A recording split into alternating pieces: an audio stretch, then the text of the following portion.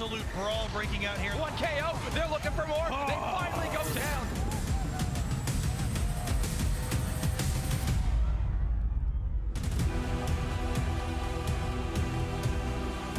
They got it! They got it! Savdo's getting worked on by T2, and they clutch it out. They have the ability to score. Big push. For now, here comes the heroic move. No!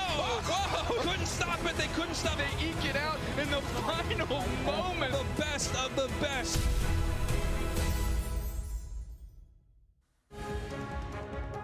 Hello everyone and welcome back to the Pokemon UNITE Championship Series. Here we are, the March finals for the EU region. I am so excited to bring you these games today. I'm Jake, your resident content cowboy here. Yee-haw! And I am joined by none other than the incredible Doob Snacks. Hello, Doob Snacks. Spraggles, I hope you're feeling good. You look good. Slightly less good than me, of course, per usual, per my contract. But I'm happy to get this thing underway. We've got heck of matches up on the line for the folks at home. Oh, it's going to be so amazing today. We've got Tali Bobo v Nouns. We've got Tilted, Woof Woof. But before we get into all that, let's talk a little bit about our season, Doob Snacks. Well, that's something I can handle. February finals, done and gone. That's behind us. March finals, that's where we're at right now, Spraggles. AOS Cup finals, of course. Big highlight for that. EU AOS Cup finals are going to be played at EUIC in London. Of course, April finals, May finals. Let's talk about regional finals because the NA regional finals are going to be in NAIC, Columbus, Ohio. And of course, all of these roads lead to World Championships in Yokohama, Japan, where these people are going to be playing in person yet again. Best teams from around the world. Can't wait to see who ends up there. That's right, and here is how you get to the World Championships of Pokemon UNITE. The top one regional championship point earner auto-qualifies, as well as the regional finals winner. You can take a look at our monthly finals, AOS Cup and regional finals. All give a different amount of championship points. AOS Cup and regional finals, 2,500 championship points to those first place teams. So look, you want to win every single month, but there's some big tournaments on the horizon. Today, 1,500 CP is up for grabs, Doob Snacks. Woo, that's Worlds. That's in August. We're in March right now, but let's hop in the DeLorean, crank it up to 88 miles an hour. Let's see what happened in the February finals and how the February final champions, Tali Bobo Believers, are looking to run it back here in March. Yeah, Tali Bobo just looking incredible, aren't they? I mean, they went up against the former EU champion, Nouns Esports. Nouns Esports actually took them to a bracket reset, which they are known to do, Doob Snacks. But Tali Bobo able to close it out in a 2-1 victory in that reset. They are the team to watch in EU. Not only the team to watch, certainly the team to beat, and some folks at home are touting that series as the best series the UCS has ever seen, and I have a tendency to agree, Spraggles. And guess what? Tali Bobo Believers and Nouns Esports are going to have to knuckle up, knuckle down, because they are going to be in the winners finals that we'll see a little bit later on in the broadcast. But Tali Bobo Believers, they're in the top spot, and they are not looking to let it go. That's right. You couldn't want it any other way. Tali Bobo is going to go up against Nouns in our winners finals, and they might face off once again in the grand finals. I cannot wait to see these games. I don't know if they're going to be able to keep their streak going, but let's take a look at our format here today so you can understand what these games are going to look like. The teams, this is a top 8 from the March Cup qualifiers, a double elimination format, best of 3 here. So you're going to be seeing the winners finals, you're going to be seeing the losers semifinals, and the losers finals. In the losers bracket, those games are win or go home, Doob Snacks. Yeah, and on the line for the March Cup this time around, Spraggles, for these March finals is, of course, championship points. And as you detailed before, CP is pivotal to qualification status for the Pokemon UNITE World Championships. So the first place team going to be taking 1,500 points. That's split up between 5 players, so they're each going to go home with 300 CP, and on down the line. 1,500 is easy to divide by 5. I'm not even going to pretend to be a human calculator and figure out the rest. Yeah, math is somewhat impossible, Doob Snacks, but we can take a look at the championship points leaders right now. Of course, as we mentioned, Tali Bobo Believers in that #1 spot, followed by Nouns Esports, Zephyr Esports, who did not make our top 8 today, but Time to Shine, Woof Woof, Tilted Deviant, Feeling Cute, all did make the top 8 today. In fact, we're going to see Woof Woof go up against Tilted Deviant very, very soon. But before that, I mean, we've got some rumblings of a legendary Pokemon that has made its way to Eos Island. Well, it's ironic that you transition Woof Woof into our current Pokemon, and let's talk about Zacian a little bit, the super powered super doggo that has just landed on Eos Island. That's right. I mean, such an incredible Pokemon. Right now, I hope you're continuing your adventure through Zacian's Wield so that you can earn this Unite license. Because let me tell you, Dupe Snacks, this thing is a legendary Pokemon for a reason. It is just dominating the game right now. We're not going to see it here in the March finals as it is just released. But oh boy, come April, get ready.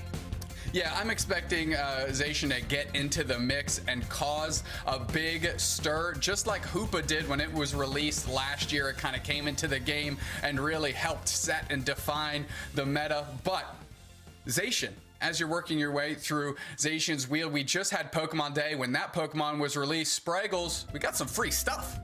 That's right, Pokemon Day has come and gone, but there's still a gift out there for all of you Pokemon Unite fanatics. Use the gift code Pokemon Day to get a gold Zacian boost emblem. You do not want to miss this. It's the new boost emblem color, gray, along with pink. I absolutely love that they gave this away for free. Do not miss out. Pokemon Day in the gift redemption screen inside of Unite.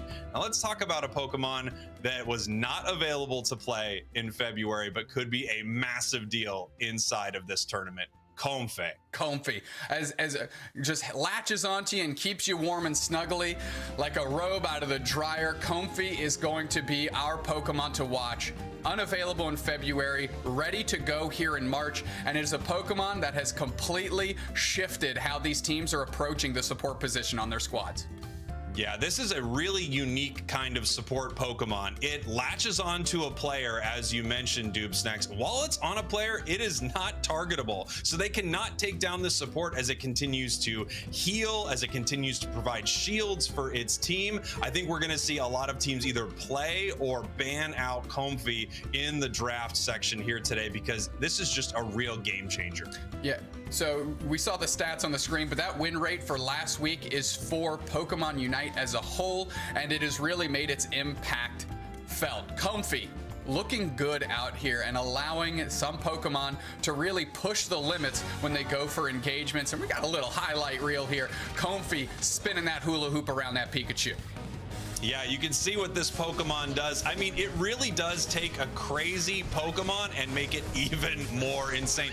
Expect to see it on Dodrio, Tyranitar, things like that. Some Pokemon that's just a massive menace to deal with, and this just keeps it happy, healthy, and also at the same time stunning enemies around there. You can see its Unite move, which gives huge shields and healing.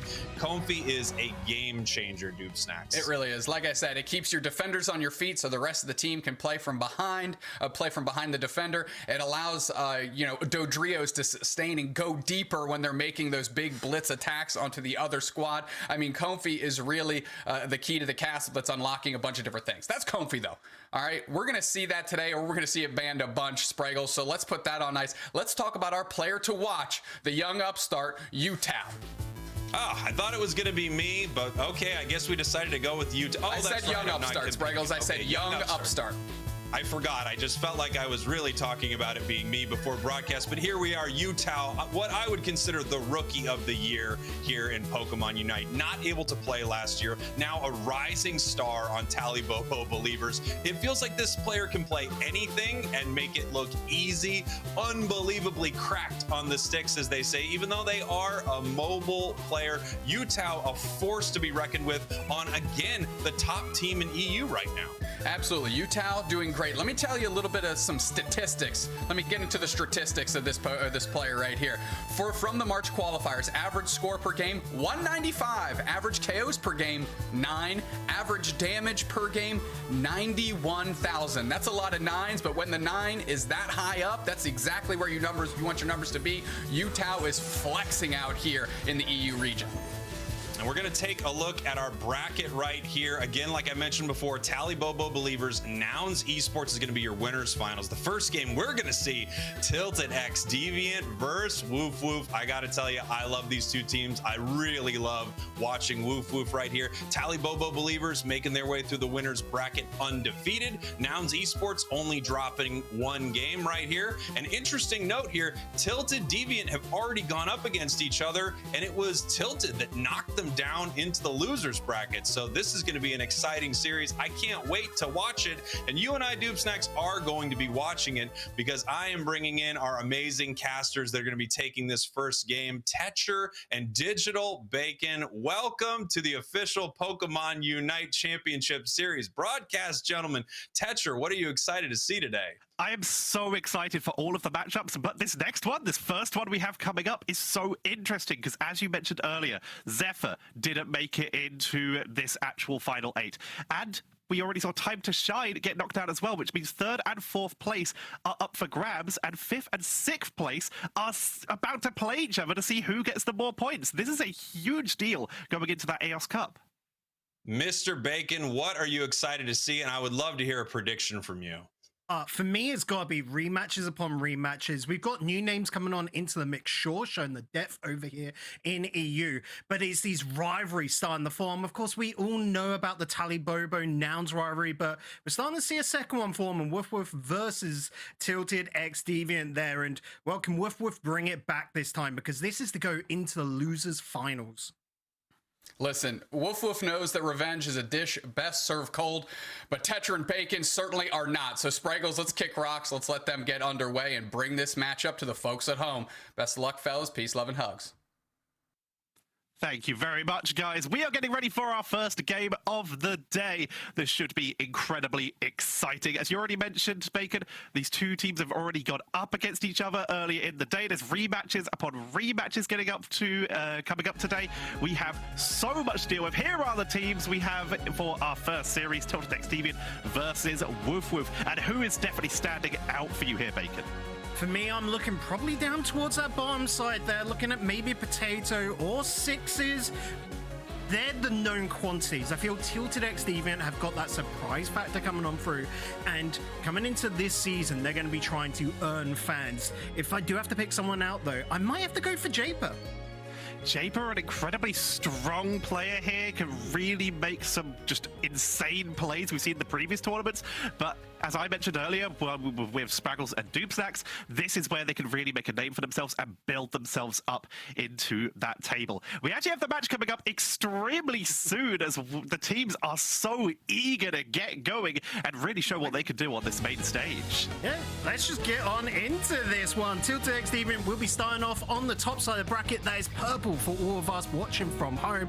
That leaves Woof Woof with the orange side of things. Getting into the ban phase, we're expecting maybe an Urshifu ban come through. Over in EU, it's not as often we'll see Comfy be banned here, Tetcher, but who knows, if it doesn't fall into your plans, you leave it alone. But a Blissey ban, that is targeted.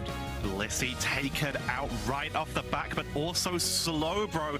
Immediately we see the Hover, the newest Pokemon in the game. Comfy picked up early here by Tilted X Deviant, but this leaves some extremely strong choices available for Woof Woof. That Mew, who was so prevalent last month, was being hovered there, and a new up-and-comer, that Espeon, insane damage output, and of course Urshifu.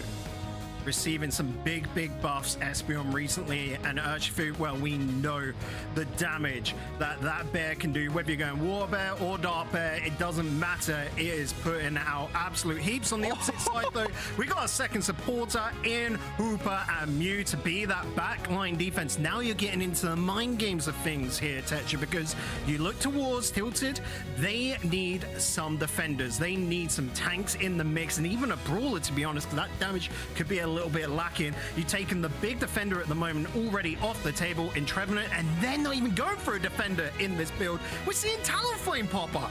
Talonflame for some big backline burst, try and punish out that.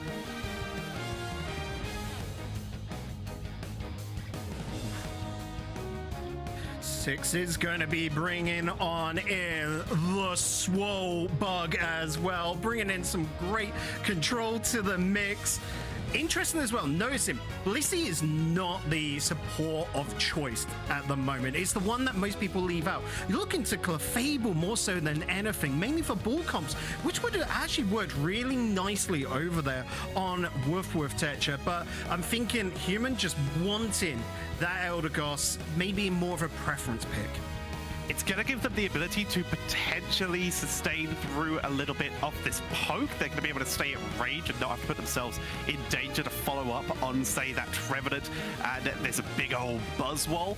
But it's still risky, as we already mentioned, to that Talonflame. There's a lot of risk here, but a lot of reward. And of course, that Elder Goss Unite move could give them some really good teamfight positioning. Yeah, when we're looking at the Venu as well, the Venusaur there, we're probably expecting the Giga Drain Pell Dance combination, which does turn it into a bit of a pseudo tank, really. It kind of fits into the defender role more so than its Solar Beam build, which is that longer range, throwing out tons of damage. That's why we know it from Mew, right? So I love that part of Pokemon Unite where different builds can turn, you know, attackers, all-rounders into different roles. And Venusaur's going to be filling that, but if their opponents split out a little bit more, that's going to be a lot of value taken away from the Venusaur.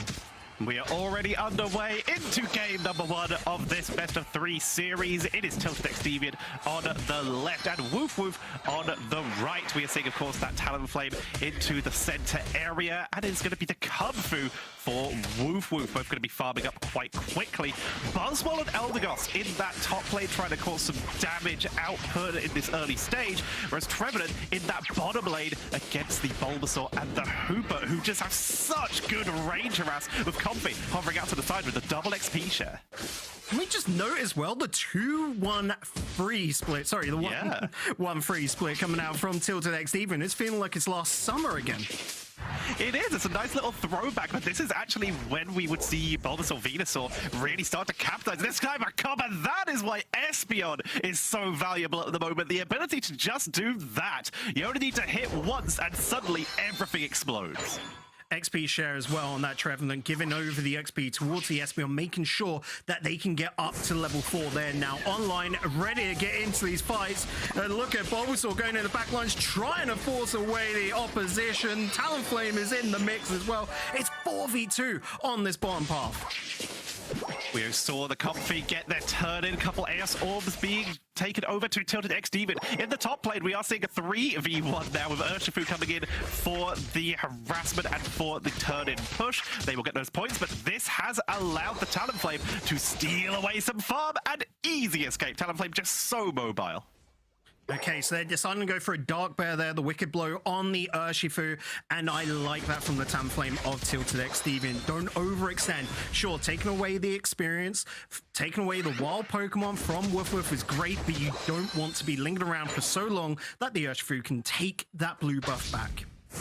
Could be really dangerous if that is allowed. Urshifu, in fact, moving into the center area. They're going to dive in with the Comfey onto the Talonflame. Lovely stun with the Razor Leaf coming out from the Ivysaur, but a quick escape from the members of Woof. We're not going to see any capitalization, but that fight did go pretty heavily in favor of Tilted Exdeviant. Could this be a sign of things to come?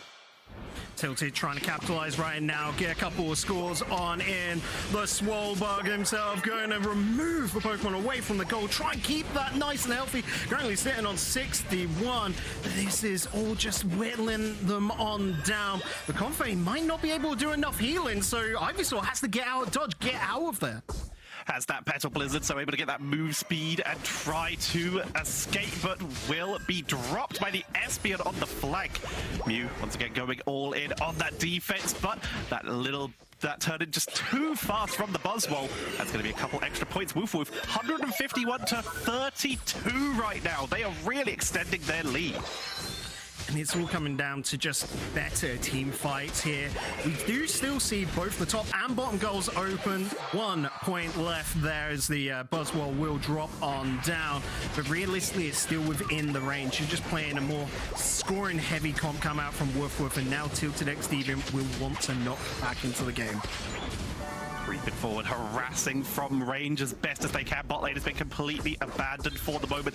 Everyone are grouping up into this top path, but neither team looking to capitalize and neither team looking to step up onto the Regieleki, but they may do so if they can take down this Mew, but quick surf away, allowing Mew to get out of there. Hooper poking from range. Talonflame getting knocked up and taken down by the Urshifu. Lovely flank there. Woof Woof are going to now quickly try and take the Regieleki. They want to send a hurtling ball of thunder towards that second tier goal. This will allow them to transition on over, take the farm, take the wild Pokemon, get a lot of XP for themselves back up, and get ready for the bottom Reggie to spawn on in. Going to be grabbing some clouds as well. The Swablues, the Altarias, everyone just getting as much XP as possible. Venusaur staying at range. They have such good long-range pokes, and they're not going to step up too much and risk getting locked down by that Trevenant. For now, it's looking just to be a reset. Everyone is just chilling, waiting for Pokemon respawns to happen for the wild Pokemon. Venusaur, though, making their way up to top lane. Buzzwell is here to try and stop this turn-in, but this is a Comfey Venusaur. Massive sustain. Here comes the Solar Beam from Mew just up to the side. Very picked up by Buzzwell, keeping them up. There is the Unite move from the Comfey. Flower Fields forever to try and stay alive, but it goes down. Trying to escape as Urshifu flanking onto the back. The mist from Mew to hold them. Urshifu gets out. But Venusaur tanking through, but deleted by the Espion. That damage output taking down the double support play. Absolutely massive from Woof Woof. They had the early game. That came down to Pokemon they evolved earlier. It gave them a lot of experience to be able to just raise those levels up out of range of Tilted X Deviant. With this bottom Reggie, the Reggie's still going to give them an attack and special attack buff. It's free for them. Tilted X Deviant, no, they cannot challenge this one. And now they're getting called on towards that top path. They thought Tilted X Deviant might look to score there. Instead, they're just free. Lovely, lovely play by Woof Woof here, really setting themselves up. This is why we're starting to see Espion utilized a bit more. The damage output, the portal used by the Hooper, but it's going to be able to farm that back up nice and quickly, get that cooldown ready for the Rayquaza fight. Human is going to head back to base, make sure that they are reset and prepared for this mid to late game battle. Urshifu going to find a Venusaur with Comfey. This is actually a pretty decent battle for them, but the Buzzwell keeping the lockdown and prevents any sustain. That was wonderful. Hooper being chased down as well. The Mew's got to get out of dodge, using the surf to get out of the pain split coming through from the Trevenant, and then allows them to walk away. They've got eyes on the Regieleki, and they want to send it on its way towards that second tier goal once again. That's going to be a lot of extra pressure for Woof Woof to try and extend their lead. They're 110 points ahead. You can see Espion down in the bottom path is just making sure that they have as much XP. They're as highly leveled as possible. They're actually going to step up and see if they can maybe get Venusaur just short on hitting that from that range. So close to what could have been so dangerous. Big steal of the buff. The blue one, of course, reducing cooldown times. And Trevenant wants to go in for even more, using the Wood Hammer. Not going to be able to do much there. Needs to get out of dodge. And the Eldegoss not going to be able to provide a massive amount of support. But the Espion, that damage is ridiculous. Just one shot there, wiping them out. Sixties is on fire in this game and is still grabbing experience with 37 seconds left until Rayquaza spawns. Top lane, we saw in the picture that we are seeing the Regieleki getting taken out. Now it's the race to take down Regis. This will be no trouble at all. No one's in position to contest this. Woof Woof putting themselves in the best possible position going into Rayquaza. Again, notice Woof Woof had the second and third bottom Reggie spawns free to them, not even contested by Tilted X Deviant, who now are just making sure to get rid of the remaining wild Pokemon. I like that from the Buzzwell. Just protect that top goal in case there's the Talonflame, which is notorious there for getting those final little backcaps whilst the Ray enters the pit. Rayquaza spawning in, positioning. taken aggressively by Woof. Japer currently in position, immediate solar beam and the barrier to make sure that Marv can't step up. Marv with the paint split to make sure that they can at least start working on Rayquaza. In the meantime, though, Buzzwole, they're starting to have that positioning pay off as Venusaur has made their way up to that top turning point, but will be interrupted. But this, now they know that Comfey isn't here, they could in theory commit to a team fight. Hooper with the portal has been dropped, which means we can see Venusaur come in to join the fight. They're able to take a first kill onto Talonflame, which is huge for this fight. In comes Buzzwole, locked down Venusaur, trying to attack through Fiery Fields forever, just suplexed by the Buzzwole. I don't know why the Venu didn't take the portal back, but instead just rushing it on, running with the Comfey attached. Woof gonna be able to start the roll. Everything is crumbling for Tilted X Deviant right now, but we do have the Talonflame back in the mix, easily wiped away from the Buzzwole, and Ray falls the way of Woof.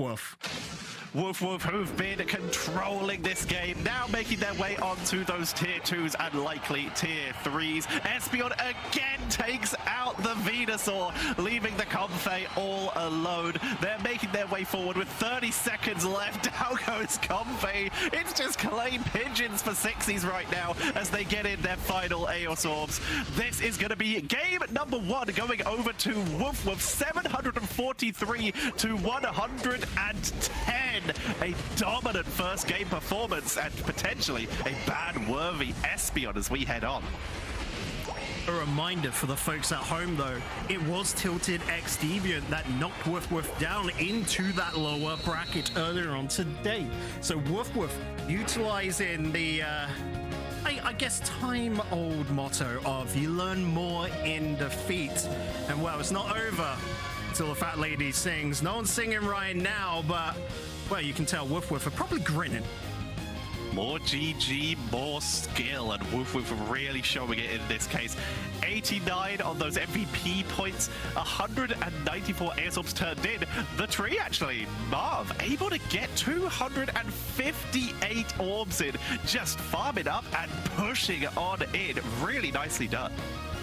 But it's not all about the score, naturally. You gotta be looking at the KOs, you gotta be looking at the damage. Realistically, it was pretty close right up until that Ray fight. You know, it came down to the Ray to be the decider. If Tilted X Deviant were to get the Ray, it'd been difficult to still defend. It's just these two teams were built for the long game, and then the flip at the end. I can't wait to see the damage coming on through, because Sixies, oh, they're throwing out chunks.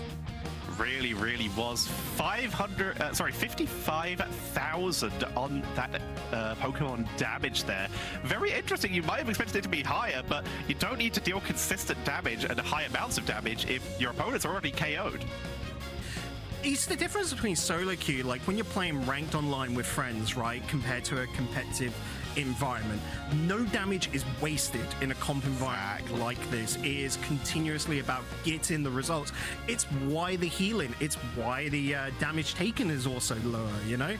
Is a simple fact of there is purpose to everything these players do.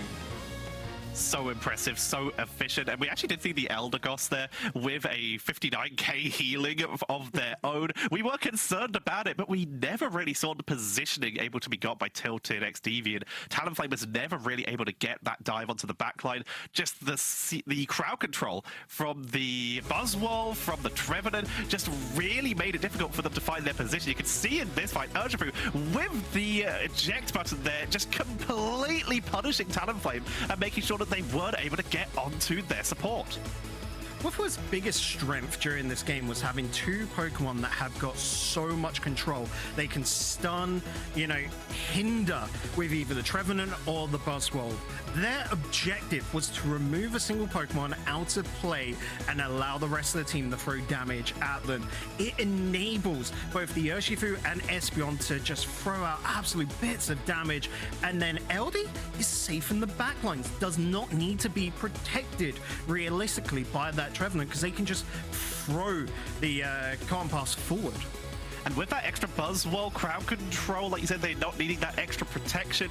We instead started seeing the pain split from that Trevenant not going for a Horn Leech for extra crowd control to maybe lock down that Venusaur. They just didn't need it. They had so much lockdown of their own, they had so much sustain that they were just able to run over Tilted X Deviant. Big issue for Tilted X Deviant is, even though that Venu did have a Comfey on them, they did go a little bit deep, a little too often, right? Even the Mew, we saw the highlight earlier, couldn't get them out of danger. So I think Tilted X Deviant, as long as they can go back to the drawing board, you know, they talk to each other, they can fix things. But talking about something that needs to be fixed, Espeon right now, someone needs to do something about this, because that is so much damage. Tilted X Deviant, how are you going to hinder that amount? They're just going straight in for special attack items here, going for the specs, for the glasses, and the new spoon, just dishing up as much damage as they possibly could in that game, racking up the KOs, which they got 9 there, with 10 assists on top of it. Sixties, really making the case for this Espeon ban. 6 E's, 6 Eyes it would be with the glasses on top, and well, Silver Spoon to go with it, looking pretty slick indeed. That Side Shock, Side Beam combo is so powerful at the moment. You know, I was commentating in the tournament earlier in the week, and we had a player that was playing on 5G, right? And with that Espeon still able to do so much. It's such a powerful Pokemon, but you've still got to get the targets off. You still got to get those hits. And it's why teams will be fighting over it. And I love at the moment, you've got different ways to take things. You know, the Mew going the opposite way as well. Like, you've got a lot of great range damage coming on in. We've got great close-up damage when we're looking at, say, the Urshifu, right? Even the Trevenant right now throwing out absolute bits, with the Woodhammer being able to do so much included. And it's always interesting to see how these teams want to combat each other in the draft phase. And the draft phase is where we really started to see that difference. The Slowbro getting banned out in the previous game really opened up a lot of these compositions that we did end up seeing in the actual game. So you got to wonder, will they stick with it and continue that heavy front line, or will they begin to flex it a bit to try and set themselves up in game number 2 and change it up for Woof Woof? It's going to be interesting, because if we look at that game and think, which Pokemon do they need to ban off first? Slowbro is essentially right now just countering different opposition, mainly the Urshifu is what it's used for, right? So you think, okay, do we want to keep Slowbro? I think the question really comes on over towards Woof Woof, and they say, okay, can we let the Blissey be free once again? Who would we get rid of in response? Most teams don't actually, in EU anyway, ban off Comfey. So who would you ban in response? Maybe they'll go for the Urshifu themselves, or maybe even the Mew. And on the side of Tilted X Deviant, as we are almost ready to jump into the draft here, Tilted X Deviant, they ran that Comfey with the Venusaur this time. If they get it let through again, will they perhaps mix it up and try a different Hypercarrier? We've been seeing so much Tyranitar with the Comfey for a huge amount of just run it down damage. There are so many other possibilities, or maybe they can even just try and get the Urshifu themselves. Yeah, T-Tar, Blastoise has been a great pick alongside. I've even seen Machamp a few times in the mix, so who knows? We'll have to see which way this one is going to fall. It's a blind ban system, folks. That means both teams are picking their bans at the same time. You generally have more power if you are that purple side, purely because your opponents forcibly have to remove the issue at the moment. And you, as that first pick, get first choice naturally. You can say, okay, we know what we're going to pick. What do we not want them to have?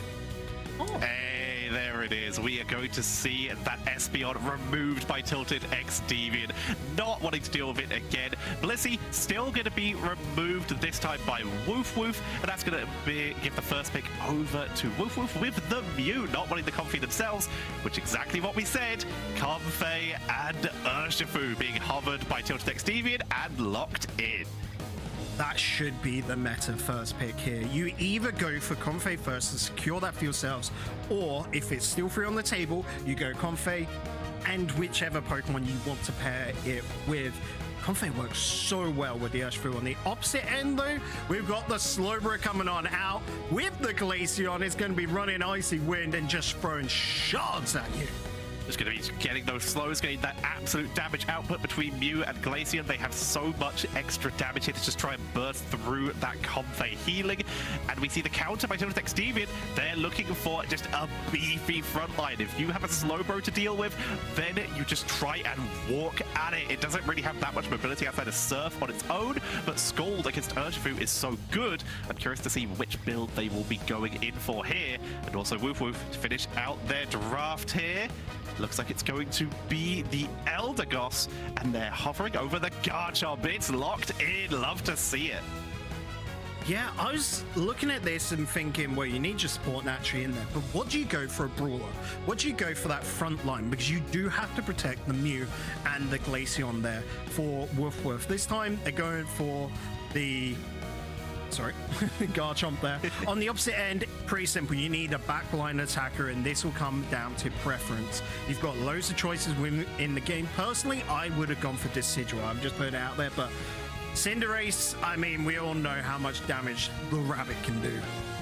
The rabbit has that damage output, it has range, it has a little bit of survivability with the ability to just make itself intangible. Really nice to see. And of course, it's all physical damage, with that Slowbro being very good for that special defense on at the time. They've really set themselves up for just a very standard style comp with an incredible amount of beef in the front and quite a lot of damage in the back, with Urshifu being able to bounce between them and Comfey to try and just get on whoever. Comfey will literally work on anyone here. It's going to be an interesting one because I expect to see Cinderace take the central area. That'll leave Urshifu to go path with someone else. Whether they want to pair that up with the Snorlax or with the Comfey is going to be the question, because notice both of those are running experience share. They're making sure that in the early game, they're able to raise as far as they can to get those Pokemon online. Cinderace, of course, is going to take the longest amount of time. Urshifu should be pretty easy at level 5. We'll see what path they go into as we are getting set up for game number 2. Can Woof Woof close this out, or will Tilted Deviant bring it back to a game number 3? Let's find out as we head to the Thea Sky Ruins. Glaceon going to be taking the central wild Pokemon then. Need to get them online as fast as possible. I was wondering if they would go a split push with the Mew, but as I had already called it, we got the Cinderace going center, but split this time with the Urshifu. Very interesting. Both of them getting a little bit of free early XP. Is the red buff for that Cinderace already moving out to that top path to make sure that they can use that red buff to just try and punish up there. In the meantime, Eldegoss being forced to back up a bit, getting bullied out by that Cinderace, poking away at the Gibble as well. It's a little bit of a slow start top lane for Woof Woof up here, whereas Tilted Deviant really tried to capitalize off their early game damage and range. It's always quiet in these early parts, right? We're just waiting for everyone to get a little bit of advantage and waiting for the burst to drop the Altaria and Swablu, and then we get a good judge. I like that as well. Just sleeping in the middle in front of your opponents, letting them know that, yeah, we're here and we're not scared of you. Comfey onto the Urshifu as they start off early. We will see the Garchomp be forced to back up. Potato not wanting to get caught out at the early stage of the game. No takedowns yet for any of the players or teams. And we're going to see the attempted move in by Kura, but not going to commit too hard again. Just farm it up. And we see the Cinderace moving back into the forest to make sure that they can also get those level ups. A lot of respect between these two squads in the early stage, and that really does come down to the builds. Of course, the goodbye over there in the top bush, making sure they can't overcommit until they do turn into the Garchomp. Urshifu wanting to take names as well as take that farm, while Pokemon Bunnelby just not going to fall in time, unfortunately. So mobile, able to get out of there. That is the risk you can take with that Comfey and with that mobility. In the meantime, a little bit of congestion over that middle. Altaria is going to be picked up by the blue team, though, as Woof Woof pushing forward, almost getting the Urshifu, but Kura able to get out. We saw it last game. You gotta be careful. Even if you've got the Comfey on top of you, you know, being the hula hoop around your waist, you cannot go that deep. And they nearly paid the price, but Urshifu gonna have those few dashes to get away. Dana making their way down to this bottom path. They're stepping up. Ardino ready to be taken out. And again, you've already mentioned it. It is a little bit quiet at this early stage. We are seeing the birds up here, but they're just diving in, take them, and then everyone just backs up to reset. But now we're starting to see those Reggies getting ready to spawn in that bottom lane and the top lane. But of course, bottom lane, if there is a Registeel down there, that's going to be a much higher priority. And either way, we'll likely see the bottom path prioritized as is. It's going to be a Regirock. Yeah, it's going to be a split. You'll leave one from both sides just because they're going to fight over that wild Pokemon farm there. But on the bottom path here, Snorlax is caught wildly off guard, not going to be able to jump away and falls to the Mew. Slowbro takes down the Trevenant. Regirock just getting the best seat in the house at this fight. That was a little bit shaky. They couldn't really find the angle there. Regirock taken out by Woof Woof. We saw an attempt to try to isolate the Slowbro from Trevenant, but they just got immediately punished with the Scald, meaning that their damage output was severely reduced, and then they got themselves isolated. Snorlax was the one taking all the damage, got focused down first, followed by the Trevenant, and it's going to be the KOs for Woof Woof. But the top point taken out by Tilted X Deviant, which gives them a bit of a lead, and it's going to allow them to immediately just delete the Regieleki, and they managed to bring themselves back into this. Yeah, that was perfectly executed right down to the final point of Eos energy to break that goal. Woof Woof then going back for their wild Pokemon, get the experience back up, be ready for this fight. Garchomp should make pretty easy work of it. You've got Human on the Eldegoss. You're going to be able to keep them topped on up. They realistically need to get ready for that bottom fight, but I mean, we don't even have 30 seconds until the bottom Reggie drops in. They're already setting on up for this. You can actually see the Drain crowd on that Garchomp in the top lane was being utilized right away. Very aggressive move up from Jay there, but not wanting to get themselves caught out of position. Will back up, make sure that they are staying safe. Central Birds about to drop on him once again, perhaps? You can see people are ready for it. And well, Human's going to be caught out of dodge. They've got to be careful here. Cinderace not gonna just look again to jump on them. Maybe a little bit of communication was needed there. You could see both the Trevenant, Jay, and of course Dana on the Snorlax. Could have jumped on and removed them from play, but they're being cautious here, and I respect that from Tilted X Demon, considering they're technically on their last life. Cinderace is quite far forward on the outside, but is looking to see if they can pick someone up as Trevenant is in position to try and follow up, but they're a bit far out. Slow Beam onto Cinderace, and Solar Beam picks up the KO. Comfey down as well. What a beautiful capitalization by Woof Woof there, punishing the overextension. They immediately move on to the Regirock, but it's not going to go down for free. The move-in was attempted. The tree comes out, but it's going to be the Trevenant going down as well. Urshifu trying to get out, trying to stay up. Everything is being burned in terms of Unite moves. Garchomp going in deep, very low on HP though to try and stay up. But Glaceon flanking is causing all kinds of chaos. So much damage. The Snorlax going to fall as well. Comfey, you don't see that often, taking down the Garchomp, and Glaceon going to look to finish off the Trevenant, who has got so much to stay. Rest of the squad prioritizing the goal, and rightfully so. You're taking away the shields provided as well as the HP provided by that goal. The front line of defense is gone. That is a beautiful response to Tilted X Deviant taking the top goal earlier. Lovely kiting by Woof Woof there in that final part of that fight, allowing them to pull in Trevenant and get the knockout. Very nicely done. They even got Comfey on the other side. And this is their advantage here. They have gone for a little bit of a longer range kiting style, whereas Tilted X Deviant really need to get in close. Comfey onto the Cinderace, making sure that they are topped up and ready for this Regieleki. Regieleki going to be given free again over towards Tilted X Deviant. We're focusing on that farm, but nose towards the bottom as well, wanting a cheeky little cap. There's 40 in stock on the Slowbro, and Snorlax just going to be the bouncer to that club. So Regieleki is sent on his way here in front of the buffs. Glaceon is going to have to say bye-bye. Now that was big for Tilted X Deviant. This is what they were trying to do earlier, but they got punished. But this time, they could see that Woof were quite split, so they were able to find that center point and isolate the rotations. This allows the Cinderace to pick up that double KO and puts them in a great position for this last Reggie before Rayquaza. We love to see it. That's the kind of positioning that will get you ready for that final battle of the game. They gotta be careful though. The Comfey use the flowery fields forever, meaning that unless they get enough farm, it won't be online for the Ray fight, and that could be disastrous because it provides a great AoE heal. Very true. Look on the wraparound at the bottom path. Urshifu sneaking in, waiting for that 100 turn-in. They know they can wait and delay at least a little bit. Urshifu not going for the turn-in right away, but they're going to get scouted out by Mew in the bottom path. And the rest of Woof waiting. They've got some good range damage. When you look at the Glaceon, when you look at the Muse, they could just try to snatch it away. Neither side know that they're in the lead just yet. That Snorlax on a half health is a little bit scary to me personally, and the Slowbro not going to be caught off guard. Again, tons of respect from Tilted.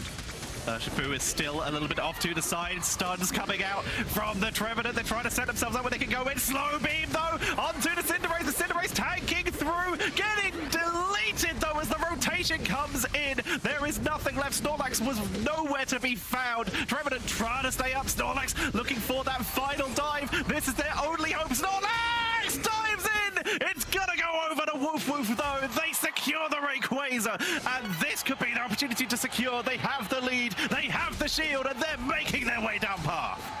But Tilted still have 55 seconds. If they can take away players, they can rush it down the opposite side of the ruins and maybe get a cheeky little score. Who knows? I didn't see anyone get with the goal getter there at the start, but it's still open. It is go time now for Tilted.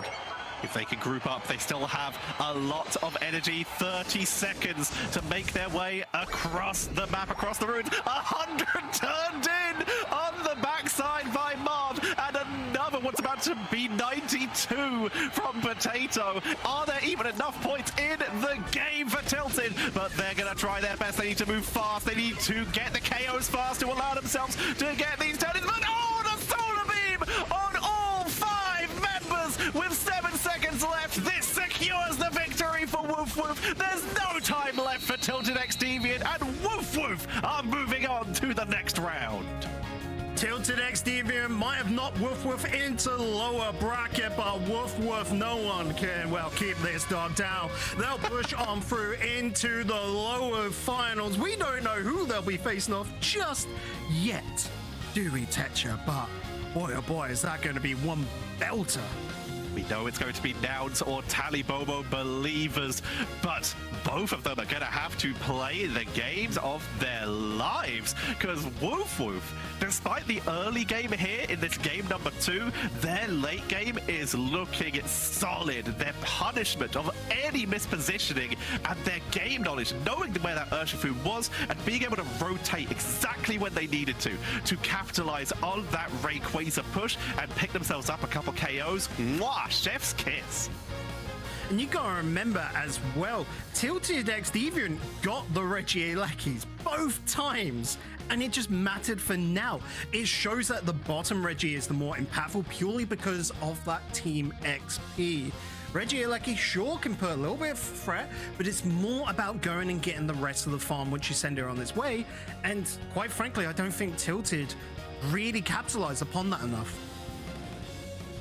Battle data here at the end. Look at the Mew damage. When did that happen? Those solar beams catching multiple members every time. 96k damage. But overall, the big shout out here of why they were able to stay quite a while in some of those fights. Look at the recovery on almost all the members of Tilted X Deviant, all of them keeping themselves alive as much as possible, and yet they were still taken out. They were still knocked down. Those group ups by Potato and Sixties with those solar beams, they did their best, but in the end, it was just overwhelming. And you've got to look towards the Glaceon as well, throwing out damage throughout the entirety of that game. The flanking plays were just chef's kiss towards the mid portion of the matchup. But on the opposite end, we saw some great initiatives coming on out, but once again, the issue of Tilted X Deviant overextension, the Slowbro and the Trevenant there, going in as that front line, but no one is able to help them on out, especially when you've got a Confei on that side. You don't have that capability to get you out of dodge that you need. The isolations, the slow beam, showing exactly why Slowbro is banned so many times, being able to remove someone from those fights. And in this case, the perfect target, almost every single slow beam was dropped directly onto Cinderace. You put all your eggs...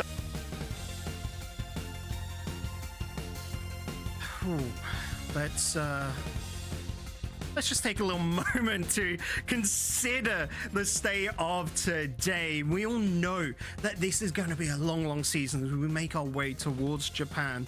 And so these teams are fighting for every little bit of CP they can. But now it's locked in for Tilted X Deviant, Random Fives, and Time to Shine alongside Feeling Q and Fly Hen Fly. Great little team pushing on through, really causing the upset to make it here today. But still, within this bracket, we have Tali Bobo Believers, Nouns Esports, and Woof Woof confirmed in that losers finals. We still have so much action to go, so why don't we just take a little break? Let's have a chance to get some water, get a snack perhaps, and well, on the opposite side it'll be Doob Snacks and Spraggles bringing you Tali Bobo Believers versus Nouns Esports. See you on the other side.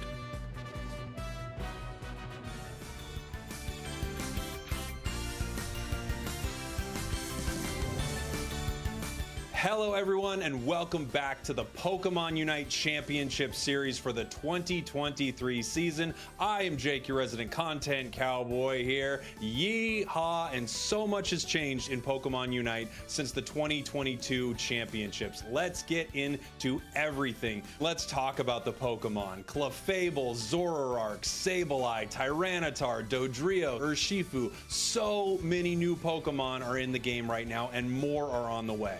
And then, of course, one of the biggest changes, there's a brand new map in Pokemon UNITE, Thea Sky Ruins. Zapdos is gone, Rayquaza is here, and boy, have things changed. The end fight is very different because even if you secure that final objective, it doesn't mean that you get free scores. You get a shield that helps you score faster, but your opponents can get rid of that shield. The end of the game is much more dynamic than it used to be. So what do all these changes mean for the competitive meta of Pokemon UNITE? Well, we are actually missing the biggest change of all, and that is a draft mode inside of Pokemon UNITE. Now, both teams get to ban a Pokemon that they don't want to deal with at all, and then they pick Pokemon back and forth. No longer will you see the same team composition on both sides. No longer is it a question as to whether this Greninja is better than that Greninja. No, there will only be one Greninja inside this map, or one Sableye, or one Urshifu.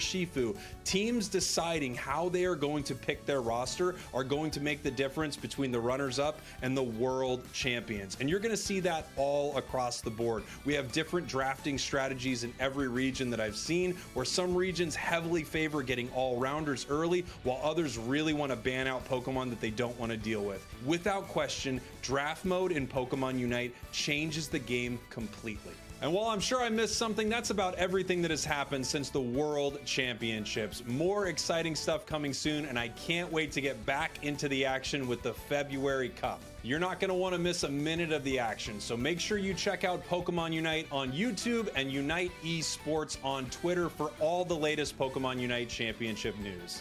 Thanks for watching, thanks for listening. I love you, and I'll see you next time.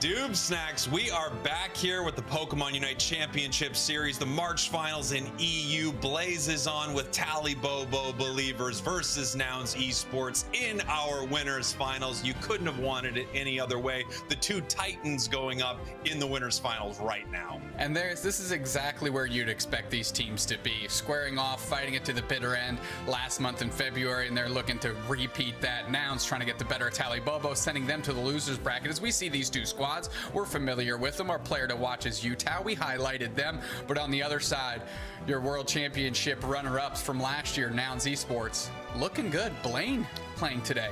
Yeah. Historically, their coach and sub stepping into the mix a little bit.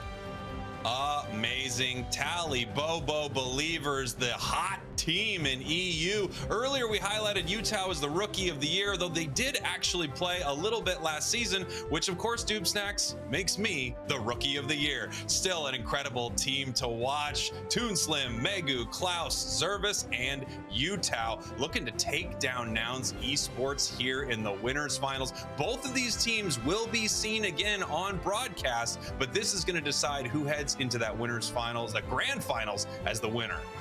Absolutely. Utah redshirt freshmen, as we would call them in the NA here, but Geese, Gatlu, Adesu, Bruv, and Blaine stepping into the mix for Redmaw today, and they're looking to do some work. I mean, they want the easy path to the Grand Finals. They want to win this one and force Tali Bobo Believers to have to fight through it in the losers bracket a little bit, fight through the muck and the mire. So Nouns Esports, a known quantity to all of you at home, certainly if you're watching season one, and they're looking to keep that streak going and try and remain in the top two positions here going to the Grand Finals.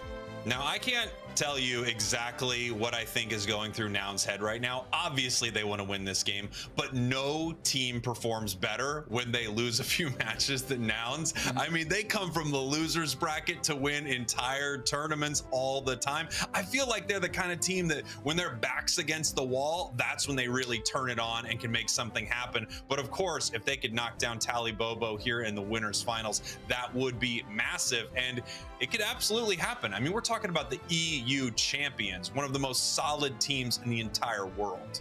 I mean, you said it best. Nouns Esports able to rally back in a way that nobody has seen before. Just a huge tsunami that crashes to shore as they are on their rally back, and really was up to Tali Bobo Believers to stand strong, and they pulled that off in February. But Nouns Esports, they don't want to have to keep storming the beaches as this impenetrable rally back force. They just want to be on the beach. They want to hang out for a bit and relax and make Tali Bobo Believers scrap it out in a loser's bracket that is heating up already. Woof woof. I mean, Baja Men might have to file some copyright infringement because we know who's letting the dogs out today, and it is those 5 players down there looking to do it in the loser's bracket. So, I mean, heck of a Grand Finals rematch we got ahead of us. February Finals repeat. Let's go.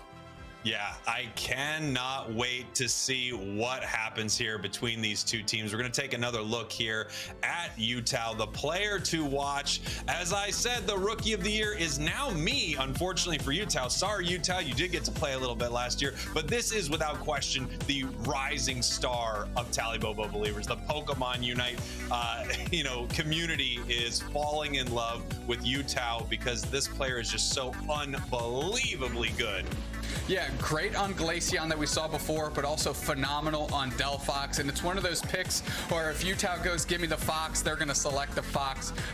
Great work with them from last month, of course. And they're a walking highlight reel. We knew that. They're mechanically gifted. We know that. And here's a little bit of the action from the Utah perspective. Yeah, Utah just looking amazing, really on any Pokemon you throw them on. I've seen them on Mew, Dodrio, just so many massive Pokemon. And then you have such an amazingly complex roster for the side of Tali Bobo, where it feels like you can switch these Pokemon around to a lot of these players. Toon Slim able to pick up any Pokemon that Utah doesn't want to play. So it feels like from a draft perspective, Tali Bobo is just in a perfect position. But that being said, Nouns Esports might have the deepest roster of Pokemon choices in the entire community. Yeah, Nouns Esports, their well goes all the way to the center of the earth. Tali Bobo Believers, they're kind of the unique. They've got 2 all-star players that you always have to keep an eye on, always have to have your thumb on to make sure you know where they are. And if you lose track of one, the other one's gonna, they're gonna take over the game. So how does Nouns Esports combat that? Because you can't really ban out either one of these teams. So the old adage that I've started to kind of really lean into for this particular season 2 is if you can't directly hinder the opposing team with your ban strategy, just ban something you absolutely do not want to deal with if you get your dream composition. So if you do lock that in, you know that the road is easiest ahead of you and there's not a wrench that can be thrown into your plan. The old adage that I'm using a lot this season is don't throw stones in a glass house, but it really hasn't applied yet. We're going to take a look at our bracket and we're going to see how these teams have gotten here. Tali Bobo Believers, Nouns Esports coming to our winners finals. Tali Bobo not dropping a single game in any of their series, while Nouns did lose 1 game to Feelin' Cute, but has won every series moving up here to the winners finals. They knocked down Tilted Deviant. Tali Bobo Believers taking down Random 5 Stack and Time to Shine. Neither team actually running into Woof Woof, and one of them is going to face them in the losers finals right here. Yeah, let's get into the game that we've got ahead of us. Nouns and Tali Bobo Believers. We are in the ban phase. These are blind bans, so there is an opportunity where both of these teams say, hey, Sableye, for example, ban, right? So like we could see the same Pokemon pop up on each side, but as Bacon mentioned before, if you're on the purple side, you really get to put the pressure on the orange side and forcing them to ban one of those key Pokemon that we discussed earlier. That's right. They get the first pick, so Nouns is going to have to ban something important. They both say we don't want to see Urshifu. You called it, my friend. There we go. Urshifu, one of the most powerful Pokemon in the game, banned out by both teams. And we see they were hovering that Comfey right into Espeon. Espeon just recently got some massive improvements in Pokemon Unite, and I'm seeing it on every competitive team. You can't really ban it out, but it is so unbelievably powerful. Absolutely. We quickly saw the Slowbro hover, but with Urshifu off the table, Slowbro, not that they diminish completely in value, but they're a little less appealing off the rip here. So that forces Nouns Esports into the Trevenant pick, who also got wonderful buffs here, and of course Comfey that we highlighted before. Tali Bobo Believers more than happy to pick up that Slowbro though. Yeah, Slowbro is such an amazing defender inside Unite. I mean, I feel like there are a couple that are competing for the crown, and you're right. It is Trevenant and it is Slowbro. If they pick this Crustle, oh, they're teasing me. They're teasing. No! Let's go! Crustle! Let's go! Yeah, come on. Blaine locking in the Cake Rock Bug. Let's do this thing. And I hope they got the Hollerware to match. Let's go. Toon Slim. They're getting a very late Mew, and we know the kind of work that they can put in on that Pokemon. So here we go. And of course, Klaus coming through, locking in their favorite Lucario. We're going to see them get to go to work. So we've got some old favorites on the side of Tali Bobo Believers. No fear into the face of this Crustle. Yeah, I mean, it's one of those Pokemon that doesn't see a ton of competitive play, but look at this team composition from Nouns. Talk about some chonky boys. We've got a Tree, we've got a Crustle, and we've got the mean squirrel themselves, Greedent, making their way in. I'm just curious who's going to pick up what. Gotlu, of course, on that Greedent. This is such an exciting team composition from Nouns Esports, and this is what I was talking about earlier, where they may have the deepest roster of any professional team in Unite. Not only that, they're constantly kind of completing a Rubik's Cube, right? They're taking all the different pieces, shuffling them around, and presenting you something that maybe you haven't seen before. So the pattern's always different. It's really hard to predict what they're going to show you. And this is another prime example. You just said it. This is an exciting composition to watch. And I'll tell you what, they better be ready to brick break on the side of Tali Bobo Believers, because if you think you're getting to a day so very easily, you got another thing coming. That's right. Not only do they have all this incredible front line, they have Comfey, and that's a huge advantage for some of these squishier Pokemon. It's also a huge advantage for really any Pokemon that gets that Comfey collar. But if they try to dive in and take out this Decidueye, they have essentially a get-out-of-jail-free card with Comfey shields, healing, and Unite moves. This is such an exciting comp from Nouns Esports. However, I would say Tali Bobo Believers is coming in here with a tried-and-true team composition that you have to put your money on Tali Bobo when you see these two team comps, I would say. Yeah, I mean, Nouns Esports, Definitely coming in with a unique strategy here. Tali Bobo believers on strict Pokemon for Pokemon power level. I think they do have the edge, but that's been the pride and joy of Nouns Esports, is taking something you don't expect to work the way it should and absolutely dominating you with it. So Nouns putting together something special here for the kickoff game between these two squads. That's right. Our winners finals is starting right now. Tali Bobo believers, your purple team. Nouns Esports, your orange team, as they're trying to get some points in early on this goal, get some of those attack weight and Aos cookie stacks. Toon Slim coming up here with the Mew just pushing them back. But you know what? It's really hard to do anything about this Trevenant. Gee's doing a great job hopping off, hopping back on into that tall grass, as we know how important that is for Comfy to get those pedals up, and they're moving through, and they've been able to keep Bruv sustained in the face of a quick rotation by Toon Slim on that Mew. A great start by Nouns. Yeah, for those not familiar with this strategy, Comfey is able to attach to a Pokemon. Once it does that, it gives them a shield, and then it can hop off and regenerate some of its flowers. The more flowers it has, the more healing and shields it's able to provide. As Greedent jumping in here to this fight, looking to pick off Utah, who's still only level 3, but no, gets pushed back. I mean, that is a grease-soaked watermelon in the deep of the bottom of a pool right there. You ain't catching that. It's too slippery, too early. Spraggles, they don't have the damage to handle it. Megu gonna surf in. I love this option on the Slowbro. And look at that. A little Rock Tomb Crustle, baby. We're doing it. This is a Pokemon that actually just got a boost naturally through the map because of how many little alleys there are in the Thea Sky ruins. Crustle can really cut off the path of attack of Tali Bobo believers here. And let's talk about something that's always, you know, an unknown factor. A Pokemon like Crustle is not played a lot competitively. Service in a little bit of trouble in Nouns Esports Central area. Usually Hoopa can make a play like that and get home, but not this time. Crustle, on the other hand, doesn't see a lot of play, so it might be difficult for Tali Bobo to counter it because they're not used to facing it. Absolutely. Toon Slim working in tandem with Megu, going to try and get as many of those birds, those 8-minute birds in the middle, and Toon Slim just forced to retreat. They did get a reasonable amount here, but Toon really wants to pick up these buffs. His 7-minute objective, that basement Reggie, is one these teams are going to want to scrap over. Ooh, those arrows flying from a mile away, almost taking Utah right there. We do have a Decidueye, and that's big news for Nouns Esports. Gotlu looking for its level 7, a big break point here for Greedent, but it's still able to be a little bit of a menace. I mean, it's Greedent. It's mean Greedent. It's a menace. It's everywhere. It's difficult to deal with. Big arrow into the face of Slowbro. Yeah, it's amazing. Adesu's getting to try and just chip damage into Tali Bobo believers while the rest of Nouns is stressing the pressure on those birds. But we're about at the 7-minute mark, and we already see the hyperspace highway open. That Hoopa's dragging the squad down. Nouns Esports, Tali Bobo believers looking to scrap here. That's right. We got a 4-on-4 in our bottom path as this Reggie Ice has spawned here. And look at those arrows flying through. This could start being ripped here by Nouns, and it is. They're putting the damage on it. We've got the beautiful leaves flying out from the Decidueye. And here comes the Secure with the massive Spirit Shackle. Amazing stitch to get that done. They're pushing far forward. Blaine might have to go down for this effort, but the Unite move comes out, and they're doing tons of damage. And the portal is down already, so they have an opportunity to get some KOs here. Espeon bubbling out. Oh! Popping pumpkins with the arrows, catching 2 with 1. That is called 2 birds, 1 stone, 2 Pokemon, 1 arrow. Nasty business is Adesu. Getting the objectives, getting the KOs every time. Spraggles looking frosty out here in the Thea Sky ruins. That's right. Stay frosty, my friends. Look at this here. Nouns Esports dominating that first fight. And you saw it, you know, that Crustle, maybe the unsung hero, in the face of Tali Bobo believers, taking on 4, while Nouns Esports is able to easily secure that objective.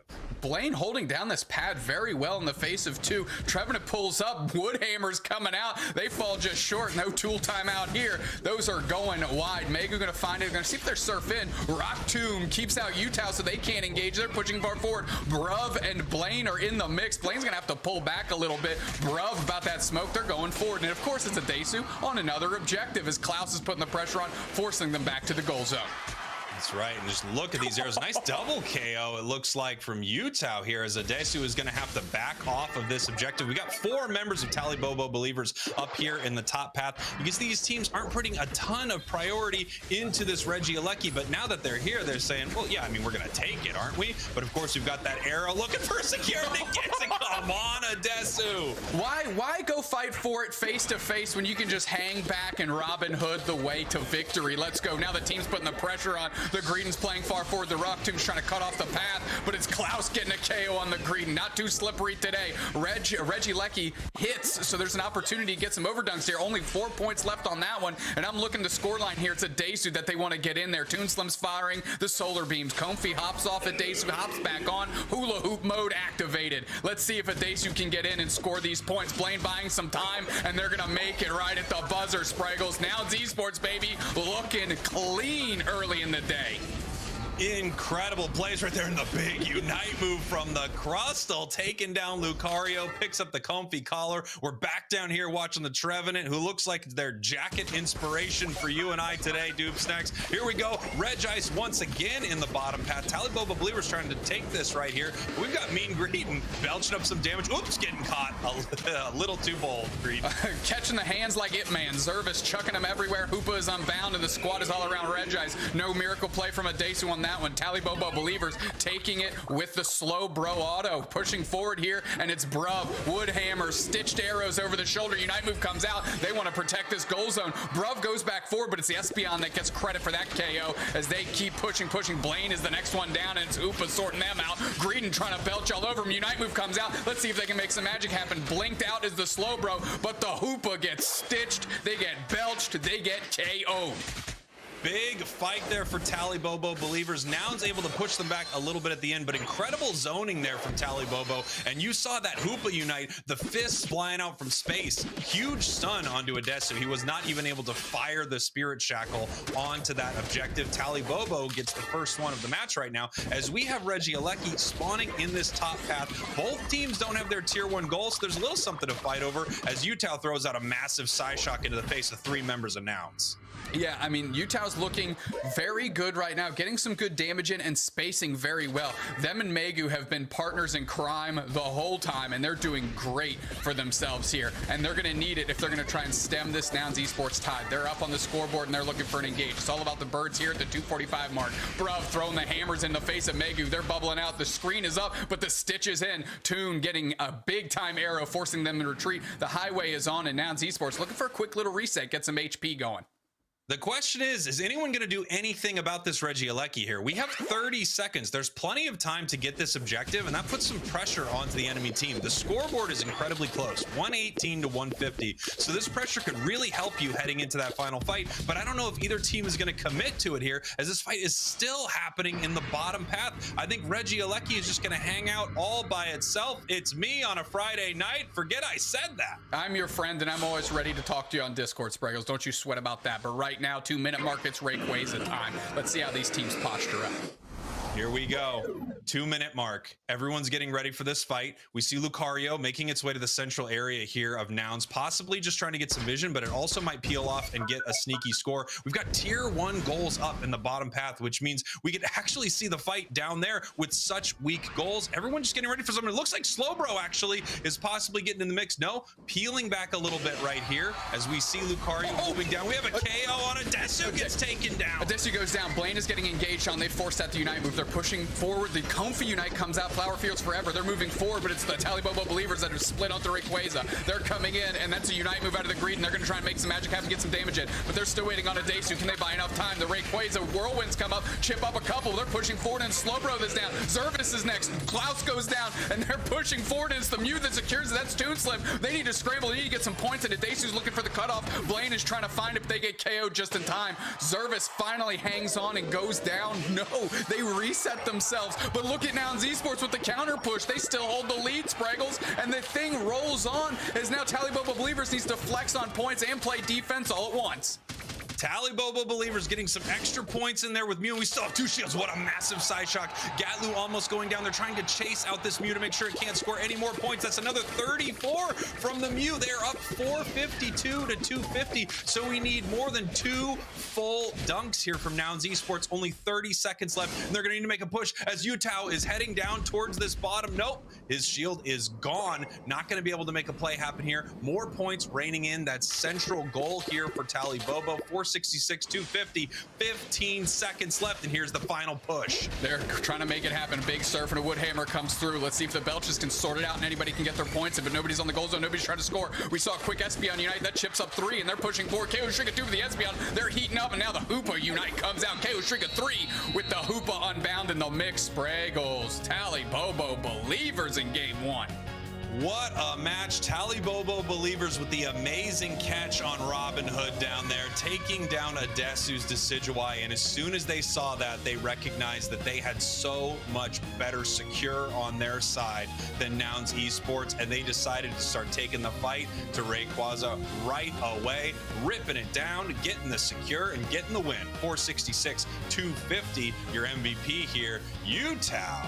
Incredible match. Yeah, we highlighted them 10 KOs, but that all came to the end of the game exactly when you want those. And really, up until that final exchange in under 2 minutes, these KOs were kind of at parity, Spraggles. These teams were bubbling each other and bouncing off each other very efficiently. I mean, the score line was about, what, 150 to 118, something around there. So, I mean, these teams were neck and neck the whole time there. We can see it on the screen as those two bars are running in parallel for a good portion of this game. I mean, just incredible stuff here from both of these squads, but a real heads-up play from Tali Bobo Believers. They knew when to put the pressure on. As soon as that massive Pokemon goes down, Decidueye, the sniper, the Pokemon that they're worried about, the Pokemon that can out-secure them, once it goes down, they just put the pressure on and take the match. Really impressive play here from Tali Bobo Believers. Taking a look here at our numbers, 108,000 damage. You know what? Utah's saying, I kind of want my average to be a little bit higher. I want it over 100K Dupes next. Yeah, 91K, child's play. Make it 108 and we'll work from there. Not to be undersold though is Adesu, 86K, absolute legendary with those arrows securing objectives, and bruv on the newly boosted Trevenant with the wood hammers, 74K for themselves, outshining everyone else on either team except for Adesu and Utah, of course. The question, of course, here when you see a match like that is, how is Nouns going to change their strategy to deal with Tali Bobo? Do they want to change it? Do they feel like it was just, you know, a lucky catch on their Decidueye and they actually could have won that match? It did feel like they were in a little more control until that moment. Everything came toppling down and Tali Bobo was able to execute an amazing play. Well, let's see a little bit how it shook out. Maybe we can determine what Nouns Esports needs to do to adjust. But this was just an amazing. Then the Unite move comes out, tech, tech, tech, tech, tech, tech, tech, and oh, please show me the double pumpkin pop here with the single arrow after the Unite move. Line them up, stitch them in half. Woo! Bang! That is a heck of a KO streak of 2, my friend. Incredible plays. We move up here to the top path. Once again, the arrow from a million miles away, securing the Regieleki. Didn't even know he was there. Taking it down. Amazing X-Scissor push so they can get this goal here. Nouns Esports really in control of the match early, but, you know, things do start to turn around for Tali Bobo Believers. Yeah, they bought their time, of course. That was a good push to make it 132 to 118. Nouns Esports kind of hanging in there, biding their time. But Tali Bobo Believers take this second Regice here, and they're able to leverage that immediately into a great final fight where they roar back through off the power of Utah, off the resets of Zervis, able to get it done in the face of what was a very flossy Nouns Esports team in Game 1. Yeah, Nouns Esports looking incredible right here. Not able to make this final push. An incredibly close first match, but Tali Bobo Believers takes it. They're just one win away from sending them down to the losers bracket right here. And our MVP, as we mentioned before, Utah on that newly buffed Espeon. They got a slick spoon right there, Dupesex. It looks like my cereal would go right through it, I think. How else is Utah supposed to eat if they're not packing the spoon, Spraggles? Great look for that new item that was added to the game and really made it shine there in the last few moments of that one. Utah, we highlighted them. Good to see us proven right on something. There they are, your player of the game. Beautiful, beautiful plays from Utah, but incredible from Tali Bobo Believers across the board. This is what separates the best teams from the rest of the teams, are these plays right here. When you notice in one moment that once that Decidueye is down, they don't have the secure at all. It no longer becomes a flip at Rayquaza. It becomes a moment that they can take their advantage and win this match, and they do just that. Yeah, that's a clean way to identify how to take your calculations calculated risks, right? It's not a guaranteed thing. Of course, Pokemon Unite is fun like that, but if you can put your hand on the scales and tip it in your direction a little bit, you have to capitalize on those opportunities. How many times have we seen it where we've had a team in the lead take a couple KOs, not, you know, on the big damage dealers on the opposing side, not flip their focus to Ray and end up having it taken out from under them, and they lose the game in the last 90 seconds, last 60 seconds. We've seen it time and time again. Tali Bobo believers saw their opportunity, saw that they were advantaged, made it happen, and they're up a game here against the World Championship runner-ups of Season 1. Yeah, I love it when a team makes a play like that. As they say, fortune favors those who don't throw stones and glass. Fortune favors the bold, and they were bold with this play. Fortunes are in fortune cookies, Spraggles. Fortunes are in fortune cookies, I believe, is the phrase that we all know and love. Now, the question is, what is Nouns going to do here? I don't think we're going to see the same composition from them heading into this next match, but I would not be surprised if we see that Decidueye come back out. Yeah, whatever fortune cookie they cracked open to predict that Crustle play was maybe not the one that they should have been eating or following, so crack open another cookie and see if it says something different. Crustle, as excited and as gassed up as you and I get, there is just a distinct power level between it and some of the other Pokemon in the game right now. And although Nouns Esports can make anything look good, Crustle seemed to be just slightly underwhelming, especially, you know, its inability in that particular game to keep Adesu protected. I don't know if it was a Rock Tomb that went errant or didn't cut off the path correctly, but as soon as Adesu went down, Blaine was the next one to bite the dust, and then it was just curtains after that. They were able to flip the script, get back into the mix with Tali Bobo believers, and they were able to take that thing down before Adesu became a factor. And as we know, Adesu can take those objectives with Decidueye at long range, at just from across the planet. So why not? Why not flip and rip there? Crustle maybe not the recipe for success here for Nouns Esports in Game 2. Maybe not the recipe for success. And I know all these teams have their eyes on the World Championships in Yokohama, Japan. The ways that they're going to get there is being the top regional championship point earner. Nouns Esports and Tali Bobo believers both looking great here in EU for that, or to win the regional finals. And as you can see here, there are different amounts of championship points for our different tournaments. AOS Cup and regional finals awarding a ton of championship points here. 2,500 to first place. Look, you want to win every tournament, but you really want to win those. Yeah, without a doubt. And first, the road starts with March, and you want to keep cementing that lead. This isn't the type of structure where you want to ease off the gas pedal because you won one. Okay, you're in the top 3 again. Let's kind of ease up. Let's take a deep breath. It's the time to relax. And if there's one thing that these teams both do is keep the pedal floored to the metal all the way to the ground. And they're looking to, again, make another Grand Finals appearance and a Grand Finals victory here. And one of those will come true potentially for one of these two teams. And here we are, Nouns Esports, Tali Bobo believers. We are in your winners finals. Tali Bobo is up 1 game. We're going to see what these two teams decide to ban, what they were worried about here. Both teams picked Urshifu last time. Let's see if they follow suit here this time. I'd like to see 2 different things, Hoopa and Urshifu. That is something that you and I can both agree on are 2 incredibly strong Pokemon. And it looks like Nouns Esports, because their pool's so deep, like I said, it's really hard to cut them off. So Tali Bobo believers just saying, we don't want to deal with Urshifu, period. Let's get that thing off the map.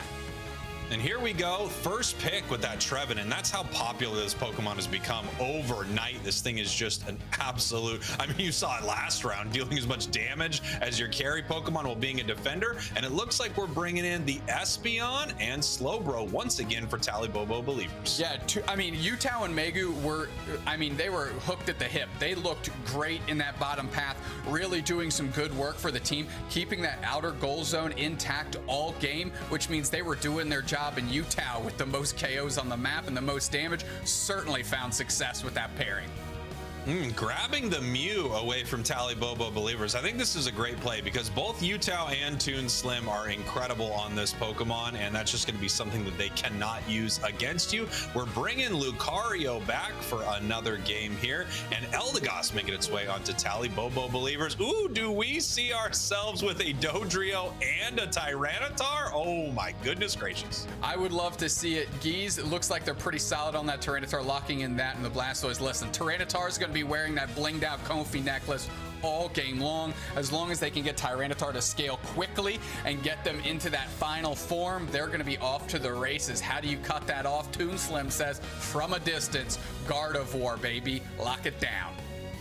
All right, and we're seeing the Pokemon switch around here as the players are hovering into what they want to play. Gotlu's going to be the one on that Tyranitar. Geese once again on that Comfey. And we see Toon Slim with the Slick Spoon locking in that Gardevoir right here.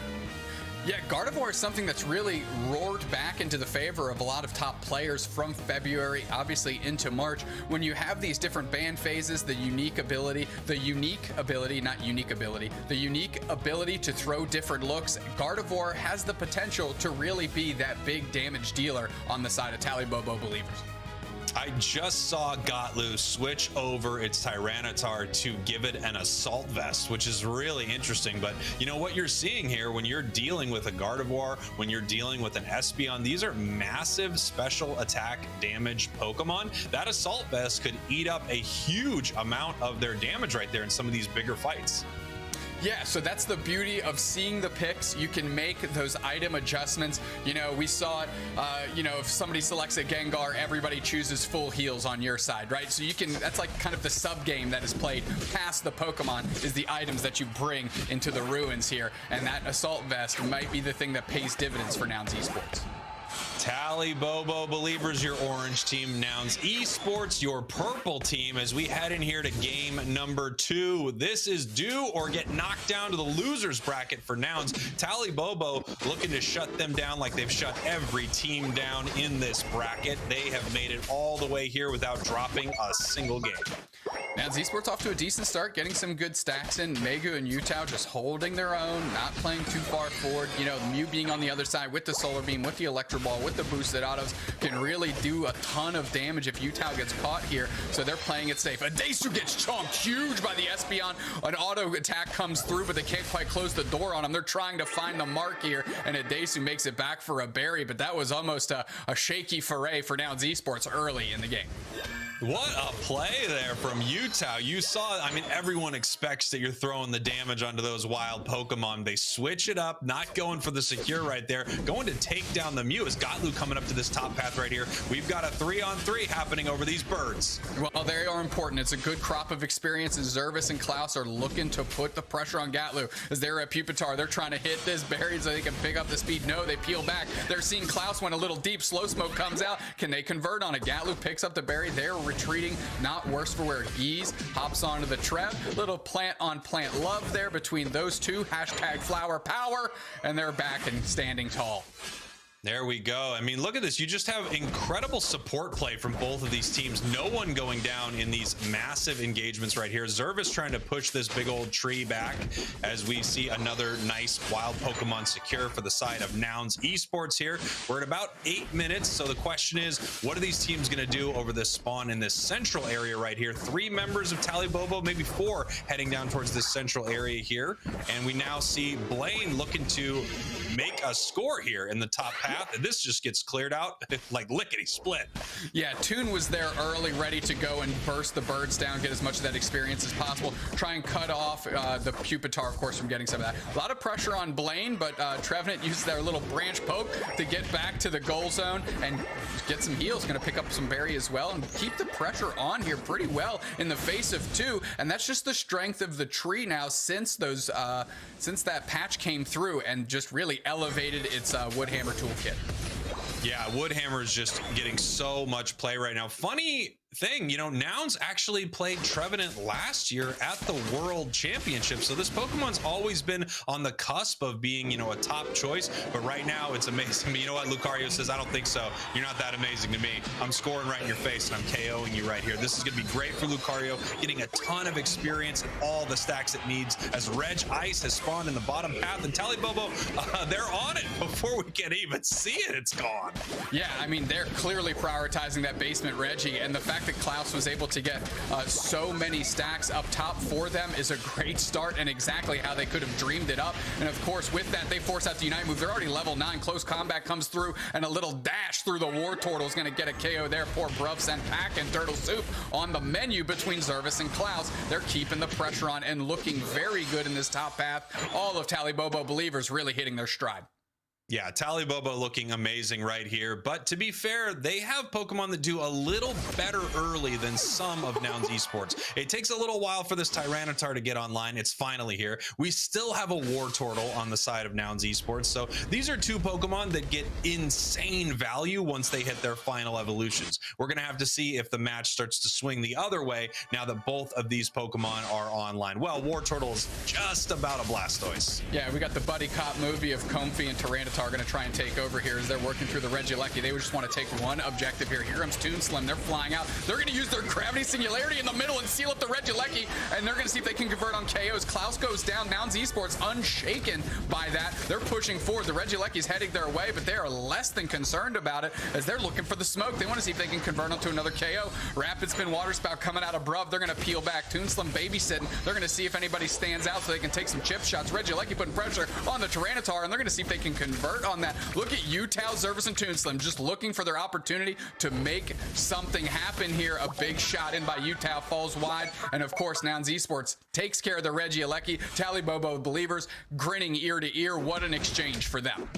Yeah, Tali Bobo believers in control of this match right now at the 5-minute mark. They are definitely dominating this thing. 6 seconds left before another bottom Reggie spawns, but we do have a couple of menaces here. We've got a Blastoise with a Unite move. We have a Tyranitar with a Comfey collar as they're coming down here, and Reg Ice is already being started by Tali Bobo. Yeah, but now it's Gatlu splitting the attention on Reg Ice, and they're forcing Tali Bobo believers to deal with this machine up top, and holy smokes, did they ever. That huge Hydro Typhoon comes out, but it is to no avail as Tali Bobo believers is scrubbing all three. They're pushing forward. Klaus gets credit for 2. Slowbro getting in the cut as well. Comfey is back, but they are just in their goal zone. There is no shot they're stopping this as we're looking for a little push of 4, or we're just going to take all the experience. Listen, Thieves in the Night, they're going to take the objective. They're going to take all the birds on your side of the map, and they're going to move along and take the rest. Tali Bobo believers feeling good in game 2.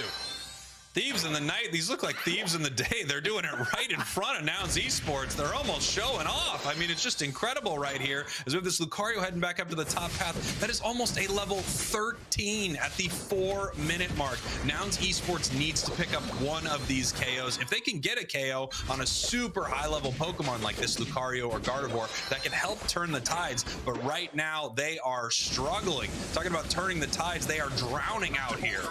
Look at that. Klaus charging up, dashing through Regieleki, already at 10%. See you later. Solar Beam comes through, but it's Klaus the hero again. They're getting the pressure put on Tyranitar. Unite is being used. Let's see how many KOs they can get. Fairy Signalator comes out from the Gardevoir. That cuts off the push here where nobody's down yet. Tali Bobo believers are holding this goal zone up as much as they can. They're trying to prop it up. The Wood Hammers are coming down, but it's the KOs going to the Gardevoir. They sort out the tree. What is magic to a tree, my friend? Not much, as there's 3 players for Nouns down, and we haven't seen them get scrubbed like this, like they're dragged to the tub like a dirty kid. Come on, Tali Bobo believers are just flexing on them right now.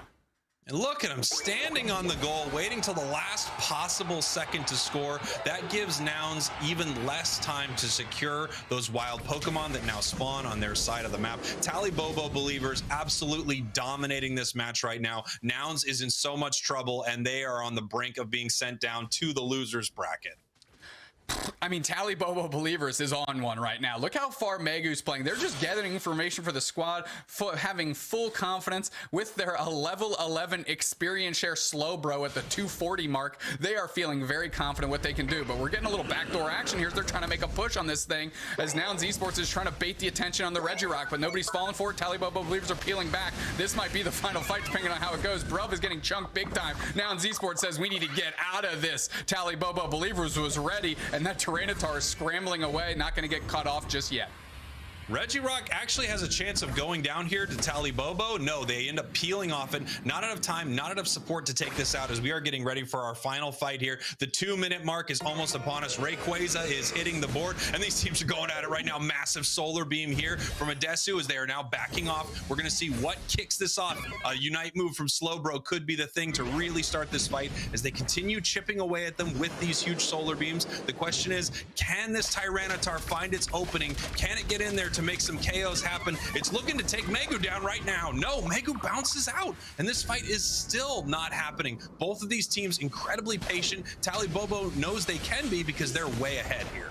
Yeah, everybody's got their Unite moves, but everybody's afraid to click the button until the action kicks off. Rapid Spin Water Spout right into the middle. They're into the face of the Tali Bobo believers as the rest of them peel back. They're going to see if that's the spacing they need. We're looking for an engage. Galu peels on Rayquaza. They start chunking it. Rub is down. They're hitched up by the Slowbro. Fairy Singularity comes out, catches 3. There's 2 players down for Nouns. The Tali Bobo believers is absolutely heating up. The Comfy Unite comes out as well, but to no avail. Nobody's protected. Everybody's going down. There's still 2 players down for Nouns. Tali Bobo believers are unscathed. Unite moves used all across the board for the believers, though.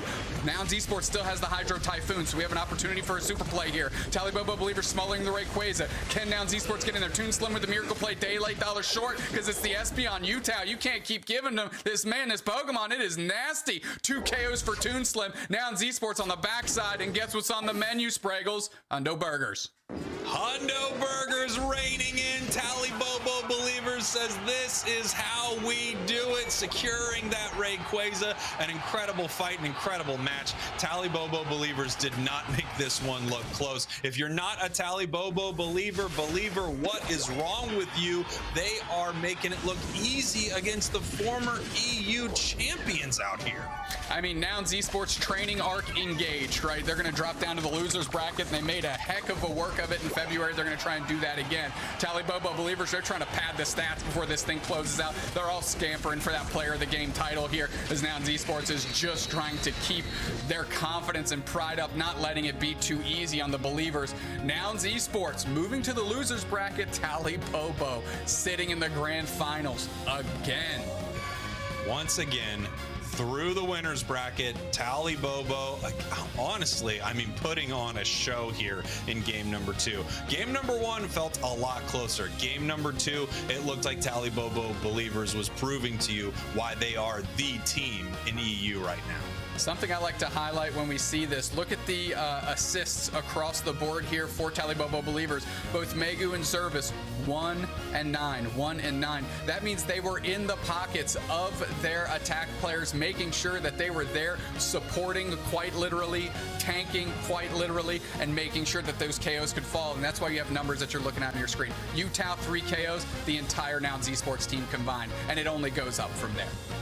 Yeah, I mean, it's hard to get a lot of assists when you don't get a lot of KOs, right, Doob Snacks? Nothing really happening here from Nouns. And, you know, this is a combination that I've been seeing a lot, which is the Comfey Tyranitar. And I feel like, boy, it's either working or it is not working. And it did not work for Nouns Esports. Look at this, ahead the whole time, Tali Bobo. And as soon as they had the advantage, once again, they just confidently take Rayquaza. I love these plays. Fortune favors the bold. Oh, I got it right. There you go. Tyranitar likes to knuckle up and get in your face, and when you're trying to fight off a Gardevoir and an Espeon that are just chipping at you from range, and you have a huge Surf Slowbro ahead of you, you're not going to get much traction, and such was proof in the pudding today. Take a look at these numbers here. Nothing too crazy on the damage dealt, but you could tell that just Tali Bobo believers were moving more in unison throughout that match. The scoreline shows it, the KOs show it, the assists show it, and the balance sheet that we're looking at right now shows it too. Yeah, they were KOing them before they could even output those huge damage numbers. I'm starting to think that the addition of the Slick Spoon in Pokemon Unite is actually a massive change, because we're seeing these super tanky Pokemon get taken down by these special attackers. Tyranitar just getting ripped apart by Espeon and Gardevoir here. We're going to take a look in a moment at some of the big plays from that game. Here we are. Wow, what a match for Tali Bobo. Yeah, and it started off strong. Tali Bobo, they went after it and they never relinquished it, pushing very far forward. There's the Klaus Unite coming through, little close combat and a dart, and there's the War Turtle biting the dust. Tali Bobo believers all over this objective too, and just looking good from bell to bell in this one. Yeah, absolutely. Big Unite move coming in here from Blastoise, but immediately taken down once again by these monstrous special attackers on the side of Tali Bobo, picking up a KO, taking down this Regice. They were just ready to go at every single fight. Tali Bobo believers, just the pressure that they were putting on so many different axes. I mean, even there, we're seeing the big defense. Of course, the Gardevoir Unite comes out, but Megu wasn't even in the mix. They were just off doing something else, putting pressure in other places, clearing some wild Pokemon, and then made it just in time to keep this goal zone standing. Tali Bobo believers really working. I said it before, in unison. They were just getting it done all on the same page, and that's pivotal in these types of high heavyweight matches. You saw that amazing Unite move there from Megu, the actual rookie of the year who didn't get to play last year. Megu grabbing Blastoise during its Unite move, stopping it from actually being able to use that, huge Hydro Typhoon. And then here we go, Tali Bobo believers saying they're down, they're out, we push them out. We know that Espeon can get this secure. It does it every day, and twice on Sunday. Klaus with the MVP here. Yeah, they were actually like one of the highest levels going into the final fight too. They were just dealing so much damage, getting some critical KOs, and of course scoring so many points throughout that game that they were able to lock it down, not only as the player of the game, but really give some unique pressure, as normally the top half player isn't your highest level character on the map, but when it is, wow, does it get rough. Yeah, just incredible plays here from Klaus, our MVP. It really felt like they couldn't do anything about this Lucario. We're going to take a look at our bracket now as Nouns got shoved down to the losers finals. Look, they're no stranger to the losers bracket. They're unlike any team. They can climb their way through back to a grand final and win this thing, but they're going to have to deal with Woof, who has been looking incredible so far, Doob Snacks. We're going to head to break here in just a moment. We're actually going to take a look at some live action from Brazil as we do it. Why don't you take us out, buddy? All right, my friends. Registration for the AOS Cup opens tomorrow, March 12th. So get on battlefy.com/Pokemon Unite so you and your friends can compete for the cash prizes, the CP, and everything that's on the line and goes along with that. Now, if your team needs members or you're a solo player, don't worry. You can jump to the official UCS Discord and find a team there so you can get ready to battle. Anyways, peace, love, and hugs. Spreggles and I taking a break. Tetra and Bacon coming back. Let's take a look at Brazil as well. Peace, love, and hugs. We'll see you in a bit.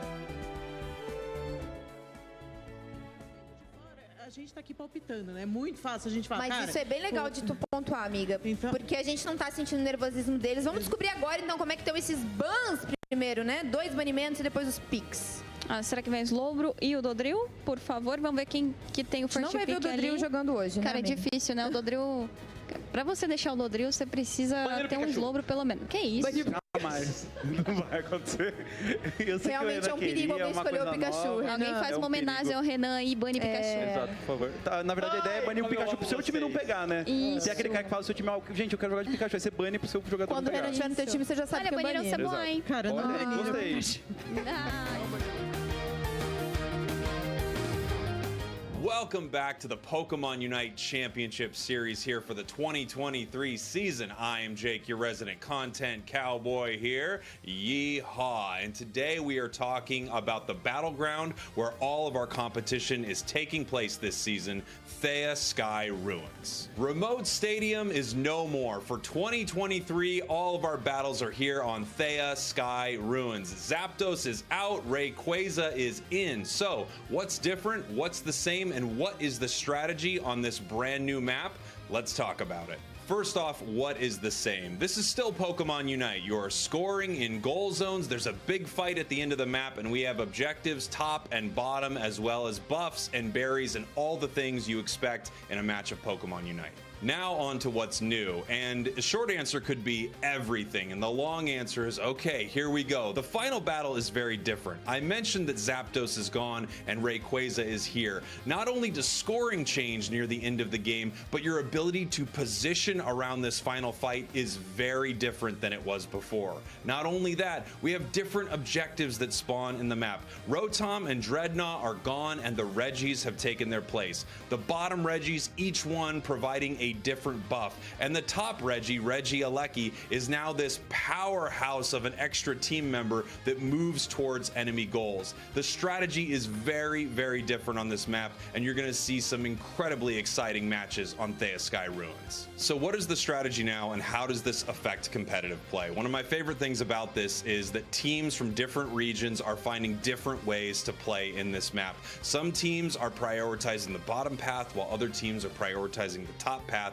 using that Reggie Alecki to get them a huge point advantage. All the while, teams are figuring out that with so many more wild Pokemon on the map, there are many opportunities to mess with their opponents and invade their central areas. One of my favorite strategies that we're seeing is that Pokemon are now not really confined to either the top or bottom path. They are moving all over, putting pressure on the enemy at every single point they can, while we are still finding a way to fight in the center at the 2-minute mark. So now you can see how the new map is going to affect this championship season in some really exciting ways. But of course, we have new Pokemon and new updates as well. It's going to be amazing. Make sure you don't miss a minute of the action and that you are subscribed to Unite Esports on Twitter and Pokemon Unite on YouTube. And also, if you're watching the broadcast in Spanish or Portuguese, make sure that you are following Unite LatAm and Unite Brazil on Twitter for all the latest Pokemon Unite Championship Series news. This is Jake, your resident content cowboy, saying, I love you, and goodbye.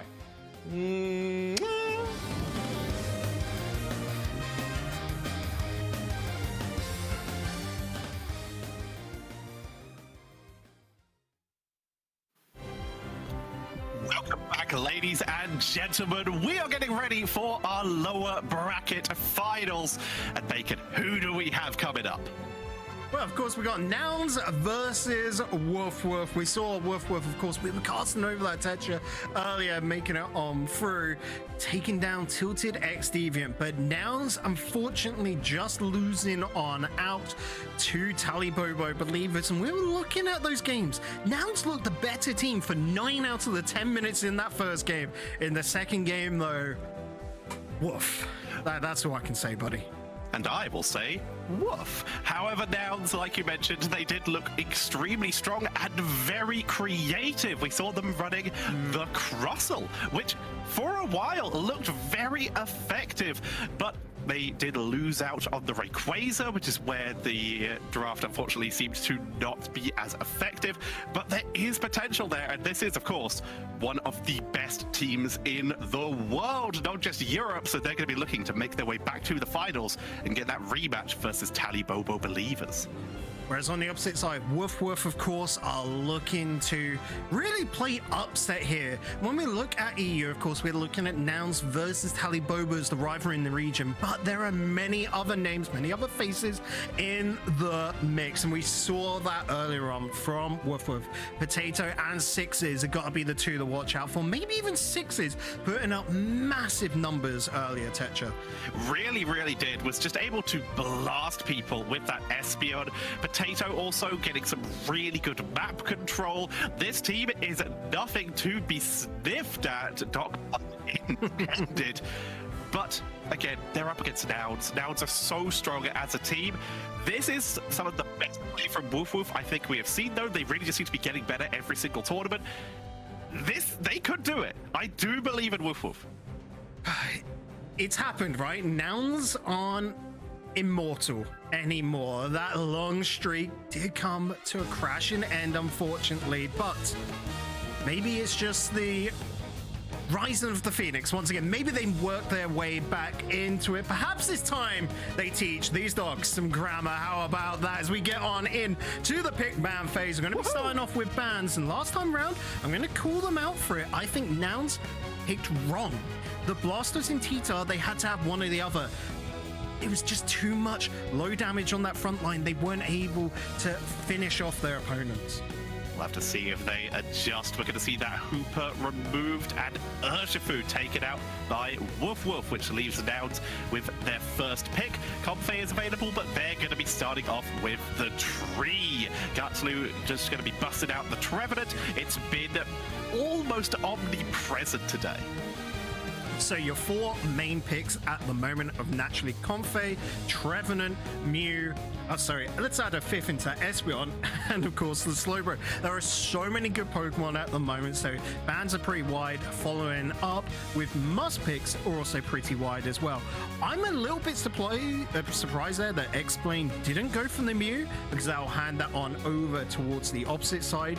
Expect 6 is probably maybe to pick that one up, unless they do go for a Guardian or something. But no, we've seen Nouns run the Cheetah Comfey combo so many times that, yeah, expect that to do lots of damage. Eldegoss coming in once again, giving them the opportunity to give that kiting style, but it's going to be a lot harder into that Tyranitar due to the insane amount of move speed the Tyranitar gets.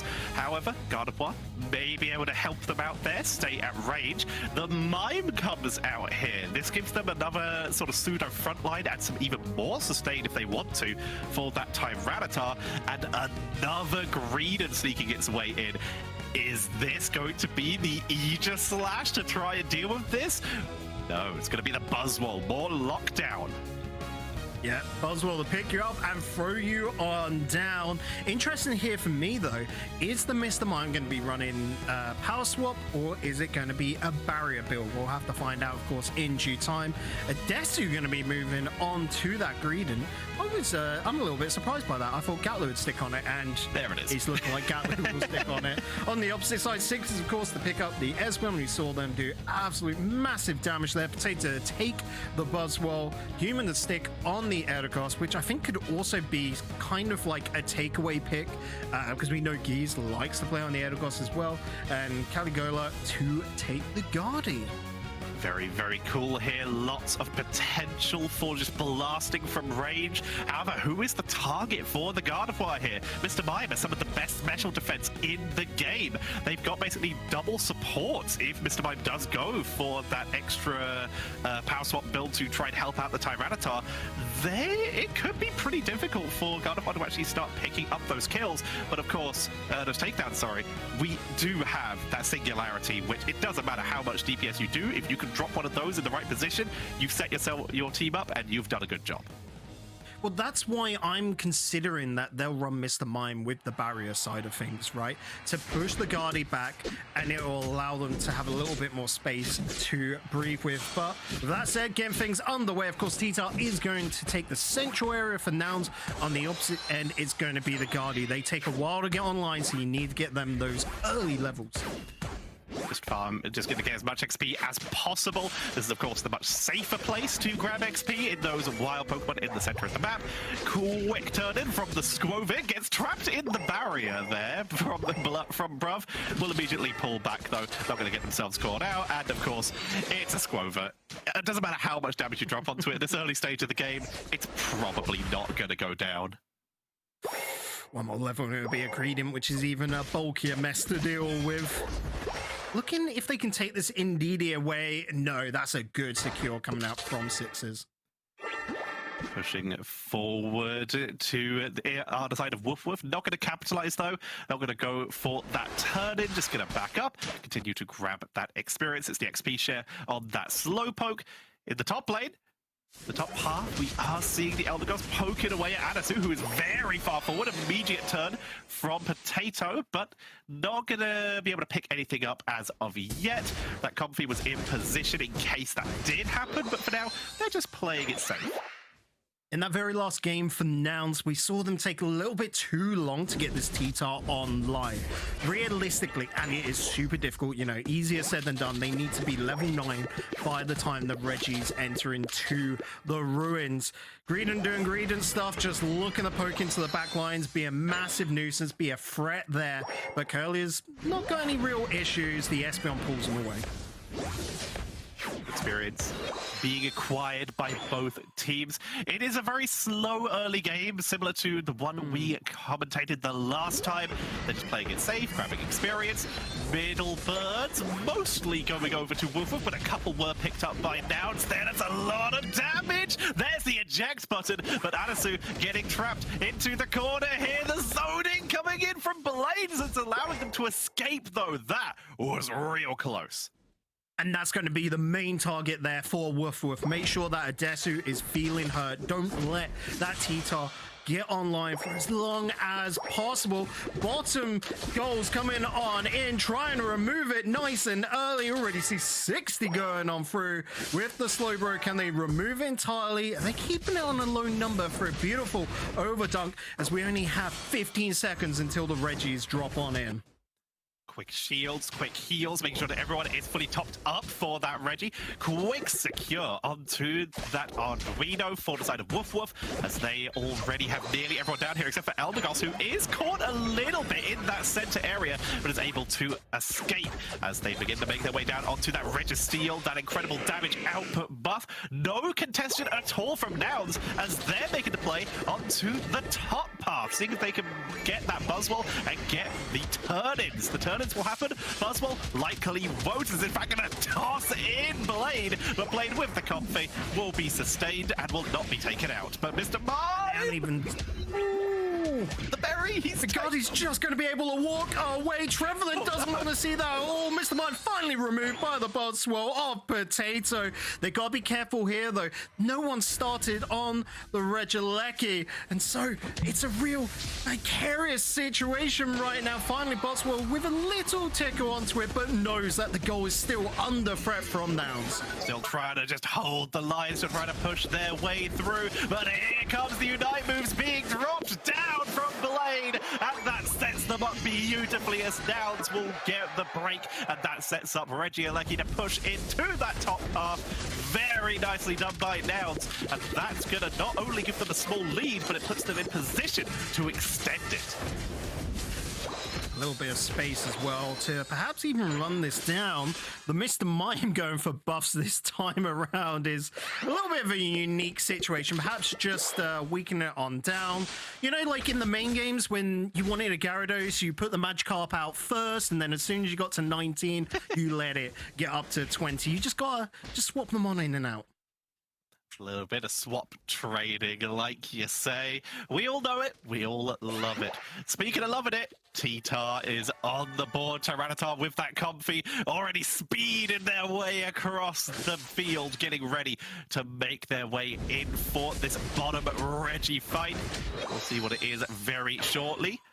But right now, positioning is being taken by both teams. Gatlu's on their way down with that green. I mean, it's going to be a 5v4 until Buzzwole can make their way in. It's going to be a Registeel. This is massively important right now. Attack boost and special attack boost.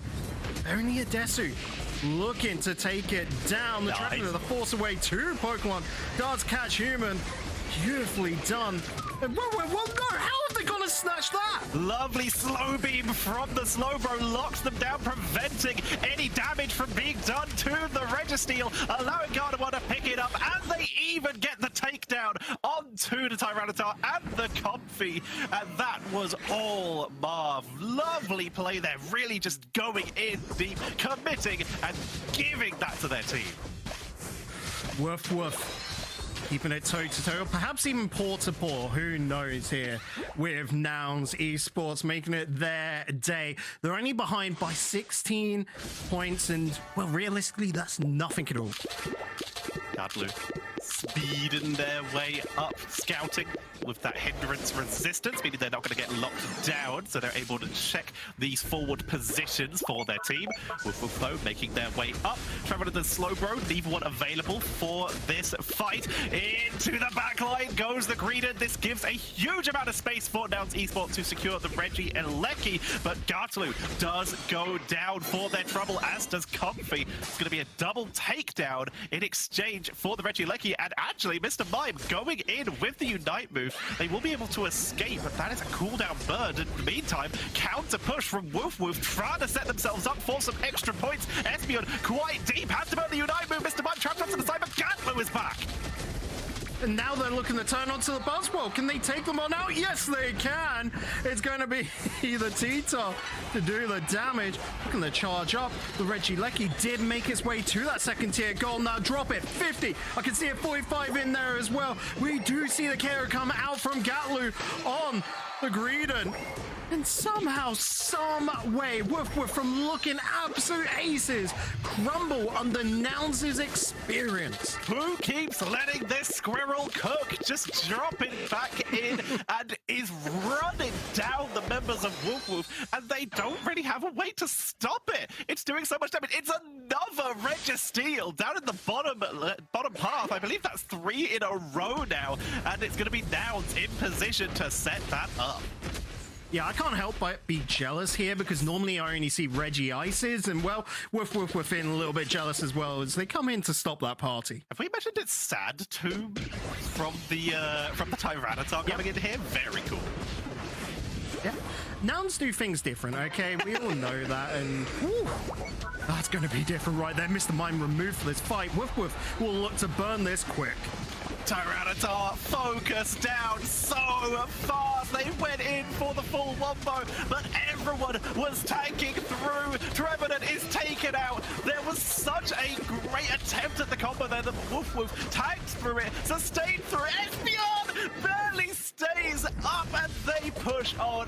Woof Woof dominant in that fight, but here comes Brom with the last-ditch effort into the backline, going to be focusing down onto the Espeon. Espeon barely stays up with the help of the Eldegoss. Down goes Mime. Tyranitar for the one more chance. Tattoo, but it's Buzzwole who secures the Rayquaza, and immediately Woof Woof flee the team fight, and Nouns are just trying to give chase.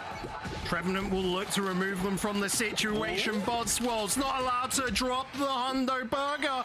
The shield melting away, does still have it, but it's not going to be for much longer. Removed, looking towards that bomb path. You could see the Slowbro trying to step on up. The Espeon's there as well, but Espeon's got no shield. Neither does Slowbro. Woof Woof are still behind by 46 points. They need to find a way to score. They need to commit to something. They are in a rough position of Nouns having one of the few Pokemon who could actually prevent a turn-in, but they weren't in the top path as Marv got their 50.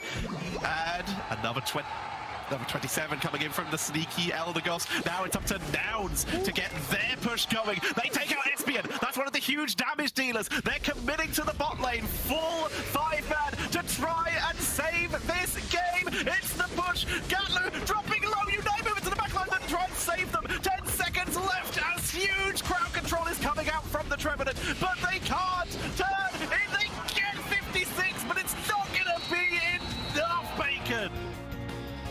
I'm there trying to do the maths up my head, and all I can say is wait until we get the confirmation afterwards. I'm agreeing with you. I think they're off for a good 30 or so. I thought it was more. I thought it was more too, but that is going to be game 1 going over to Woof Woof. Oh my god! Oh my god! What a game number 1 in this lower bracket! Human with the last-minute turn in bot lane. Marv with the last-minute turn in top lane. And then the brilliant attempt at a push. Let's have a look at the score chart. They came so close. One more person, but Woof Woof with the just all-in defense. It was a close game throughout the entirety of it, but it came down to that Ray. And in question, taking the Mime out nice and early. Don't get me wrong, coming back into it, Mr. Mime did use the showtime so well to try and slow down that Ray rip. It allowed the rest of the team to then spawn back on in and rush towards the Ray, but Buzzwole to secure was a thing of beauty. Woof Woof hold on, and well, I don't think we're in disagreement about this at all. That game was barking mad. It was crazy good. Everything came down to those final pushes. You talked about targeting the Mr. Mime, and it's exactly why on that final push we saw Bruv get the barrier down, which actually allowed them to get their few points in. It didn't matter in the grand scheme of things, but it was so close at the end there. But you mentioned earlier, Potato. Huge damage output, great crowd control, great hindrances, and the area control for their team picking up the KOs. Just what? Nouns. They are being challenged today, aren't they? This would be a scary situation. I think everyone right now on their bingo cards have got, Tali Bobo versus Nouns grand final, right? That should be the expected final. But Woof Woof playing upset. They're looking to do the lower bracket run after being knocked down in that very first match of the day to Tilted X Deviant. They have been taking names. Feeling Cute, Time to Shine, Tilted X Deviant, and now Nouns are on their list to get to the grand finals to face up against Tali Bobo Believers. You can see here in the highlights, the Tyranitar with the Comfey. It's one of the combos we were expecting to see at the start. And I did like that they went for the Sand Tomb. They were really afraid about getting zoned out, so they went for the hard engage. But in this case, they were a little bit outnumbered, and they were picked off at that at that fight over the Registeel. I realized I could say that safely because they were all Registeel. But Gartlu causing massive issues all throughout the game for the members of Woof Woof, but in those final team fights, they just didn't have the damage output, it seemed. I wonder now, what are we going to see from Nouns? Because that's 2 in a row, technically, I guess, where we've seen Nouns play this sort of favored lineup, that Comfey paired with the T-Tar, and twice it has failed them. Maybe 3rd time's the charm, but if I'm a betting guy, I wouldn't be going for that. They need a comp change up because this clearly isn't working, especially when you're allowing the pairing of Espeon and Gardevoir to your opponents. Add the Buzzwole in with some great control. The Slowpoke as well is such a meta pick at the moment, slowing you on down. And then LD is, quite frankly, just a favorite pick there for humans. So what do you do to counteract Woof Woof? It comes down to the draft once again for Nouns, and they just have to change things up. This is something you don't see too often, though. Here's a support getting the MVP. So well deserved, though. You saw in those highlights just then the Espeon getting so close to fainting, but LD in position, dropping damage onto the Mime with that rapid fire scarf and that muscle band, but more importantly, the last second shield from Cotton Guard, and then the healing and popping Espeon back up and preparing them for the rest of the ring. Wow, just so good, human. Like you, not worth a ban at this stage because there's so many high priority Pokemon at this point, but wow, his performance is insane. That also leads us to another thing, a Pokemon that I'm sure we're going to see later for NA, but haven't seen yet in EU. Clefable, one of the most meta picks of the moment. The Wambler's coming on through. Just, we have not seen it. And in comps like that, especially for Nouns, I'm looking at it and going, you could have put a Clefable on in for the Comfey and it would have fit perfectly because they were running ball comp. A lot of just gathering up together, getting in close for fights. And maybe that extra bit of healing would have enabled the entire team, not just the T-Tar. Quite possibly. They also could have used that gravity to try and lock down and prevent some of the more mobile members on the side of Woof Woof, like that Buzzwole. That was a very, very fun game to commentate, I will say. That was incredibly entertaining. The Registeels just being contested over consistently. We've been talking about the priority bans just so much today. We're seeing characters really start to step up. Do you think the bans need to be adjusted from the side of Nouns, or are Woof Woof just going to remain comfortable and Nouns just follow them? I think it's not going to necessarily be in the bans. It's the picks. It is the actual comp right now, which is just not stacking up. It looks to me like Woof Woof have really focused hard on how to beat Nouns, and maybe by extension Tali Bobo, because they played a pretty similar comp there earlier on today. But Woof Woof, to me, looked like they're playing the long game. They knew that February wasn't it. Sure, they might have not got the most points, but as they're looking towards the end, as they're looking towards World, even the AOS Cups, the regional championships, this is a team that know that it's not going to be done in 1 weekend. They need to get as many CP points as they possibly can, and that does mean getting to the grand finals, getting a little bit more each and every month so that they can, well, go the whole distance. They want to go to Japan. Who doesn't, right? And you mentioned it there. Let's have a look at what these teams are currently playing for. They are all looking to go to Japan. They're all looking to go to London, but they need those points. They have the monthly finals for those CP, the points split between the players. If the top CP earner gets the points to go to regionals, everyone else has to fight their way through the regional finals, and that is obviously going to be a much harder path. Nouns are creeping their way up the board, but they need to beat their way through Woof Woof in order to keep contesting with Tali Bobo Believers. Whereas the AOS Cups, the regional finals, all of that is a much harder gauntlet to deal with. Of course, the AOS Cups are open. Remember, you can head over to battlefight.com/Pokemon, opening it on March 12th, which is tomorrow, to sign up for yourself. And if you're interested in finding some teammates, check out the UCS Discord.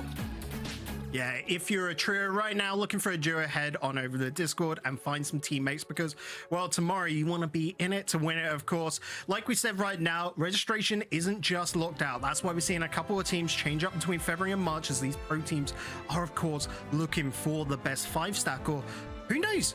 Nouns we've got to talk about at the moment are a 6-stack technically. No Redmore in the mix, instead bringing their sub X-Blame back into the fold, who has been incredibly capable. You know, you're already at a top 3 stage, but still, with X-Blame on board, missing Redmore, you would expect Nouns to be top 2. They gotta do the reverse sweep.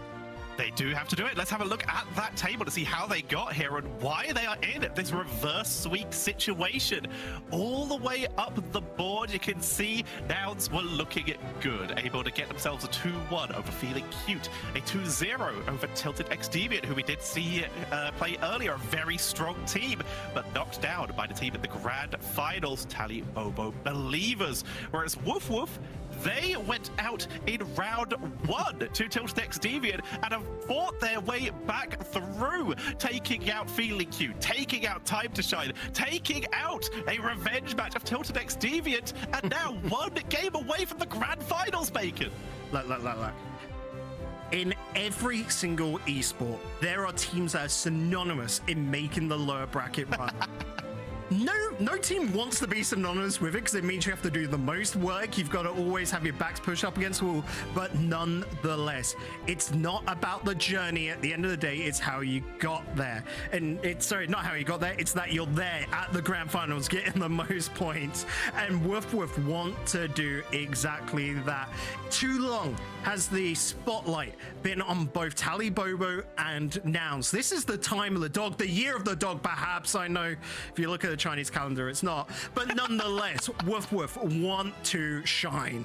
And you say that they might not obviously want to be the team that always makes the run through the lower bracket, but you know what they say? Everyone loves an underdog. Everyone does love an underdog, and it's very fitting with a team name like Woof Woof. Looking at their 6s, though, it feels like a lot of weight has been put on their shoulders when we're talking about that damage, but it comes down to an entire team. Best example, Human, the MVP of that last game. Woof Woof are doing this as a team. It is not one player just stacking the odds, and well, Woof Woof get first pick. The ball is in their court. Into the blind man phase to start off, though. Let's see what the teams remove.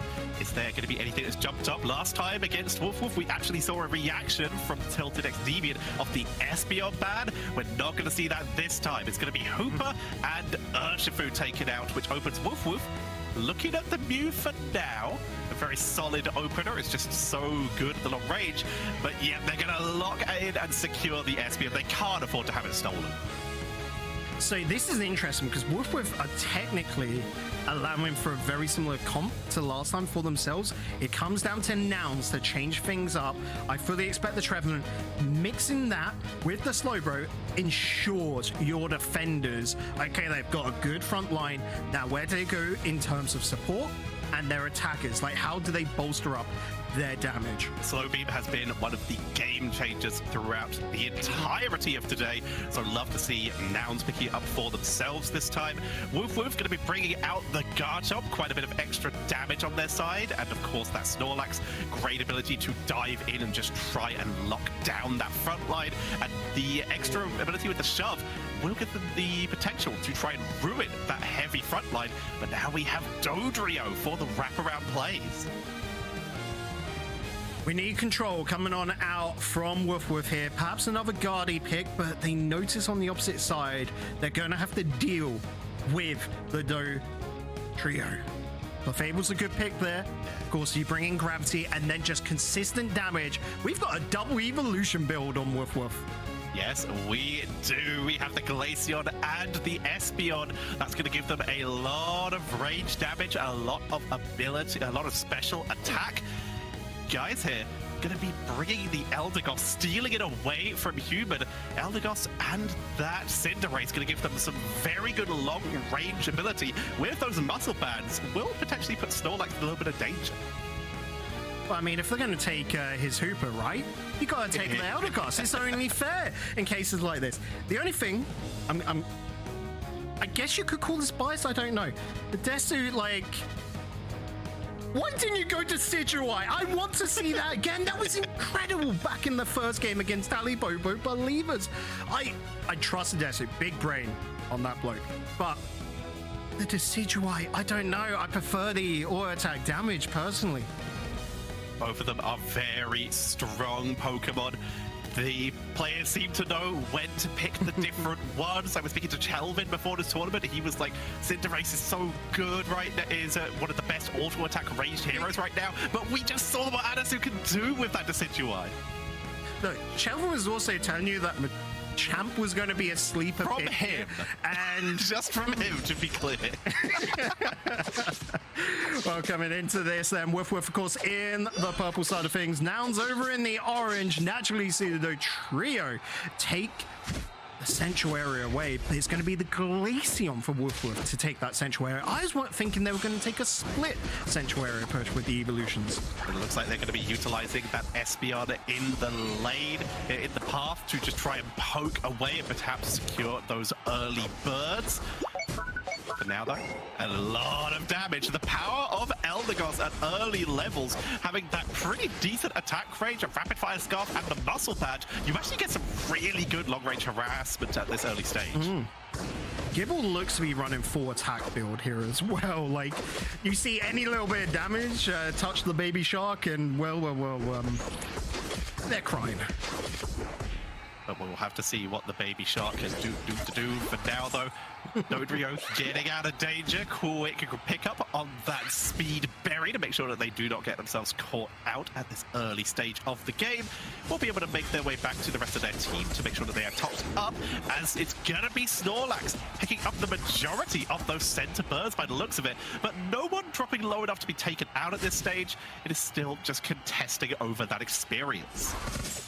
Still a score bunny as well over there for Nouns. They've got to be careful. Dotrio looking to start a bit of harassment. Takes down the Espeon. Glaceon, nah, that ain't going, buddy. Looking to get a response. Can Galu get out? Dodge? Yes, they can. Dotrio just wicked fast to be able to retreat. Slack off from the Slowbro makes sure that they get out as well. That was very, very close, but it is going to be a solid escape from Nouns with their insurmountable 3-point lead. Right now, the game is incredibly close. Neither team able to really find the advantage over the other, except for that pickup in the mid lane. Wonderful lockdown, and the Snorlax capitalization means that Cali was able to grab that takedown. But because the Glaceon didn't take the red buff, they're not going to push the envelope on this one, Woof Woof. They can't really commit to a massive fight. They've got to make sure that they keep focus on those wild Pokemon. They need to keep in line with experience. Setting themselves up for the moment, more experience as much as they can. Reggie, 23 seconds out. They're getting themselves ready, beginning the rotation, but it's going to be a little slower from Woof Woof as Nouns we're causing a little bit of pressure, and that's going to create a psychological issue of when can we rotate? Are they still here? Are they going to try and turn in if we move? Woof need to be fast here, and now seeing that have kind of tried to split the sides as we see the Clefable rush on down. Espeon has got that Unite move ready to use, but it's going to require one massive team fight to really capitalize upon it.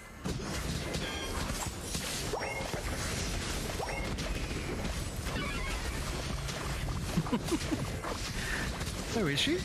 Big fight coming on out. There is the Unite move coming from Espeon, throwing chunks, but still, again, not capitalizing. Dotria caught way off guard, way out of bounds once again, punished by the Glaceon. Slowbro does take down the Espeon. Regice caught in the mix of things. Now's trying to just get rid of it amongst the mixture. Clefable wanting to get that final touch, but doesn't. The Cinderace removes the Regice and the Clefable. Nouns with a massive dub will remove the bottom goal. Nicely done. They put themselves in a solid lead here, making their way to the center as well, picking up some birds. And this is Nouns beginning to assert control. They are even in a position to try and capitalize and pick themselves up this Garchomp. They burn the slow beam, which is completely fine at this stage. They've got plenty of time before any objectives come up. No Rayquaza in sight. The Reggies are still a little bit away. Completely fine to drop that at this stage to guarantee those turn-ins and that takedown. I mean, that's just rubbing salt in the wound, right? They were like, nah, you watch us as we go and score in your goal. But the top goal does still stand. They'll want to remove that before going towards the Regieleki Dotrio using the Unite move, but now they need to get out of there as well. Oh. You've got the Garchomp rushing after you, the Snorlax to slow them on down, and that is a great rebuttal. They smelled the blood in the water and they were able to chase down for the knockout onto the Dodrio. Blade is currently draining, trying to stay up, but it's going to be completely outnumbered and picked off. There was a fight that took place down in the bottom path as well, and like, you know, during all that madness, it just added more madness. You can never have too much madness, especially not in the UNITE Championship Series, as Nouns begin to regroup up in the center of the battlefields here. Glaceon just poking away, but it is a Slowbro. Slowbro is tonky, and it's not going to be taken down so easily. Everyone is making their way to the bottom path. The issue, though, Trevenant's a little bit slow to the party. Are they going to turn up and all the poppers have gone off? Regice now in the mix, already halfway burned. And, well, with the cinders on top, that's not going to help. Glaceon was removed by the slow beam, but Garchomp does secure not only the Regice, but the Dotrio, and they want more. Takes the Edicos on down. Looking now at Cinderace, getting rid of the rabbit, does the Snorlax, and let's move into that sanctuary. Let's get as many wild Pokemon whilst we're at it. Marv has been trying to dive onto these backlines, and they've actually picked up Yawn here. So far, it hasn't come into too much of an effect, but in these fights where they're looking to isolate someone and they don't have that Slowbro, if we get to Rayquaza, this could be a huge play, but of course you are missing out on that big team control that the Shove might have had. Down still within reach though. Look at that. Dotrio and Cinderace up on 12. Slowbro on 11. The experience gain is not too far out of reach. This will go right down to the wire. Gartlu just making their way across the map. They are incredibly fast, easily able to control as much of that forward forest area as possible to make sure that they don't get surprised by any of the members of Woof, who have been kind of limited to their own side of the map until they've been able to regroup. Right now, they just don't want to lose anyone, with Rayquaza about 50 seconds away. Human even burning the Moonlight to assist them in scouting. It's that speed boost. If they do go for push forward and see someone, they can just turn it on around. This is just a fight over the birds on the top path. Not really going to commit into fighting each other, but I love that zone in it as well. Potato moving the Altaria over towards the left side, just like, nah, we're making sure this is ours. The zoning Garchomp moving the Altaria, the zoning Yawn, which is a very fun sentence, as it does remind a little bit of VGC. But Nouns, they're going to be the ones who begin to set themselves up in the more aggressive position, despite the fact that Garchomp is not here yet. I don't know how I didn't clock that. Marv with the flail yawn build, that is so rare. It is still heavy slam, so they have the crowd control, but the yawn for zoning, it's a very fun combo he's got going on here, very unique. Okay. Now we play a game of chicken. But it's Nouns with the chicken on their side, so they're going to look to score a hundo burger, because of course it's now until the last 2 minutes, double points. 32 was turned in by the Dodrio, forced to use the Unite move, but will get picked off here. Now they're going to have to make their way back up to the fight. Espeon down as well, though, trying to turn it. There's the heavy slam onto Gatlu as Blade trying to try and turn this onto the Clefable, but Moonlight, everyone regroups up and is topped up immediately. But it's the same on the side of Nouns. They are at full health again. Wraparound Woodhammer from behind. Huge lockdown coming in here as Trevenant is just tanking through this, is able to hold with the train, but staying upright, staying in this game. Dodrio is back and is trying to wrap around and find the right angle as they drop those tri-attacks, focusing onto the Snorlax, who dives deep. Slowbro, so low, drops the surf, but is taken down. This is suddenly looking very good for Woof Woof as everyone is still conscious. They try to zone out the Cinderace with the Snorlax, which sets them up for Rayquaza beautifully, but Rayquaza is low. There's the shot, but Glaceon secures. Glaceon is secure, even with the Cinderace and Eldegoss just snooping around looking for that final blow, but it does not come through. Woof Woof, though, might be going on through to the grand finals. There is still 15 seconds, but Tetra, I'm going to be real with you now, buddy. That is not enough time to run it down the opposite end. Woof Woof are going to be grand finalists. Woof Woof going on to play against Tali and Bobo Believers. No time to make their way across the map. Nouns Esports will lose out here. Woof Woof with the secure there. Very nice group up, very nice secure, and able to zone out that Cinderace to prevent that final steal onto the Rayquaza. That was just a really nice, solid game from the members of Woof Woof. I think we have learned something here today. You do not let sixes have the Espeon. Sure, only 3 KOs, but it's those 10 assists. It's the consistency of Woof Woof that you have to be scared of. We've seen a little bit of variation to their play as well, bringing in the Glaceon this time, the Clefable, the Yawn, Snorlax of all things. Woof Woof are ready to go the distance. Nouns will have to settle for third, but like we said, it's a long game towards Worlds, so Nouns still walking away with a ton of CP.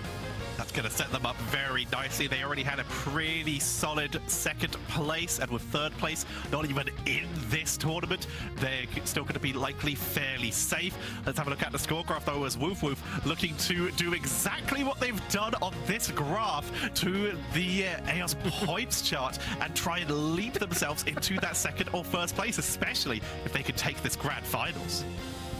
Literally climbing the ladder. That is what that is called right there. Park it up against the side of the house and, well, clean out the gutters. But as we clean up everything here, let's have a little look at the battle data then once again. The data going in favor, of course, of Woof Woof with those big fights towards the end, cleaning up the opponents. But looking towards the opposite side, anything you want to point out on Nouns, Tetra? Nouns, they did get a huge amount of sustain once again, with everyone getting some kind of self-sustain. But really what I want to point out is we mentioned earlier the long-range harass that we were seeing from Eldegoss. But if you look at everyone else, no one else really seemed to get secure, worthy points of actual DPS to allow them to finish anyone off. I do also like, though, that Blade, 58k damage taken. They were in there. Blade just put the team on their back in that final fight and was just like, guys, I'm 1v5ing help, 1v5ing help. Someone do something. I'm point out for Gatlu as well, right? 43,000 for Gatlu means that they were locked down. Dotrios and Talonflames, as we saw earlier, are scarier when they're allowed to do that burst damage. So as soon as you see the bird turn up, you get rid of them. That's the best way to deal with it. So you need to focus that damage towards Dotrio. Could not agree more. You just covered that perfectly. Dodrio is so deadly. But look at that. Immediate focus, immediate KO, and everyone immediately turns around and runs away from Nouns because they don't want to take that battle. Down goes Dodrio again in that fight. And immediately we see Blades trying to turn that fight, as is Bruv, trying to get themselves in position. And they did pick up a pretty solid fight there. But it's just too tanky from the members of Woof, able to set themselves up and really position themselves for the rest of the fight. Potato, this was just nice. This was just really nice by Woof, turning what looked like a potential KO into a complete turnaround.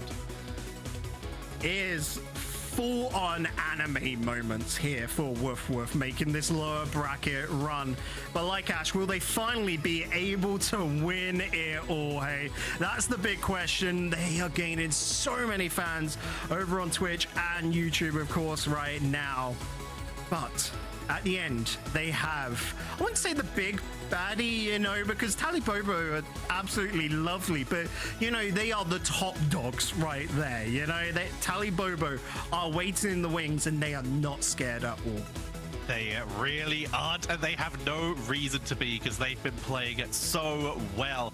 We're going to see Caligola with the Glaceon here. That nice little Unite cooldown reduction there on those items, and full cooldown reduction with the Shell Bell as well. Full heal, which we actually saw dropped really beautifully in game number 1. They really positioned themselves in a way that they have been able to just drop damage and play it safe, and sometimes playing safe is what you need to do. Another appearance of the Slick Spoon as well. A must-have new item in the mix. And also showing that Espeon couldn't do it all. You need to throw the Glaceon in for great, just consistent damage. But let's have a little look at that bracket once again to see how we're there. I guess we kind of spoil it already, saying Woof will be facing off against the Tali Bobo Believers, but Tetra, break down their run for us. Woof. What a line they have made their way through here, losing at round 1 in a 2-1 before making an incredible run through this bracket. They beat Feeling Cute. They beat the number 5 seed Time to Shine. They built the team that knocks them down, and then they built the previous year's World Championship finalists Nouns, but Tali Bobo Believers. They haven't had a easy route either, but the difference is they haven't dropped a map. Yep. And your route to the AOS Cups could start, well, tomorrow, to be honest, because the registration's open then. Head on over to battlefied.com/Pokemon Unite to get signed up for that. If you're on your lonesome right now or you're a duo looking for more players, whichever way it is, if you're looking for team, head on over towards the Discord and find like-minded individuals to team up with and, well, compete. But for us right now, Tetra, I think we need to head to a break. We need to go get that Tali Bobo Believers versus Woof match set up for everyone at home. In the meantime, let's have a little look at Brazil, why don't we? I would love to. We will see you back here in a moment. Doom Stacks and Spraggles will be bringing you the Grand Finals. Eu vou pegar todo mundo, de repente. Valeu, falou. Vai pegar exatamente quem? Quem é que você quer atingir? Ninguém, meu parceiro. Porque a miragem mística tá on the line. Por enquanto, a SKS Guardião já consegue colocar ele 6 pontinhos à frente. Madil. Ô, Madil, como é bom. Jesus perseguido. Será que o Gustavo vai garantir esse nocaute? Vai seguilando Jesus. O último tava da maldade. Chega o reforço. Pera aí que o Shifu veio chutando tudo. Exato, veio pé na porta ali. O Caduzeira tá nível 5. Não precisa mais da central. Eu não duvido de ver essa Dartrix pegando a central e deixar o Urshifu na rota. Ele tá de golpe fluido, né? Vem pra cima e olha o dano que ele dá, mas tá apanhando muito. Dando muito alto, agora os dois conseguiram um crítico pra cima, mas são 3 Pokémons agora pra equipe da Move Game que vão virando pra cima do baixão. Será que ele vai cair? Olha essa pancada do Rasmed impedindo a perseguição. Eram 4 porque tinha o Lolocas ali entrado dentro do Gustavo. Exato, né? Agora sim, né? Vai acalmando um pouquinho. Aqui teve rotação. Inclusive, me arrisco a dizer que foi a primeira vez que teve rotação ali, os dois Pokémon soltando pra mesma rota. Perfeito. E olha, falei, essa Dartrix vai pra rota central e o Urshifu vai pegar o espaço dela, vai ajudando aqui na rota inferior. O Mil tá segurando o topo sozinho. O Madil foi abandonado aqui, rapaz. Madil, por enquanto, vencendo... Não vou falar sacrifício, mas vou falar sacrifício já. Agora vem o reforço pra cima do Rasmed. Madil quer ir pra cima, não, já recua, deixa somente no Jesus, ele é pressionado, vai tomar a última martelada, ele foi controlado, mas não deu tempo de puni-lo. Já consome as duas Bears, a pontuação entra para SQS Guardiões, que alcança ali 20 Energia Els dentro do gol. Exato, agora são 22 pontos de vantagem para a Move Game por enquanto, apesar de ter essa rota aqui solitária, tem ali esse save lá rotacionando o mapa inteiro, né? Ele vai, tenta roubar, tenta desacelerar essa central do time da Guardiões e tá dando certo, tá? Ele tá ali diminuindo ali esse começo de jogo, falei. Tem um Snorlax de boia que pula pra cima do seu adversário, Exato. que mergulha. Que delícia não vai ser esse jogo. Lorde de alcance nível 7, vai tentar pegar ali os Pokémon selvagens. Snorlax vai pra cima, VNC tem sua movimentação reduzida, tenta acertar a linha de trás agora, movimento Knight, o Sol 5 utilizado pelo Lorde, controlando um pouquinho ali o Caduzeira. Um knockout acontece, Snorlax vai pro chão, tá tendo treta também na rota central. A qualquer momento pode rolar um dropate por aqui, o Mil consegue ficar vivo com pouquíssimo life, agora não tá. E olha a Conf, olha como joga o timing do jogador da Guardiões. Ele pula pra frente porque sabia que o alcance não ia dar. Ele pula pra frente com a sua Conf dar um ataque básico. O limite do limite, né? Muito limite do limite. E olha, não é todo jogador de Conf que faz isso, viu? Ele teve que ter ali muita sapiência pra conseguir fazer essa jogada. Sapiência, malha sombria colocada ali pelo Fezeira. Toma agora o martelo de madeira, pegando em 3 jogadores, o controle veio. Olha por trás o matchup VNC com problema, ele consegue bater em retirada, mas tudo isso chama a atenção pra tentar fazer esse regice, que vai ficar na mão de quem? O matchup já caiu, o Guardiões consegue o regice, a treta vai acontecendo. VNC joga o seu copinho na frente, Fezeira joga a madeira sombria, enquanto o Urshifu lá na parte de cima garante o objetivo pra Move Gaming. Exato, né? Aqui o Caduzeira, ele trabalha muito sozinho, ele trabalha muito separado. Ó, tá com 30 pontos. Se ele pontuar aqui, vai deixar com 3 pontinhos. Ele primeiro quer levar esses bundles, porque ele sabe que no momento que essa base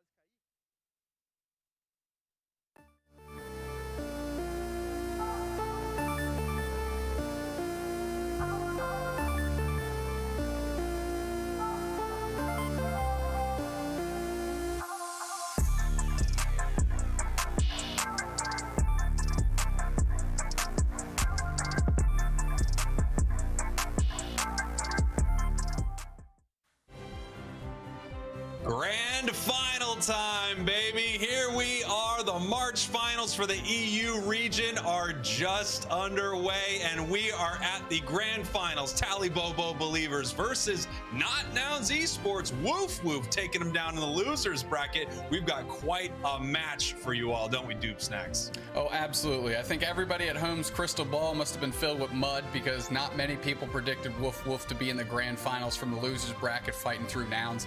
That's an understatement.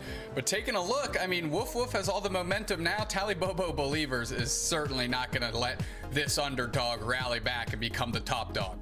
Tali Bobo Believers haven't dropped a single game in any of their series here in the top 8. They're not looking to do it right now, but I gotta tell you, if anyone can do it, we've already got a Giant Slayer and Woof. Why don't they just take down another one here and become the best in EU? Looking at Tali Bobo, I mean, they're just on fire. Zervis, Klaus, Yutao, Megu, Toon, Slim, the superstar team that's taken EU by storm this year of the UNITE Championship Series.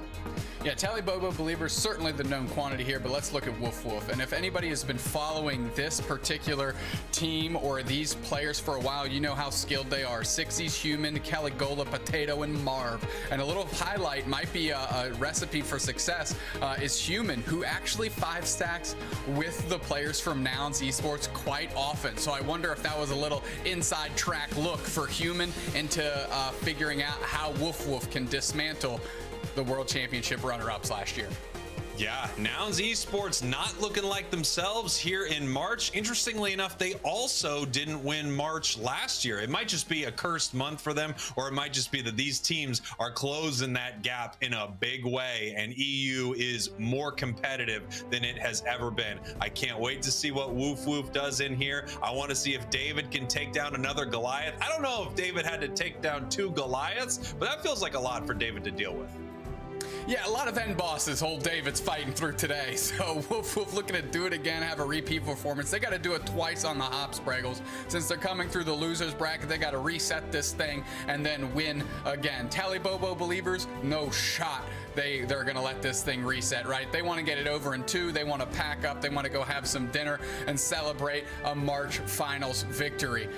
Now, we're taking a look. I mean, Woof Woof has a lot of great players. I'm thinking Sixies, Potato. They're both looking to make their impact felt here. And Tali Bobo believers, if they want to win 2 quick ones, they better figure out how to isolate and shut those players down. Yeah, they're going to need to figure something out because they just beat the final boss of the game, and it turns out there's something even worse ahead of them, and that's Tali Bobo. Let's take a look at our bracket right here. Again, Tali Bobo moving through the top of that winner's bracket. They are our #1 seed team, and they are for a reason, taking down every single team, not dropping a single game in a series, even to Nouns Esports. Nouns Esports having to move down to the losers finals. First, let's talk a little bit about Woof Woof, who gets knocked down pretty early by Tilted Deviant here in the top 8. They have to beat Time to Shine, Tilted Deviant, Nouns Esports, and now they got the giant in front of them. Tali Bobo believers. They got to take them down twice in a bracket reset, and then they will be able to win this whole thing. Can they do it? Will we make a Woof Woof believer out of you, or is it going to be Tali Bobo believers day in the sun? Boy, I love saying Tali Bobo believers, Dupe Stacks. No, I know. You've been peppering it in quite a bit. I think I'm getting a little overseasoned.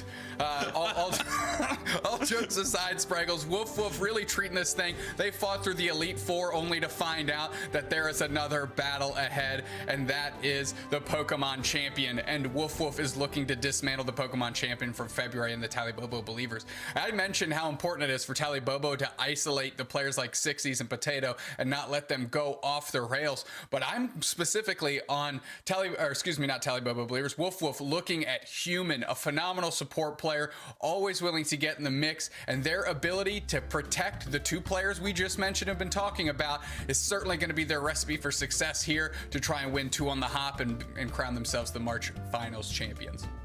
Woof Woof is an amazing team, no question. One of my favorite players to watch is Potato. I have been a fan of Potato for so long, since they were the Garchomp king of the world. I guess there are 2 Garchomp kings out there, one on Team YouTube and one on Woof Woof, but Potato is one of those players who took a Pokemon that never really got its time in the sun until just recently, and they were already amazing with it. I wonder if they're going to bring it out here against Tali Bobo believers. We are going to have to see. And not to throw some more sugar and spice at you, but I have to ask you, are you a Tali Bobo believers believer, or are you a Woof Woof believer? I believe in good competition, good spirited competition, Spraggles. But in all honesty, of course, we're all Tali Bobo believers. They dismantled the February finals, and they are an absolute burner right now. So, I mean, the onus is on Woof Woof to make us believers in them right now. They're certainly winning a lot of people over by taking out Nouns in the losers bracket. Almost in their own comfort wheelhouse is the losers bracket for Nouns Esports. It's really where they've built up some of their most heroic and amazing storylines for themselves. But Woof Woof said, I've had enough of that. Let's snuff that out. It's our time to shine. No pun intended to another team that's in the top 8 out of EU, but they're looking to get it done. Yeah, they're looking to make Tali Bobo believers Tilted X Deviant. No pun intended. Oof, I almost got there, didn't I? Here's the draft, Tube Snacks. The question is, what do you ban out against Tali Bobo believers? I really want to get that Espeon away from them, but their Hoopa has been devastating. It's going to be interesting to see these first bans from Tali Bobo and Woof Woof. Yeah, so Woof Woof would preferably like the Espeon for themselves, but since they're not getting the first pick, I think it's a pretty reasonable opportunity here to just take Espeon off the table completely. That's where my look is, and when you have the first pick, make the other team ban it out from under you. Urshifu from both teams, they're saying we don't want to deal with the Dark Bear, we don't want to deal with the Water Bear. Urshifu Rapid Strike is not making its way, nor is Single Strike, as they're looking for their first pick. The question is, do they grab the Espeon, do they grab the Hoopa, and they insta-lock that Espeon right there for you, Tal. Yep, I think that's the product. If you don't ban it, you ain't gonna get it if you're in the second slot, and that's exactly what happened with Woof Woof here. They're gonna lock in Mew and Slowbro, 2 high-octane picks, and Slowbro specifically is such a safe defender pick because they are phenomenal in the defender role and just tanking damage, but of course their Unite move can shut down anything across the map. Pokemon that we've seen just do so much work today. Trevenant coming on in here, the Woodhammer build, you know, it combos so insanely well with Espeon. If you can land a Woodhammer and then Espeon can get you with that Psybeam, they can actually take a stun and make it move through the entire enemy team if positioned right. This is going to be really tough for Woof Woof to deal with as they pick up that Comfey so that they can keep some of their Pokemon safe. Perhaps this Lucario will be a superstar with that flower around its neck. I love how they chose the Comfey there. It went pretty late. Toonslim locking in a Glaceon Icy Wind, going to be able to do tons of work here. And his Klaus going Buzzwole, please, yes.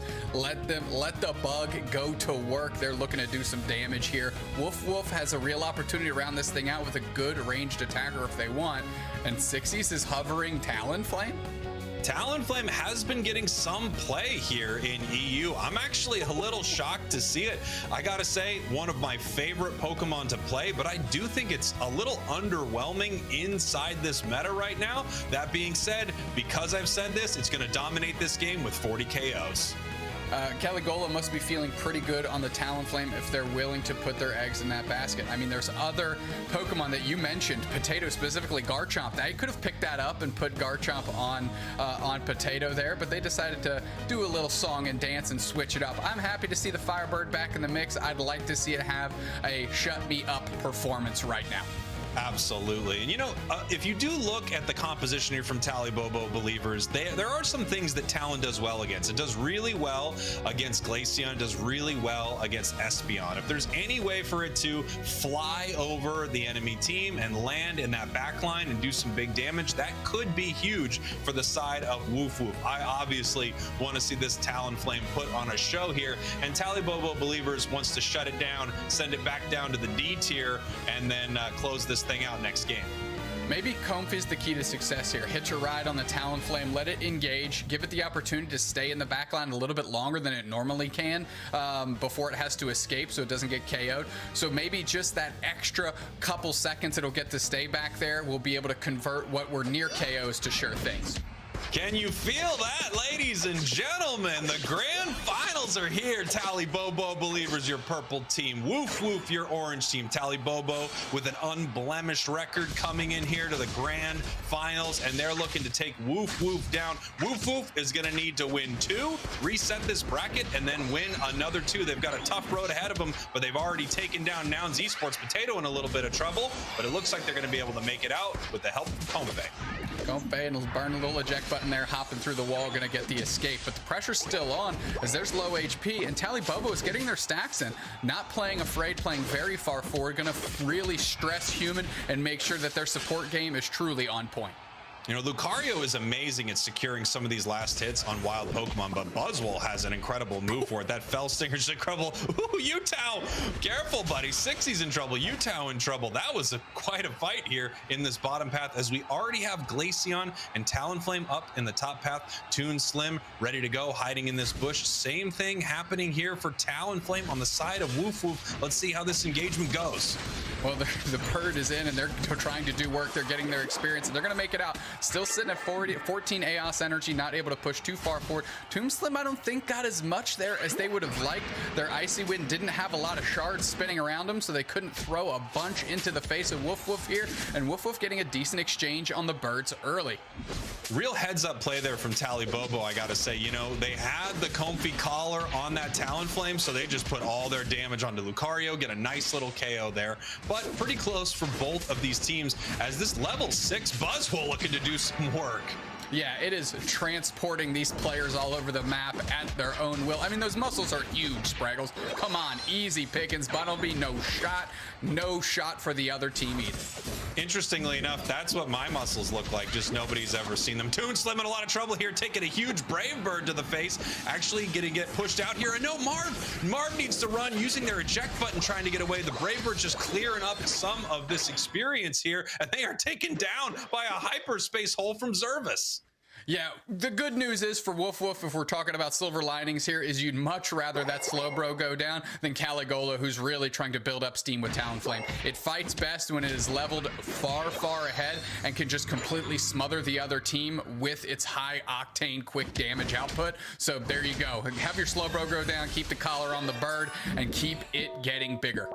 Wow, Tali Bobo's just been putting in some points here on the bottom path. Their goal already down to 7. 15 seconds now until the Reggies spawn. Trevenant just heading home, getting happy, getting healthy, and coming back with a big old hammer for a bonkin'.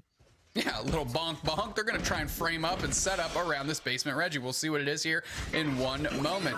Regirock, we're going to see if we're going to get an engage. Marv playing pretty far forward, trying to catch Megu. They do. Boosted auto comes through on the solar beam on Klaus, of course. Megu eating the boosted auto. The Regirock is pulled out, and it is looking to leash here. If Tali Bobo Believers doesn't collapse on it, and it is fully healed back up, we're going to have to square up. We're engage. Klaus pulls in Marv and wants them KO'd quickly. They're pushing forward. Espeon shot goes wide. Caligolo's looking for their opportunity to get in there and deal some damage. They engage Brave Bird and push far forward. Regirock's fall from the sky. They're trying to find their mark. Big Unite move. Drag some players from Tali Bobo's out of the mix. That Trevenant is burned down. Smokey the Bear is mad. The rest of the team is collapsing on Woof Glaceon, getting KO on Talonflame. They're pushing forward, and it's the Mew sealing it up. 60's looking flossy. Level 8 moving through, and Woof looking good in that first team exchange.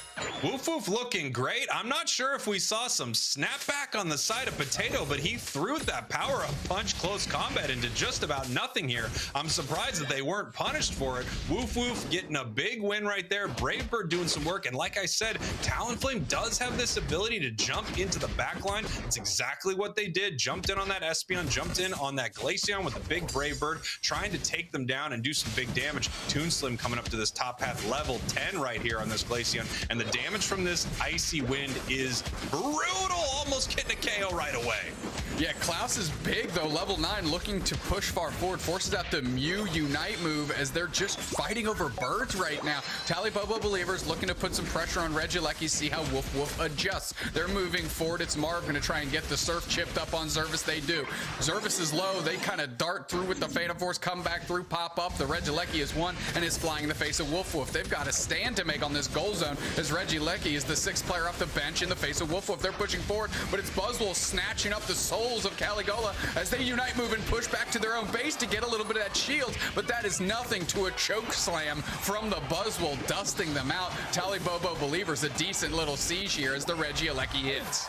That's right, good siege from Tali Bobo. Nice couple KOs on the side of Woof, but this goal is going down, and the points are, well, they're not super close. 178 to 0. The difference between those two numbers is impossible to calculate, Dupe Snacks, but that is a very great start for Tali Bobo. Yeah, I just crunched the numbers on my abacus here, and we're looking at a 178 spread, Spraggles. We'll keep working forward as the math keeps getting harder, no problems. Woof took a good team fight, and they're going to need another one here to get this basement Reggie. It's a Registeel, and we already see the Trevenant playing far forward. Megu's trying to look for their target. Marv is sussing things out as well as Zervis peels back and the Espeon's down. This is the opportunity, but the Hoopa Unbound comes out. They're going to pull the team through like the Avengers. Woof putting pressure on as they're leashing back. The Registeel's just sitting there saying, I thought you guys were trying to deal with me, guys, as the laser beams and fists are flying. Oh, that's a Trevenant Unite. Gets a whole bunch of them. Wolf's going to be able to push forward on that. Let's see what they can convert on. The Kofi Unite comes out, buying some shields. Espeon getting back on Lucario for a KO for themselves. Woof is now focusing on Registeel. They're going to see if they can take care of this thing before anybody can put pressure on. Trevenant engages, the no slam there, and Espeon takes it for Tali Bobo Believers despite Woof being all the way around it. Can't close the door on it as Buzzwole closes the door on the Slowbro. That's right. Lots of doors being closed around here, all by Tali Bobo. Woof is trying their best, but I'm telling you, this Espeon might need to be a ban for Woof here. They have to get this away from Utah because it secures every single objective. I really love the fight there from Woof. They had that Slowbro Unite move into a huge Brave Bird, taking down Toonslim, the Glaceon, on the side of Tali Bobo, but they couldn't make anything happen, and now the score is even more one-sided, 236 to 0, and I pulled my abacus out. That's 178 point difference. Oh wait, I'm doing the math.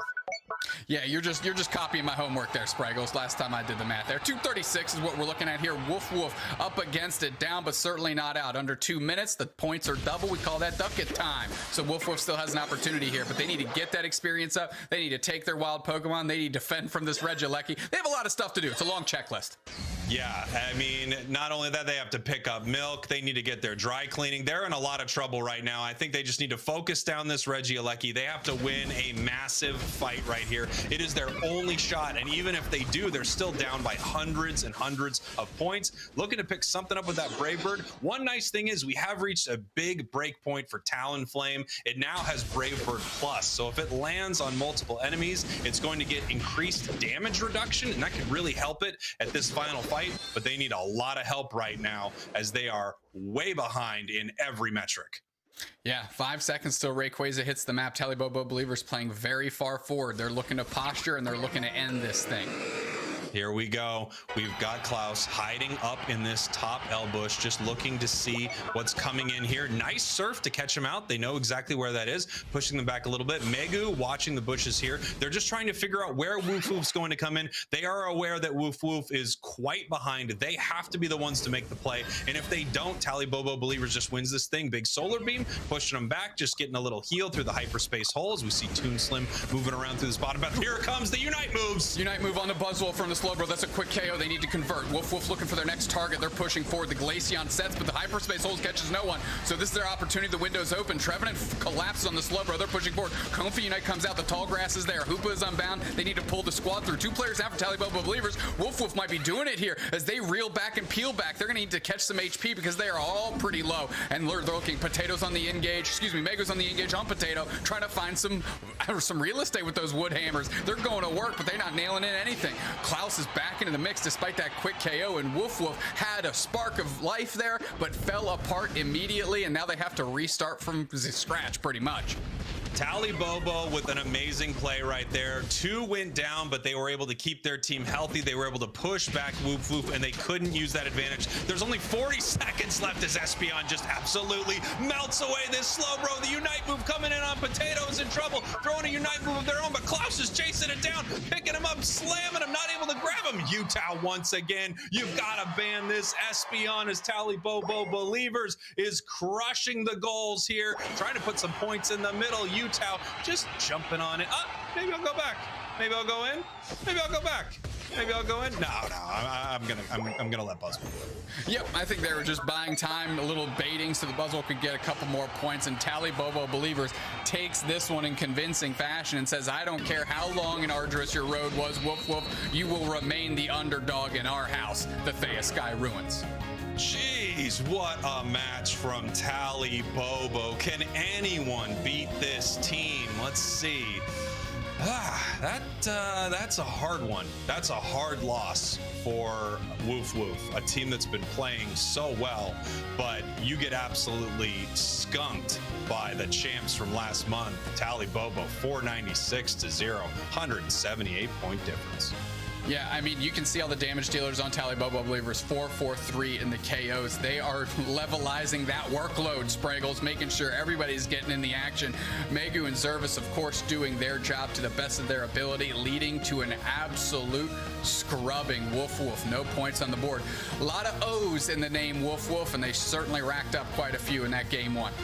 Yeah, geez. I mean, look at this right here. You had that early domination from Talibobo, and if we take a look at the damage here, you can actually see some great damage being traded back and forth between these two teams, but we were able to keep more players healthy using Hoopa than we were with this Comfey. I wonder if we're gonna, see a big change in strategy from Woof Woof. I gotta assume we are, because that did not look great. Yeah, tip the cap to 60s, right? Led every player on the map with 75k damage there. Of course, it wasn't converting to KOs, not in a meaningful way anyways. And at some point, it doesn't matter how much damage you put on the other team. If you aren't getting quality KOs at key moments, it doesn't matter. You aren't going to win the game. And that's pretty much what we saw there. Talibobo Believers absorbing tons of damage, catching perfect resets, and find themselves in an absolute mutant of a landslide victory here. And here we have that amazing catch by Zervis with the hyperspace hole. Goodbye, Slowbro, as the center is taken here by Talonflame. Talonflame pushing in, trying to make something happen back here. Big Unite move, picking up a KO down here at Reggie Rock. And this is Woof Woof actually coming in and getting a nice secure in the face of Talibobo. Yeah, this is the best Woof Woof looked, right? Getting a good secure on that basement Reggie. Unfortunately, wasn't able to leverage that too much, and Talibobo Believers making a statement statement here in the next objective. That first Regieleki hitting, and they get big time over dunk points as Woof Woof is just forced to watch the destruction of that goal zone. Yeah, and beautiful scoring here from Tali Bobo, up to 21-0. Another fight here at this bottom path secured there by Utah. You just can't. I don't know. If I'm on Woof Woof, I have to ban this Pokemon out. It's too devastating.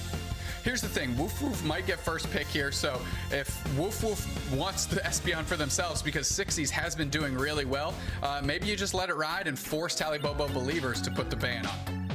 Buzzwole looking fantastic. Klaus here, our MVP, and they did play an amazing game there. That SmackDown superpower build, punching them up into the air, bringing them on down with these big slams. I mean, such incredible work here from Klaus. Buzzwole doing great in that top path too, out securing Lucario just about every time we saw him. Yeah, great pressure, great support from Klaus. Anytime they're into those engagements, they're really stitching up and setting up their Espeon, allowing Utah to really take over the game. They're moving very well with Zervis in that top path, of course, catching some quality resets early, and that's all she wrote. Klaus, player of the game, tons of points, tons of damage, 3 KOs, all valuable all the time.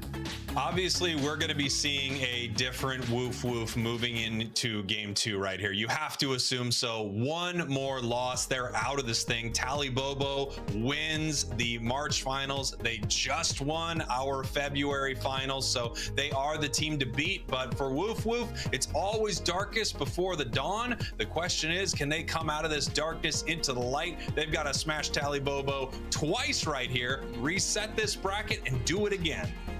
Well, if they're in the darkness, the torchlight wasn't brought by that Talonflame, I can tell you what. It was not delivering in the way that I think they anticipated it to, so that would be my first place to start. If they're getting the first pick here, which we expect they would, I would let Espeon ride and look to choose it first. Sixies has been doing very well in that Pokemon. It's clearly a comfort pick, and it has been a key to their success up to this point in the event so far. So that's just my kind of quick prognosis here for Game 2 as we get ready for it. I'm not a doctor, but my prognosis would be something along the lines of, if you ban out Hoopa, maybe on the side of Woof Woof, and then first pick that Espeon, you're taking away a lot of weapons on the side of Tali Bobo. I would love to see something like that. The question is anyone on Woof Woof really comfortable playing this Espeon? Have they practiced with it? If not, they may need to ban this Pokemon out. It's just so unbelievably devastating, and the secures are amazing. From downtown, from uptown, from another town, from another word using town, it can secure anywhere on the map. It absolutely can. While we're talking about towns, why don't we expand our view of the world a little bit and take a look how teams are going to qualify for Worlds and what the road to Worlds looks like. March finals, we're in that right now. AOS Cup in April, as well as the April finals, but that highlight there, the AOS Cup finals for EU will be played at EUIC in London in person. May finals, of course, but let's take a look at the regional finals. The regional finals for the NA region will happen in Columbus, Ohio at the NAIC, but of course, this whole trajectory leads to an in-person event of the top teams from around the planet at Yokohama, Japan to fight for the UNITE Championship Series World Championships. Come on, Spraggle's too easy. I mean, it would just be so amazing. We've got some interesting statistics coming in from our broadcast crew. They're letting me know that I am, in fact, Rookie of the Year, and even more interesting, perhaps, every time Comfy has been picked on broadcast, they have lost. And every time Espeon has been picked, they have won. So we talked about Comfy being this Pokemon to watch here, but maybe it's the Pokemon to watch if you want to see a team lose, perhaps. Yeah, it certainly seems like the stream onus is on, and that is a Pokemon you want to stay away from. I'm almost shocked at the point of which we have seen so little, like Blissey, for example, even Eldegoss getting some shine on screen. UCS Season 1, you couldn't fire up a game without having a Blissey, and it was so strong, and maybe it might be time to revisit that old strategy because Blissey is waiting in the wings ready to go. You know who else has not been seeing a lot of play, but is a massive force as a healer is Clefable. Clefable recently got some big buffs, and that Pokemon does extremely well. Team-wide healing, that's something else that we could see in here. But yeah, from a support perspective, it has not been Comfey's day. Let me tell you, in the solo queue, it is Comfey's day all day right now. But in tournament play, it is not winning games. Yeah, we mentioned before in the queues at home when you're firing up Pokemon Unite, a great win rate for Comfey of 54%. You know, and that's across the board, across all levels of players. So everybody's kind of getting it done with Comfey. However, at the top levels, Comfey is just not able to find its mark despite being smothered in every single matchup. Here we are, Woof Woof, Tali Bobo believers. They've crawled through the losers bracket, knocked out in the first round of our top 8, and they need to take down their second giant here, and they've just got such a long road ahead of them. Woof Woof looking for the first ban and first pick right here. Let's see if they do something to counter Tali Bobo believers. I really, really like, if I'm Woof Woof, let the Espeon slide so you can pick it first, and it looks like that's exactly what they did. Now, are they going to choose it? Because if they don't, we all know who's going to, and that's the believers. Yeah, the question is, would they rather have Mew moving over to Espeon? Yeah, I think they're well aware of what this Pokemon has been doing to them right now. And Clefable might actually be hopping into this game. We were just talking about that being a possibility, and back onto the Comfey. I don't know if they heard our stat, Doopsnats.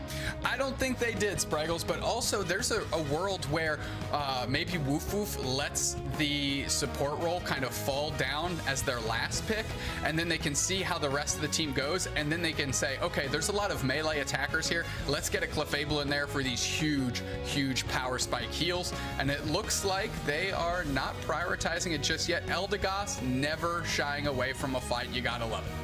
We got a lot of range on the side of Woof Woof right here. We'll see what Tali Bobo wants to bring into this match to sort of counter this.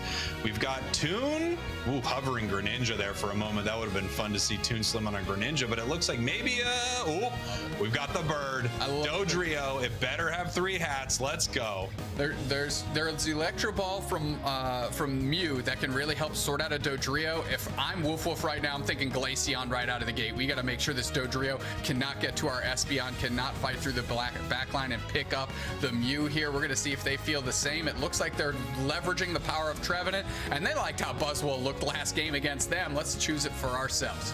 Yeah, they said this guy's actually pretty swole, this Buzzwole. We'd like to use it. No way. Sableye, the sneaky little gentleman coming out of the darkness. Woof Woof, I'm worried for you, buddy, because you're going to be dealing with the little gremlin here in possibly your final match.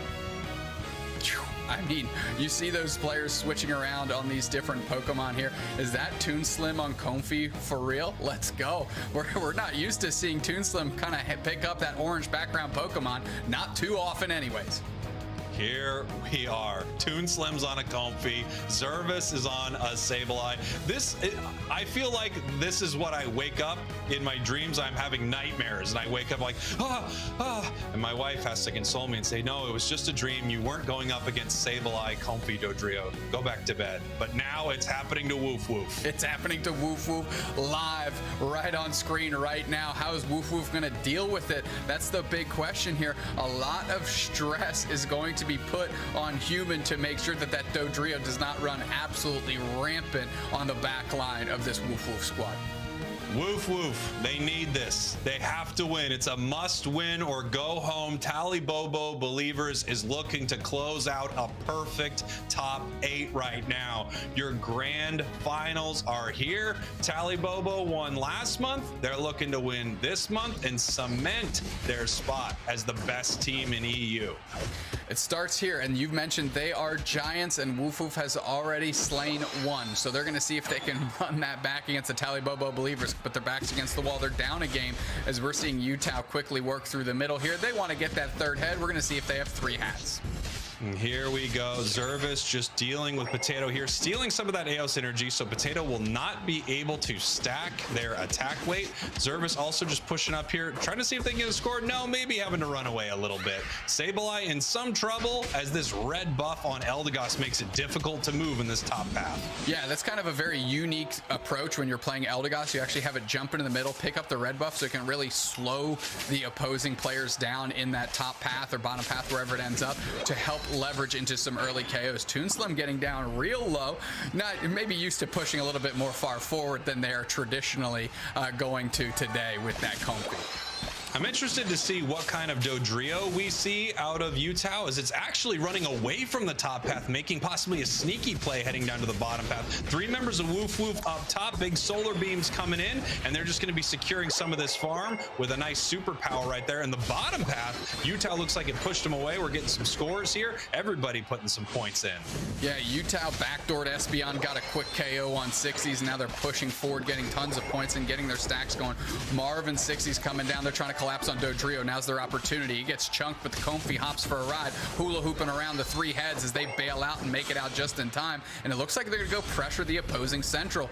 Zervis holding it down up top, but Sableye, always a menace, tries to jump on Human as Klaus is forced to retreat back to their side. And this is something that Dodrio is able to do, and it's really hard to punish them, especially the tri-attack Dodrios. It's kind of this very, hyper-focused assassin-style build that moves into the central area of Woof Woof. There's not a lot they can do to stop it, and they're actually just completely pushed away from these 8-minute birds, as Utah may be looking to pick up some KOs in the bottom path here. Yeah, they see that Woof Woof is overstaying their welcome on their side of the map. They're going to try to put the pressure on. Comfy ropes in just in time to try and go for the save. Utah just wants to make it to their own goal pad. Human pulling down for the support. We see that Comfy is there. The Dodrio already went down, and Megu's pulling up. Not Megu. The Slowbro's pulling up just a little too late to save that 3-headed bird. Nice Psyshock there, right into the face of Dodrio. If anything's going to stop that sprint gauge, it is a massive stun like that. That's something that you have to worry about as Dodrio. If you get hit with a huge stun, you lose a lot of your value as a Pokemon. Luckily, they are playing the Tri-Attack build, which usually pairs itself with Agility. Agility is going to give you a free, essentially a heal from all of these stuns and slows from the enemy team. We'll see if they're able to use it well in this fight here. There's the Agility, getting a little speed as they're running down to this bottom path because we have our Reggie spawn. Yeah, Zervis and Klaus just kind of hanging out upstairs while Woof Woof cleanly takes the Regice here. Zervis going to do a little dance, get some HP back up as Woof Woof is looking to push, and they're bubbling out ToonSlim pretty well as they're reining in points. Can they get a big overdunk? They might just let that stand and not allow Tali Bobo Believers to get that extra experience that comes with the wild Pokemon once that goal zone is broken. That's right. The strategy here is if you have a Pokemon that's great at getting all of these last hits in the bottom path, like Espeon, you might want to keep both of these goals up because that's just a ton of experience for you to take from these wild Pokemon here. Nice scores happening in the top path. Tali Bobo Believers up on score, even though they did not have a great fight at that bottom Reggie. And here we go. Regieleki just being ripped down by Tali Bobo. No Woof Woof in sight. Much more value for the Believers here to take this Regieleki since they've gotten rid of that tier 1 goal zone, and now it's flying in the face of Woof Woof. They're going to have to catch it, deal with it. Looks like the Buzzwoles on that roll as the Comfy Unite comes out. Tali Bobo Believers trying to hold down this goal pad. They don't want it to break either, so it looks like they're on the same page on something. As though the birds are eviscerated, the Sableye coming through. They're trying to put the pressure on. Zervis decides to bail as Megu puts the pressure forward. They're carrying the Comfy. They have the opportunity to do some work and take a lot of damage. And here we go. We actually see maybe sneaking for a little bit of a KO right here as Klaus continues to take the central area from Woof Woof, just trying to starve them of experience. Here comes that massive Tri-Attack boosted, but they miss it. Zervis actually going down here. Mew is alive and well, but they chase it down as well. Dodrio picks it up after it reveals itself through its Unite move and scores in the top path. Great play and great adjustment by Utah there, and you kind of burned a Unite move 1-for-1, so you have to feel good about that exchange as they were able to get a KO on a key player. That's the Mew. They're still pushing forward. We're fighting in the central, but now it's 60s getting fed, getting a KO on the Slowbro. They're peeling down, and Marv is full HP and looking to put the pressure on. Here comes Utah with a little triple shot action in the mix as Klaus is like, yeah, I'll just do the objective. No big deal. Y'all scrap it out. Sableye getting credit for one, and that's a big one. That's the Espeon going down. Damage is low. The Eldegoss bites the dust too That's a couple resets right through for Klaus as they're working on the Registeel and catching bodies on the side. They're pushing far forward. Potato's looking for the engage, but they kind of duff it, and now the Sableye gets to engage on them, and Klaus collapses as well, gets the KO. Now the Trevenant is getting fed. They're getting splintered like firewood, and now Tali Bobo Believers rinsed a couple players, and they're going to get this Registeel for free. Easy Registeel for Tali Bobo as they wipe the map, knocking down that big Sequoia, and really no one else from Woof Woof was there. Once again, Woof Woof nowhere to be found. Where are the dogs? They're heading to the top path possibly, as it looks like once again Tali Bobo is in their central area trying to take some experience off them. Look at this sneaky score. The Gremlin, the little gentleman with the collar on. He's ready for dinner, Noob Snacks. 35 points in this bottom path. Every time I see a player with the Sableye icon above their head, I just hear like the Jaws music playing, because you have no idea when you're going to get hit or how you're going to get hit. Klaus getting engaged on big time. Espeon Unite and Trevenant Unite all over the goal zone. They're pushing forward. They're making a push for themselves. Woof Woof wants this there, and they're going for it. Comfy on the backside. Points going in, though. Trevenant finds the Wood Hammer, trying to chip up the Comfy and pushing back Zervis. But here comes Megu. They're going to try and hold it down. They get suplex stunned down. Wood Hammer's flying out. They're chipping in more damage, but the disdain is ridiculous. Only Eldegoss going down for Woof Woof, and I think this push is over. Marv, you might want to back out because the rest of your team's falling like dominoes. Marv is not long for this one. The three-headed bird gets a KO for each one. Once again, we're clear in the forest out here. The Trevenant goes down, and we saw Dodrio just run past the entire team, pick up those squishier Pokemon on the backside of Woof Woof right there. Tali Bobo Believers looking great here. Level 13 for their Dodrio. That is a big, big bird that they're going to have to deal with, and this is not Sesame Street, Dupe Snacks. No, it is looking good. It is looking a little squishy, but it's ready for action as it pushes forward and quickly gets another KO. Potato's in the cut there, but they're going to get cut down too easy as Klaus and Utah are working in unison, and Comfy's just hitching a ride saying, who needs some support? I got you. And now they're all over this Regieleki. It's going to be able to go to that second tier goal zone, put some unique pressure on Woof Woof, and Tali Bobo Believers can get back to their side and pretty much do whatever they want. And here we go. We've got a bottom Reggie spawning right now. 20 seconds until Rayquaza hits the map. We've got ourselves a Reggie Rock. Tali Bobo ready to secure this here and ready to break the Comfy curse and see if they can be the first team to win on broadcast with this new support Pokemon. The question is, was it Comfy? Or was it the little gremlin Sableye? Well, we're going to see. Rayquaza's here. Marvis playing far forward. Tali Bobo Believers trying to suss them out. Zervis is looking for the peel here, and just that icon popping up over Marv's head forces them to retreat. Megu throwing some skulls, but we're waiting for some action here as Sableye is scoring on the backside. Is the engage happening? Potato goes in on Megu. They chip him up. They slam him down. Is the rest of Woof Woof going to be able to collapse? Megu is trying to retreat, but here comes Comfy for the support. Boosted all the way back up. That's a big Slowbro Unite right in the middle. Trevenant comes out as well, and they're pushing forward. Comfy Unite is smothering the rest of the team. They're fighting in the tall grass. They're pulling back as Potato is reeling. Nobody's down yet. This fight is going on. As soon as I say that, the Mew gets gobbled up by the three-headed bird. They're pushing far forward. Is this the beginning of the end? Eldegoss falls next, and who's next on the chopping block but the Espeon? KO streak of 3 for Dodrio. They keep pushing. They want another. No, it's Klaus that cuts them off. Oh, they're going to rinse the whole team. They're pushing forward on Marv. Can they get it in time? You're talking about giants. Fee, fi, fo, fum. Woof, woof. You are done. Tali Bobo Believers just want the fresh ducats the hard way. They're going for it. 380 to 149 with less than a minute. That's a quadra KO for Utah. Tali Bobo wiping them off the map.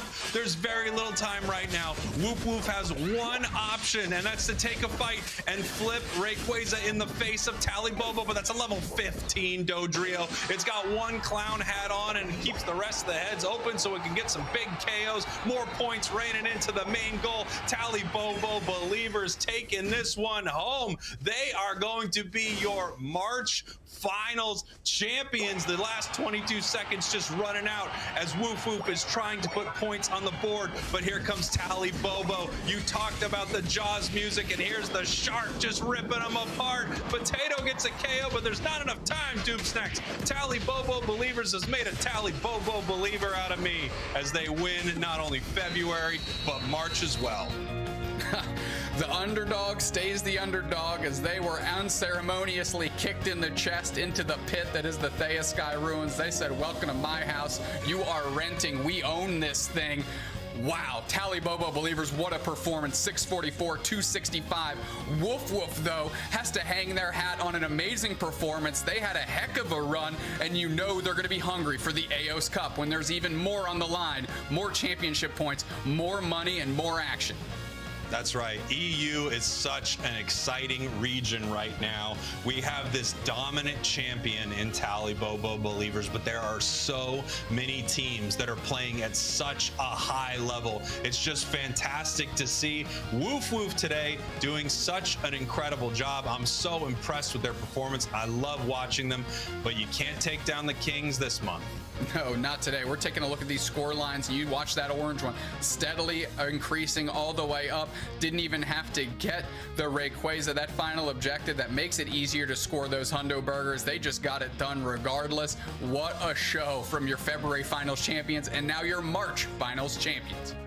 You know, one thing that really worked out well for Woof Woof was this Espeon. They were doing such amazing work in that bottom path, but we seem to have a huge counter from Tali Bobo, and that was Dodrio. Dodrio just likes to gobble up those EVs for breakfast, lunch, and dinner, and that's what they did here in the grand finals. Listen, Utah got credit for all the KOs, but did you see the damage dealt by that Slowbro? 74K? Come on. What a way to throw down an exclamation point on the March finals by your support playing going absolutely off the rails, playing out of their gourd, racking up a ton of damage, and always there to catch the bodies for the squad. Good play by Megan. Absolutely. I mean, you had Scald on that Slowbro, and it just turns it into a damage dealer tank that can never be KO'd. They tried to take it down. There was a big moment where Woof Woof got just this close to getting that Slowbro knocked out in that final fight, but they could not do it. We're going to take a look at some of the big moments from our grand finals final game right here. Tali Bobo getting ready for a fight down here at Reggie Steel, picking up a KO on Human as they're going to try to take this down. And here we have actually Woof Woof pushing a little forward right here. Potato getting caught by some hot water and getting pushed out of this fight as Tali Bobo jumps in for a massive KO. Yeah, this just shows how strong their communication is. You actually see Klaus working on Registeel that whole time. They isolate and they say, all right, Klaus, we need you to engage now. They just peel off Registeel immediately, go for the big time engage, get some huge KOs. Now this is Woof Woof going for their first kind of big push on an inner goal zone. They do get some points in, 27 points, but they are bubbled out and unceremoniously dispatched as they are pushed forward, and a nice little KO streak of 3 for Utah. Yeah, Utah on this Dodrio, it's really got a lot of weapons to deal with some of these squishier Pokemon on the side of Woof Woof. Not only can it heal itself, but it also had that ability to jump in with these massive tri-attacks and boosted, picking up some huge KOs right here. And here's that final fight. They're trying to take down Megu right here. They put a lot of damage onto them. Buzzwole grabs them, and it looks like the fight could be happening here, but Tali Bobo just starts cleaning it up. I think Utah wanted that Penta KO, not able to pick it up though. Lucario just getting a little, I don't know, selfish there, I would say. That's a selfish play. Well, call it whatever you will, but that is a full team wipe out of Tali Bobo believers onto Woof Woof and Utah. We've highlighted them before. We'll highlight them again. 190 points, 65k damage, 13-1-3. Lucky 13 KOs, tri-attack agility, making that look very good today. Yeah, unbelievable plays from a team that you have to believe. Utah doing such incredible work. And, you know, this is the kind of build that you see on Dodrio that can counter a lot of what's going on in this game's meta right now. While Drill Peck is such an exciting Dodrio build as well, when you have Tri-Attack and Agility, you've got a lot of free opportunities to get away from all of these stuns and knockups that the enemy team might throw at you here. And then also, we just saw how unbelievably valuable it was to have a Pokemon constantly harassing that central area on the side of Woof Woof. Utah really making Dodrio look amazing here, even though he did technically have the wrong amount of hats. The correct number for those at home is 3 hats, is it not, Spraggle?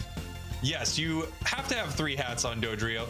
Dodrio has a Hollowware, Dupe Snacks, that has 3 different hats, okay? I don't think you're understanding how insane this is. The hats are all different, and there are 3 of them. 1 for each head. I don't even want to talk about its bow ties, but there are 3. But there are 3. 3s across the board for hats and bow ties. Let's talk about this Tali Bobo Believer squad. Obviously, looking good.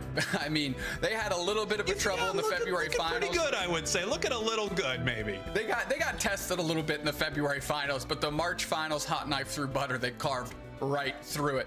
So, listen, why have me spin a yarn about the Tali Bobo believers when we can get an interview instead? Let's bring it on in to Zervis, the amazing support player for the Tali Bobo believers.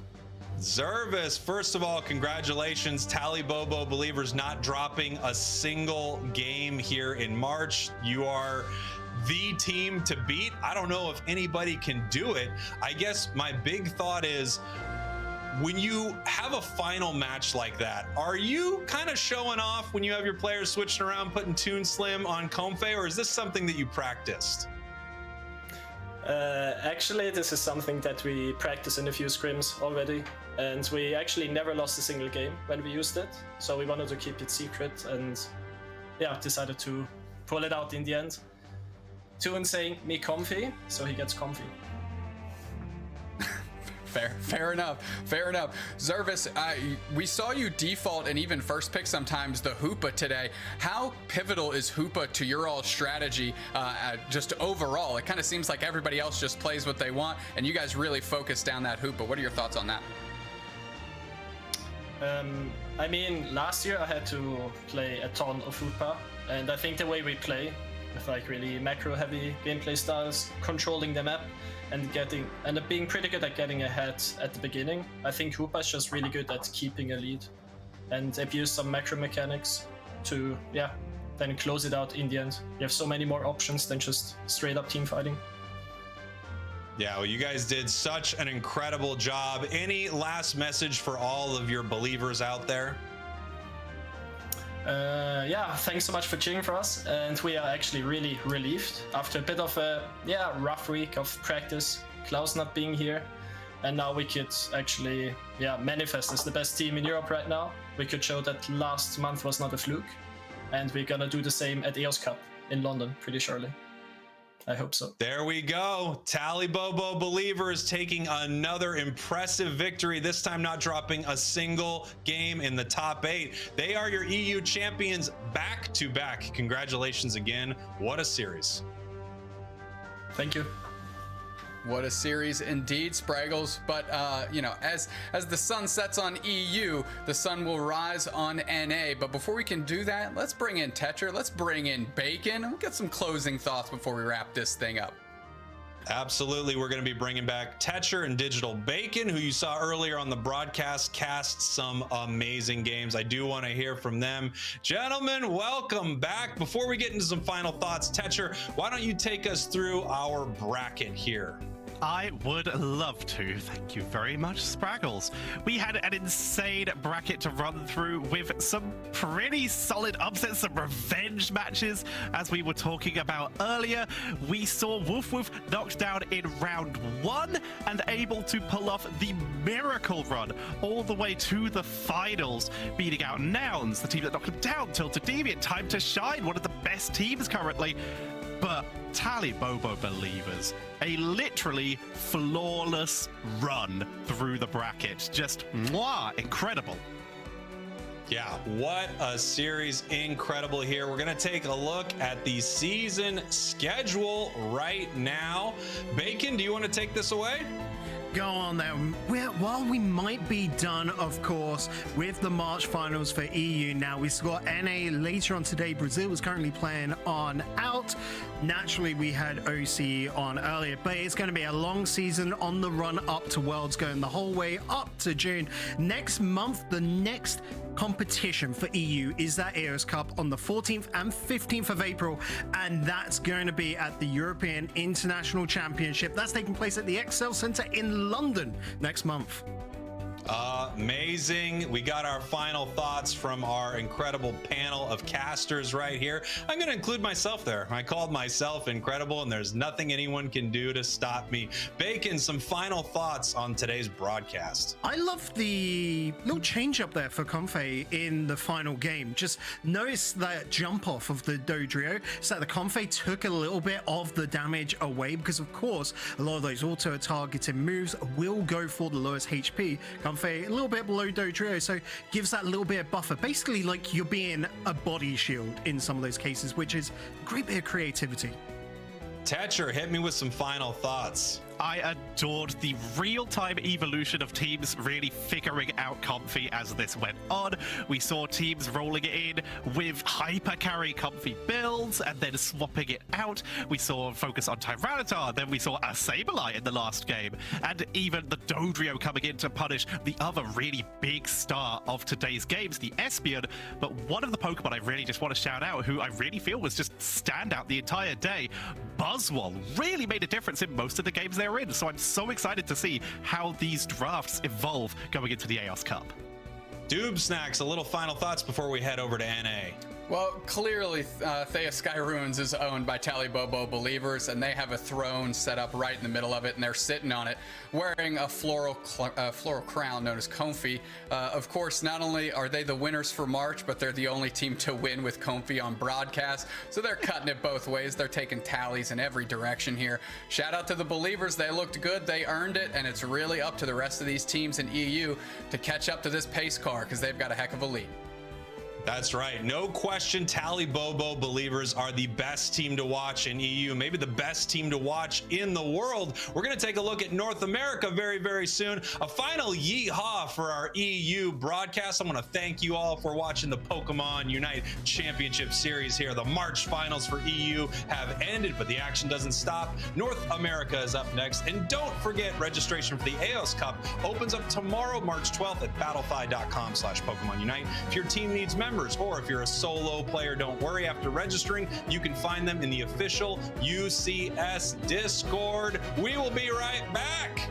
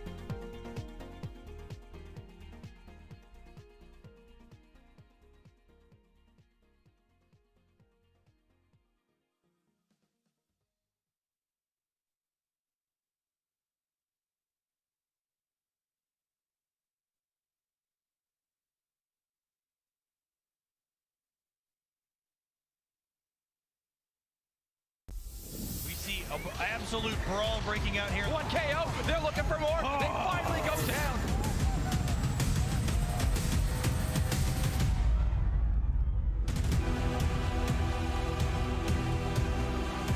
They got it! They got it! Now this getting worked on by T2, and they clutch it out. They have the ability to score. Oh, big push! Now here comes the heroic move. No! Couldn't stop it. They couldn't stop it. They eke it out in the final moment. The best of the best.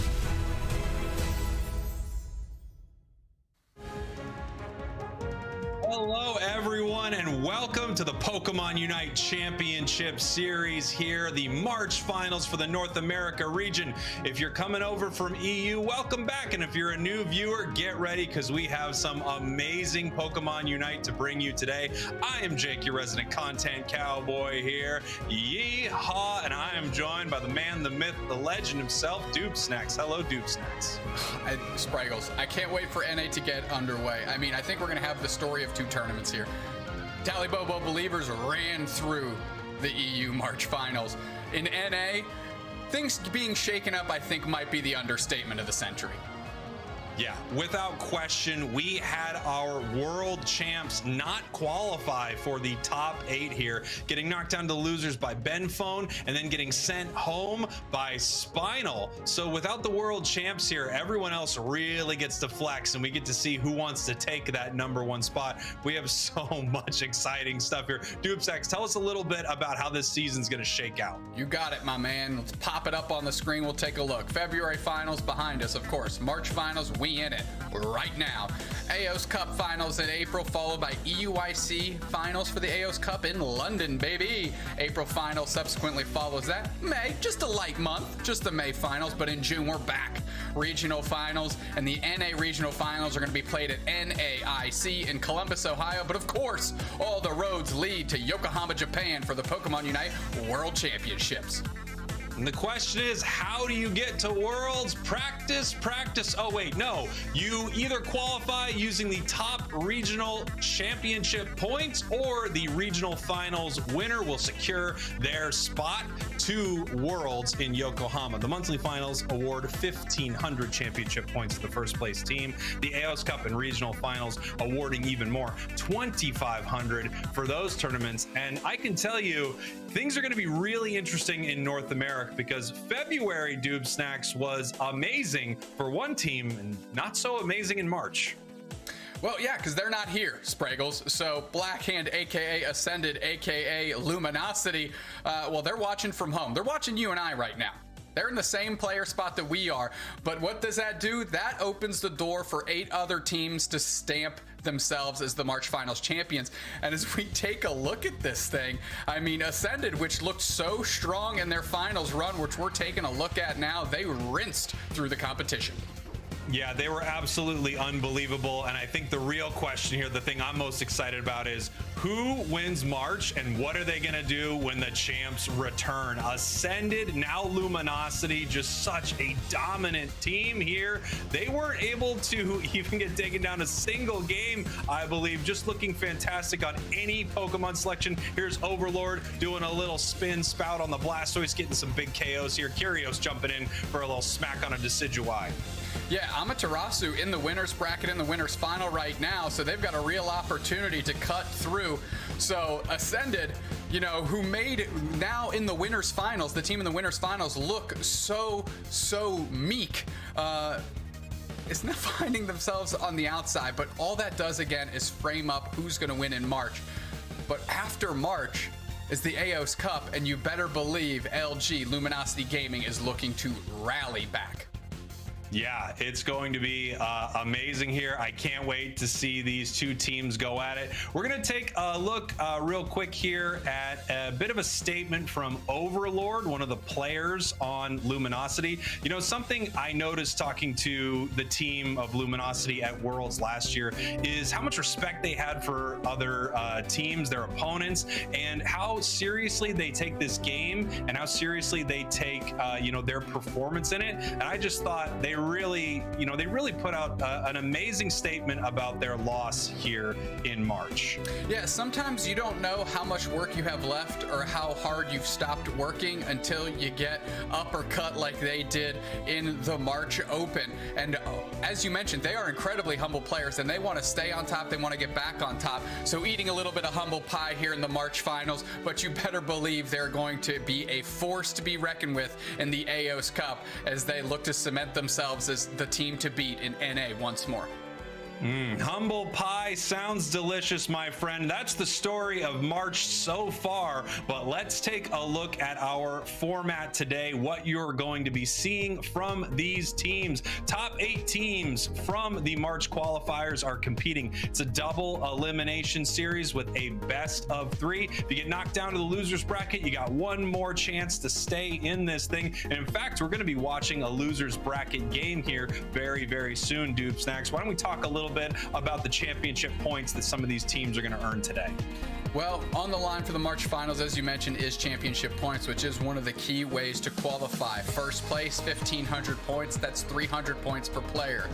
And on down as you do the math. My abacus, I can't move my hands fast enough to work that math out, but you know how it works. That's the clump of points you get for your team. You divide it by 5. That's how much each player is getting. Too easy. But as championship points are accrued, Spraggles, you also get a leaderboard that starts shaking itself out. Why don't you run us through that one? Let's take a look at it, and this leaderboard's really going to get shaken up at the end of this month right here. Luminosity is on top with 1,500 championship points, but once again, they did not qualify here for the March finals. Amaterasu, however, the team who came in second last month, is in our winners bracket looking fantastic. TTV is here. Ignorance did not make it, but Unknown did, as well as GT. So let's take a look at our bracket right here. Dupe Snacks, if you want to take it away. Absolutely will. Let's pull that thing up. Let's see where we've gone so far in the March finals. Look at this. Amaterasu 2-0, find themselves in the winners finals. I want to highlight a couple things. Benphone, one of the teams that beat the world champs, they are out in 2. Bang, bang. So is Spinal out in 2. Bang, bang. And as we look down the line, Unknown rallying back, looking to close the gap on the championship points this month as the world championships find themselves on the outside looking in. Lastly, TTV getting knocked down by Unknown, who was on one. So TTV are fighting from underneath to try and rally back. But we're going to be kicking this thing off with who else but GT and Team YT. That's right, and whoever wins that is going to be going up against TTV. That match is going to be casted by our newest pair of amazing casters joining the UNITE Championship Series. Let's bring them in here, Kellosaurus and Kanashi. I'm so happy to have you both on broadcast. Kello, tell me a little bit about what you're excited for here in the NA bracket. Look, I do not know what to expect, especially coming from the EU region. The picks that they had were quite surprising at times, and I have an instinct that we will probably see some interesting picks moving forward for the NA March finals. Kanashi, the most dapper caster in Pokemon UNITE, how are you and what are you excited about? Take that, Dupe Snacks. I'm excited for this whole NA scene. You can expect some high-level gameplay, and with the Kings not being here in Luminosity, anybody can go ahead and take the crown. Absolutely. We're going to see Kello and Kanashi very, very soon for their matchup where TTV is going to go up one against one of these two teams, and that is going to be either Team YT or Team GT. Team YouTube on the broadcast. Here we go.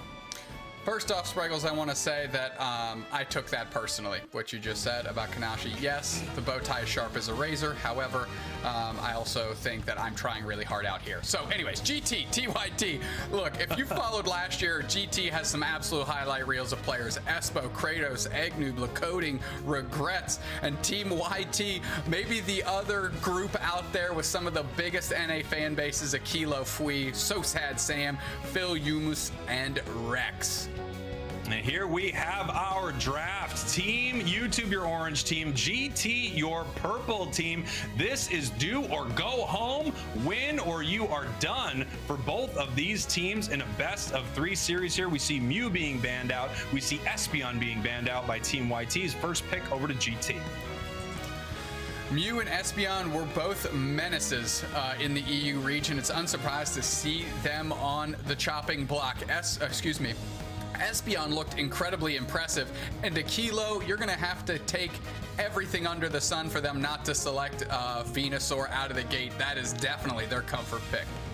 They love this Pokemon. We haven't seen a ton of it in the Championship Series, but Venusaur becomes an absolute monster if they can keep it healthy. We've got the Comfey Collar that's going to be thrown onto that Dodrio, and we saw how effective that was in the EU Finals. We'll see if GT can replicate that here as Team YouTube is selecting their next 2 Pokemon. The question is, how do they round this out? What supporter are they bringing in? Ooh, and they've got the Urshifu. Hey, it's not banned out. We're bringing in one of the most powerful Pokemon in the game. Listen, there's tons of good options. Fui's going to be picking up the Urshifu for sure. Rex on the Eldegoss is something different. So GT really has up against it. Eggnoob taking the tree. Eggnoob, a phenomenal support and defender player here. Esposito as well might be remaining on the Comfey. I like both of these lineups, but look at the Cramorant. You've got to be happy about that, especially if they're in the Cowboy Hollowware.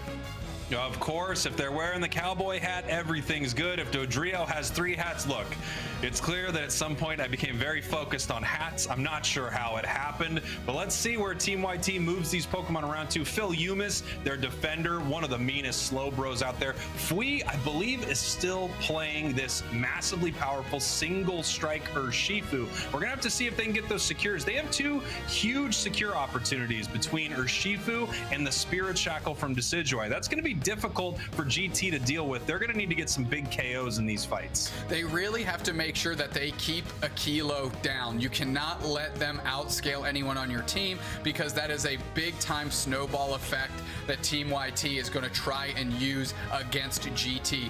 Now, the big player I'm looking on GT to handle that is Eggnoob on the Trevenant, to sort that out and make sure that they don't get too out of control, and if they do, so they can't make it to the back line. Yeah, I think both of our tanks here, both of our defender players are going to be huge for this match for GT versus YouTube. You've got GT, a top competitive team, versus Team YouTube, not only a top competitive team, but also a reality show when they are streaming. I cannot wait to see these 2 teams go at it right here. Game number 1 is underway. GT, your purple team. YouTube, your orange team. Listen, losers round 2. Both of these teams looking to press on into this tournament a little bit, but they've got to go through each other. Team YouTube, you mentioned it, kind of a cartoonish reality show when they're streaming their events, but they are passionate, and the energy that they put in reflects in the game and how they play. And we see the Gossifleur picking up that red buff, and they're looking to do damage and slow them down as they force out the slow smoke already. They're pushing forward. Can they get a KO? No, it's Fui that gets low, and they're forced to peel back. And here we go. Sam coming up to the top path here. They're Decidueye looking to see if they can secure some of this. Not able to do it. That goes over to the Dodrio as they're just going to try to get their experience right here. They need level 5 on a few of their Pokemon. Well, Dodrio's getting very, very close to its level 5. And look, they left these 2 Bunnelbees in the back here, not able to get their 5 still. Maybe a little of that went over to the Gardevoir on regrets.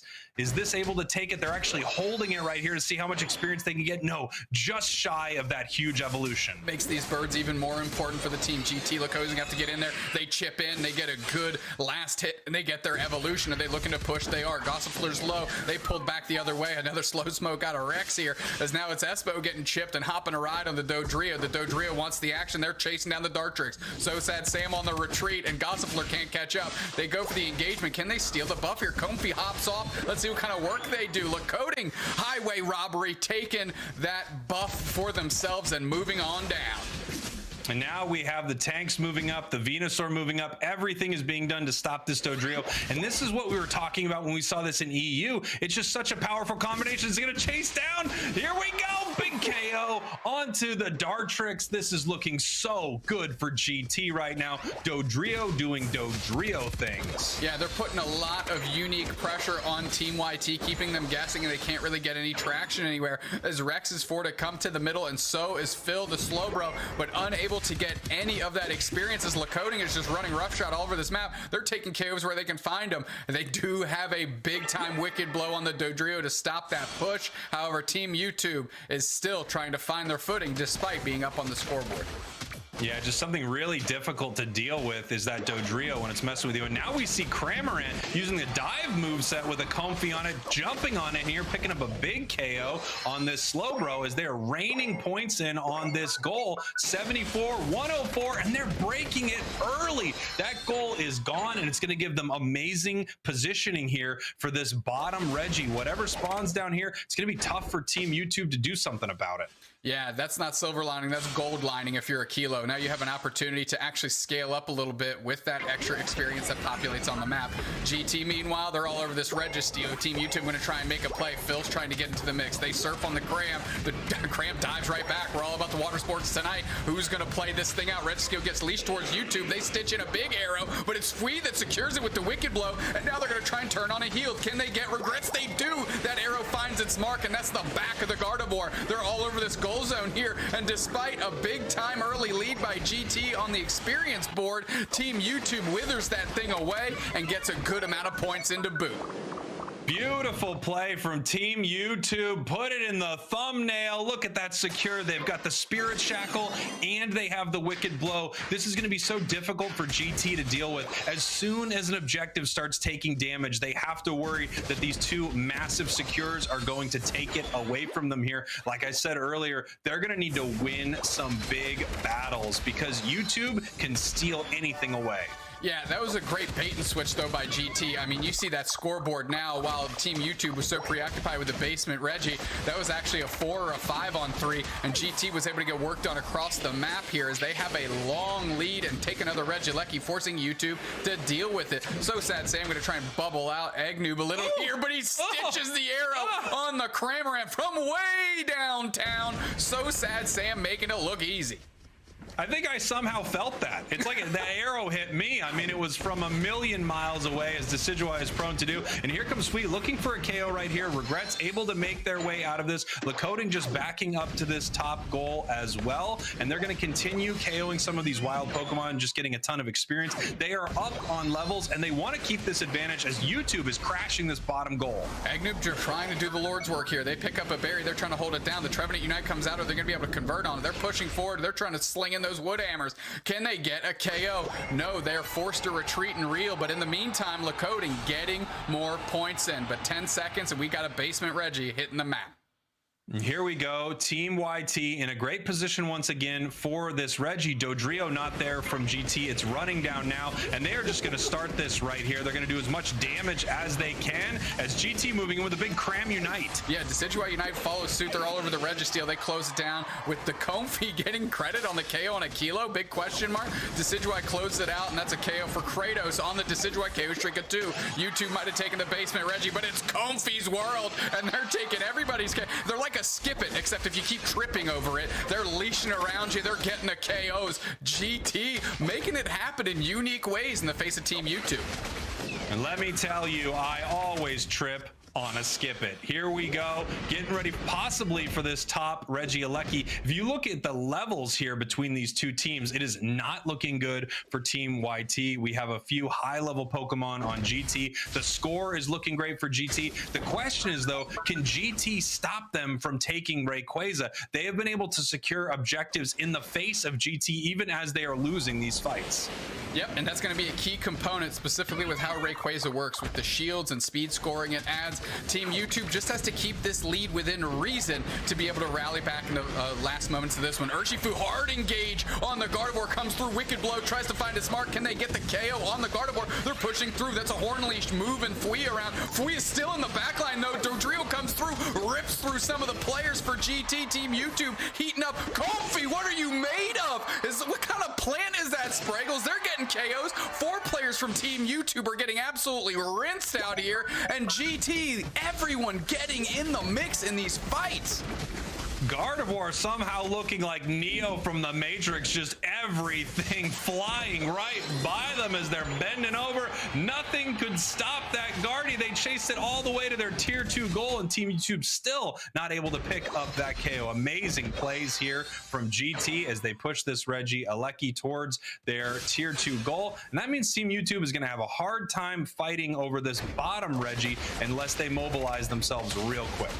I've loved this combination of this Cramorant with the Comfy in its pocket. They're doing tons of damage. The Comfy hopping off just in time to get some KOs for itself, as Fui is just trying to get their levels, but they're getting outscaled. Lakota going to tick over to 14 here in short order for Rayquaza.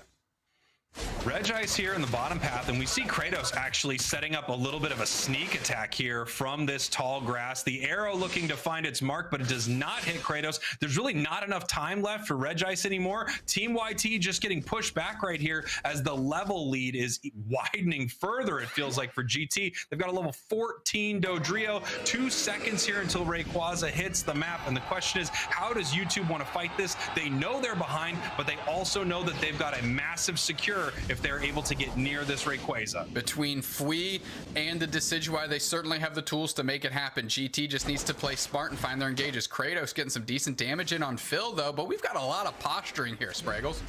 Yeah, everyone's just looking to see if they can find exactly where the enemies are. Big Spirit Shackle finds its mark, and Venusaur is chasing. Here comes the Dodrio Unite. Dodrio Unite to escape, but that leashes them around, but the fight is on. YouTube's trying to find their mark here as they kind of went scrambling for the Dodrio, but now find themselves in the middle of GT, kind of a pincer maneuver here. Dodrio able to reset. Kratos just scampering around to get some tall grass, and Regrets is chucking in huge amounts of damage with no fear from where they're at. This is a lot of bubbling, great spacing by GT, not looking to go into a huge engagement here as we're going up top and rest of Team YouTube's peeling down. Akilo might get a cheeky score in.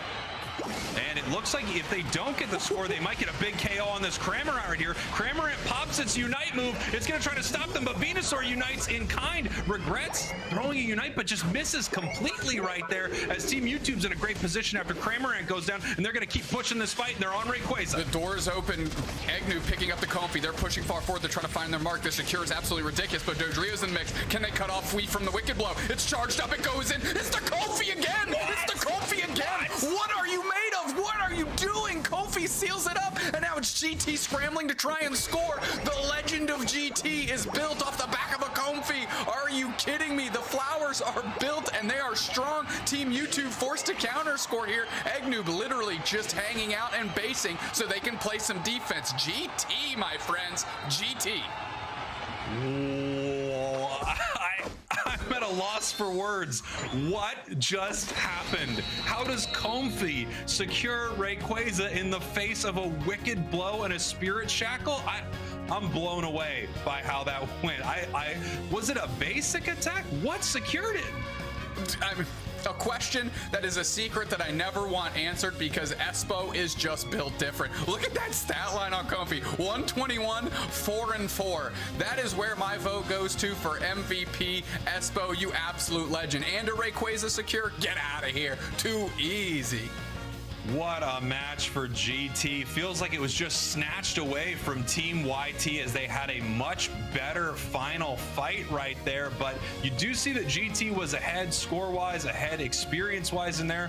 Team YouTube with an amazing catch, but they were not able to secure that final hit. It felt like it just slipped through their fingers. I mean, that Dodrio Unite to just get out of danger, be able to reset, get back in the mix was really a thorn in Team YT's side. Let's take a look at these numbers. That is the heaviest 18K damage I've ever seen in my life, Spraggles. It seriously is a lot. Really impressive. And if you look across the board, you see that these teams were not outputting a ton of damage. And really what that means is there was just not a lot of big team battles happening here. GT was controlling the map, controlling the flow and the pace of what was happening there. And Team YouTube was just trying to play catch up for most of that game. They really were, and you have to give credit to the intelligence and how GT was approaching the engagements. Yes, you said there wasn't a lot of team fighting, but when there was, it was very cool and calculated, which we'll see here as we're watching through. And of course, they let Lakota absolutely take over this game from the 8-minute mark on. Yeah, who let Dodrio cook will be the question here. Another one, Regrets, getting taken down by a big Spirit Shackle right there, but Regrets doing absolute work on the side of GT, pushing YouTube back, making huge scores here into their bottom path goal, while members of Team YT are fighting Regieleki in the top path. I was really impressed by the Kratos Espo combo. That's the Comfy and Cramorant and the work they were able to put in. And also worth mentioning the amazing spacing that Eggnoob was able to create with that Woodhammer. And this is where you were talking about Neo from the Matrix. Agent Smith just couldn't get them down. And look how far he is in the backline. The Gardevoir stays standing. Yeah, incredible plays there from GT. I mean, they just protected that Gardevoir so well. You thought it was going to go down so many times. This was great from Team YouTube. 2 members of GT down. They're attacking Rayquaza. They're in perfect position to get it. And here we go. We got the Comfy secure with a basic attack. Are you out of your mind? Go to jail. You need to go to jail right now. Buy a lottery ticket. Come on. Holy. That is ridiculous. GT getting it done. Lakoding getting the tip of the cap on the stat line. I mean, 4 KOs, tons of points, 46k damage. God, I am at a loss for words, Spraggles. I don't think I'll be able to ever recover.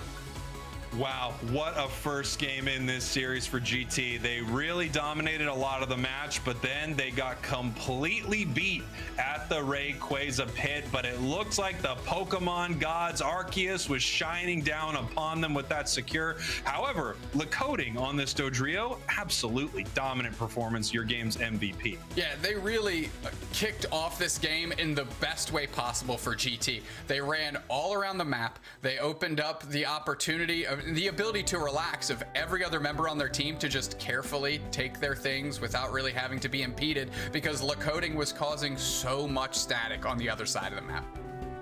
Speaking of the Comfy curse from earlier, where EU didn't see a single Comfy win until the grand finals, the new Comfy curse might be, if it's on the enemy team, it's going to secure Rayquaza, because what on earth was that? GT must be feeling pretty good after that moment, but also a little worried. I mean, let's face it, they were in a position to lose that game. It's just by some miracle they pull out a victory in those last moments. Why do you have to select Pokemon with objective secure when the best Pokemon with objective secure also has a basic attack? So look out, Comfy. It's Comfy's world. We're all living in it, and it certainly was in that game.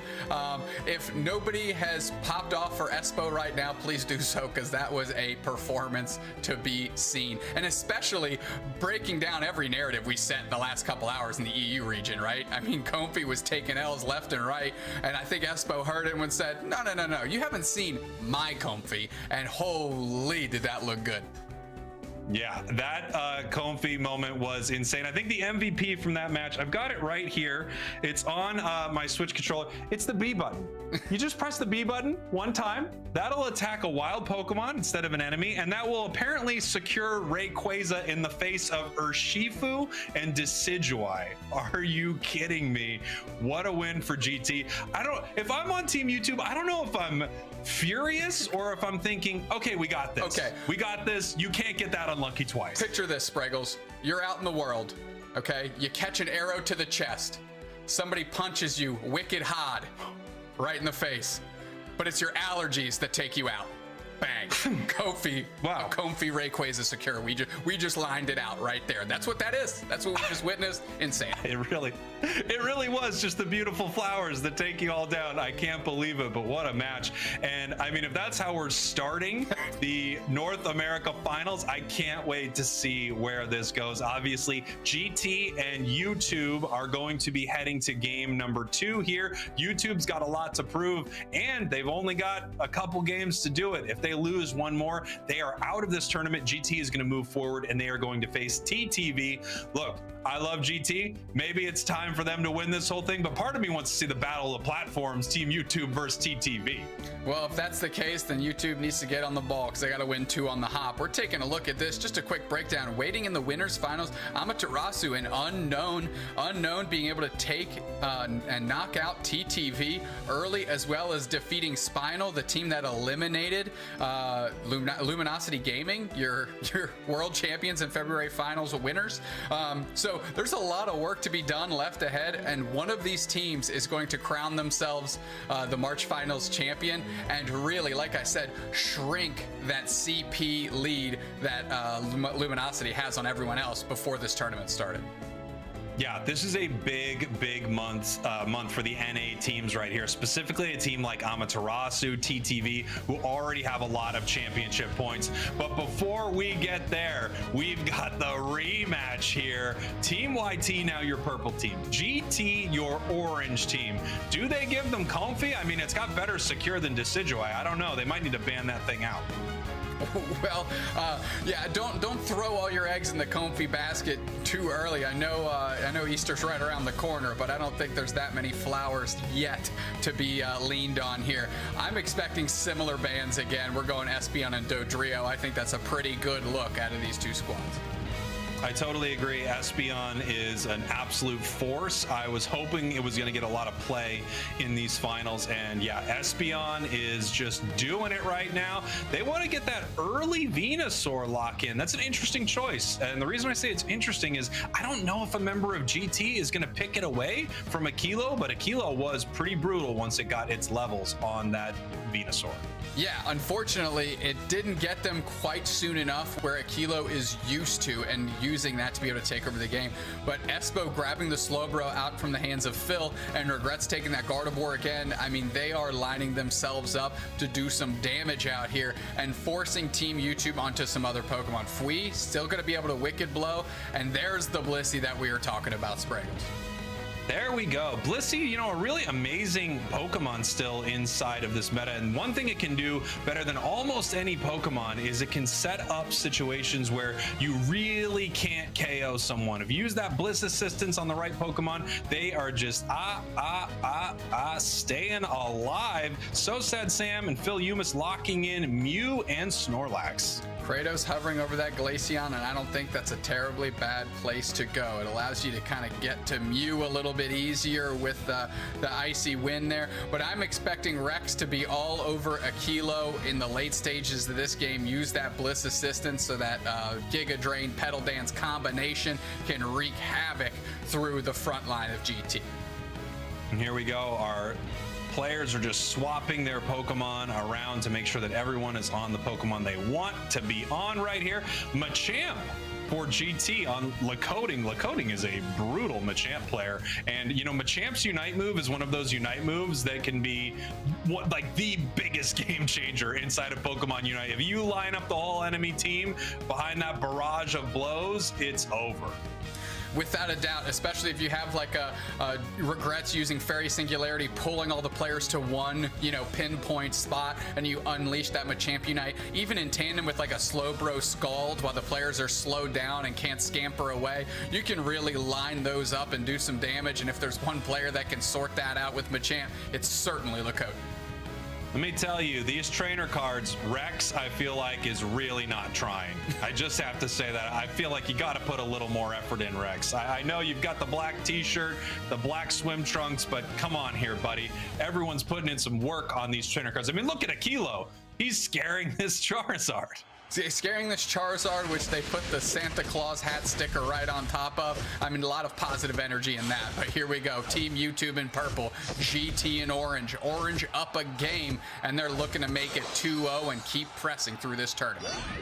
We've got Mew in the central area here for Team YT, and for GT, they've got their Glaceon, and then they're going to hand over this red buff to Espo. They're actually running up to the top path here early. They're going to see if they can punish Fui for trying to stack it. Yes, they will. Fui's in a lot of trouble. Get some points in, but oh my goodness, I don't think they're making it home, and they're not. The only way they're going home is through the Pokemon Center. That's a big KO. Yeah, forcing Rex and Mew, So Sad Sam to just stay on the goal pad and not really able to press any advantage as their stuff is kind of getting yanked out from under them. GT feeling good in this early push, and I'll tell you what, Glaceon is such an oppressive Pokemon early game.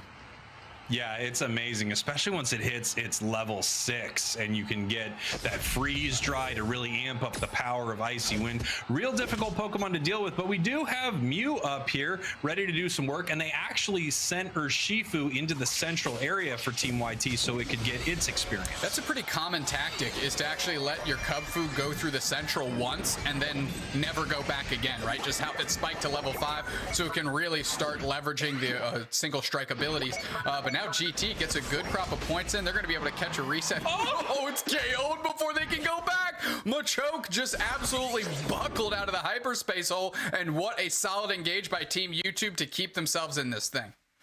That feels like when you're at work and you're just counting down the seconds before you leave, and then you find out that Gary called out and your boss needs you to stay for another 2 hours. So you can't make it home. Very, very sad for Machamp. I mean, and if they did go home, they were sent home in the most unceremonious way possible. That's without a doubt. GT gonna have to shake that one off and make some positional moves here as those birds are done and dusted, and Regrets is level 7, looking to keep pressing this level advantage.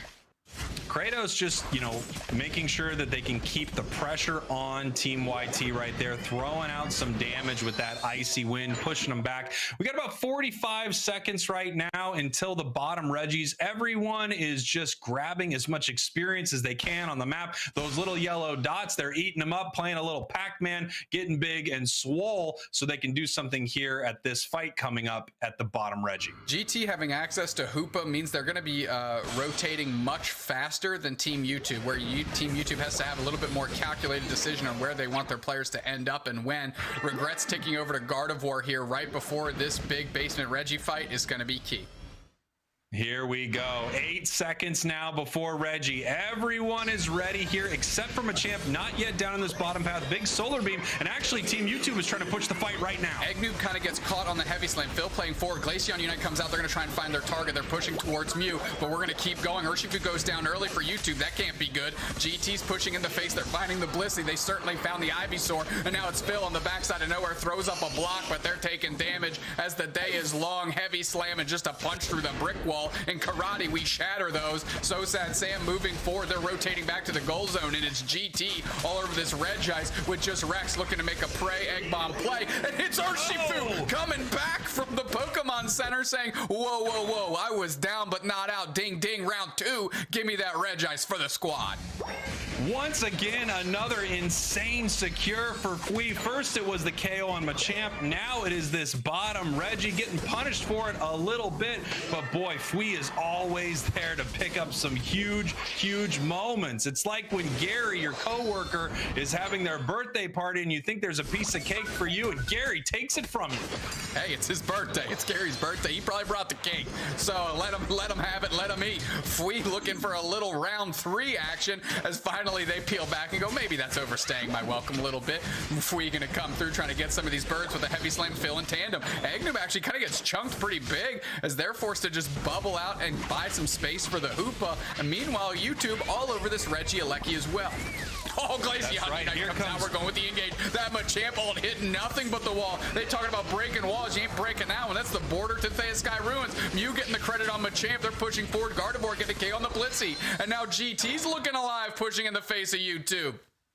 What a botched Unite move from GT, but not from Gardevoir. Gardevoir's Unite looking incredible right here, pushing Team YouTube back as they're getting ready to fight over this Reggie Alecki. Multiple members of both teams getting ready to swarm this thing. They actually just want to take it down. It's not the most valuable objective, but they don't want the other team to have it as they're pushing up here. Here comes Gardevoir. They're looking to get a secure here on the side of Team YT, but it's not low enough yet for their Urshifu. He's just dancing back and forth. Here comes the Wicked Blow, and Mew gets it. Mew gets it, but holy smokes, that Giga Drain just went wide, and the Gardevoir is able to take a KO and a Kilo to send them packing. YouTube, fortunately, still getting the Reggie Alecki off the play of So Sad Sam there, but GT really taking an awkward situation and turning it on its head and really mitigating the damage that could have been dealt there.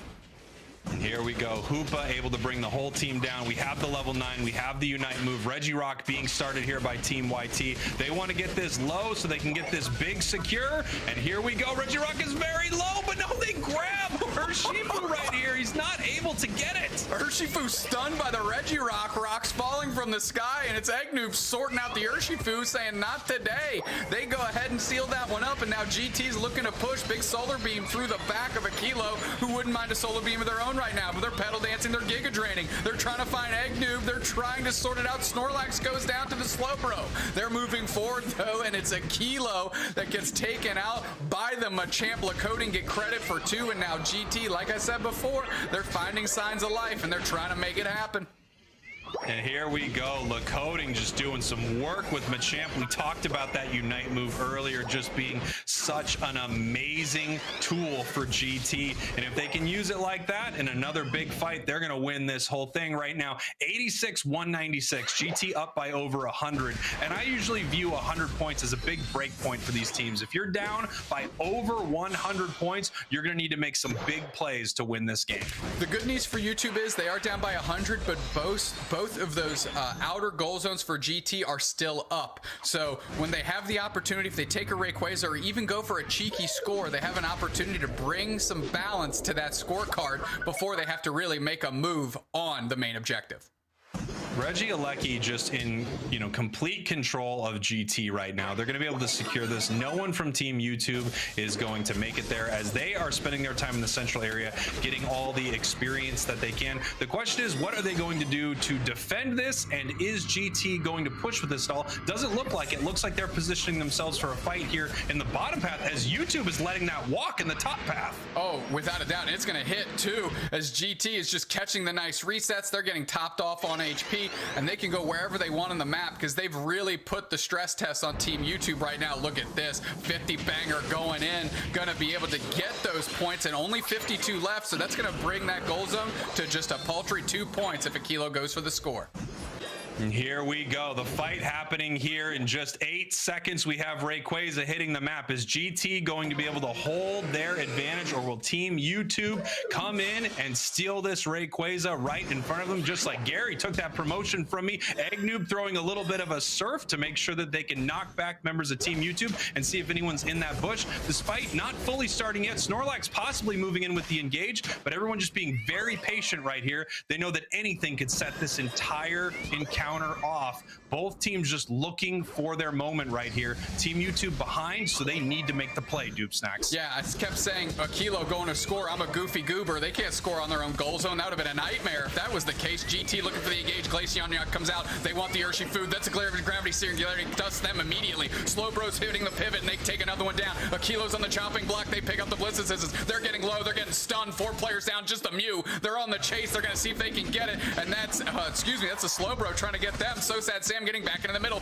Can they make a miracle play? Where's the focus gonna go? And the surf away from the Mew to keep them going. They put the Machamp on the chase. The rest of GT is on Rayquaza. They pivot back. They're gonna seal this thing up. And here we go. Rayquaza sealed up. GT is on the ball, and it's duck it time. Now you can go get your 50 bangers in for those hundo burgers. There we go. 3 Unite moves not able to be used by Team YT. They are trying to defend right here. Kratos actually in a little bit of trouble as Venusaur picks up a nice KO. Points are raining in the top path, but there's still 30 seconds left, and they actually did not put a lot in on the side of Team YT. They're going to need to make some huge plays if they're able to come back here. Only 20 seconds left. Venusaur moving to this bottom path, and I just think there's not enough time, Doob Snacks. They have to have a massive win. Venusaur grabbing some movement speed, running to the top path. Only 12 seconds left as Hoopa dunks 100 in this tier 2. That's going to seal it up. GT with the GG, and they are able to take out Team YouTube 2-0. What a look by Team GT in the face of Team YouTube. GT looking very good. They're a team that we really saw step into their own at the end of UCS Season 1, back when they were IXGT, and kind of the younger sibling of the IX Gaming squad that qualified for Worlds. But here, they're looking to make a name for themselves and say, we don't need no IX, we're GT, baby, we're here to win. And win they did. Impressive final fight from GT. They were able to stop Team YouTube from getting to use their Blissey Unite move, their Snorlax Unite move. I mean, these are huge, huge moments. If they would have had those Unites, possibility that they can do something in this fight, but an expertly done final few moments there from GT as they take game number 2. GT really knew who they wanted to isolate, and that was Fui on that Urshifu. And I mean, they chucked everything in the kitchen sink at it just to get it off the map. And the moment they did, they were able to just identify their next target, collapse on top of them, get some quick KOs, knock out 4. So sad Sam left standing, but they were too damaged and too far away from that Rayquaza to make a difference. If you take a look at some of these damage numbers here, you can see that GT just did an excellent job of shutting down Pokemon like Urshifu, even shutting down Venusaur to an extent as well. While the damage looked amazing basically from every single member of Team GT, you really only had one standout on YouTube, and that was So Sad Sam. What an amazing final fight. I mean, I have to say it again, GT just really controlled that entire thing. Perfect Slowbro Unite after Urshifu dashes forward to get Gardevoir. You have the Slowbro Unite, boom, Gardevoir Fairy Singularity to snap him up. Incredible job. Yeah, when you see a team like YouTube select Venusaur that early, it should be a big red flag. And GT identified that red flag and said, if they want that Pokemon in such a bad way, then we need to make sure that it doesn't take over this game, because that's clearly central to their game plan, and GT did just that. Big moment there where Fui catches Lacoading before he can make it back to base. And then here's that Regice fight where GT is just dominating Team YT right here, jumping forward, making sure they can get some big KOs, stopping Blissey from being able to secure this here. As once again, Fui jumping in, taking that last piece of cake. He already had one, Doob Snacks. Well, it was his birthday, if I recall the story you made up for that particular scenario. So there you go. Get an extra piece of cake for your birthday. It works out. And that was just the Machampionite that kind of just flies through and doesn't really hit anybody. The Mew sorts them out. And then GT able to do some pretty solid work in the mid game. Yeah, GT just doing such an incredible job after those first few huge catches from Team YouTube, and then also the nice secure here from Mew. It really was, you know, it was kind of all downhill for Team YouTube as they were just completely zoned out and dominated by Team GT in some of these big fights.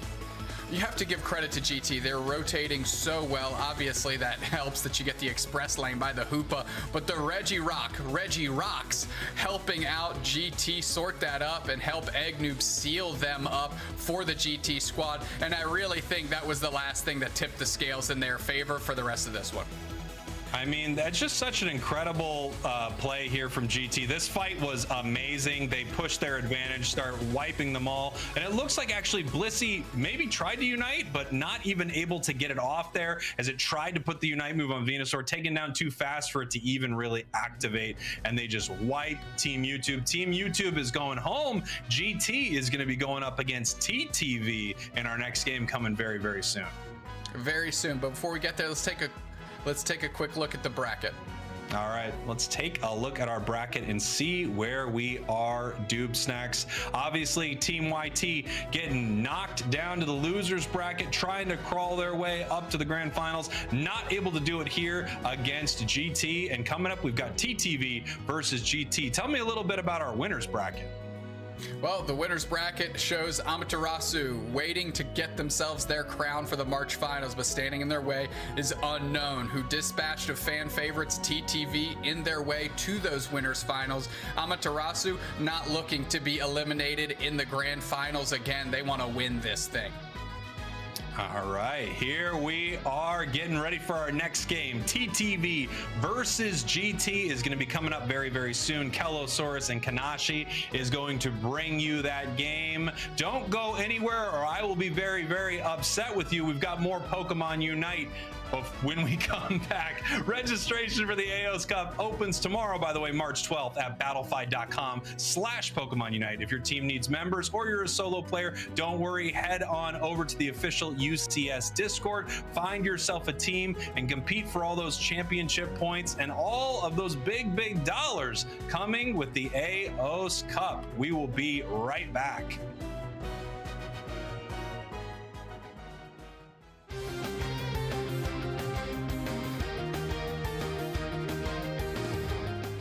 Welcome back to the Pokemon UNITE Championship Series here for the 2023 season. I am Jake, your resident content cowboy here. Yeehaw! And today we are talking about the battleground where all of our competition is taking place this season, Thea Sky Ruins. Remote Stadium is no more. For 2023, all of our battles are here on Thea Sky Ruins. Zapdos is out, Rayquaza is in. So, what's different, what's the same, and what is the strategy on this brand new map?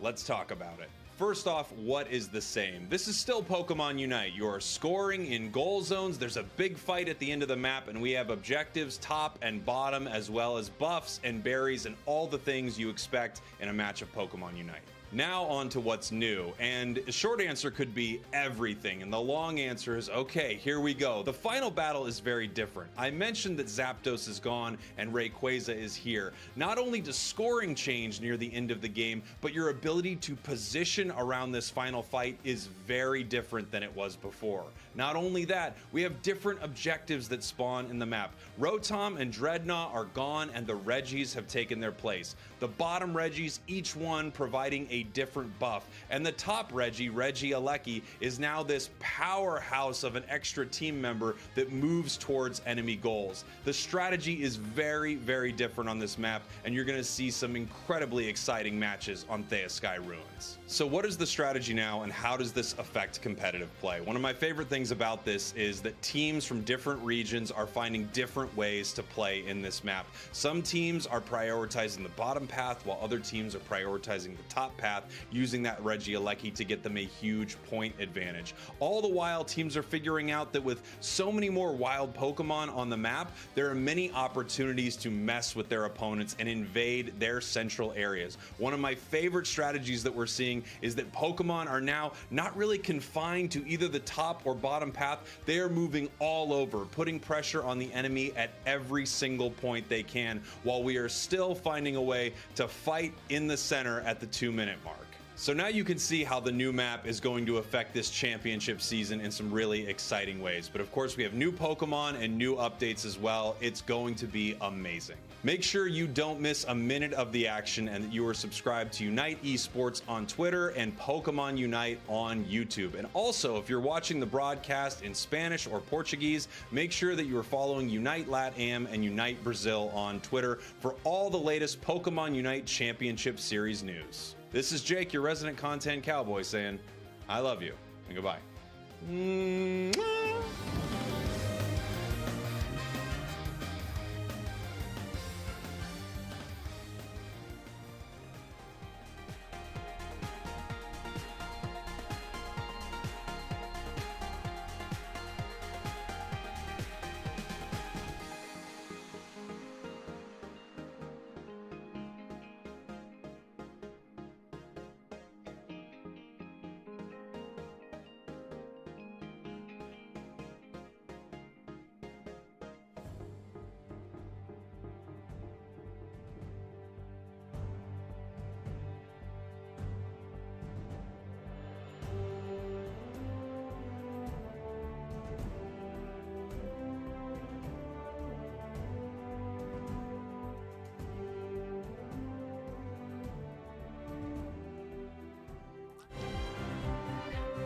Welcome back, everyone, to the Pokemon Unite March Finals for the NA region. What a great first set we have just witnessed.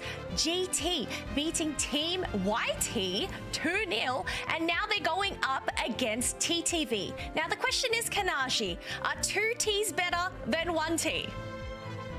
That is a very good question overall, but as we are going to go ahead and hop into this first match, once again, GT moving on to TTV, it's going to be a battle of can you take down 2 different platforms this time.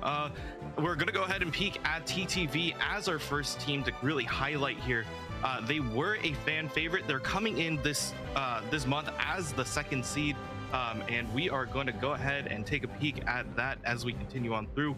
GT here is going to be one of the teams that very comfortable with each other, have played on IX together, and have a lot of back and forth with Retsu, who played on the original IX Gaming, was their scrim partner, really pushed them to become one of the best teams in here. But definitely was not an easy road to get here, and now they have to face off against their opponent in TTV. Yeah, and that's the thing. It is debatable, but are TTV the fan favorites? Over on TTV side, we obviously have Inda, Retsu, Latano, Otta, and Zug Rug as well. What a team combination this is. Yes, and these two teams are going to be two teams that we definitely want to watch. Lots of like familiarity in the NA space. Both of these teams have played on one of the bigger stages. They both made it to late pushes in NA last year during the last 2022 qualifiers. And we are just about to hop into game number 1 here between TTV and GT. And look, that's the thing. A lot has happened. A lot has changed since that moment last year. The meta has changed. We have new Pokemon on the scene. We have a new map. And you know what? This fantastic pick ban phase, which we are about to see the first bans of the match. Yes, and these are important. We are going to go ahead and ban the 2 pink attackers. That's going to be important. We saw the prevalence of how well Espeon is being played here, and the distance that Mew can give you is really important. And the first pick up for TTV is actually going to be the Dodrio. So just going to be a little bit of a thorn in the side, especially coming out of mid. Look, and while they, might possibly be the thorn in the side, it looks like GT are picking up that Comfey. And I think that is a very smart decision coming from them, considering you do not want a Comfey Dodrio running amok on the field. Exactly. So they are going to go ahead and pick that kind of as a counter pick, but also Eggnoob on this Slowbro. Also kind of trying to erase a little bit of the presence of an Urshifu pick. But we will see what they end up picking out here. It looks like the highlight is actually going to be on the Wiggly. That's going to be really very interesting. We haven't seen a Wigglytuff at all throughout this tournament so far. No, I feel like in terms of the supporters that we do see, this is the pink blob that is sometimes usually forgotten, but Inda going with their bread and butter on the Hooper, going to be yoinking some berries. Yeah, gonna make it really tough for them, as you do see Regrets and Lacoding for GT picking up that Lucario and Gardevoir.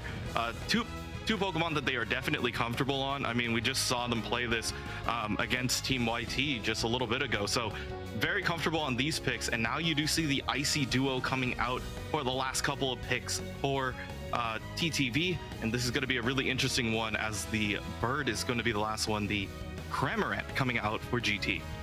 Exactly. And you know what? I'm really interested to see this Icy Duo. I feel like another Pokemon that's kind of not really being picked up as much is that Ninetales. So to see what an impact it can possibly make against GT's team composition, that is something I cannot wait to see. Yeah, and this is going to be a really interesting setup too, because we did see how long Kratos is able to survive when he has Espo with them on that Comfey. So just being able to survive a lot of this damage is really important. So I feel like the game plan is going to be to try to get Retsu into the backline, try to KO Kratos as quickly as possible. But they also have the double-edged sword of having to deal with Regrets as well. So definitely a lot in their hands for TTV. Hopefully they can find a way through it, and we will have an excellent game here in the lower bracket at the moment.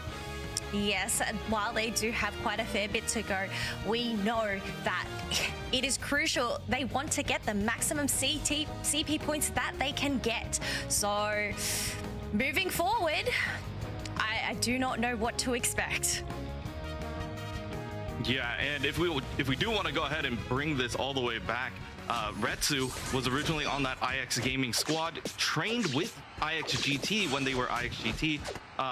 They trained a lot together, so both of these teams very comfortable.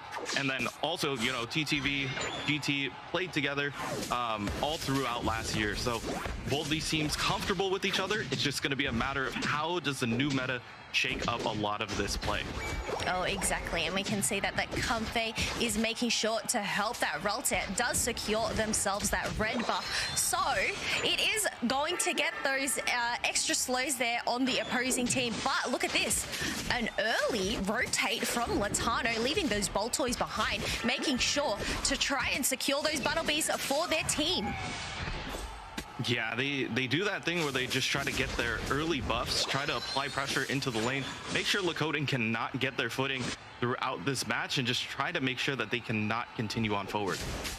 No, but we do have those Swablues and Alterias coming up very shortly. We do have that Curlier now here, waiting in the bush. There we go. They are spawning at that Psyshock, just being able to melt those down. Yeah, just grabbing the early experience is going to be really important for GT on the orange side at the moment. They do need to get those levels up. If Gardevoir gets those levels, it's going to be very scary for TTV to just kind of get their footing and continue on through.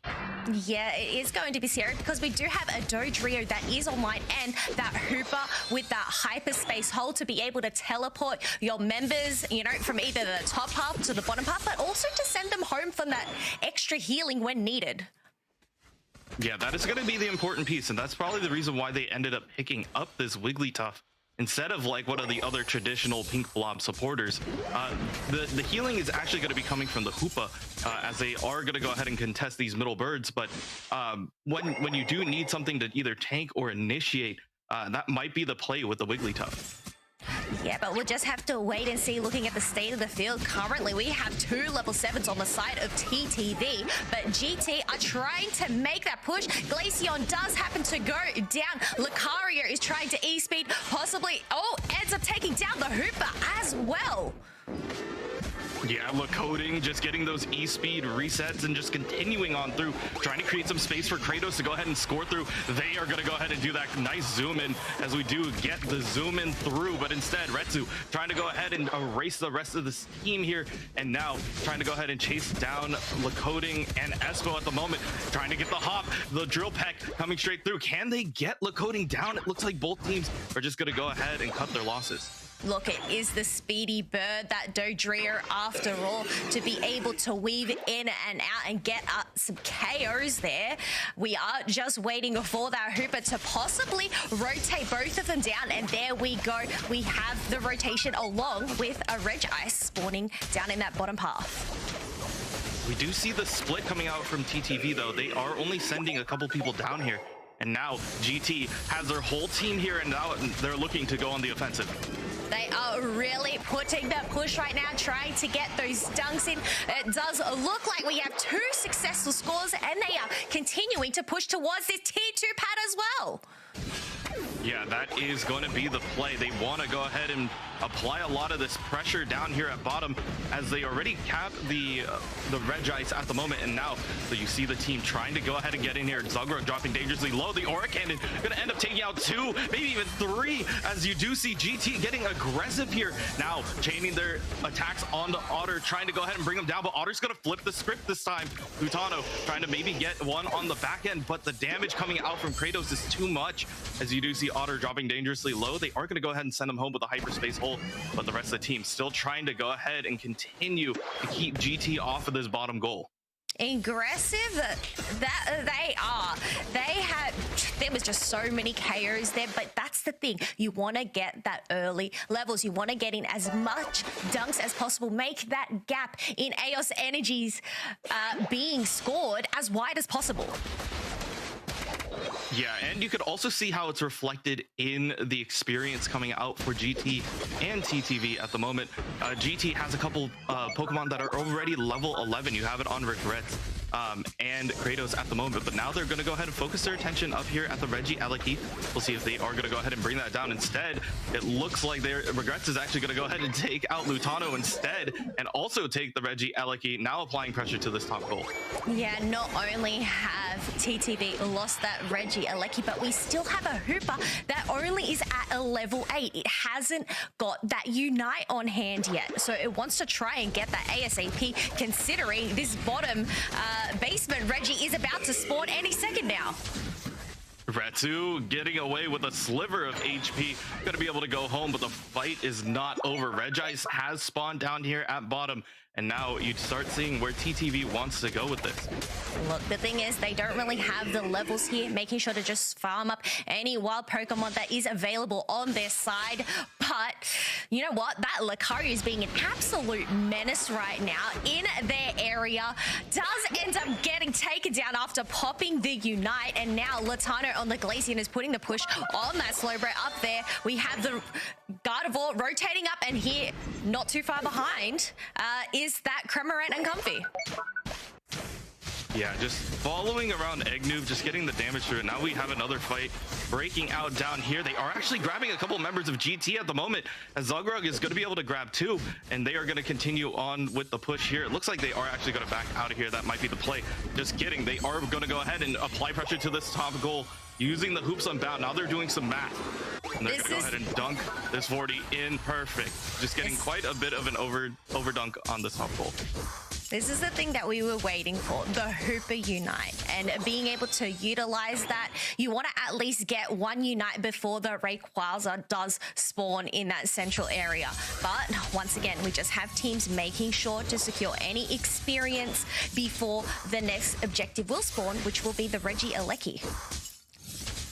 Yeah, and this is going to be a really interesting one if we do see GT trying to go ahead and maybe take that positioning and maybe apply some more pressure to the goal. But at the moment, TTV starting to group up down at bottom, just trying to get some levels back before they can enter into the final stretch. Yes, trying to get those levels back, considering we already have a Gardevoir that is at a level 13. The Scald making sure to just weaken down those Swablu's as quickly as possible. Once again, making sure to just gather up all of that experience. In the end, the first 8 minutes doesn't really mean much when it comes to the final stretch. It's not a lot. They can close out that gap, and now their eyes are actually on the Regirock. This is what TTV definitely wants to secure, that they can catch up in the levels, and that might be the play. They are going to go ahead and do that, send a couple people back. Otter and Indy going to go ahead and head back up the top to possibly stop the Reggie Eleki from pushing on through, or they might let it go. Now we're entering into that first final stretch here between TTV and GT. Yes, and while we do have that Alola Ninetales trying to weaken that down that Reggie Eleki, we still have a Hooper. We have the Unite, so if needed, they can pop that, and Ninetales can come on the dot to come and help. But just trying to get some eyes, getting some pokes. We do have Rayquaza, the Gardevoir in the back line, starting it, trying to tickle it, trying to bait out TTV here.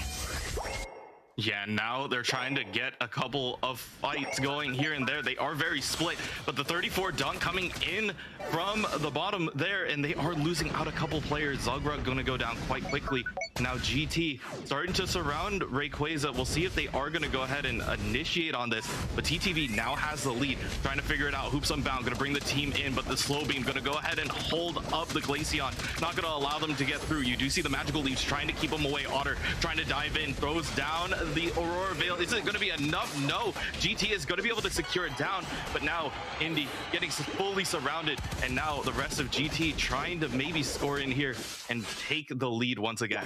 Look, we have that Gardevoir successfully dunking in that Hunji. Slowbro is not too far behind. He's getting pressured from the Glaceon there, but successfully, Lucario also dunks too. Yeah, now you do see the defense trying to come up here, but it is quite a bit of coming back if they have the chance to even do so. GT just trying to go ahead and secure down game number 1, utilizing the Ray Shields and just trying to score as much as possible. Yeah, and look at this. You can see the Gardevoir possibly waiting to make a move, get in a last-second dunk to just widen that gap even further, considering it still has those shields on hand. You know what? That is another 64 points into that home base. Yeah, just gonna go ahead and score that in, make sure that GT secures their win here, and then we'll see how TTV is going to adjust here. But the thing that I do have to mention in this matchup, you have to consider that GT is playing with a little bit of momentum. They had that previous match against YT. They are going into here facing off against TTV, having a little bit of, warming up, getting ready for it. And I don't think TTV was ready. I don't know if they were prepared for this kind of push that was coming out from the side of GT here. So you think they're just warming up their hands once again, trying to crack those knuckles before bringing out the big guns then, Kanashi? Yeah, for sure. I do feel like both teams still have a lot to look at here as we do see the score breakdown very close until the Ray. You could see how well both teams were just kind of playing the best of their ability, utilizing that Dodrio to go ahead and get maybe a little bit of a score ahead of the Rayquaza, but being able to rotate the rest of the team back in wasn't quite enough when it came down to the team fight. GT just had a more stable core in terms of like the team fight itself. TTV was just trying to look for maybe a couple picks here and there, but might look to maybe beef up their front line a little bit more when it does come into the next match. Yeah, well, it is interesting to see that they did opt for the two supporters, so they actually don't have a defender on their side. There's only so much damage that a Wigglytuff can take and only so much healing that a Hooper can provide. So I think you've hit the nail on the head, but we'll have to wait and see, obviously depending on what TTV do have stored in their pockets. Yeah, and as we do see the pockets, you do see how much damage has been outputted. Both of these teams just trying to find a little bit of what works best for them as they continue on through this match. But once again, GT taking game number 1 here against TTV in the lower bracket semifinals. And yeah, definitely looking like a really good match to go ahead and keep it going. They are going to keep it going, and here is a quick recap. We can just see earlier on having the advantage of 5 members from GT to just put the push on this tier 1 pad and then continuing over to further dunk in tier 2. Yeah, and this is something that slowly snowballs with the Reggie takes early, the bottom Reggie, the basement Reggies. You do have Pokemon that get their levels super quickly, and then they could just start scaling that into even more and more as they continue on throughout this match. You start seeing how much pressure a higher level Pokemon applies to the rest of TTV. And that's the thing that you want to do. You want to break those tier 1 goals, but we can have a look. We can see Latano at that top, just getting caught out very earlier on. And, the Hoops Unbound ended up coming out after. It was already knocked out there. Yeah, it was just so much to deal with when you do have something like the Cramorant here with Kratos, as mentioned, on GT. It's just so much pressure when you have to dive in versus a Cramorant that is using Gatling Gulp Missile to just zone out the rest of the team. Yeah, I know, and that's the thing. I know, 3 heads is sometimes usually better than 1 in comparison to a Cramorant, but at this time, the Bluebird just shined. Yeah, and it's one of those things where... Oh, go for it. No, that's okay. Go. When it does come down to the use of Cramorant, you saw this utilized versus Team YT in the last match. They were just able to keep the bird alive for the entire fight, and it's just so hard to close out that distance. And then when you have to play the back line, you have to deal with not only the bird, but also the Gardevoir. Exactly. And while we are spectating the NA matches currently, we are going to take it back to earlier in the day when we had the OCE March finals. So we can see that Team Gap, they are the ones that were at the top. They took down ExoClan, the previous winners of the finals last month. iClan coming in 3rd. And then we have Dream Devourers and DGen over time. Even though they only came 7th and 8th, they still earned themselves some points. Yeah, and this is a really good thing just in order to watch who will be making their trip over to Yokohama, Japan in Worlds. We would love to see all of these teams end up competing and vying for that Pokemon Worlds trophy. And yeah, it's just a great time to celebrate Unite. It really is, and I think the benefit of this year in comparison to last year is there's actually more spots to make it to Japan. There are multiple spots from each region, so you know what? If you don't end up getting it this time, there's still that chance in that regional final coming later on in the year. Yeah, and there is a lot more Pokemon Unite action. I mean, next month we do have the EOS Cup coming up, and you know, teams are still going to be scrambling for that. But scrambling right now is going to be TTV trying to go ahead and climb their way back into this match, as it is an elimination game. So TTV just trying to maybe tie up the score, bring it to a game 3. And GT looking to continue on their lower bracket run here. Yeah, and that's the thing, they have that momentum, but the question is the fatigue going to kick in, or are they going to be able to keep that momentum and make it back to the top? We do have the first bands locked in. We have Slowbro and Mew this time around. I do like these. This more of a stop. You're not going to go ahead and pick that. It's not going to work for you. And that was kind of the idea behind it. And with the Slowbro band, it kind of opens up a lot of physical attack damage that if they do want to utilize it, it is now on the table. Well, isn't this a stir up right now? We have Dodrio being chosen by Lacoding, taken away from Retsu last game. And you know what? Espeon has now been set free. TTV making sure to secure themselves that evolution. Sorry, I'm just lost for words right now. I didn't expect the double speedster and the 2 bursts to just kind of show up here. So looking for a lot of engagement, quick burst damage, and just to possibly like disrupt the backline right now. So very solid composition coming out from TTV as well. You do see the kind of switch of mentality as well.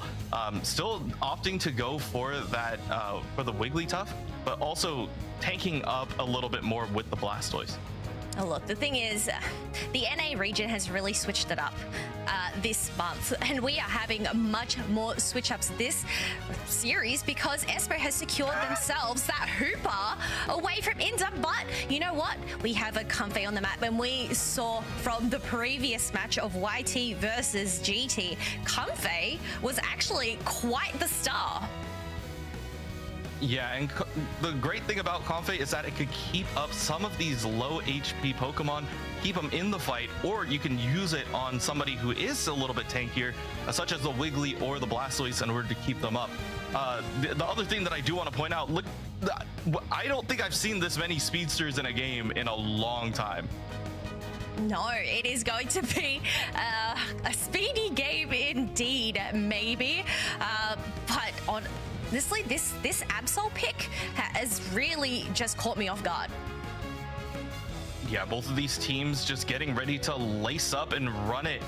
This is exactly what you kind of want to see from these high-octane teams in TTV and GT.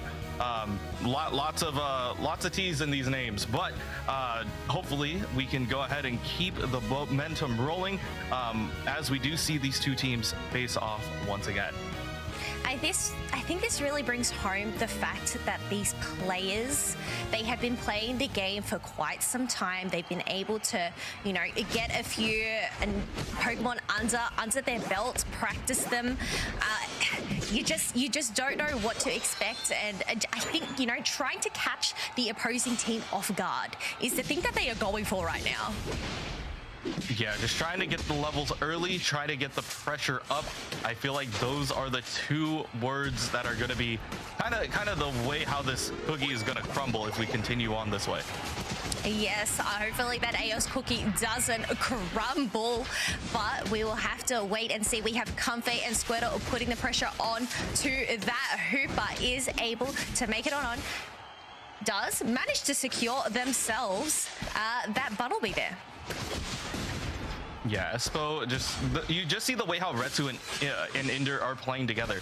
just applying the pressure to the speedster at the moment and just trying to get them out. Now the initiation coming in from Lutano, rotating out from the central area and getting a little bit of their levels, already that level 5, and being a threat here in top lane. Yeah, but look at that. The Hooper portal. 4 members of GT are up in that top path right now. They are going up against only 3 members. So that just shows the strength that that portal has. They didn't end up capitalizing on it though, and decided to back away. Yeah, just trying to apply the pressure, trying to score whatever they can. And now you start seeing the pressure onto Otter and Zug coming out from Regrets at the moment. So Team TTV now trying to go ahead and maybe turn this around with a Sing, but we'll see if they can get the damage going through. Yeah, well, one thing that is going to be dishing out the damage once it does evolve is going to be that Trevenant. Obviously still waiting to reach that level 5. We do have Hooper coming up against 2 members in that top path. Retsu and Latano making sure to secure those wild Pokemon for themselves. But I was just saying, this Trevenant, it's here, and it's here to hammer down. Yeah, and you do see the amount of pressure that's coming out here. You do see the dash going onto the backline of the Ralt. Zug dropping dangerously low in this current scuffle at the moment, but you start seeing TTV back up, trying to figure out if they can get enough resources together that they could start applying pressure to the bottom Reggie once it spawns.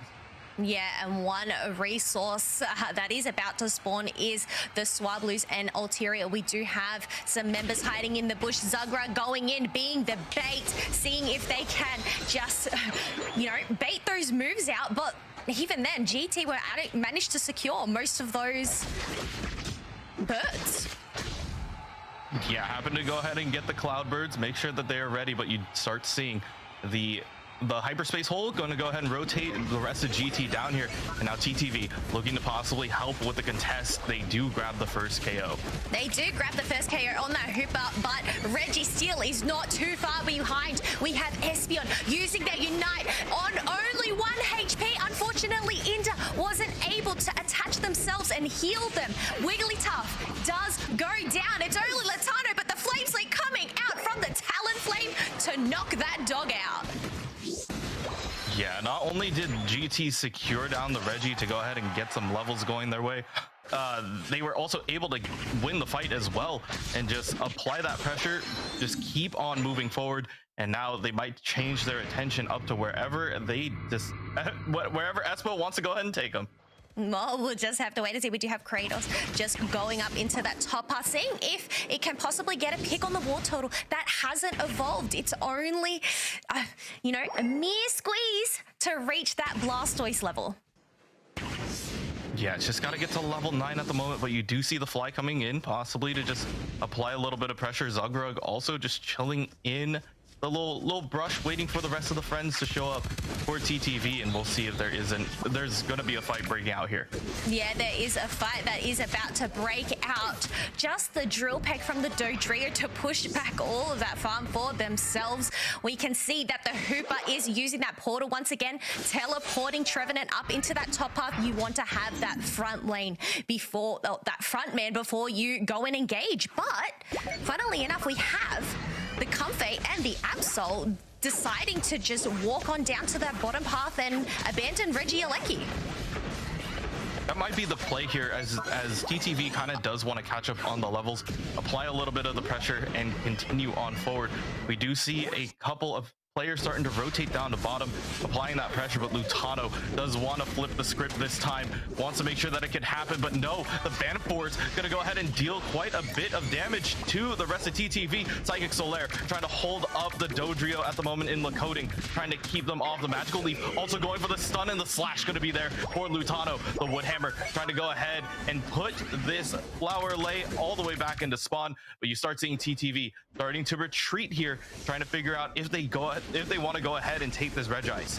Holy macaroni, what a turn of events we have had here. You know, TTV securing that Regieleki, being able to break that tier 1 pad, but we have GT retaliating and securing themselves that Reg Ice instead. Yeah, and they are going to go ahead and bring down 2 as well. The Confe and the Absol, along with the Espeon, are all going to go down. So TTV down a few members, but you do see Zugrug and the rest of the crew getting ready to go ahead and rotate back here. Retsu, huge surf trying to keep them away, but there is that very singularity to go ahead and try to hold down the rest of the team. But now TTV starting to return again. Maybe they might want to make a push down here at bottom, but we'll see if they have enough juice to go ahead and keep that going.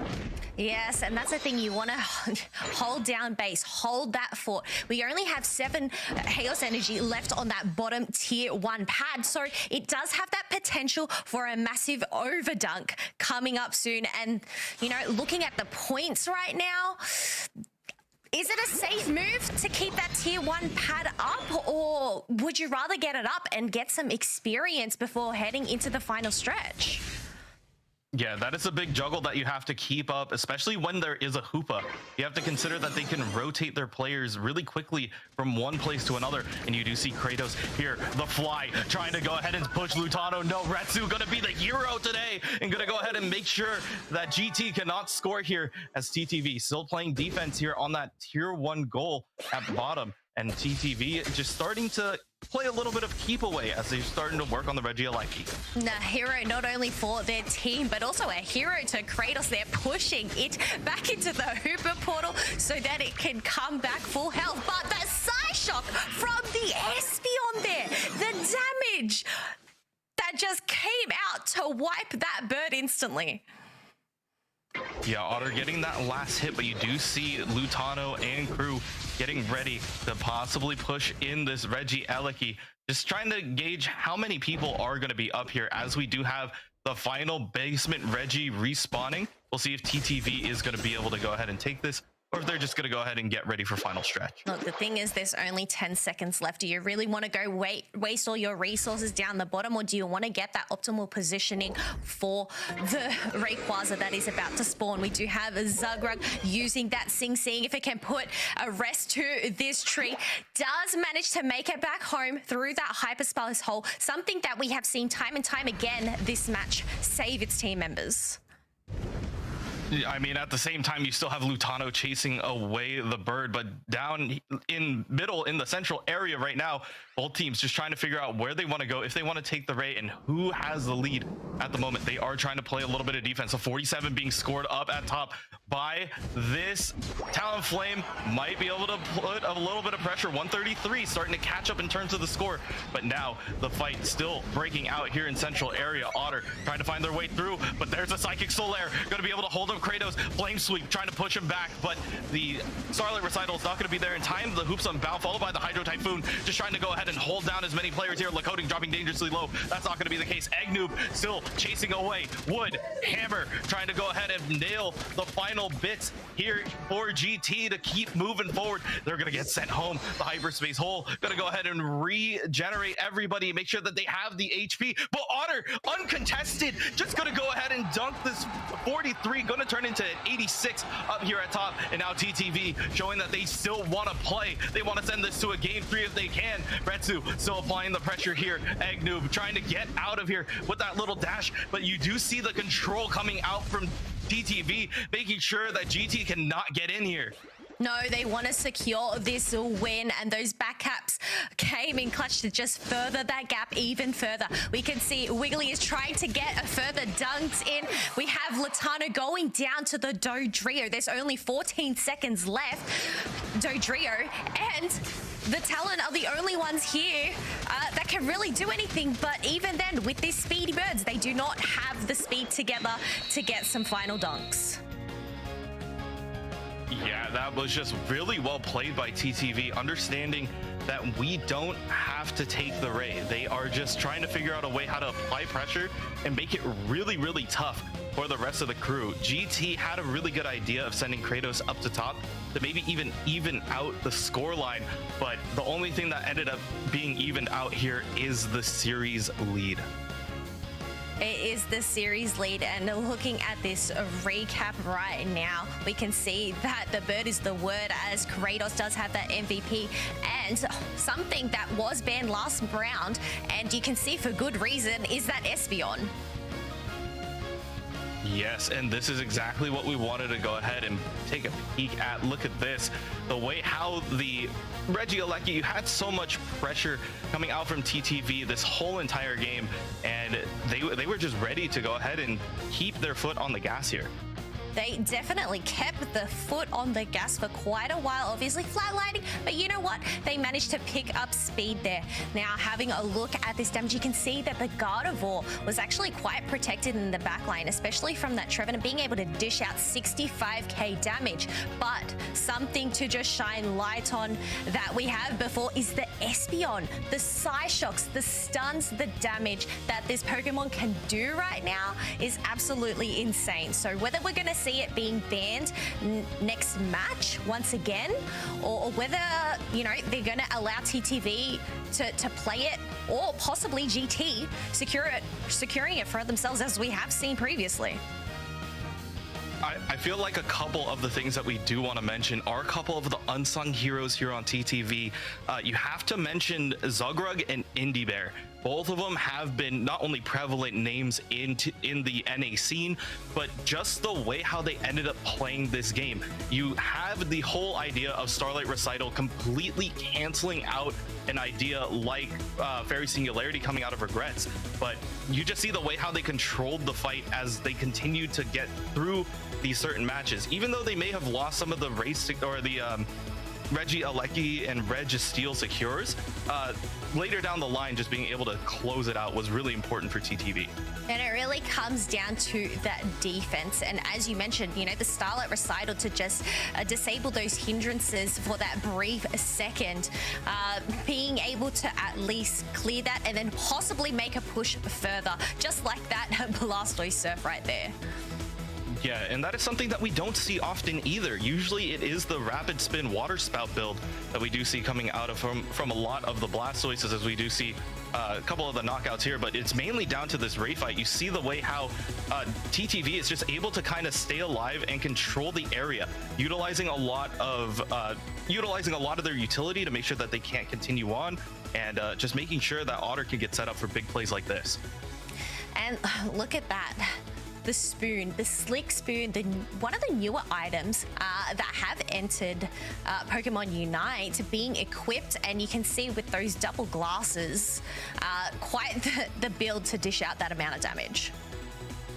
Yeah, I would also be scared of an Espeon holding a spoon and wearing 2 pairs of glasses at the same time. That thing is seeing not only what's in front of it, but also 3, maybe even 7 moves ahead of it, like they're playing a game of chess. But the cool thing about this is, once again, TTV and GT finally evening out the scoreline here in this lower bracket. This is going to be a really, really close match overall, and bringing it over to a game 3, just even more fun for not only Kello and I, but everybody watching at home as well. Look, I am such a lover of a game 3 situation. It really just spices things up. But on that note, earlier you were mentioning about we don't get to see the Blastoise Surf very often. Normally seeing the Spinstoise coming out, but I guess it's interesting because they opted for that because Slowbro was actually banned this time round, so they weren't able to get the Surf hindrances from that instead, and being able to at least still use that Surf move. Yeah, and you know what that's going to do? It's going to go ahead and push us straight into the bracket and give us a quick heads up of what is to come as well. We are currently watching that lower semis match between TTV and GT, but meanwhile, in winners finals, you have Amaterasu and Unknown waiting there for the winners finals. The loser of that match is going to be facing off against the winner of this match in the losers finals, and that will take us into grand finals eventually. But that is something that we still have to keep in mind as well. TTV and GT both playing their hearts out here, but also having to wait for their next opponent. Yes, we are going to have to wait and see. Look, Amaterasu and Unknown, that is a match that I cannot wait to see. In terms of who I think might be going into the grand finals, well, is 2 T's better than 1, as we mentioned? Yeah, we'll see how many teams with T's we can push through here, and who could actually get to the grand finals and just wait there. just a lot to keep in mind as we are slowly approaching into the champions part of this, and eventually crown a March finals winner here. Yeah, it is. You know what? While it doesn't seem like there is not long to go, there is still quite the stretch, quite the fate that TTV and GT have to overcome. And you know what? That's the thing. It's just a fun-filled day of matches right here. And like a variety of different Pokemon being picked too. It's very, how can I say it? It's not copy and paste, not a cookie cutter draft all the time either. There's a lot of Pokemon that are showing their utility throughout these matches, and whether it's like Zogrug on Wigglytuff, or the way how Comfey is able to zone out with a Cramorant, like both of these ideas are really strong, and I love the way how these two teams are executing here, especially in this do or die situation. Yeah, and you know what? With that many picks on the board, anything can happen. I feel like, Cramorant is not something that we normally see, but one Pokemon that we do want to shine light on, once again, is that Espeon. It has really come to the top, I think, in this recent meta. Yeah, you could see the pick and win rate coming out from the Espeon in the EU region, but also this Pokemon used to only be able to evolve during the daytime, and is really allowing a lot of these teams to really shine and show off how much power they really do have when wielding a Pokemon like Espeon. I know, just to see, the thing is, this shows the pick rate and the win rate, but it is a Pokemon that's also been banned quite a fair bit.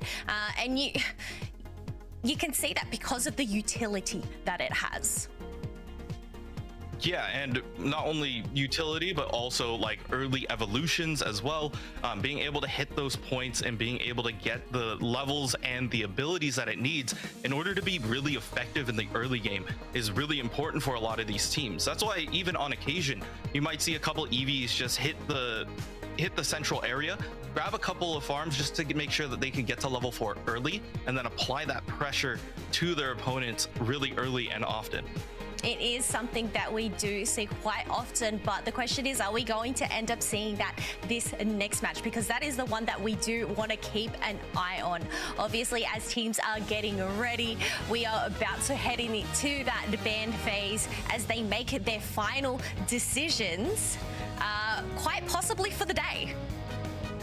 Yes, so as mentioned here, TTV versus GT, game number 3. Winner moves on, loser goes home. This is the level of stakes that we're playing with here in the lower bracket of the Pokemon UNITE Championship Series North America. Yes, and there we go. We have a Mew banned once again. You do not want to let that Pokemon out because it does have such a great utility, but Comfey being banned. What do you think about this? I do like the idea of removing it. It's just that it opens the floodgates for a lot of other Pokemon to be picked up here. Once again, like that Espeon, like the Slowbro. Does TTV want to pick up the Urshifu? That might also be an option here. But we start seeing the way how a lot of teams are starting to draft around this. Zogrug might go ahead and pick this up. This is actually a big... Oh, there we go. Okay, I was a little hesitant. Okay, nope, they're going back to it. Okay. This is I was like, is Zogrug gonna play the Wigglytuff again? And I liked the pick of the Wiggly a lot. But I was like, if Indy and Zug pick two Pokemon that Zogrug is known for, what are they gonna play? Well, the thing is, Inda is quite versed in the realm of supporters. So to pick up this Eldegoss, depending on the moveset that it does choose, will possibly come quite in handy, but something that we just talked about previously, the double evolutions, the duo, the fact that both of them get those levels earlier on, but is 2 evolutions better than 1? Yeah, that is going to be the tail of the tape here. We also have to worry about, once again, Zogrug going to be able to be the ultimate negator for something like the Psychic Solaire coming out of Regrets. and a lot of teams just having to make that answer back. So final preparations coming in for the last match here between TTV and GT. High stakes coming out from both of these teams, both showing us things that we have seen in their previous matches, and they are ready to go ahead and kind of duke this out. They are ready to duke it out as they just get set those final item locks. We can see that the Lucario along with the Dodrio will be stacking this time round. So I expect them to be in that top path, battling it out earlier on, trying to get those stacks because that is what you want early game. That is what's going to give you that extra attack. Yeah, you want to keep that rolling. TTV and GT getting ready for the possibly, as you mentioned, possibly their last match of the day.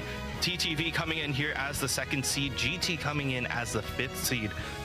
And we're here to go ahead and watch them climb, watch them continue on through here. Just game number 3, everything's on the line. Loser semifinals. Let's kick it off. Let's kick it off. We do have that Eevee, the Glaceon, going on in, making sure to secure that central area farm. And we have Cramorant that is actually during that central path for Team GT. Yeah, just making sure that you can get those levels early on. The Cramorant might be able to allow them to kind of bypass that early level where they just don't have a lot of utility. Zogrug in danger right now. Going to go ahead and get that wall bounce. Very good reset, and going to be able to escape with a narrow bit of HP as they're going to go ahead and try to help Otter out here. It's something that we did see previously, Latano making sure to make that early rotation, leaving those 2 Boltoys behind. Kratos, though, with the big brain to also go in for an early rotation, leaving one of their Boltoys behind, but we can see that Dodrio is securing that, trying to get ever closer to that level 5, that extra moveset that it will have that will make a difference coming into these next engagements. Yeah, Retsu's still 2-head, trying to get 3-head as we do see the first little skirmish here for the birds. As the birds fight over the birds, we'll see how that ends up playing out. But yeah, just kind of that same old song and dance. We're just trying to see who's going to end up winning out on some of these engagements, who leads what, as we do see Otter trying to go ahead and get in here. Regrets dropping dangerously low. We'll see if they are going to be able to get back home, get a little bit of HP. But Otter getting chased down. The skull might be too much for them to handle, and they are going to end up getting dropped there. It just shows the benefit that Skull does provide, the ability to slow down your opponent so that you can just finish it off with those basic attacks is incredible. And this is why I guess it was banned last round, right? Yeah, this is the reason why. It's, if you wanted to go ahead and stop the initial idea of having that damage on an Urshifu, you pick up that initial pick. But you do see Kratos being able to go ahead and take out the bird to go ahead and start things off. But as we start getting closer down here, you do see Kratos trying to chase out Otter. Otter getting dangerously low, going to be able to pick up a Citrus Berry in time. The Sing coming on, trying to go ahead and stop Kratos, but you do see the eject button out. Regrets dropping dangerously low. Psychic Solaire going to go ahead and hold up the rest of the team, but it's not enough. The speed coming out from the Dodrio, going to be able to get that KO and send him back home. Yes, we do have that Espeon already utilizing their Unite, so we won't have it back in time moving into these first objective spawns. Latano just trying to get those levels, hopefully get their Unite before engaging with the GT once again. And yes, we start seeing the rest of the team starting to gather down here at bottom path, trying to figure out if they want to go ahead and take on the Regirock. That's going to be the main objective here. You start seeing the rest of them starting to rotate with the help of the Hoopa. Yeah, and GT were able to secure that for themselves. 5 members of them are here. The question is, are they going to make a push, considering we still have a Dodrio that is looking for an invade, and Eldegoss is stuck in that top half? Oh my god, Lakoding just decided to break into the Lakode and remove the rest of the team away. So very good play by Lakode in order to go ahead and get those dashes, get the reset, get the damage in. But maybe they have bitten off a little bit more than they can chew. We'll see if TTV can punish them for pushing too far down here on the bottom path. There is the Fairy Frolic going to go ahead and get the chase here. You start seeing a little bit of the damage going out on Lakode. Are they going to be able to get the KO? I don't think so, as GT is going to go ahead and leave with no real repercussions here.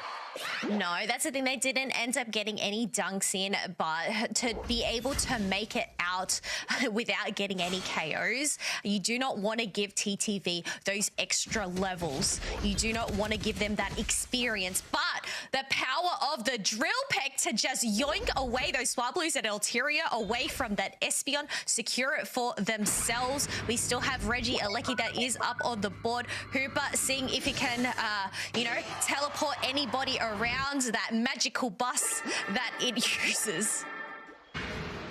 Noob trying to figure out if he wants to go ahead and take the portal back. Gonna go ahead and send everybody back home, get a little bit of HP going back, but now the Sing coming out from Zagrog, trying to go ahead and slow up Lakode, but he's trying to get a couple of the resets going one-on-one against Inder at the moment. The Aura Cannon going to be able to get that KO, and now you start seeing the Starlight Recital trying to give him a little bit of a buff with the Buddy Barrier, but it's not going to be enough, as you do see Indy and the rest of the crew trying to run away. Everybody on TTV dangerously low, just trying to figure out if they could get out of there. The Scald once again going to be able to catch out Otter, and GT just applying a ton of force, not only at top lane on the Reggie Alecki, but also the bottom as well. Yeah, it is interesting to see them split up and conquer, but TTV were able to secure the Reggie Alecki for themselves, while Kratos was able to secure the Reggie Rock. Now, this is going to at least provide that defense buff to try and defend. Reggie Alecki looked to break that top tier 1 pad, though. Yeah, they are going to go ahead and let it walk. That is what GT would have wanted in order to just allow them to apply a little bit of pressure, but that's also something that TTV wanted to remove. With that front goal removed, it doesn't allow the Hoopa to have as much effectiveness with that hyperspace hole and being able to rotate the team around as quickly. But look at that, we can just see the E-speeds coming out from the Lucario to just apply that pressure, as we have seen. We have Latano in the backline, setting up that stage, wasn't able to utilize it as Hoops Unbound just comes on out, and tier 2 pad is broken in that bottom path. That was nasty. Espo going for the back cap, utilizing an opportunity, creating TTV, forcing them to take the issue up at top, and then sneaking Espo all the way into the back, utilizing the Hoops Unbound to go ahead and just have a slam dunk competition on that bottom tier 2 path. That was just spectacular timing there. We can see Eggnoob hyping into bush, but we have that Wigglytuff just coming in front line, trying to send it for a nap. We have the Hooper coming on down for some backup. They are able to defend, but there's still a minute left until the final stretch. We have TTV currently behind. It's 209 to 162 in favor of GT right now. Yeah, 47 is not a lot of points, especially going into the final stretch. So both of these teams just trying to figure out where they want to go. The only thing that is really scary for TTV is that their main goal is exposed. So if GT does decide to, you know, completely scrap the raid fight and wants to go for something like a back cap with Espo once again, that could be the game plan here. Because they do have not only the mobility to go ahead and do that, but also having the failsafe of just being able to just go straight there. Yes, but you can see that the Wigglytuff is there to make sure that nobody makes it on through. Retsu also here making sure that no back caps go into that home base. And I guess because GT do realize that, looking for positioning, seeing Otto go into the back line and try to get a pick from behind, but Lucario was there. Yeah, GT gonna go ahead and shut that down. They did see the initial pick coming out here, and that's going to be another one dropped. The evolutions are down for TTV, and now Zogrug trying to get a sleep, trying to go ahead and hold him down. Ray already down to a quarter HP. Do they have enough time and pressure? No. GT going to be able to shut this down. Psychic Solaire trying to go ahead and clean up the rest of TTV, and the American favorites are going to get knocked out of this fight and out of the tournament as GT is still continuing on with this dunk fest. They got the bubbles, they have the crew, they're just ready to go ahead and score. Look, the thing is, we can't say it is over yet. There is still 1 minute and 10 seconds left on the board. I mean, it is 693, so TTV do have quite the fate. And looking at their current AOS points right now in their pockets, I don't really know if they'll have enough, but there is that tier 1 pad still there. We do have them making a push in that bottom path. Espo just making their way around the outside there with the shield, has that 50, uses that portal, wasn't, you know, timed enough to make it back home. But you know what? A 5-man push here in that bottom lane. Are they going to be successful in the last 35 seconds? Yeah, they're trying to get it down, but the Psychic Solaire's pushing them away. So much pressure coming out from GT, just knocking out the rest of TTV. They're all wiped. They're all down, being sent back home, and not only in the game, but also in real life as well. Unfortunately, TTV will no longer continue in this tournament, and GT will continue on through the lower bracket. I think it's safe to say that is a game, set, and match for the side of GT. They are going to make it on forward, versing whoever is about to, you know, lose the battle in that upper bracket.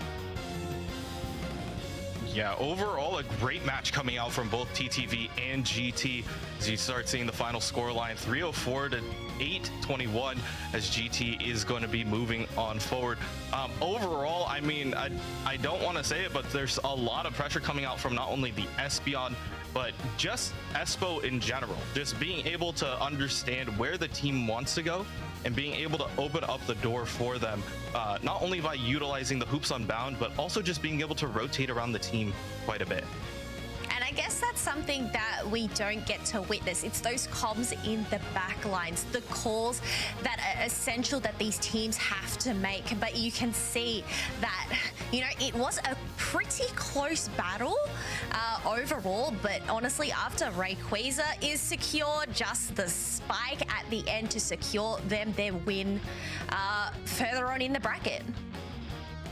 Yeah, and we are gonna go ahead and take a quick peek at this, the final scores, the final numbers.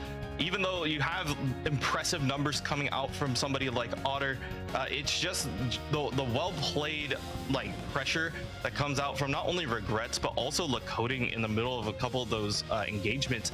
It made it really, really tough for TTV to kind of get their footing and to find the way to deal the damage straight through. Look, I'm really thinking that Regrets has no regrets picking up that Espeon, the ability to get that top damage of the match at 78k. We can see why, you know, we've mentioned before why this Pokemon is shining right now.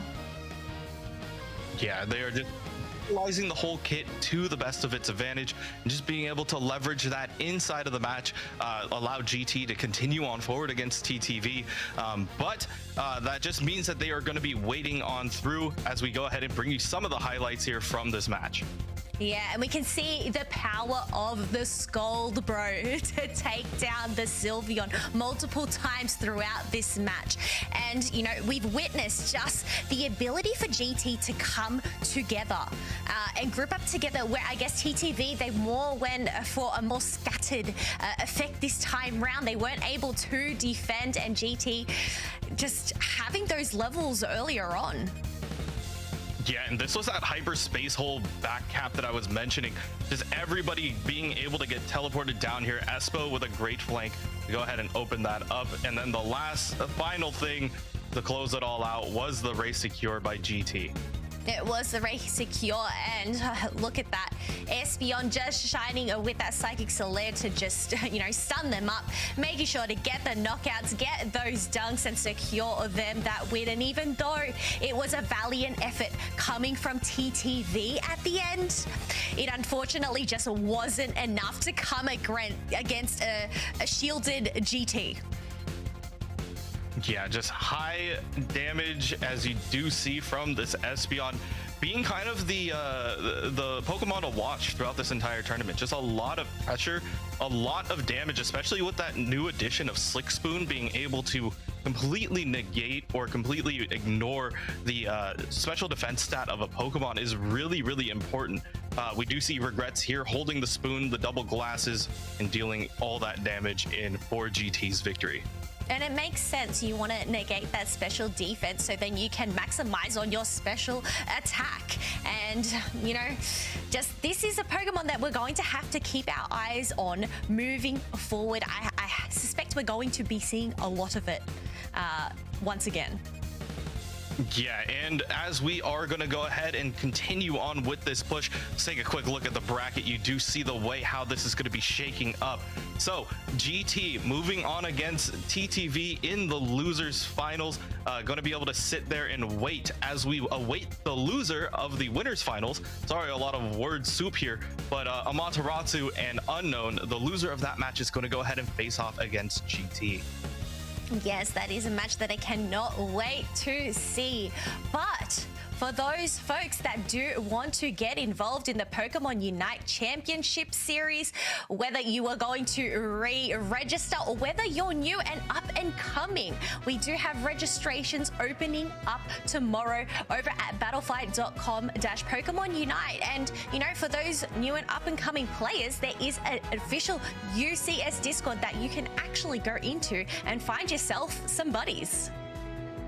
Yeah, and you want to go ahead and get that. There's a lot of opportunities in May, and no, not May, in April, coming up even next month. There's a lot of opportunities in the AOS Cup as well as the finals of that month as well. But Kello and I are going to go ahead and take a break. When we come back, we'll be bringing you back not only Doobs and Spraggles, but we're also going to be bringing you that upper bracket game. So stay tuned. We'll see you guys on the other side.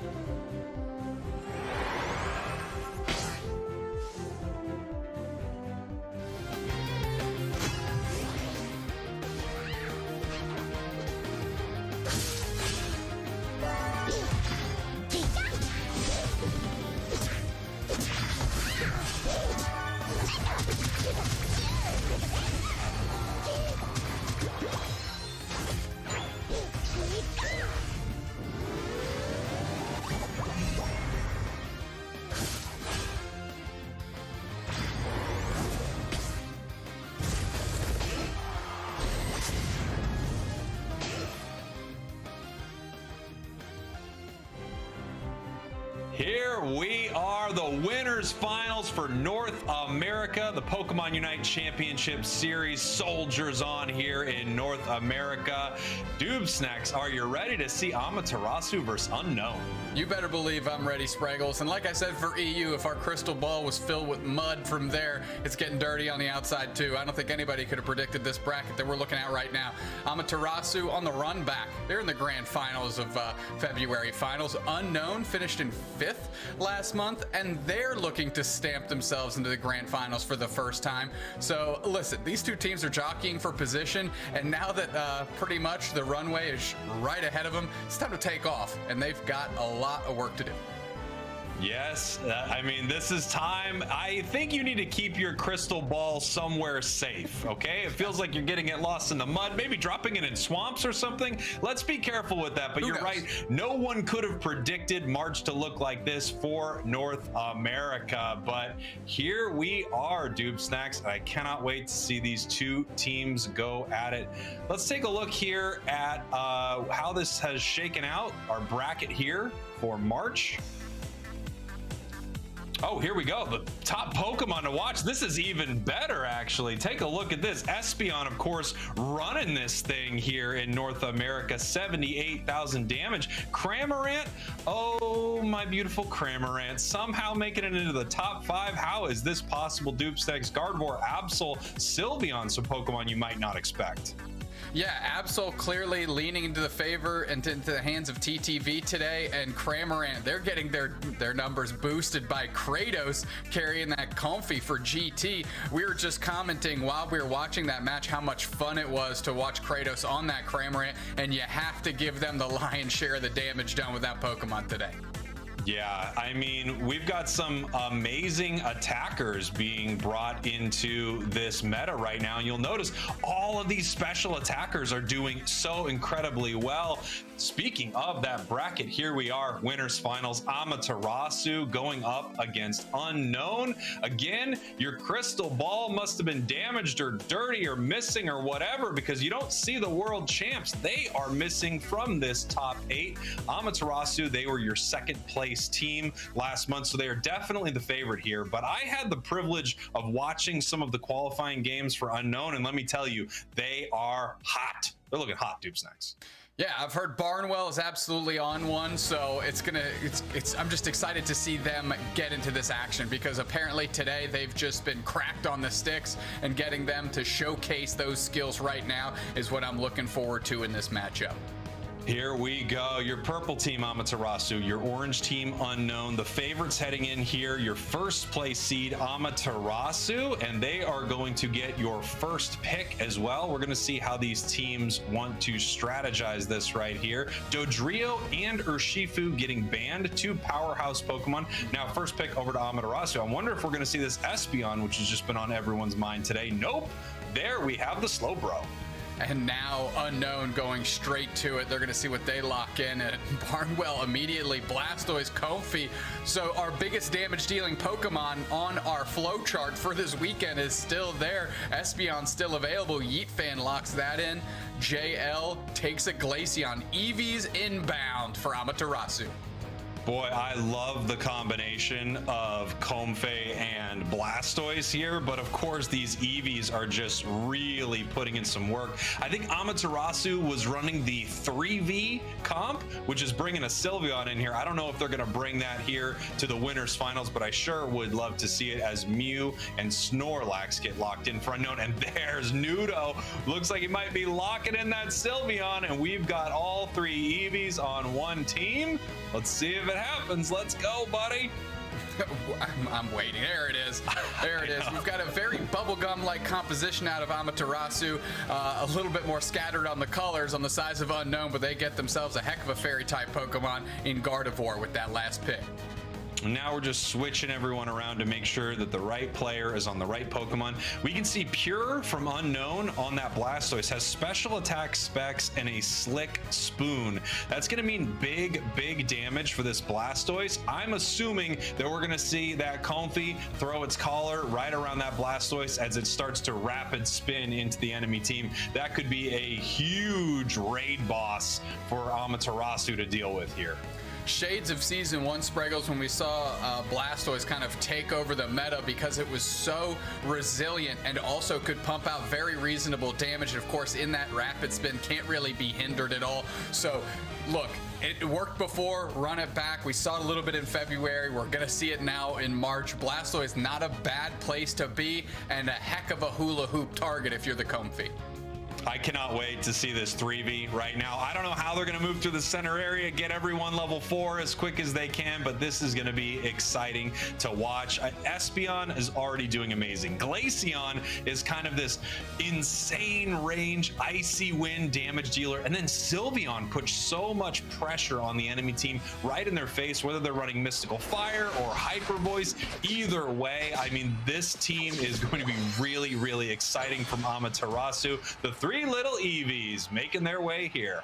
Making their way. So they're going to get a good power spike early as Amaterasu, which the story for Unknown with their, 2 stage 2 Pokemon is to weather the early storm. Just get out past the 3-4 minute mark and really leverage the late game capabilities of your Pokemon, but you have to keep Amaterasu at bay until then. Yeah, you got to make sure that they don't start steamrolling you here with this early advantage right there. Just trying to make a secure happen right in the face of Unknown here. Ooh, big old Psyshock from Espeon.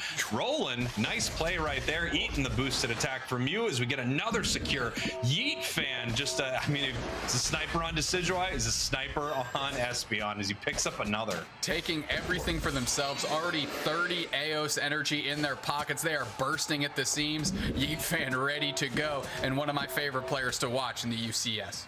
Absolutely. And, the story here of the March finals, outside of what's happening with these teams, of course, I swear, is this Espeon. It is just a dominant force in all of these games as they push forward onto this goal. 4 going towards 1 goal. Oh, absolutely. When you have JL in this Hoopa, they're going to send everybody where they need them to be. Sylveon getting a KO on Barnwell. The Snorlax going down early, but they're keeping the pressure on. The Mew gets voiced down. They get Icicle Sharded down as well. And now it's just the back end catching receipts. Sylveon takes out the Curlia. They're going to get the birds. They're going to get the Eos energy in. This goal zone is already on the brink, withered away. And ASU, Amaterasu, forks up, looking good.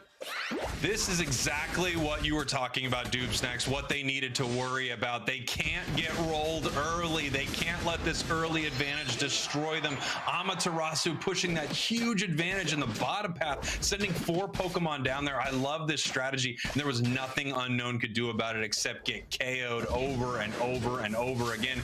Roland looking to put another 6 points into that bottom path. Freak having to back out here as Sylveon's just hyper voicing right in its face. As Trainer looks for their next target, Donzenge getting absolutely shredded by a cold front there. Trainer pushing very far forward. We jump downstairs. Mew shooting some solar beams. Barnwell's trying to protect that character right now. Rolling it and Yeet fan not looking to engage. Something about that push to Amaterasu that you need to highlight is JL was left alone upstairs, overpowered by the number of players Unknown had there, and kept that goal zone almost completely intact. So a great play by them as those birds populate and are select all deleted backspace off the screen.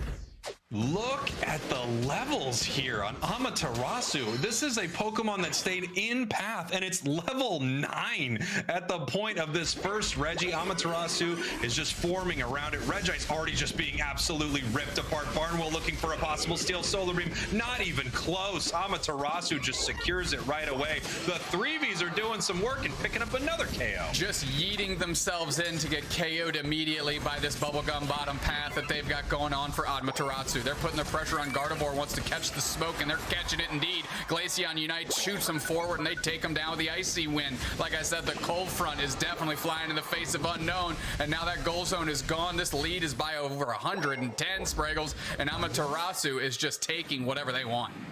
They take the experience, they take the objectives, they take the goals, they take it all. They drink their milkshakes. They just have everything going for them right now. Unknown, maybe getting a little, nope, can't get it. I mean, what a slippery team we've got in this top end. And like you said, JL, we have not been seeing a ton of them, but absolutely holding it down in the face of multiple members of Unknown.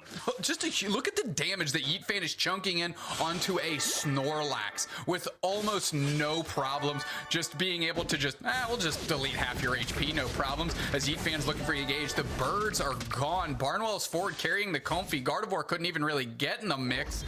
Freak couldn't get in there to get any of the bees, and Nudo's fine with just switching their attention to the Regieleki. Amaterasu feeling good on every axis of this one. Look how far rolling it's playing. They do the surf in the Snorlax face. Finally, a rapid spin water spout seals that up. Very Singularity hits nowhere, and now Amaterasu gets to fight from their goal pad and just catch this Regieleki. Yeah, at least a little bit of daylight here for Unknown as they're looking to score. Pretty perfect. Oh, actually having to pull back here. They thought they were going towards a tier 2. That goal is now broken. 268 for Amaterasu, 155 for Unknown, as the bottom goal is broken by Amaterasu. We've got 8 seconds now on our bottom Reggie that can, easily be ported down here. We've got a Hoopa ready to bring the whole squad. Unknown is nowhere close to this fight. It looks like this is going to be another easy one for Amaterasu as they push forward onto this Gardevoir. It looks like they pick up that big KO before they're looking to secure this Reggie steal. I mean, Amaterasu cleverly using the Hoopa on bound to portal everybody to that goal zone while Unknown was pushing the Regieleki in was brilliant and masterful. They shatter another goal zone. They easily take that basement Reggie, and now Slowbro's getting taken out a Mew of all characters. Espeon sorts out the Snorlax, and Amaterasu getting it in a big way everywhere on this map. Unknown needs to find some traction. Yeah, Unknown needs to figure something out. These Eevees are doing some work. Espeon's amazing. Look, if you hold stock in Espeon or Slick Spoon, you must be excited today because it is dominating the March finals right here. These special attackers just going absolutely bananas here as Barnwell and Freak have to run away. The fact that JL feels so much confidence to be able to push forward in the face of a Gardevoir and a Snorlax by themselves while the rest of Amaterasu runs around the map not only shows the skill level of JL, but the trust their team has in that player to do that stuff. Scout for them, get the damage in as the just KOs are raining all across the map. Fairy Singularity comes out, but it's the Espeon that's catching all the bodies. KO streak of 3. Not a 3-headed Dodrio with 3 KOs, but Espeon looking pretty good with that number 3 next to their name. And look at this. They've left this top goal up here on the side of Unknown, so they've not been able to get any of that free experience at the top end. Wow, what a Psyshock picking up the Comfy as it's just trying to come in and help their friend. How incredibly cruel, and they're pushing onto this goal. Blastoise trying to push him back with the Unite move right here. Hyper Voice is putting in some damage, but Barnwell's got to run as Roland is surfing into their faces right here. This might be a good push. Nice heavy slam and block as Glaceon actually gets caught right here. Nudo in a little bit of trouble, and for a moment here, it looks like Unknown actually might be able to fight this back. No, I take it back. A triple KO from Sylveon. Call it, that's 4. It looks like they're going up against each other. This is Legolas right here, counting a few more KOs than Yeet Fan. Good night. Come on. Sylveon Espeon just doing so much damage in there. We could actually see how far Nudo was pushing down the path before the goal zone was even broken. And now the whole team is rotating the hard way. They're not even using the Hoopa portal. That's like, let's just run down like normal folks. And they get there, no problem. Registeel, they're all around it. They're melting this thing down, and Unknown has to babysit a Regieleki so it doesn't go way downtown. And look at JL just posturing forward, getting some vision. Amaterasu is looking tough. Yeah, Amaterasu is looking amazing right here. We have 10 seconds until Rayquaza hits the map. Unknown has to figure something out. If they can catch them with a big Blastoise Unite, big Gardevoir Unite, they might be able to make something happen in this fight. But Amaterasu has just been absolutely destroying them. And look at this rip. They're doing it right now, right in their faces. Huge secure. They said, we don't care. We're ready to go. If you don't show up, it's over, buddy. Amaterasu secures that Rayquaza in just like a second. They absolutely ripped Rayquaza in half and had the back backdoor Hoopa Unbound play. The Yamato just set up, and they caught it both ways. This team's unstoppable. Rolling it in the face of Freak. Gardevoir getting taken down by the Sylveon. Those two pink Pokemon are getting it done, and so are the rest of them. Amaterasu just catching all the bodies. And man, I don't think we've called it garbage time above 1 minute before, Spraggles, but it sure feels that way. Unbelievable moment right there. You know, a lot of these fights, I expect we're going to see some Unite moves. You're going to roll in with this massive play-by-play and run it all down. No time for it as Amaterasu secures Rayquaza in less than 10 seconds. Yeah, Rayquaza hit the map and it's gone because Amaterasu is not about that action. They're not going to let that thing get flipped on them, and they even Yamato just in case it would have. The Espeon Unite comes out. They're just looking to, what do we call that, Spraggles? Pad the stats. 45 seconds left in this one, and Amaterasu is finally getting taken out, and those respawn timers are a century because they are so big. I am loving this strategy from Amaterasu. We've seen no teams playing like this today. Of course, we've seen Glaceon, we've seen Espeon, but the 3v and the amount of pressure that they are putting on Unknown, I mean, this was just an absolute clinic. They are looking fantastic right here.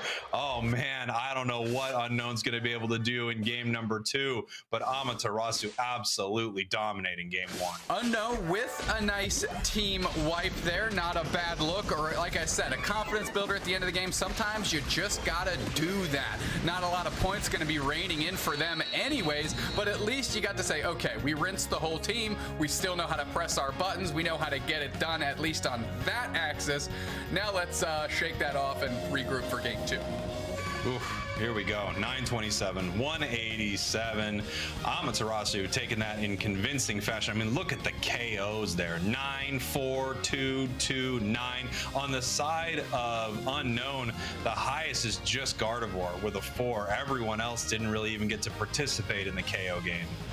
Shout out to Roland being there for every single KO, and Trainer looking good. Glaceon undersold, but you could see their 4 KOs were crucial ones because they would use their Unite move and they would get their target every time. No Unite move was wasted out of Trainer, and of course we saw the damage that Nudo and Yeet Fan were doing. No Combees, no Birds, no Clay Dolls sorting out Nudo today. They're sorting everyone else out.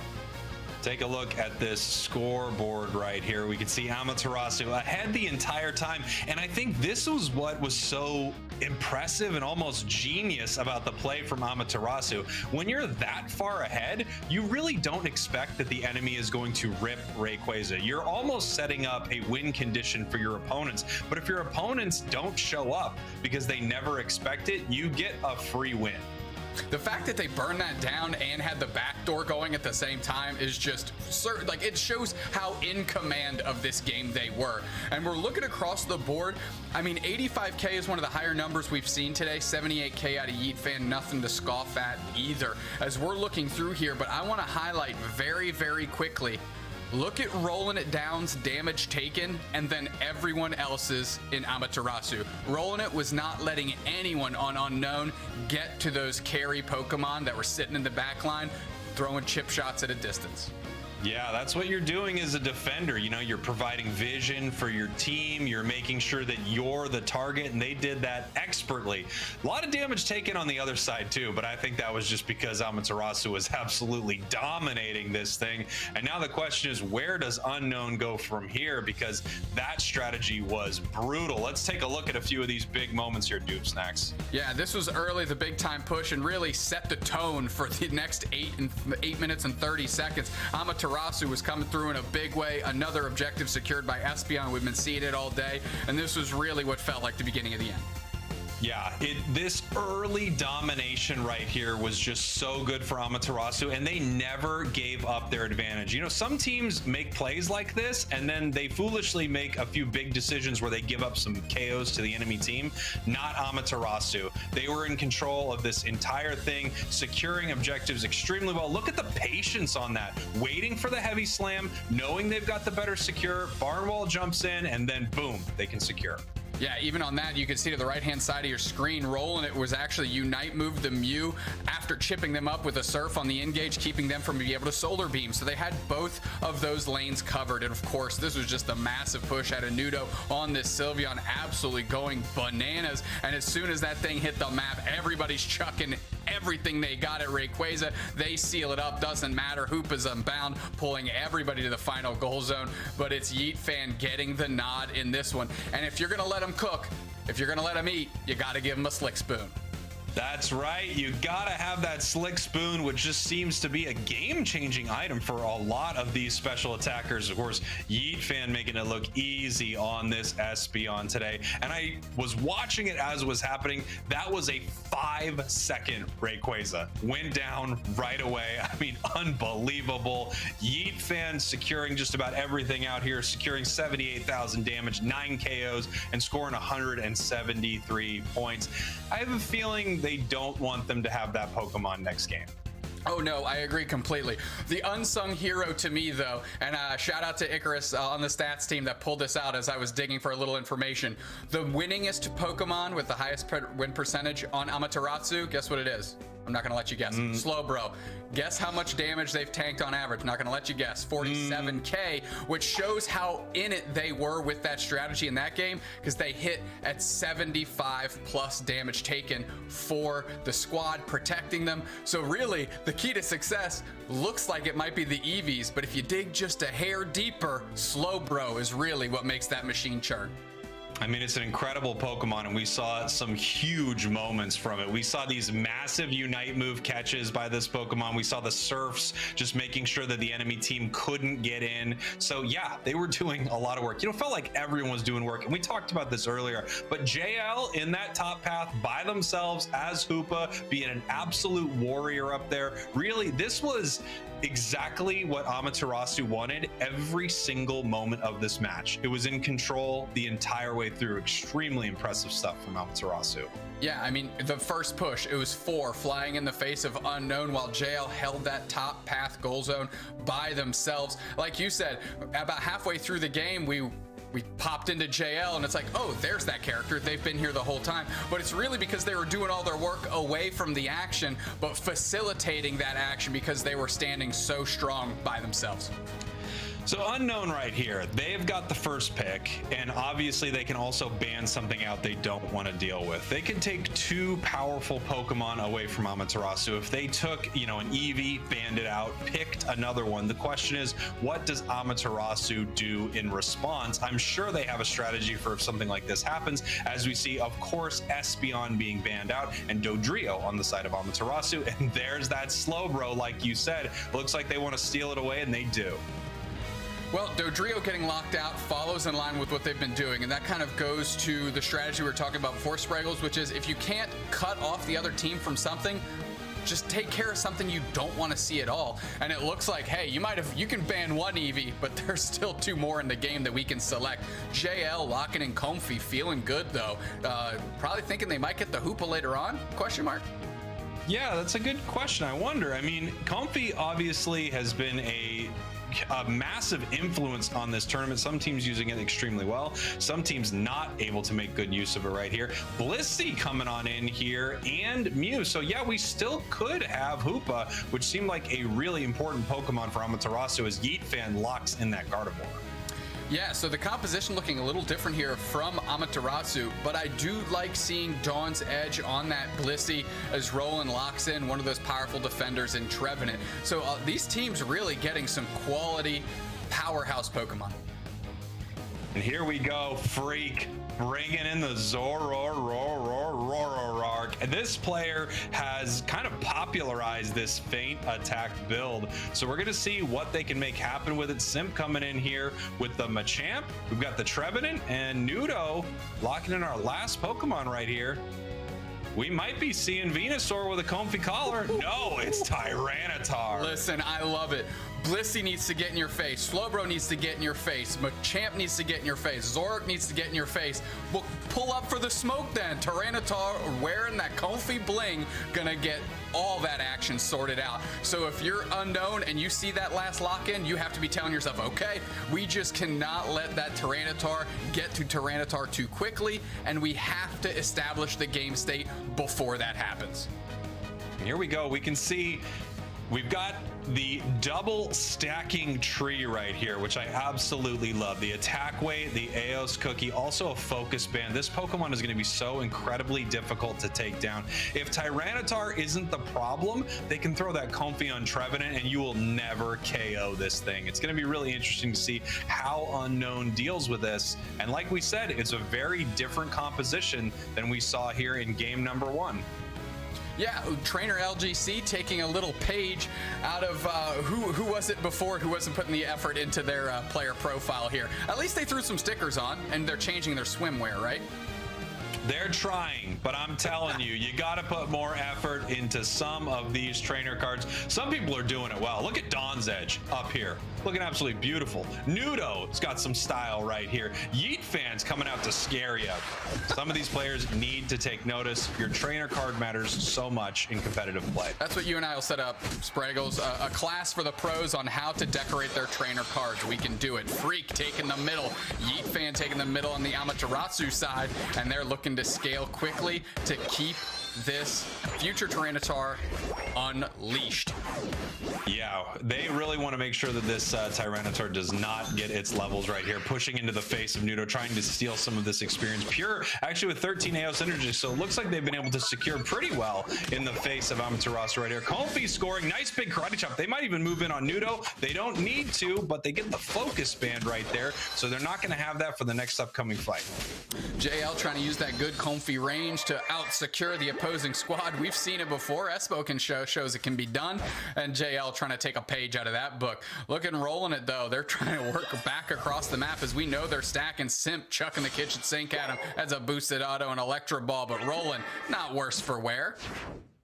Here we have Comfy, kind of in no man's land here. Yeah, getting karate chopped and going down. And now we have a lot of that secured there by Nudo. The final big old bird taken down by Unknown. Pure now evolved a level 5, and they're going to dive onto this tier 1 goal. Here comes Curlia. Comfy's back. Machoke gets the Pupitar, but the push continues. The points are going in. Yeetfan at a distance, going to keep chipping away. They're going to try and keep this goal zone intact. They seem fairly successful for the moment. Dawn's Edge chucking an egg on top of Freak, saying breakfast time for you. Eat up, champ. We need you healthy. Nice big play there from Unknown, getting a couple of KOs, scoring in that top path. Looking pretty good here, as it looks like Freak is actually staying in this top path. Yeet fan making their way down to the bottom path to try to secure some of this for the side of Amaterasu here. Roland still level 4, as that Mew's already level 6. And Trainer pulling up, Freak in a little bit of trouble. Trying to icy wind them down. They're pushing far forward. Dawn's Edge wants to catch up to the Zoroark, but they are too late, as now Dawn's Edge is getting smothered by 3 players, 2 players down up top, and now points are going in back the other way. Yeet fan just hanging out. They want the last shot on this, but no, it's Barnwell and the Slowbro outweighting Yeet fan, who got impatient, chucked the skill at it, and it's the Slowbro walking away with the experience. That really felt like they had guns drawn and they were just waiting for one of them to take the shot right there at high noon. Secured by Unknown. Barnwell looking to pick up some more. This is right in the center of both these teams, and I think that's the Electro Ball that gets the big secure right there from Mew. Roland, that was doing so good with the Slowbro, is now just having trouble ticking over to Trevenant. They are still level 4, and they've been burning the midnight oil just trying to take any Pokemon they can to tick over. Finally, they do, just in time for the basement Reggie. Here we go. 5 seconds until this bottom Reggie is on the map. Roland pushing forward with this Comfy collar, and here comes Trainer. This fight's starting.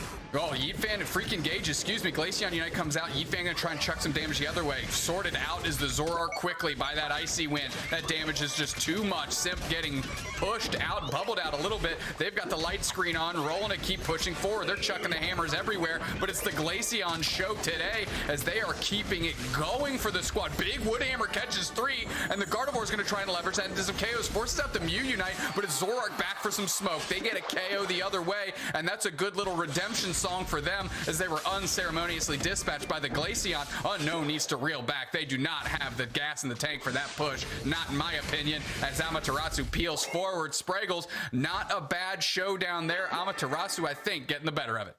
Yeah, I would say so. Getting that big secure, picking up a couple of KOs. They were punished a little bit from it. Their high-level Gardevoir taken down by Freak, coming in like an assassin in the night. Once again, Yeet fans up here. Here comes a big Unite move. Actually still secured somehow by the Zoroark. Wow, that was so incredibly close, but they do pick up the KOs right here. They get the KO, and that's important. Machamp Unite comes out, catches 2. We're watching that happen as the Regieleki gets melted by Nudo. They're trying to sort them out. Machamp bites the dust for that effort, but not without chucking some damage in there first. But now Amaterasu's all over the Regieleki, all over these birds. Their goal zone's gonna stand, and they're feeling good, not only with the points lead, but a pretty reasonable experience lead as well.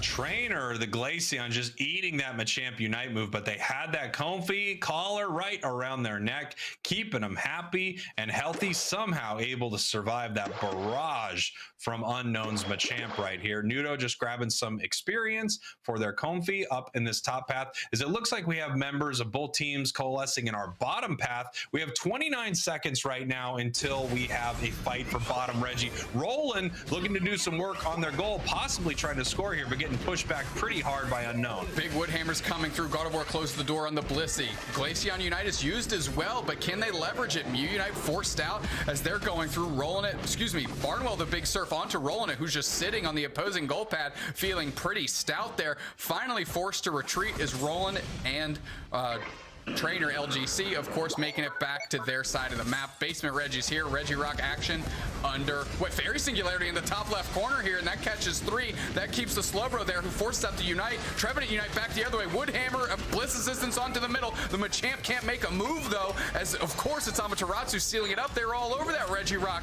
and now it's Nudo finally starting to eat. KO streak of 3. The Tyranitar with the comfy bling getting it done, and that goal zone is gone. Now, we were wondering if it was the Eevees. Was it the 3 Eevee composition for Amaterasu, or are they just playing that good? And that fight felt like a little bit of chaos all over the place, but Amaterasu secures the objective, picks up all the KOs, breaks a goal. They are doing it once again, just playing fantastic here in game number 2. Looking for a sneaky score, but it looks like an egg's going to stop that. Yeah, just trying to get cheeky, split the attention. I mean, if the Blissey is chasing down a Trevenant, that's exactly where you want them, because they're not doing what they should be doing, which is healing the squad. And as I say, that Glaceon Unite comes out again, and they're chucking damage to this Regieleki. Tyranitar takes it, and they're pushing forward. Glaceon goes down, yes, but the Mew is in the action, and the Mew is getting it done. Yeet fan pulling back with the Zoroark with the deep engage. Fairy Singularity catches them, they're moving forward, they're KO'd. Zoroark gets the Gardevoir, Gardevoir gets it back the other way. Nudo's on the chase to Simp. Simp's just trying to escape. Can they trigger over to Surf to get out of there? No, they cannot. Nudo gets another KO for themselves, and this Tyranitar and Kofi combo is looking very, very robust. Yeah, it's always one of those Pokemon combinations that you have to worry about. Can this Tyranitar really turn everything on and do insane damage as they move in, trying to score on this top goal? It's opened up because of Regieleki, and they break their tier 2 top goal right here. 110 to 298. Amaterasu once again way up, and we're a little under a minute before Rayquaza. Unknown is going to need to make a play, and they're going to need to show up today, Noob Snacks, because we saw how fast Amaterasu can take Rayquaza. I'm just so impressed that that Tyranitar stood that test, and even JL hopped off, got their points in, hopped back on the ride, and they bailed out. Oh man, like they were robbing a bank with the getaway driver. Registeel getting melted, good spacing up front by Roland. It's up to them to keep this thing in place, but Registeel's gonna leash, and Amaterasu's ready for the action. Roland playing far forward. They're gonna get engaged on by the Zoroark. That's a double Unite move coming out of Amaterasu. They catch the Slowbro. Nobody's down yet. Of course, I say that Gardevoir bites the dust from the Zoroark, but it's the Glaceon that gets credit for 2 back the other way, and Unknown just trying to make a move on this Registeel. Can they prayer it? No, they cannot. Trainer shuts that down immediately. Rayquaza's here. Zoroark down for 10, Spraggles. Yeah, Amaterasu, they have the big advantage. They have the level advantage. They have the buffs, and this fight's starting right now. Massive Machamp Unite into a Bliss Assistance, wiping them off the board, and here comes the Solar Beam. Doomstacks, here we go. That's who they needed to take out. That Glaceon has bit the dust. That's tons of damage. Now it's on to Nudo with the Comfy to get it done and screen this thing out. As Unknown is focusing some attention on Rayquaza, and they're bubbling out. Good engage by Nudo. They're trying to find it. They're all over them. Comfy doing tons of damage. They're united by the Slowbro. They're locked in place. They're chucking the kitchen sink at them. Let's see if they can get them. Nudo's still not worse for wear. They're chasing down Pure. Can they get the KO on them? Yes, they can. The Machamp is out of the mix. One player down, and guess what? Glaceon's back, baby. Amaterasu has a real shot in this one and it looks like they're just going to hang tight for a little bit as Nudo's going to be a menace and Amaterasu is going to posture for a re-engage. Here we go, the raid boss, the final boss, the level 14 Tyranitar with the comfy collar, almost ticking up to level 15. Can anything stop it as it's moving through the city, stomping down the skyscrapers and destroying everything in its path? Unknown had such an amazing engage on that fight, but they couldn't take down the big baddie. And now Amaterasu is once again just taking Rayquaza. They're not afraid to secure this Rayquaza. Boom, another huge secure, and now they're running to make some points happen. Yeah, too easy, no problems. Real kaiju energy out of Nudo right now as they're scampering to that gut goal zone to get their points in. Tyranitar comes right in for the engage to keep that Pokemon protected as the Comfy getting their points and Nudo's getting their points and Trevenant getting their points in. Here comes Trainer like, I got 6 points, whatever, I'll chuck him in the bank too, as they're chucking everything, all the damage into the face of Unknown, just stretching this lead out like taffy. Amaterasu looking real good. Heavy Unite by the Machamp, but that is not gonna get it done as Amaterasu stands tall. Amaterasu winning in the winner's bracket, moving on to the grand finals, and wow, they are looking like such a superstar team. Whether you give them the 3v or you give them the raid boss Tyranitar combo, they are doing it here. And I gotta say, that's the best Tyranitar we've seen on broadcast, period. I think a lot of teams have not unlocked that combination, but that is what you are worried about when you see a Tyranitar combo. Oh, without a doubt. We tried to see, I think Nouns tried to get it done a little bit earlier, but they flew in the face of a composition that was more ready to handle it. They chose that Tyranitar last, which means Amaterasu was remaining flexible and saw that this was the time, this was the opportunity, and wow, did they get it done. 9 KOs for Nudo, and JL gets credit for 12 assists there. I gotta point out, once again, Amaterasu really not afraid to secure Rayquaza, and I think that's been one of their biggest advantages throughout these games. They're so confident with their ability to rip down an objective and secure it, even in the face of the enemy team. They're just so ready to take that final objective, and I gotta say, I love the play Dupsnax. I love it when someone goes for the win. Go for the win. They did indeed. Both games, they looked very well in form, looking good. I'm taking a look at these quick numbers here. JL healing for 77k.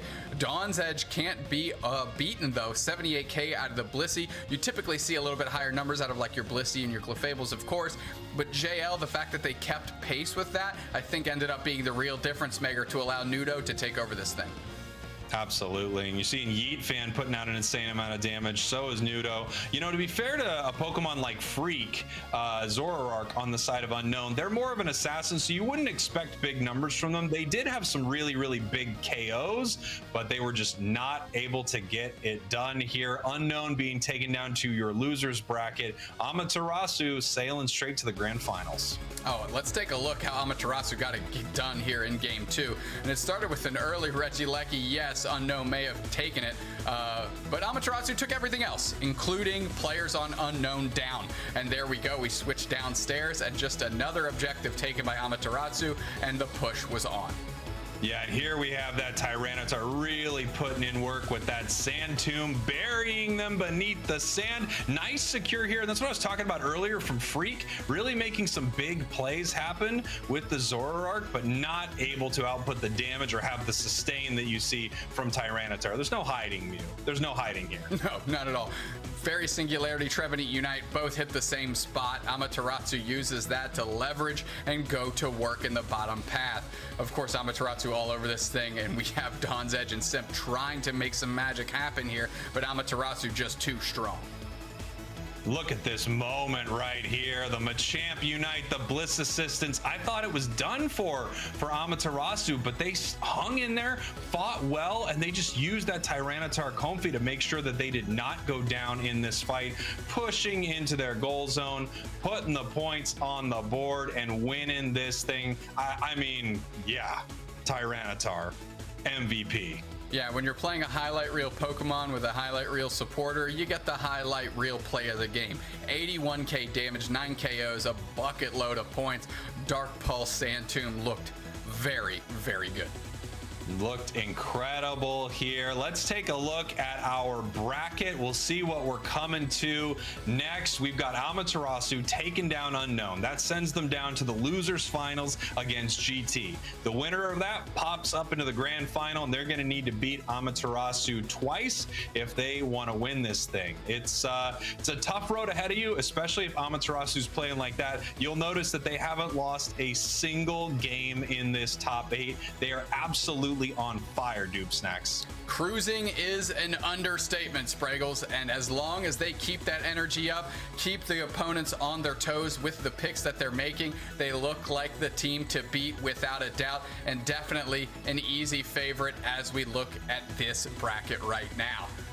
Spraggles. Now let's take a look here at what happened in Latin America South right here. Clash taking a first place here from All Stars. Your second place, Parappa Gang. Come on, what a name. Let's go. Getting third. A lot of championship points being handed out to these teams, but Clash, once again, you're seeing them on top. I don't know if they were number 1 last month. Don't quote me on it, but I feel like we see Clash all the time. An absolutely dominant team, Dupe Snacks. Clash is one of the teams from last year to this year, between season 1 and season 2, that never stopped grinding. They were in every grassroots community event they could get in, whether it was NA playing on ping, EU playing on ping. They wanted to play everyone under the sun to keep improving, and we see the fruits of their labor right there with a nice first place finish here in March. Well, we have the losers finals coming up here in just a moment. Don't go anywhere or I will be mad at you personally. And also, if you want to play some Pokemon Unite with some of these pros, the registration for the AOS Cup opens tomorrow, March 12th at battlefy.com/Pokemon Unite. And if you're a solo player and you need more players for your team, don't worry, head on over to the official UCS Discord, find a team, start competing. You can still make it to the World Championships in Yokohama. We will be right back, Dupe Snacks. Welcome back, trainers, to the second season of Pokemon Unite. Much has happened since competition kicked off last year, leading us to crowning our first ever Pokemon Unite champions in London. But that was just the beginning. 2023 has even more in store for players and fans alike. Let's take a look at this season and see how players will climb their way to the World Championships in Yokohama, Japan, and compete for a piece of the $500,000 prize pool. The 2023 season is composed of monthly cups, the AOS Cup, and the regional finals. At the end is, of course, the World Championships. Teams can qualify for a World's Invite by earning the most championship points in their region or by winning their regional finals. Championship points, or CP for short, can be earned throughout the season from February to June. During each monthly cup, eligible players can enter the double elimination open qualifiers for a chance to get some CP. The top 8 teams will make it to the monthly finals the following week. At the AOS Cup, the stakes will be raised in this mid-season event. Top teams will be organized into groups for a round-robin competition before squaring off in a double elimination bracket to the finals. Competition is in abundance here as the best teams are pitted against each other for even more CP than in the monthly cups. To make it even more exciting, top finishers will also be going home with a share of their region's $25,000 prize pool. Towards the end of the season, teams will have one last shot at qualifying for the World Championships. This opportunity opens up with the regional finals. The regional finals consist of grouped round-robin competition, with the top teams entering a double elimination bracket. The winning team from each regional finals will represent their region at Worlds with a guaranteed slot. There's also a $50,000 prize pool per region at stake. So expect some of the fiercest matches to happen here as it's all on the line. We can't wait to see how the season shapes up. Which teams will make it to the World Championships? Will we see some favorites from last year once again? Follow along to catch the results in this year's season of Pokemon Unite.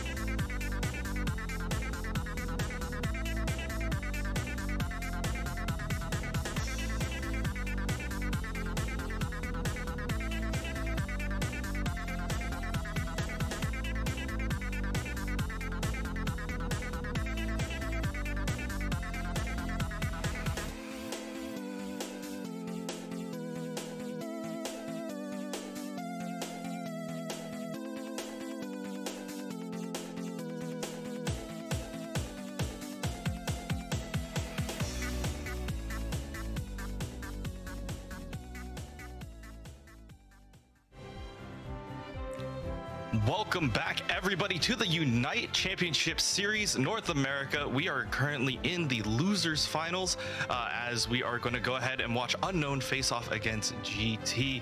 I'm Kanashi. I'm joined by Kellosaurus. Are you excited for this potentially last match for either of these teams? Yes, the previous match that we just watched between Amaterasu and Unknown was absolutely insane, and I'm really looking forward to see what these two teams move on forward. Now, obviously, Unknown, the Pokemon isn't a legendary, but is the team. If they are able to overcome this fate in this next matchup and then reverse Amaterasu, they might end up earning that status for themselves.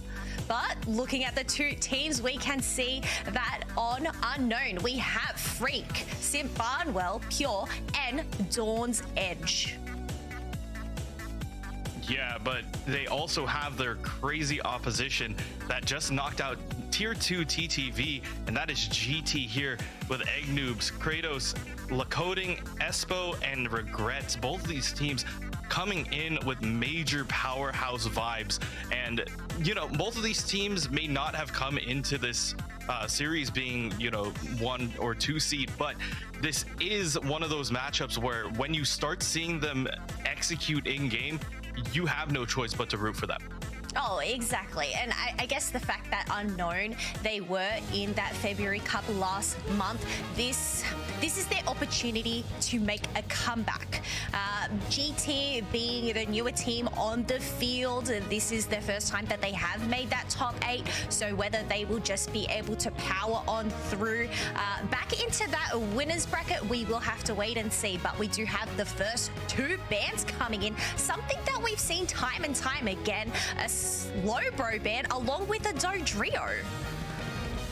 Yeah, and we have seen how prevalent this Espeon has been. 2 glasses and a spoon is all they need in order to run through the rest of the team. So really solid pickup coming out from GT to kind of open up the gates and really get their momentum started. Oh, look, as you mentioned, you know, we have seen Espeon time and time again.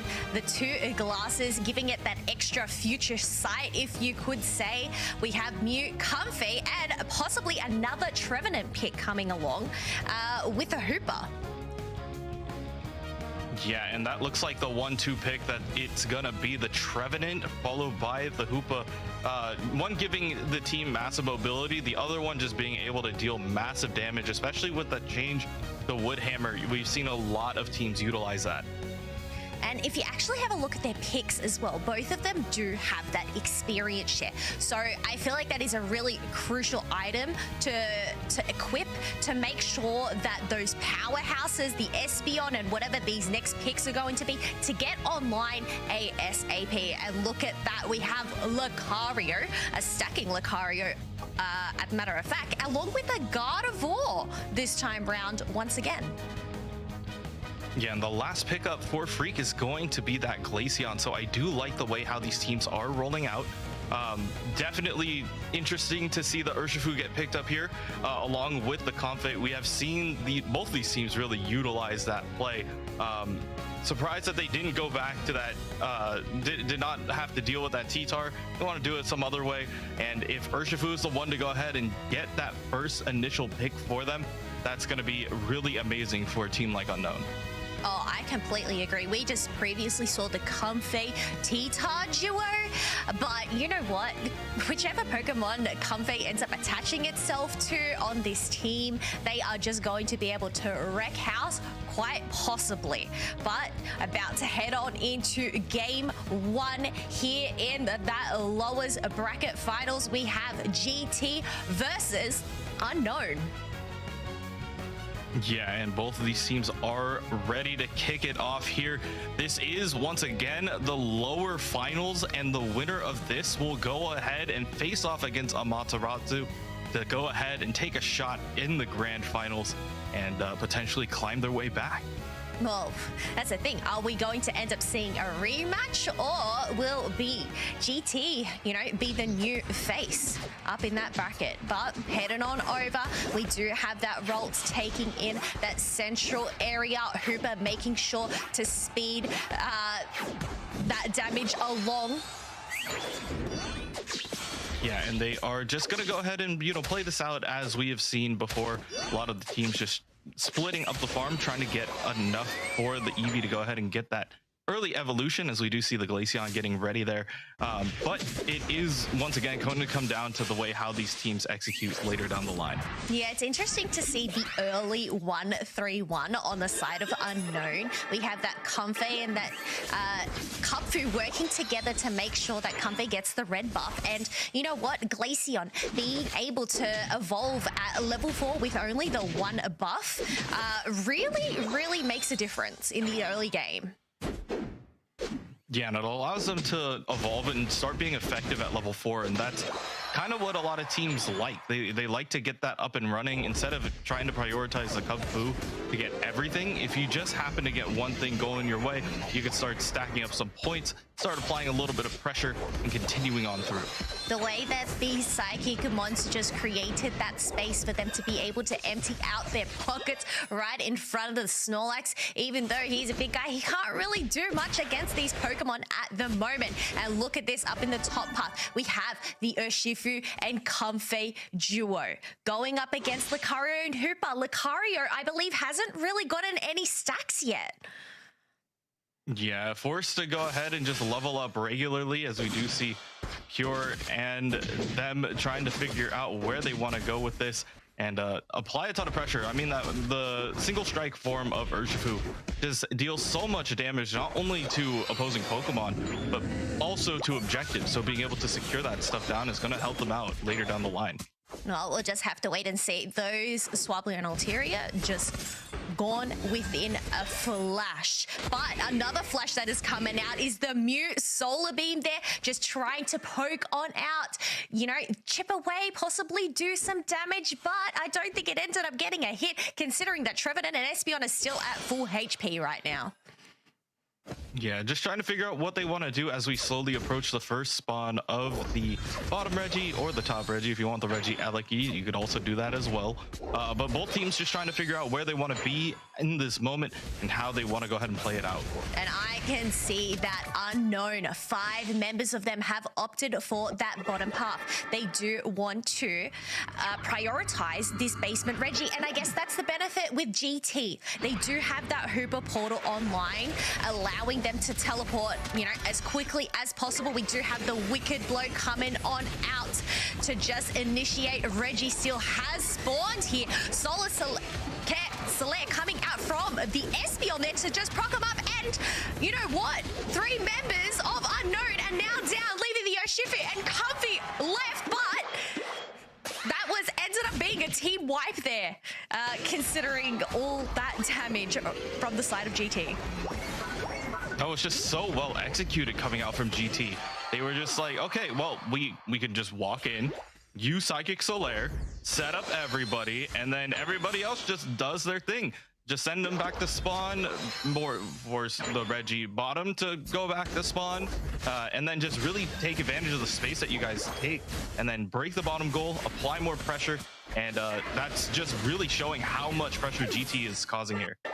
No, and that's the thing, you want to get that early pressure. The current scoreboard is 160-0 in favor of GT. Unknown are needing to make a comeback, possibly with the Reggie Aleki, the 6th member by their side, but Trevenant going in, and it ends up being the Espeon that yoinks it from right under their noses. Yeah, just so much pressure. Another Psychic Solaire getting popped up there. Go ahead and hold up the Glaceon. This is coming straight through. They're trying to do some math, trying to figure out, okay, can we dunk any more in here? They're trying to figure out if Regrets wants to go ahead and get that in there, or if they're just going to go ahead and break. They can do either way. That is going to be the break there. But yeah, once again, GT with a 200-point lead over Unknown, and Unknown not being able to score at all so far.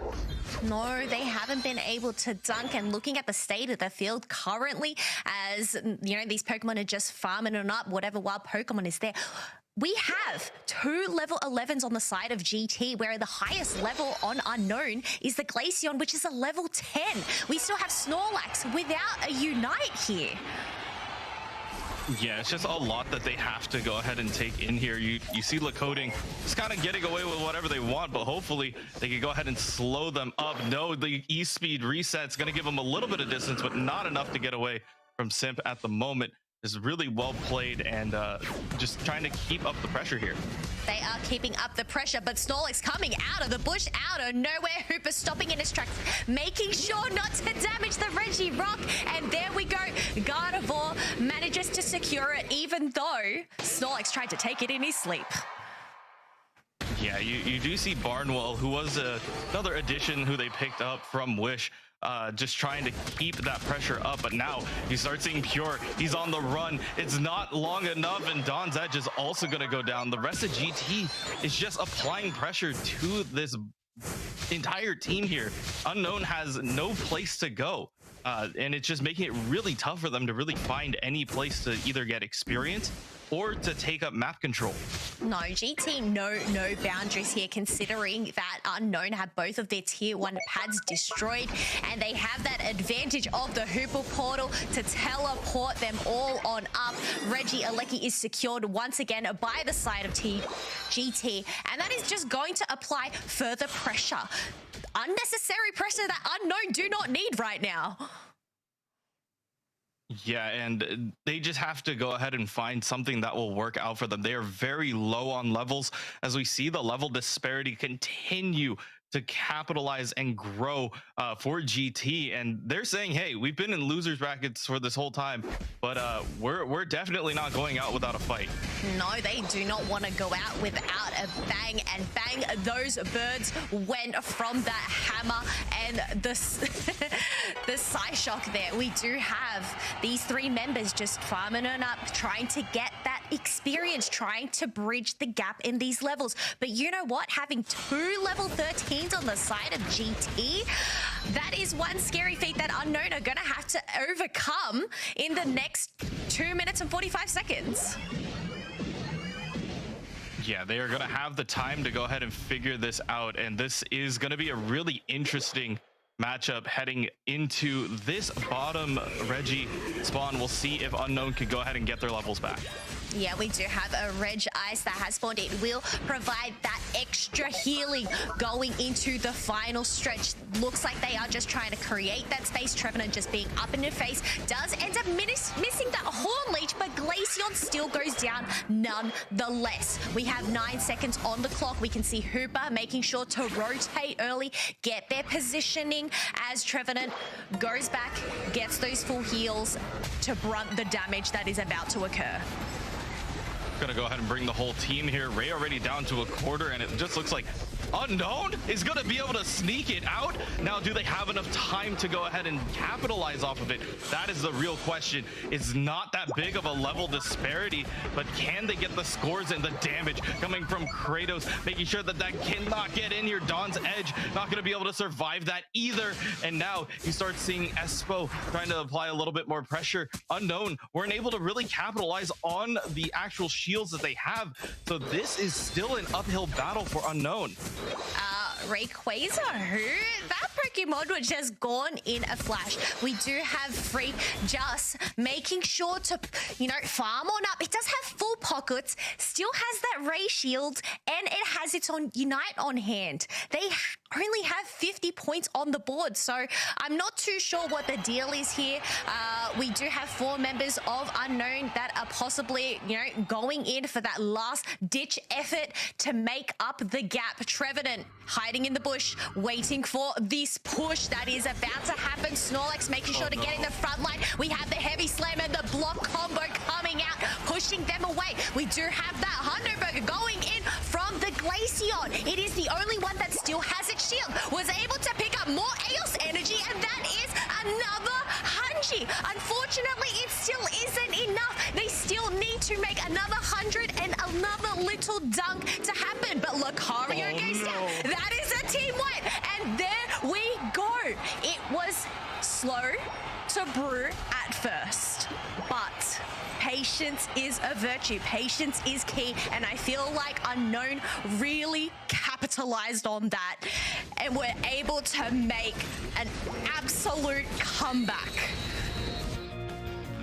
A comeback is an understatement for what we just saw there. That was excellent final stretch play coming out from Unknown.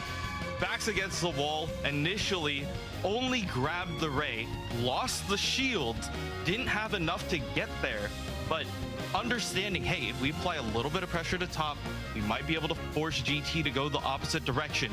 They saw Egg Noob, they collapsed on the first goal, tried to get Freak to dunk in as much as possible, played it patiently, continued on through, and was able to really break it open once they started collecting those KOs and sending them back, not allowing them to play that defense and continuing on forward. Just really well played by Unknown.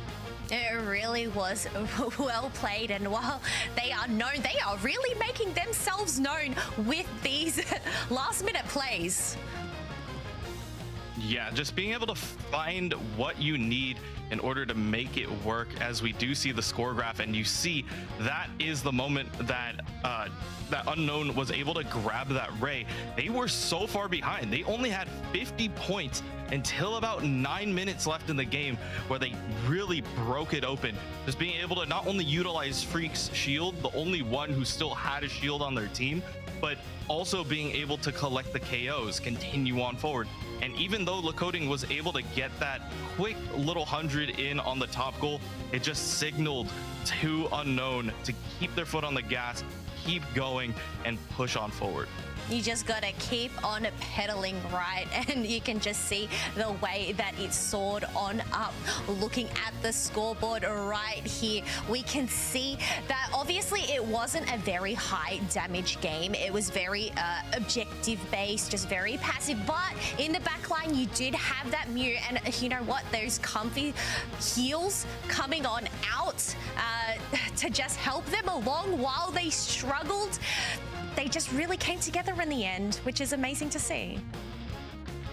Yeah, just being able to keep your team up is really important, but I feel like if you're GT, I feel like you're still comfortable with what went down in that match. A lot of people will probably be like, oh, well, we lost, so we have to make a major adjustment. Maybe we do this. I think GT played that very well. I think that they had the right momentum. They had the right idea. It's just a matter of executing down the line and hoping that Unknown cannot get another stroke of luck like this. I know, and something that we are going to have to go back and see is that last 45 seconds of the match, because I feel like it was such a pivotal moment for Unknown here. You can see Snorlax going in with the heavy slam and block, allowing the Glaceon to dunk in their points. And you know what? Glaceon being sure to be protected, protect the president. That is the one with the shield to get in another 100. It was just crazy. Yeah, and you just see how much damage Pure is also dealing in this. Barnwell being able to just cut certain lines off, make sure that they cannot get in there. And yeah, Unknown just playing this extremely well. It was, and you know what? You just got to make the difference. All members are down on the side of GT, getting as many points as you can to look impressive. Oh my goodness. Yeah, and that was the tail of the tape as we do hop into the actual player of the game, which is going to be Freak on that Glaceon. Just had a massive score line, just being able to score in. That was the whole thing that you were mentioning, Kello. Protect the president, protect the one that had the shield, and you know that's how Freak got this ridiculous score in those last 45 seconds. Yes, and a common saying that we have in OCE is that when there is a Ray, there is a way, and Unknown definitely showed that. Yeah, they found their way, and even though like Unknown may not have had, once again, the shields, it really looked bleak. They didn't have the levels, they didn't have the shields going into it, they didn't break anything going into that. It was just so much pressure that they were just able to really rally their way through, find the picks that they need, and continue on in order to win the match. So yeah, it's not over until the buzzer sounds, right? So this is definitely a great example of you can continue to play, continue to strive forward, and Unknown is just being able to take game number one here. They are able to take game number one, but it isn't over for GT, as there is still a chance to make a comeback. After all, it is a best of 3. However, one of these teams, it will be the end of the line very, very shortly. But moving into these next matches, Kanashi, do you think there's going to be some switch-ups here? Any predictions moving forward, or Pokemon that you would love to see enter Thea Sky Ruins? Yeah, that's honestly a great question. I feel like we've seen a great variety of Pokemon throughout the day. I mean, I didn't expect to see a Wigglytuff at all. I like that pick coming out from TTV. Unfortunately, it didn't work out for them. I do think that GT is comfortable with what they had. The question is, if they do switch things up, do they have an answer, or do they feel comfortable enough to continue on with that streak and continue on with that pressure? That is the main thing that I want to see coming out from them. And GT, you know, it is a do or die situation. They either get the run it back against Amaterasu the same way that they had in the semifinals, the winter semis, or Unknown gets a shot again to go ahead and run back the winners finals again. So both these teams Amaterasu is used to seeing, but we have to see who is going to get their second chance. Exactly, and I feel like it all begins with that pick ban phase as we are about to head on into, you know, bans really make a difference. I have noticed this year's championship series. Obviously, we didn't have that, and that's the thing. There's been a lot of Pokemon that have proven to be quite strong. It is such a difficult decision that you have to make moving on forward. Yeah, and there's a lot of interplay going on as well. If you ban a certain Pokemon, what do you pick up? What seems good to your team? What do you want for your squad, the Espeon? But like, what do you think would be a great pickup during this time?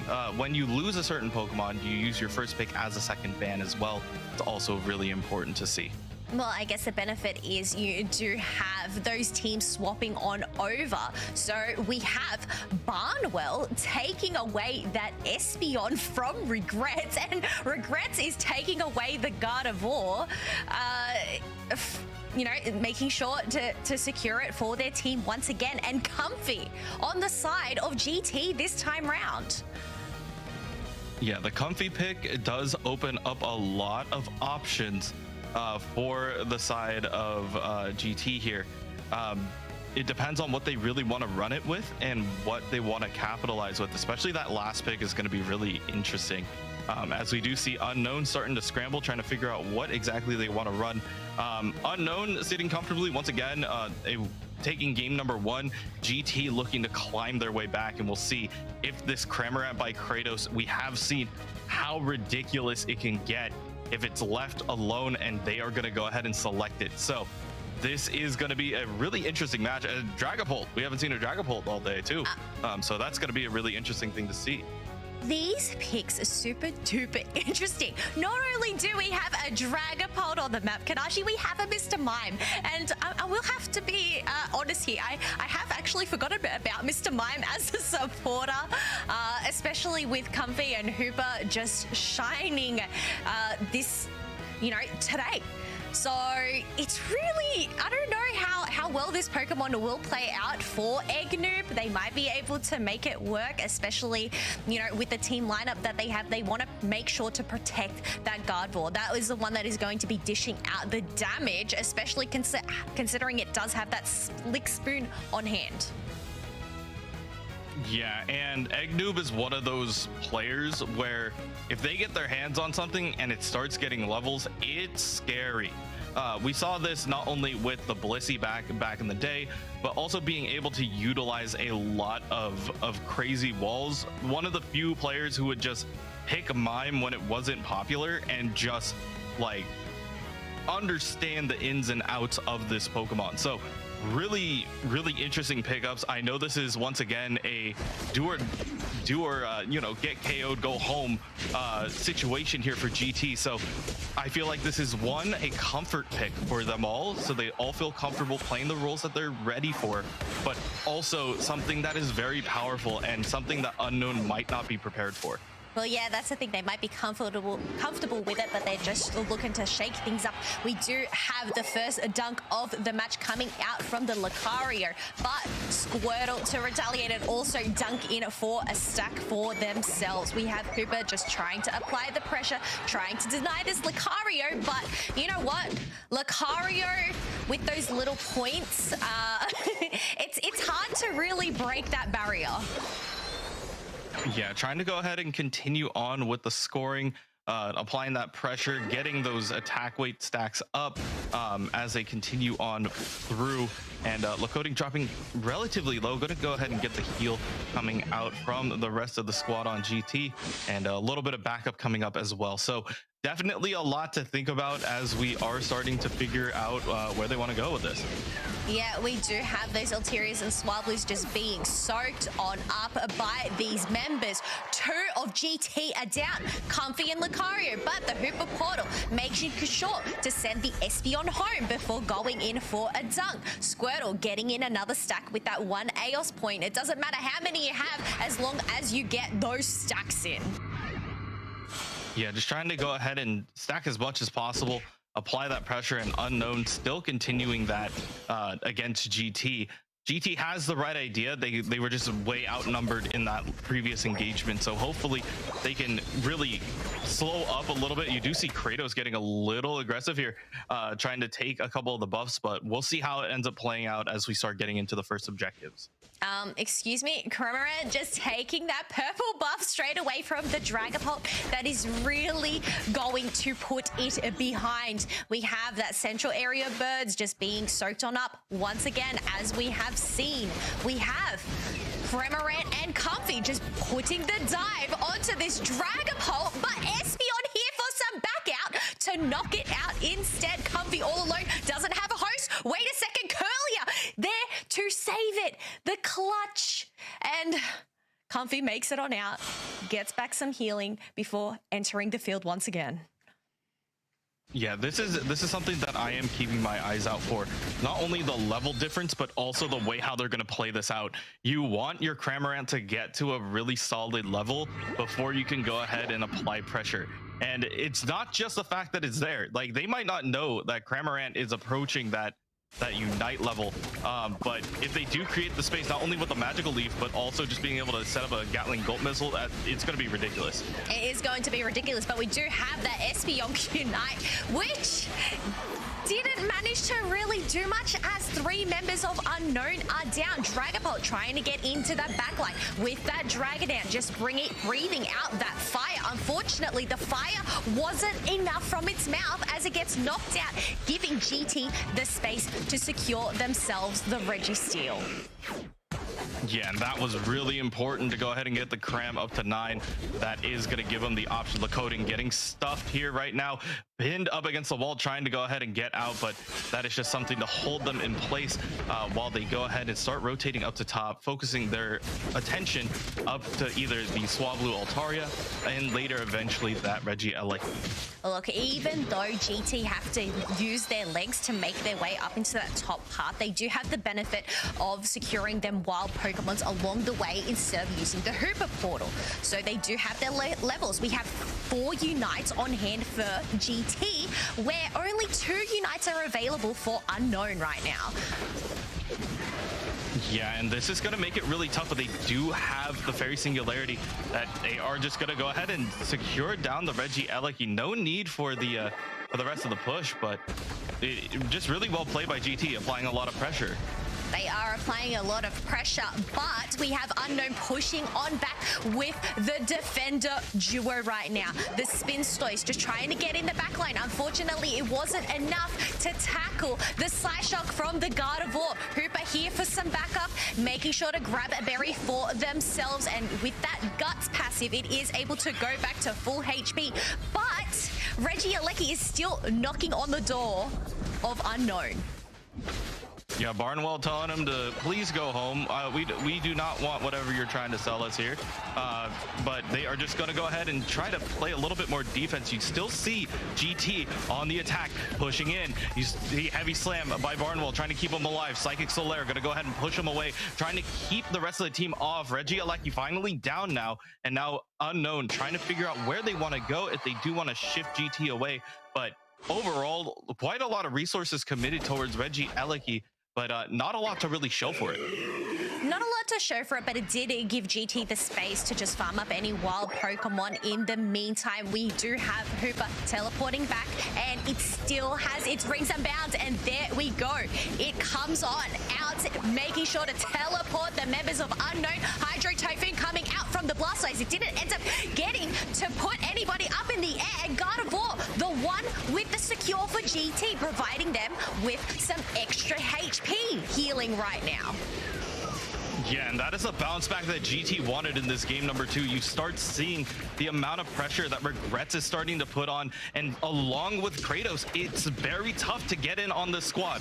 You see the not only the way how they're playing that, they're getting levels, they're getting experience, and especially once we start, we're still like a minute and a half out from the final stretch. If these Pokemon start getting more levels, start getting crazy high on the levels, it's going to be really tough for Unknown to break through this. Well, if you actually have a look on the note of levels, we have Dragapult that is at a level 13, so it does have both of their plus movements available, where we do have 3 level 12s on the side of GT, so only a tick on over. Reggie Alecki is secured by the Blastoise there. It is going to be making its way towards that tier 2 pad of GT side. Yeah, GT has a lot of time to really deal with this. It depends on if Unknown wants to apply pressure there. But instead, they're opting for pressure down at bottom, trying to go ahead and maybe break down this bottom path goal. At the moment, you start seeing Egg Noob trying to dance around, making sure that that doesn't go through. But instead, they are going to go ahead and focus their attention up to top. You start seeing them trying to apply pressure to it, and they're just going to go ahead and break it. So top tier path, top 2 tier path goal going to go down, and now GT wants to kind of reverse the script down at bottom. We'll see if they can. Kratos trying to dive their way out of here, dropping dangerously low. The Magical Leaf's going to be able to give them just enough HP and a little bit of spacing to work with here as Kratos is going to go home. Hello, GT are in a really dangerous position right now, considering their home base is wide open, and Unknown do have the benefit of having the Hooper on their side. We do have that last objective spawning. It is a Reg Ice, Pure looking at it and being like, yeah, no, I don't need ya. Yeah, there's no need for it, especially since they are getting into the final stretch. GT this is a do or die moment here for the team here in the final stretch. You start seeing where the Cramorant is up at top. Going to go ahead and pick off the Dragapult, and now trying to possibly dunk. No, going to go ahead and return to the team, applying a little bit of pressure to the back line. They know that the bird is there. Barnwell trying to block off a bunch of the team. The Cramorant Unite move, creating so much space for the team. They cannot go through this choke at all. They're just applying so much pressure, and now GT wanting to rip Ray. Do they have enough time for this? Regrets going to go ahead and throw down a Fairy Singularity. That's going to go ahead and lock it in for GT, but now they have to go ahead and score. This is a matter of time. They just need to go ahead and get it to work.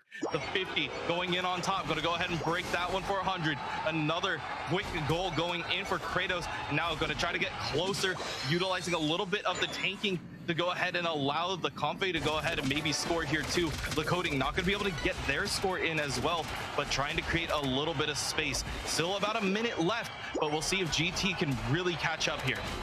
Yes, there's only a minute left and the scoreboard is super duper close right now.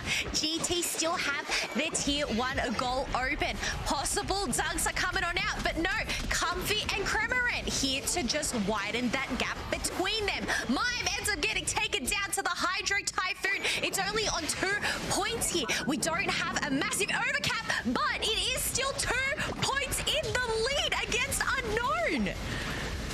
It's going to be up to Sip. He's got 8 points. No, he's going to be a race. And now you start seeing GT starting to play the defense. The 5 from Pure. It's going to go in. That's going to allow them to go forward. But do they have enough time to go ahead and get back? You start seeing Don's Edge trying to send him back. Fairy Military Singularity trying to hold them in place. Do they have enough time though? No, it's gonna get dropped. And now GT trying to figure out if they could go ahead and score. The Cram gonna get 14 in. Is that enough for GT to keep their dreams alive here down in the lower bracket?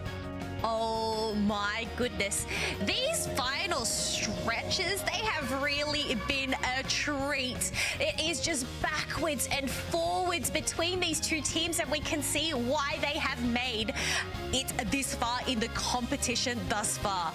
368 points to 352 in favor of GT, which means Kanashi, we have ourselves another round 3 situation.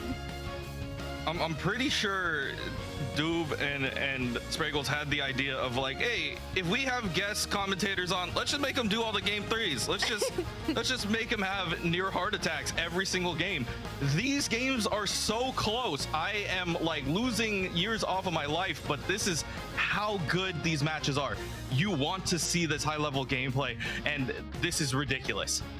And this is the thing that the teams have been practicing for, not only to take home those championship points, but to put on a good show for all of us. But looking at that, you could see that Unknown, they had the lead. This is just a turnaround. The opposite side of what has happened. GT throwing it back in their face, saying, hey, Ray is ours. We are now going to get the win.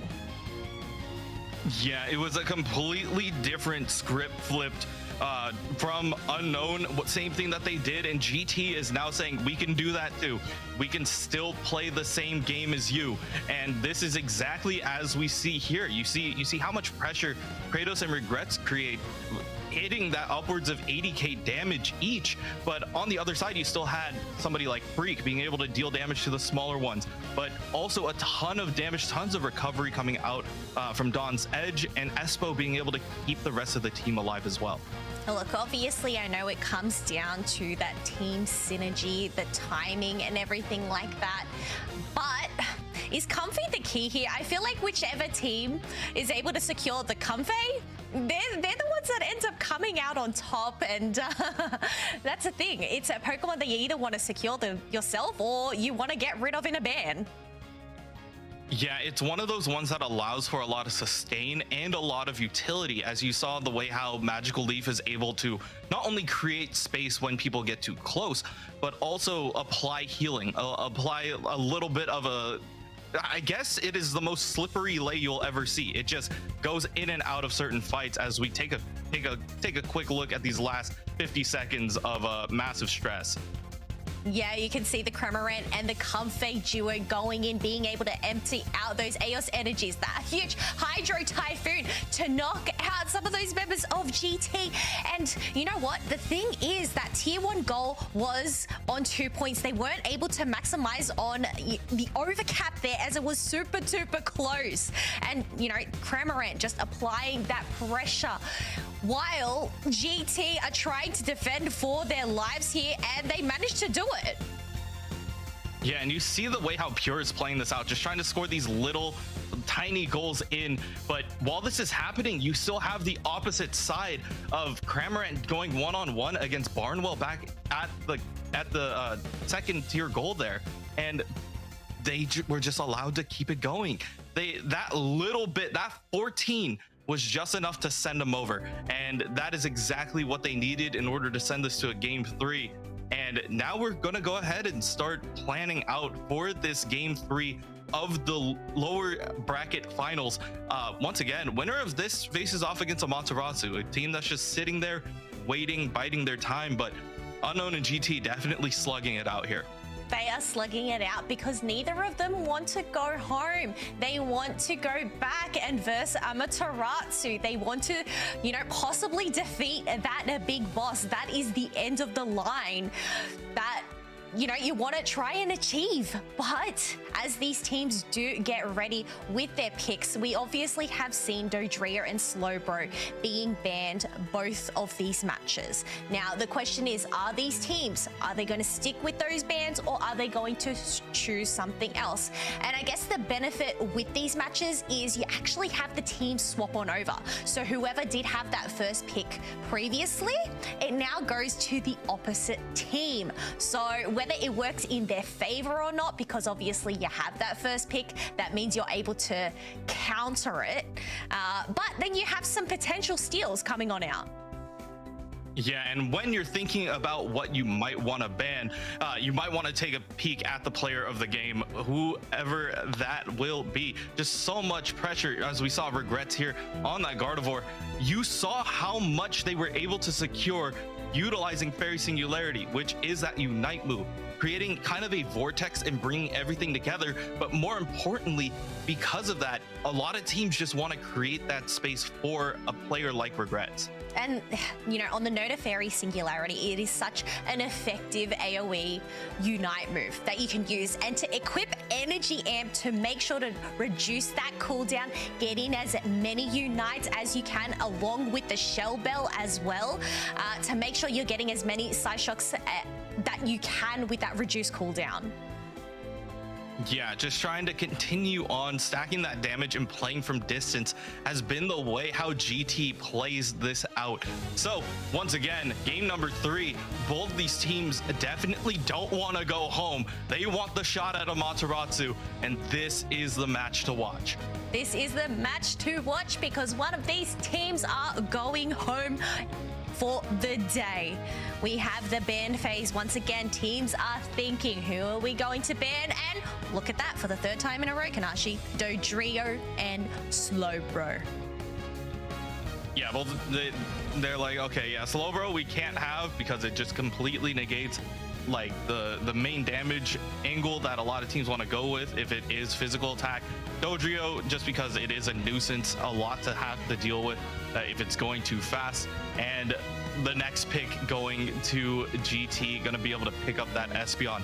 But Unknown wants to flip the script potentially too. They're going to go ahead and lock the Mime away from Eggnoob and not let that happen again.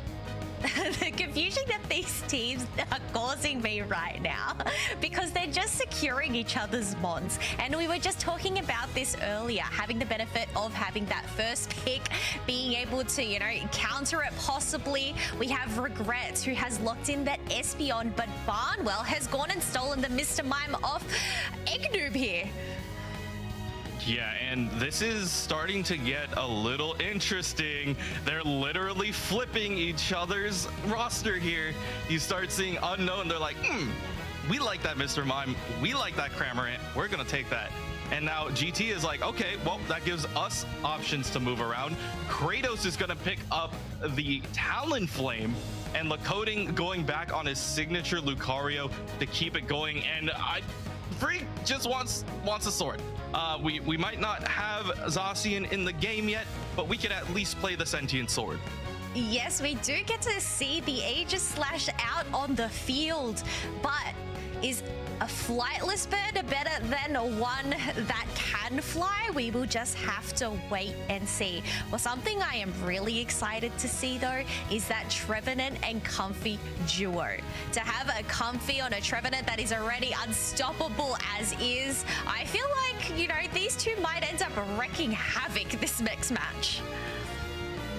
Yeah, that is going to be something that we are all going to be keeping our eyes out for, just to see the way how these kind of last picks, they really did flip their own rosters and their picks as they continue on through this game. And I'm excited. This is a slugfest that we have all been asking for. Not only at game 3, but especially between a team like Unknown and GT, evenly matched, trying to figure out who wants the shot at the title. Look, not only are they keeping their opponents on their toes, but they're keeping us on our toes and at the edge of our seats. This is a match that you do not want to miss. GT versus Unknown. Here we go. Kanashi, we do have that Fletchling heading on into that central area there, making sure to get that experience as soon as possible. On the opposite side, though, we do have that Hone Edge going in and securing the wild Pokemon on their side. Yeah, and I'm very interested in seeing how this the Aegislash is going to play later down the line. We know that it has a great last hit potential with the coup de grace as the Unite move, but are they also going to be using that in order to get in, to kind of initiate? That is something that this team really wanted to do, but we'll see if they can really capitalize on it, especially in this game 3. Yeah, we did have the Mime using that XP to make it on back or grab themselves a berry. We have an Espeon that is already online, is putting the Psyshock on the Cramorant. It is in a little bit of pickle, is able to dive on out, make it back to pad, but it does give the chance for this Phantom to get in some dunks along with the Espeon. Yeah, and it is a little slower, yes, because it didn't have the middle farm that GT was giving in terms of priority. But you do see the way how Unknown wants to play this. They want to rotate and apply pressure to top, try to make sure that their goal isn't going to be threatened. And if they do want to take this farm, they have the opportunity to rotate down by using Dawn's Edge in order to get out of there. Yeah, but we had that Doublade just waiting in the bushes to make a dive on the Lucario, just trying to pressure it, trying to contest those wild Pokemon, to get those experience for yourself. We have them going back, getting some full HP, the power of the Hooper. Once again, early game, it really makes a difference. Going to be able to go ahead and center him up and knock him down as you start seeing GT applying that pressure. Eggnoob on this Trevenant, still continuing on through, now trying to maybe focus on the bird. Clap and you're gone, sent right back home to spawn. That's exactly what they're doing here as GT is still applying pressure to this bottom goal. Look, no, not only is that fish in its mouth out of water, the Cramorant was out of water as it just didn't know what to do against such a strong duo that Trevenant and Espeon are. We do have the War Turtle just using that spin, trying to apply some damage, create some space here. We have Cramorant possibly going in, looking for a sneaky dunk, ends up retreating because that duo right now is one you do not want to come across. Yeah, and it's a lot of pressure too. The thing is, oh, we do see a KO coming out as Pure is going to be able to get Lakota here at top. But the amount of pressure that GT is at least threatening bottom with is really important. If they happen to break that, once again, Dawn's Edge isn't going to have the mobility with that hyperspace hole to rotate the rest of the team down as quickly.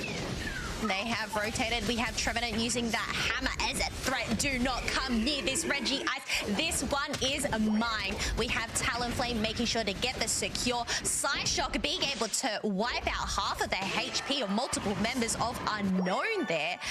Talon making sure to go back to its central area, secure themselves, them buffs, along with the experience to secure its Unite for the next objective. Yeah, and Regrets just trying to figure out where they want to go with this, applying that pressure and the coating. Going to be able to dunk a little bit more, trying to get those stacks, but now the rest of Unknown is here. They do not want Lacoting to get away with that for free, but the E-Speed reset's going to allow them to do that as you start seeing Eggnoob trying to go ahead and line up a couple players down at bottom, but now the fight is going to them. You start seeing the rest of the team here, Hydro Typhoon trying to push them up, and then the Flame Sweep going to push them back towards their spawn side, and here we go. Talonflame looking for another KO, potentially. Kratos trying to go ahead and flip that, but has a Comfey available too. Flowery Fields Forever going to be able to keep them up, but the block coming in from the Aegislash going to be able to get that KO, and the coup trying to go ahead and get another one, but it's not going to happen. Lacoting going to shut that down, and the E-Speeds, you see how quickly Lacoting wants to get onto this Blastoise potentially, but now they're going to go ahead and focus their attention onto Regieleki. Yeah, while they're focusing on the Regieleki, we do have Blastoise going into that backlight. Unfortunately, it wasn't enough as the secure from the Espeon is just too much. Lucario Comfy going in for the dunk, wasn't able to break it in time for it to march on down to the tier 2 pad. But you know what? Regardless, it is a pad lost on the side of Unknown. does provide them that experience, but it's one less goal that is closer to teleport for that Hooper. Yeah, and I feel like that is the most important piece for GT. Not only is it the map control, but also just making sure that Dawn's Edge cannot utilize that to the best of their ability. They do have the hoops unbound, which is exactly what they're going to pop up here. You start seeing the amount of pressure happening down at the back line. The Gatling Bolt missile as well. Phantom Force going to be able to apply a lot more pressure. Hydro Typhoon just trying to get a little bit going for Unknown, and now they're starting to rack up a couple of these KOs and send them home. But what about Kratos? He's going after the bird, the opposite bird, but he's trying to get the damage onto here as well. He's not gonna be able to get that in time, and he's gonna go down. And now Unknown still applying that pressure, gonna push the config into a wall. Barnwell trying to go ahead and scoot a little bit, going no, Pure not gonna be able to get out of there. Dawn's Edge not gonna be able to send him back. Barnwell dropping dangerously low. The Coup gonna go ahead and return the favor onto the Espeon, getting that KO, and now they continue on through. Flowery Fields Forever gonna allow them to get a little bit more, and now continuing to trade off, looking to maybe get the Aegis Slash here of Freak, but Freak is on a terror right now, still continuing on forward. Now Dawn's Edge gonna get eliminated as well, and now they're looking at the potentially breaking this bottom goal, but the fight may still be continuing. Holy macaroni, so much just happened during that minute there. We do have that Reggie Steel on hand. You know what? Unknown, they haven't been able to really capitalize it. Both of them still have their tier 1 pads up, but we have that Hooper portaling down. Another Rings Unbound to teleport the team and apply the pressure. Espeon using that Unite to just defend as hard as they can, but Mime with the showtime, showing that it is time for them to take this goal. But Lucario says no, using those E-Speed to just deny them backwards and forwards, knocking out 3 members. Coding, you're so gross. Oh my god. Not only is the Aura Sphere enough with the E-Speed resets, but being able to wipe out and defend? Are you kidding me? Just so much pressure coming out from Lacoding on this single Lucario. Just being able to play that defense, not allowing Unknown to get anything in that last engagement. Kanachi, it wasn't the single Lucario, the Comfy, I'm telling you, the Comfy was on its back, making sure to just let it survive. The duo, the whatever, you know, Comfy goes on to, we can see just the powerhouse. Even though it is small, it is mighty. And now they have to figure out what they want to do. The Reggie Aleki does touch at top, so we'll see if GT wants to go ahead and apply that pressure, or if they're going to play it out well. You see where the rest of Unknown is playing. They're not going to even risk allowing GT to maybe sneak their way through.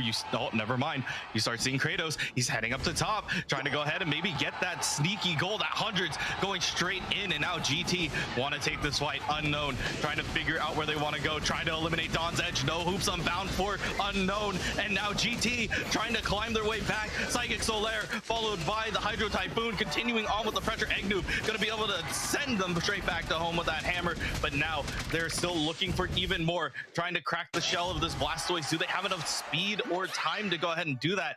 They are going to go ahead and be sent home, but Unknown still have the hoops unbound, so they have a potential shot to come back here as well, as they knocked out Dawn's Edge really early in this match. While they do have that Rings Unbound, it is 334 to 42 points, so the only answer to Unknown is either get some backups or secure themselves the Rayquaza. Hooper making sure to just wait until that last minute. There we go. The hoops Unbound is out. Rayquaza is at half HP. Aura Cannon coming out from Lucario, goes in for the dive, and GT gets the secure with the Talonflame on a 2 KO streak as well. Wow, Kratos just continuing on with the push and the pressure. GT gonna utilize the bubbles that they have in order to continue to dunk through. Unknown may have taken game 1 off of a race steal. GT being able to flip the script in game number 2, but now they're showing that they want to run it back against Amaterasu. They may have been knocked out in that semifinals match, but they want them in the grand finals right now. Yes, they want to be the ones to have that chance. Talonflame just sealing the deal with another 98 into that home base. I mean, Blastoise with the last-ditch effort with the 14, but that is not going to bridge the gap.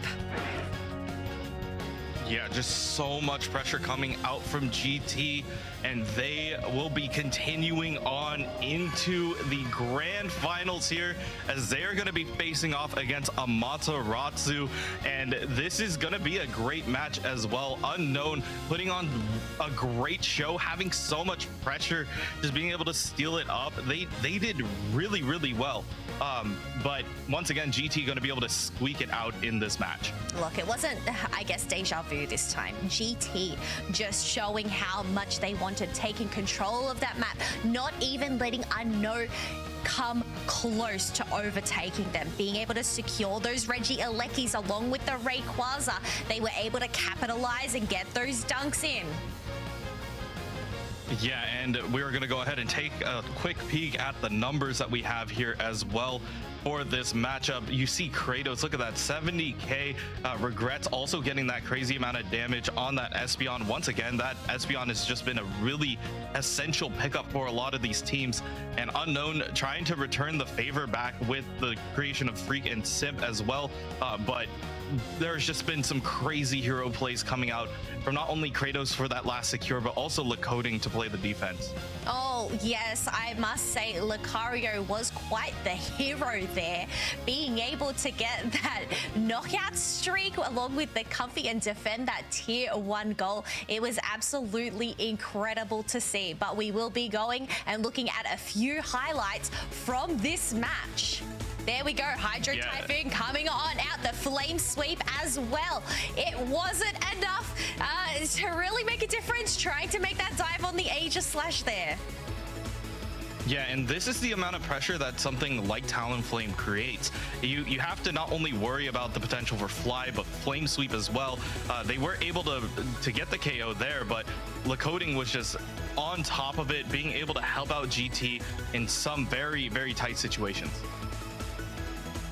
Look at that, the Registeel really being a pivotal moment. You know, it's quite the objective that you want to secure, putting out those mine walls there, trying to apply that pressure. But even though these unites come on out, it just wasn't enough, because here comes Lucario. Yeah, this was the move by Lakoding. Look, E-speed reset, E-speed reset, E-speed reset. Going to be able to get all of that going their way. And even though just being able to play that defense, understanding the map and understanding where they needed to be in that situation, really pushed GT over the edge. And same thing in this final stretch engagement. I know, it was quite a scramble in that final stretch. Hooper getting taken down, wasn't able to use that Unite. And you know what? While they did try to go in for that stretch, Hooper was super duper low when it actually popped its Unite there. And there we go. The secure, the Talonflame, the Speedy Bird securing that Rayquaza for them, making them take the win. But looking at the brackets currently, Kanashi? Yeah, GT is going to be moving up against Amaterasu. And if you want to check that semifinals, that was Amaterasu versus GT earlier in the semifinals match. So this is just another run it back. You have the momentum of GT just getting off of this win versus Unknown, a very tough team in Unknown. But do they have enough gas in the tank to continue on versus Amaterasu in this grand finals? Look, they have the momentum, they have that adrenaline pumping through their veins. So, well, yeah, as you said, will they be able to continue it? But speaking of that, we do have a registration for the EOS Cup opening up tomorrow. So if you do want to go sign up your teams, you can go to battlefly.com/Pokemon Unite, or maybe you might want to secure yourself some new teammates and go to the official UCS Discord there. Yeah, and if you guys want to take your shot, once again, EOS Cup is around the corner next month as well. But we are going to be signing off, both Kello and I. That is going to be the last ones for us. But when we come back, we'll be bringing you that Grand Finals match between Amaterasu and GT. Doob and Spraggles will be taking care of you guys. But from us, thank you guys for supporting us. We'll see you guys on the other side.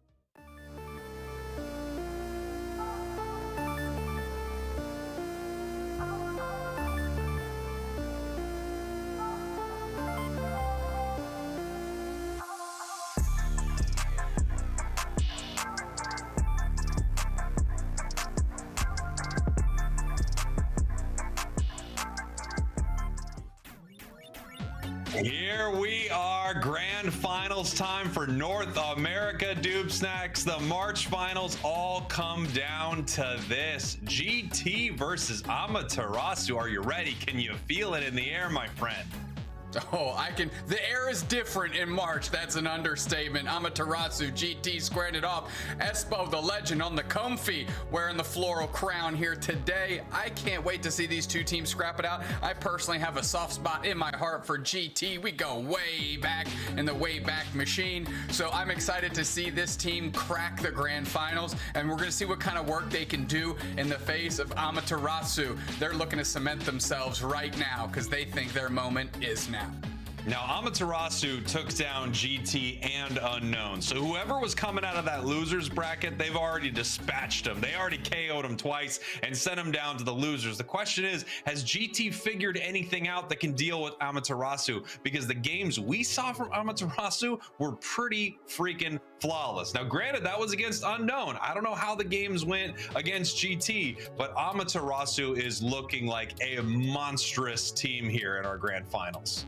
Oh, absolutely. They look like they've been steamrolling because they have been steamrolling. 2-0s across the board. You have to hope that whatever GT learned when they squared up against Amaterasu, that they took some notes and they're willing to employ those lessons learned right now, because they only get one chance at this thing. Amaterasu, they want to snuff this thing out 2-0. They want to go home and pack it up because GT needs to win 2 on the hop. I mean, what a statement Amaterasu would be making right here to just sweep this entire top 8 in North America. And then, of course, the question is looming on the horizon. What happens when Luminosity actually comes back? I didn't even notice Lumin on the horizon was going to work with Luminosity, but what a world. My man, you got it like that. Here's the thing. We all talk about the boogeyman of Luminosity Gaming, and Amaterasu's been sitting here and says, look, we're monsters too. Like, you need to give us our due here. And they are looking, like I said, to cement themselves right now as one of the top teams in NA and unceremoniously dispatch GT, who's been a lot of fun to watch and are on a heater right now through the losers bracket. Yeah, GT is playing really, really well. I mean, insanely impressed with their Cramorant. Their Cramorant is looking so good here as we head into our first ban phase. Amaterasu making their way here through the winners bracket. They are your purple team, GT your orange team. Amaterasu going to be getting the first pick right here, and unless it's banned out, I think it might go over to that Espeon. We're gonna have to see, although Slowbro also a big time pick. Yeah, we mentioned it before. Amaterasu is 100% win rate when they have the Slowbro in their hands. So, Dodrio, Espeon banned out. We got a Slowbro opportunity here for Amaterasu. ASU forks up. We're going to see if that's the direction they go in, and look at that. Snapping that thing in instantly. Here we go. It's going down. They're yelling, Slowbro. Let's see what happens on the side of GT. They have banned out that very powerful Pokemon, Espeon, but switcheroo. Kofi coming out. Let's go. All right, so JL thinking, listen, we saw the Legend of Espo be formed right here on broadcast. We cannot let them have the Comfy. So what does that mean? Eggnoob going to be picking up the pink Slowbro here with another wonderful pink Pokemon, that fairy type Gardevoir on Regrets. Yeah, I guess the thought behind this Comfey is we need the last hit potential. We need the secure potential coming out from this Comfey right here. Yeah, as Trainer picking up once again that Glaceon, and of course rolling on that Trevenant we've seen do so well throughout this tournament. Yeah, almost as it's written in stone. Espo not getting the Comfy, they're locking in Hoopa. They are wonderful on this Pokemon. So is JL, honestly. As they're trading back and forth, they're certainly on one on the other. Lakoti and Lucario is setting themselves up for success, but Yeet Fan, remember how big of a terror they were last season, Spraggles, with that Decidueye. Yeah, I was just thinking, if you take away Espeon and you take away Gardevoir, there's really only one place to go for Yeet Fan, and that's back to the bird, the archer with the spirit shackles, getting the KOs from miles away. Kratos hovering this Cramorant that we've seen them do so well on throughout this tournament. I do wonder, however, if they're going to be as effective without that Comfy around their neck, because that seems to be a big strategy for the side of GT. Oh yeah, it seemed like Espo was in their pocket the whole time. The Comfy was around the waist, kind of like an inner tube as Kratos was diving in and out of these fights. So we're gonna see if that's truly the recipe for success for the Cramorant, or if Kratos just got it like that with the big bird Pokemon. I love myself a Cramorant. I'm glad we're getting to see it today. Huge Cramorant fan myself, and you know, another big Pokemon to look out for, Tyranitar. Once again getting picked very, very late, so there isn't any counterplay from GT unless they kind of assumed something like this was coming. But Tyranitar with a Comfy collar, we saw it earlier from Amaterasu, and it was brutal. Yeah, there's not as many forward-facing players in GT. There's certainly a couple melee brawlers there that Tyranitar is going to try and take advantage of. So I think I'm going to see it, turn down its volume a little bit in this game. But certainly, Nudo picking it last means that they see something in the opposing composition that says Tyranitar is going to be enough to tip the scales here. And the fact that we've got Comfy in our pocket is just going to help us push this envelope even further. Here we go. Game number 1 of your North American Grand Finals. Amaterasu, your purple team. GT, your orange team. GT is going to need to beat them multiple times. Get a bracket reset to win this whole thing. Comfy, by the way, in NA Dubstacks, 87% win rate. Things are different this side of the Atlantic. Yeah, in EU, bolstering a meager 16% win rate. So Comfy truly finding its home in NA, specifically this weekend. Kratos on the Cramorant, you love to see it. Agnoob and Roland are just sitting on top of each other. They're just trying to get this bundle be sorted out. Who takes it, who walks away with it, and it's actually rolling it, and they might be able to get this stack into the face of 2.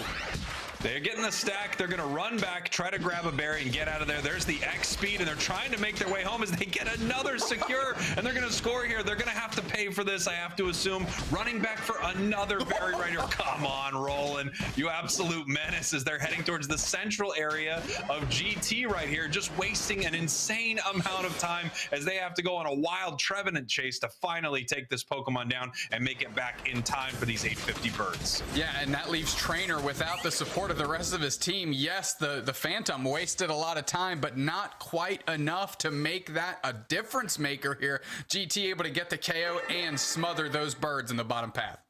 Obviously, one thing that's happening on the side of Amaterasu with that Trevenant is they are just putting money in the bank with those stacking items. Getting 3 big stacks early is huge. The faster you're stacked up, the faster you're going to be able to dominate your opponents. At some point, it's like having multiple levels on a Pokemon. So ASU Roland deciding, hey, we're going to sacrifice my, Pokemon's life here for a few of those juicy stacks.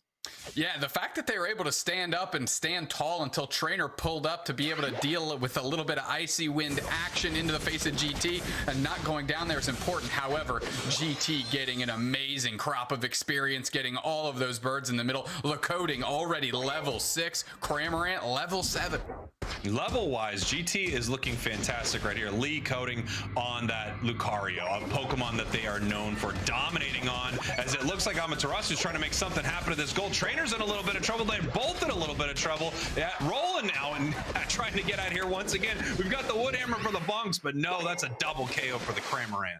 Yeah, Cramorant really getting it done. They were already on the level lead and getting more of a lead now as they're collapsing on this Dartrix. I can't even catch up with what they're doing. They're moving so quickly. Glaceon gets KO back on the Cramorant, but that was a good move to take out the Dartrix with that Phantom Force on the Hoopa there. Great look by Espo. They are definitely feeling it today, Spraggles. Yeah, that positioning was incredible. Just using it far enough to push it back towards the team right there. Yeet Fan in some trouble. Didn't even realize how bad that was going to be for them. As we're getting ready here, it's 7 minutes right now. Reg Ice is on the map, and both teams are now scrambling down to the bottom path to do something. A couple of big wood hammers and a pain split come out as Amaterasu is starting to chip this thing up. Poor Trevenant was half HP by the time it got in there and actually was able to hit anything with that wood hammer. We've got the Cramorant Unite already coming out, and they're trying to work through this Reg Ice. Good spacing by Agnew, but it's the Decidueye that seals it up for Amaterasu. Are you kidding me? That's exactly why you select that Pokemon. Yeet Fan said, hey, look, you might have KO'd me in a little bit of an embarrassing fashion here, but I'm going to take this Basement Reggie for the squad, and we're going to rally back off the back of it. Absolute fadeaway jump shot from that Decidueye there. Just walking away from the Regi saying, I got this, don't worry, let him keep hitting it. Big secure there from Yeet Fan. Like you said, Doob Snacks, they've got to make up for kind of getting dusted pretty hard on their own goal. Yeah, Amaterasu still behind on experience. GT not looking to let them come back despite getting that Basement Reggie there, that bottom path Reggie. So GT in a decent spot. We're going to see how they maneuver over this Reggie Alecki here. Looks like Amaterasu wants to start shaking it down a little bit, see if they can bait in GT. The action's downstairs. Nudo is just shooting that breath all over the place, but Locoden catching the resets coming through. That Bone Rush is set up. They fire up the Unite move, but they're KO'd by the Decidueye. That's a Fairy Singularity on top of Yeet Fan. Yeet Fan, is you going to make it out? They're pushing forward. Regrets once if they get KO'd back the other way for that effort. Glaceon Unite comes out there on the chase for Kratos. They get them. You wanted an experienced comeback story. Here you go. Nudo carrying the squad, pushing forward. KO Shrika 2, and poor Espo just left sitting on that goal pad. And once again, you have to remember that Tyranitar, a late game Pokemon. It's not too late. We're still above the 5-minute mark, and it's already here dominating. This is something GT is going to have to deal with. It has not been a presence in this match at all, but now that it's evolved, it's going to be a menace. Without a doubt, Amaterasu really taking to the bank the adage of you can't let the other team step into this one, and they did just that. They bought just enough time for their scaling Pokemon to get there, and now they're trying to push in the face. That Hoopa was unbound, and now it's low. Tyranitar Unite is out. Are they going to be able to catch anybody? Lacoding flips the script, darts back around, Bone Rush reset, and they get KO'd by who else? The Comfy. I don't know how many times we're going to call that today, but I didn't think it was going to be this many. It's really impressive, isn't it? Eggnoob watching this bottom path goal while GT is making their way down to Regirock. Big old Spirit Shackles trying to zone out the members of GT as they are starting to rip this a little bit right here, put some damage on it with that Glaceon, and now they're realizing that GT is here and they're trying to position themselves for a fight. Roland trying to get in front of their squishier carries right here as a big Decidueye Unite move comes out and starts ripping down multiple members of GT. Yeah, that Unite comes out. That's an understatement. It buried itself into the face of GT. This Regirock is leashing, but if they collapse on it, they might have an opportunity to take it before GT can adjust. Amaterasu getting some good spacing. The Trevenant playing way far forward. We're watching Trainer and Yeet Fan do what they do best, and that's chuck a bunch of damage at objectives. And now they take that thing down. They're working their way towards the goal zone. How about some birds in the middle for the team? Amaterasu looking very good. Rolling it, burning so much daylight for this GT squad. Yeah, just standing in the face of GT on their goal, basically. Looks like Trainer's getting punished a little bit here. And we're at about the 3-minute 45, 3-minute 30-second mark, which means Unite moves can be flying out right now, and they will still have them in time for Rayquaza. And unfortunately, Nudo not able to make anything happen there as a massive escape was planned there by the Hoopa from GT. Great look by GT. They had an opportunity for a pick for Nudo, but they didn't overextend or stay too long. They saw, hey, we're not going to get this one. Let's just peel back. Let's not over pursue and get ourselves in hot water. And what do they get as a reward for that? Tons of points upstairs and a good lead. Espo using this hyperspace hole, possibly having to make it home. It looks like they decide to do that. Lacoding also taking their way back to base. No one on Regieleki right now. 2 minutes, 50 seconds on the clock. That means 50 seconds until Rayquaza hits the map, and that's when teams are going to need to make a decision. GT up by a little over 60 points right here, but they're not safe at all. Anyone can peel off and score, especially on that bottom goal as they start to coalesce towards this Regieleki. And here comes the Tyranitar waiting in the tall grass, seeing what it can pick off here. Regieleki at half HP. GT forced to just retreat a little bit. We're going to see what kind of moves Lacoding can make. None, as it turns out. Glaceon seals it up, and now 20 seconds until Rayquaza hits the map, and this lead is in the favor of GT, but it's not that big.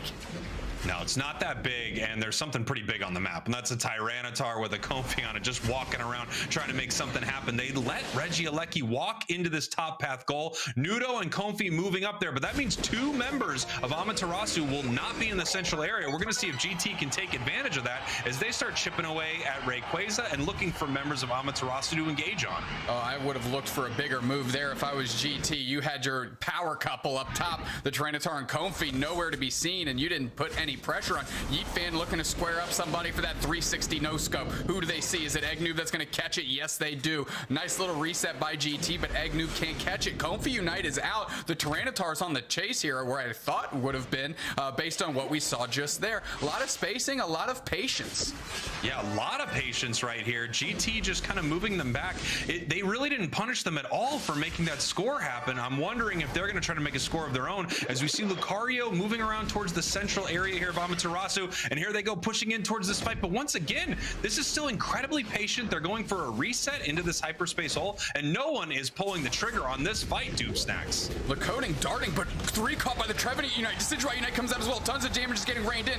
GT is trying to collapse on Amaterasu because they threw the kitchen sink at him. Nudo's getting low. They're on the retreat. They're pushing far forward. Glaceon Unite as well. Gardevoir bites the dust. Espo gets frozen up. They're pushing forward, and it's Kratos trying to find a target, and they're catching him here. Decidueye gets credit for 2 back the other way, but it's 2 down on each side. GT trying to get it out here. They're trying to catch resets, but it's the big nasty Nudo getting in the middle. But who else but Comfy getting credit? 3 down for GT, and it's just Nudo sitting in the middle. Espo gonna try and make another legendary play. We're gonna see it shake out. JL pops off, pops back on. Kratos trying to shed in some damage. Nudo engages, and that is good chicken dinner. Too easy. Espo just chip-shotting in. JL space. Gardevoir. Regrets comes through. No, it's Espo. Are you kidding me? Are you absolutely kidding me, Spraggles? Espo.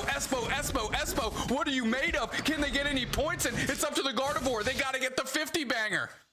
Oh my gosh, here we go. 4 seconds left, 3. There is enough time. They put the points on the board. Is it going to be enough? What an absolute crazy play at the end. Tyranitar deciding not to secure it right there, trying to wait and give enough time for possibly its team to come back or for it not to go down. Let's see the scoreboard right here. 270, 303. GT takes it in the last 5 seconds. Espo. Absolute mutant. Support character, never heard of it. Last hit, King. Come on, dude. Espo right now is supposed to be under arrest for its Comfy secure earlier, and now we have this from Hoopa. I mean, this player is clutch with a capital Q. Clutch with a capital Q. That's how spelling works. Let's take a look at the numbers here. 303 to 270. I mean, 8 KOs for Kratos on the Cramorant. Maybe the Comfy wasn't the recipe for success. The recipe for success is Esposito. Come on. Yeah, look at this right here. What a back and forth game. You know, they had that amazing point dunk by Tyranitar in the top path, and it looked like GT was not going to be able to do anything about it. We had a massive engage, but still members of both teams up. Rayquaza was just so incredibly low, and then we get the secure there from Espo, the secure king. Golly. With a capital Q. Golly. Listen, 40k damage out of Espo, understatement. They did all the right damage all the right times, and that's on Rayquaza for that last little bit. 54k recovery as well. Let's take another look across the way. Yeet Fan, 73k on the Decidueye, and they were moving with that bird. I mean, what an incredible game here for GT. By the way, take a look at Espo right here, 40,000 damage, and that's more than the Tyranitar on Amaterasu. I don't know, they might have found the silver bullet. They might have found the Achilles heel. They might have figured out how to beat Amaterasu here. We're getting some stats out here real quick. The 2 highest amounts of assists this weekend. Who else? Espo with Comfy, 16 and 13. You know, put Hoopa in the mix too. Why not? You know what, Spraggles? Let's take a quick deep breath because we got to run back that last minute. Let's go. Let's take a look at it. Just the Fairy Singularity comes out. The Glaceon Unite as well. Regrets is getting targeted down by the Tyranitar Unite, but they had to retreat out of there. Yeah, Tyranitar has to actually base right here as Kratos is moving around trying to pick up some KOs. Yeet Fan is just getting boxed out by this Cramorant here as we have this massive jump in with this Sand Tomb by Nudo. Rayquaza is getting low, and then they decided to stop hitting it. They recognized that Cramorant was still around. What a heads up play. Jump in on Cramorant right here and pick up this KO, but it's not done yet, Doob Snacks. It's not done yet because who else is left unchecked but the legend? Espo rolling around up top. What's an auto attack? What's a hyperspace hold? Throw it in there, get it done, and the team scrambles. No, Espo didn't score here, but just enough daylight for the Gardevoir to sneak in that hundo burger. Incredible. They chased down the Hoopa, but it wasn't enough. Guardy putting the points in, and in fact, if they were able to time that a little bit better, they would have had even more there with Lucario. Regrets on that MVP, but really, I mean, it was a setup and knockdown between Regrets and Espo right there that sealed up the game for GT.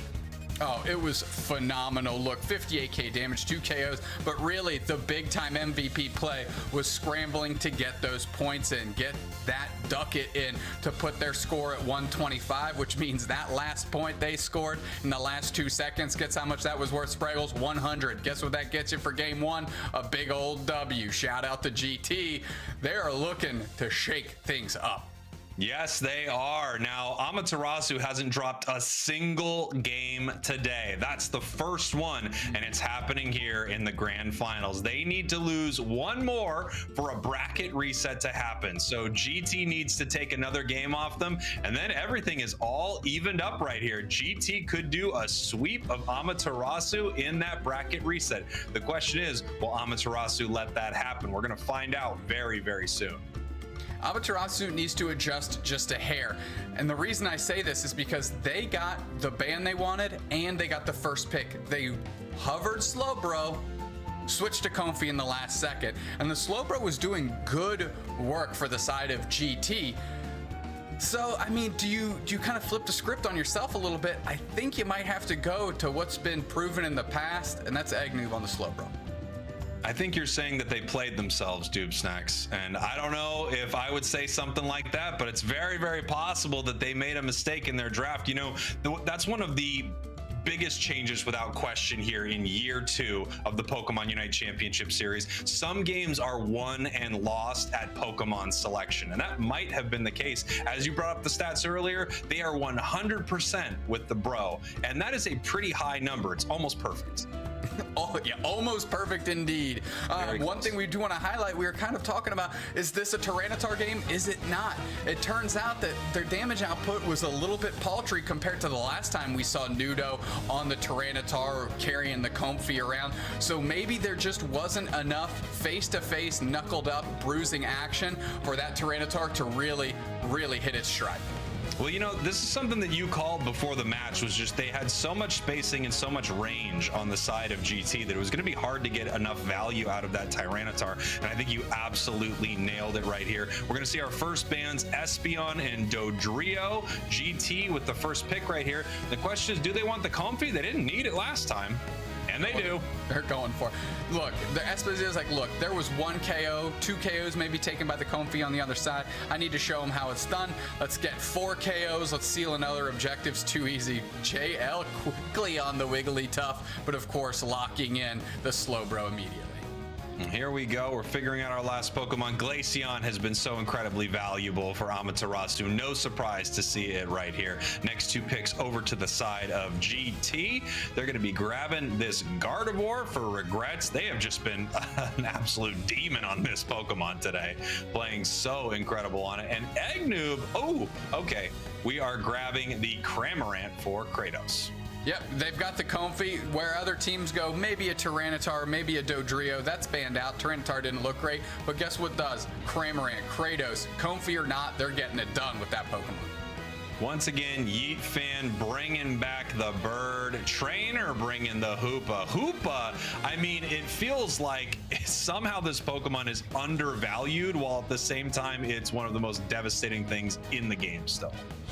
Coding Shades of Season 1, keeping it going here in Season 2. They're taking Lucario again, not a very contested pick, and they're getting into their comfort zone easy. Agnew with the Mime is exactly the type of pick I would like to see out of them.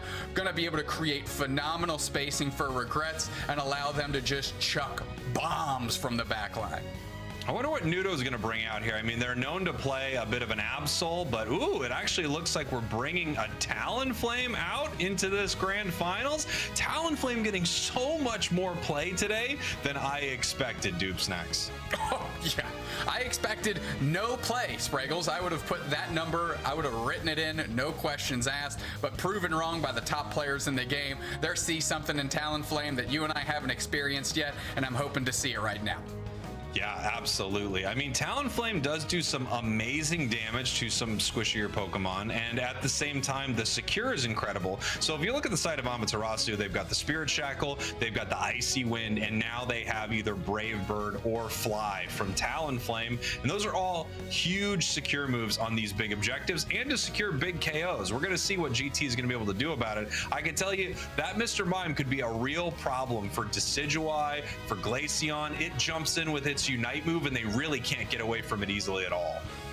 Great point. One thing I want to see out of Nudo and Espo is some good tandem, or excuse me, Nudo and JL is some good tandem work between the Hoopa and themselves. So make sure that there's a hyperspace hole for Nudo to catch once they go deep on the engage so they can get out and they're not just feeding KOs into the hands of GT.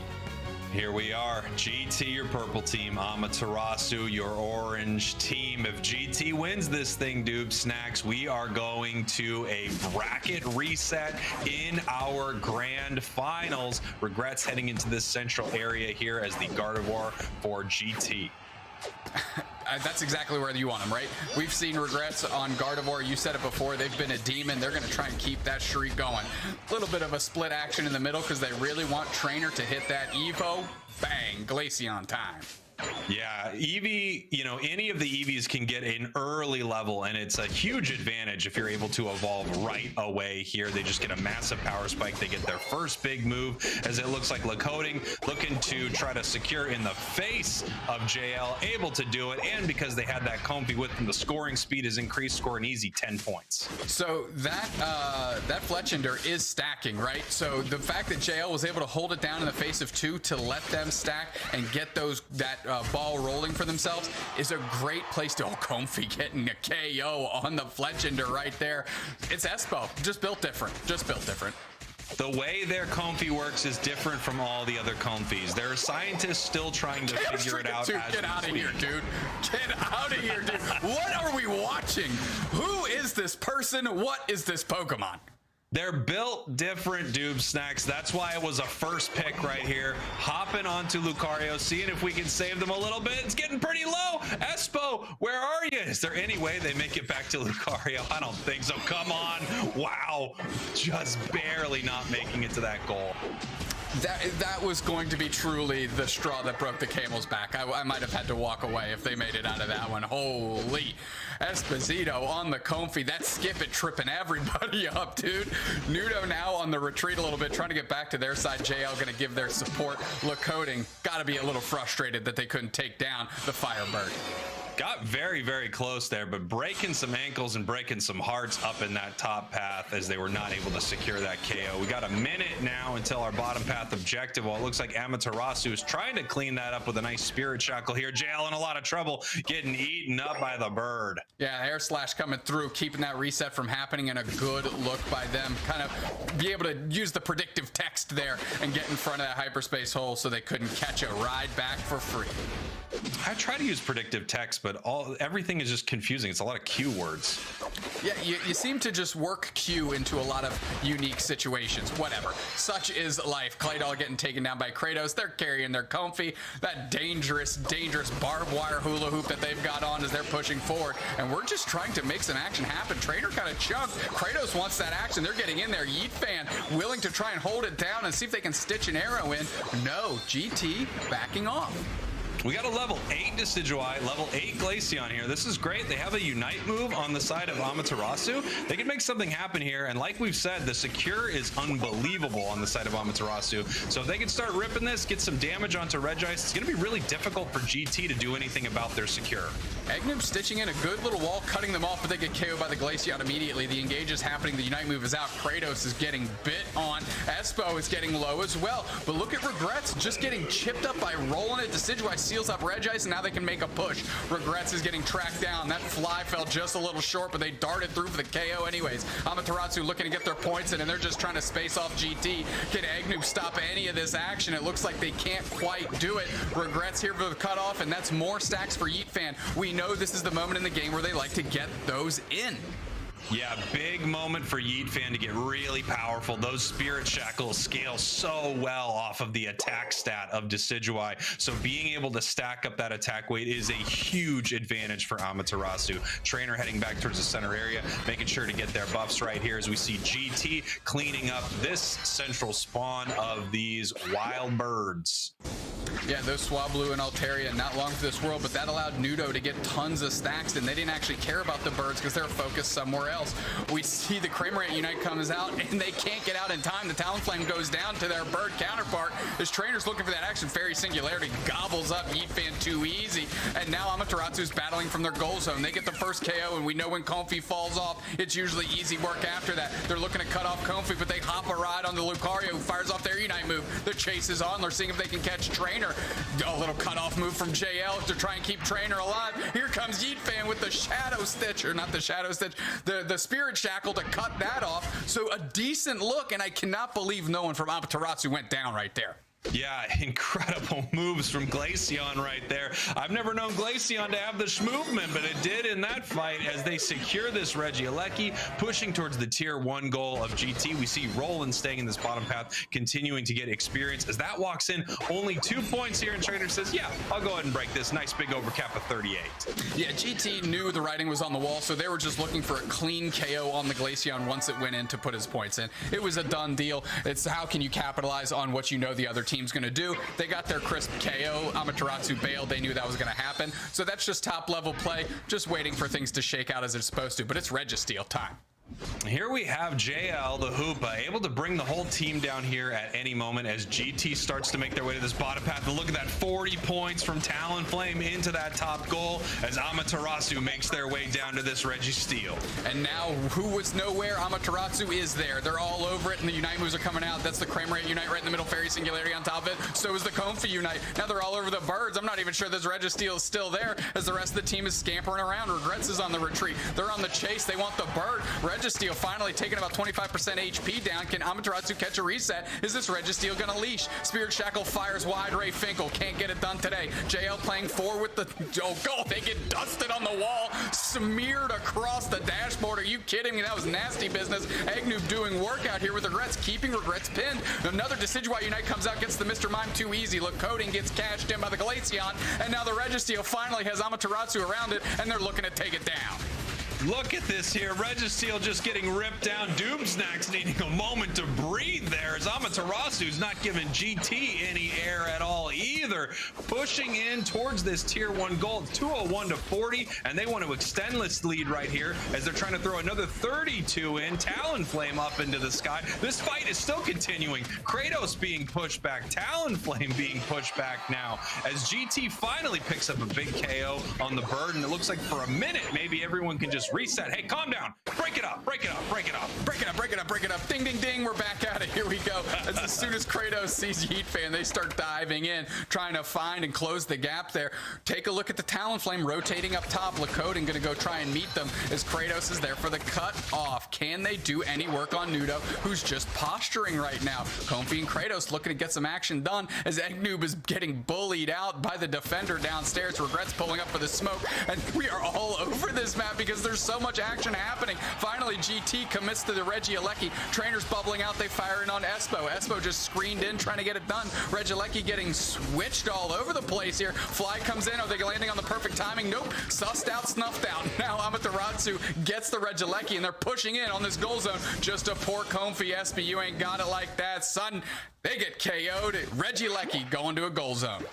Massive Unite move there from Amaterasu. Something to notice. That means that is our fight right here. That is our Rayquaza fight, and they're looking to flip right now. They no longer have a Slowbro Unite as Mr. Mime is jumping in right here. Doomstacks, and it's being ripped down. It's being ripped down. The stuns are out. They're putting a lot of pressure on Hoopa to keep Regrets away from this. Fairy Singularity comes out, and the goal zones are open. Amaterasu takes it. 3 players down. They're pushing through. KO Shrika 2 for Yeet Fan. They're feeling the Spirit Shackles. The Coding wants Yeet Fan down. They want a little bit of a courtesy KO back the other way, but it's Hundo Burgers on the menu. Amaterasu is eating good right now, 605 to 116.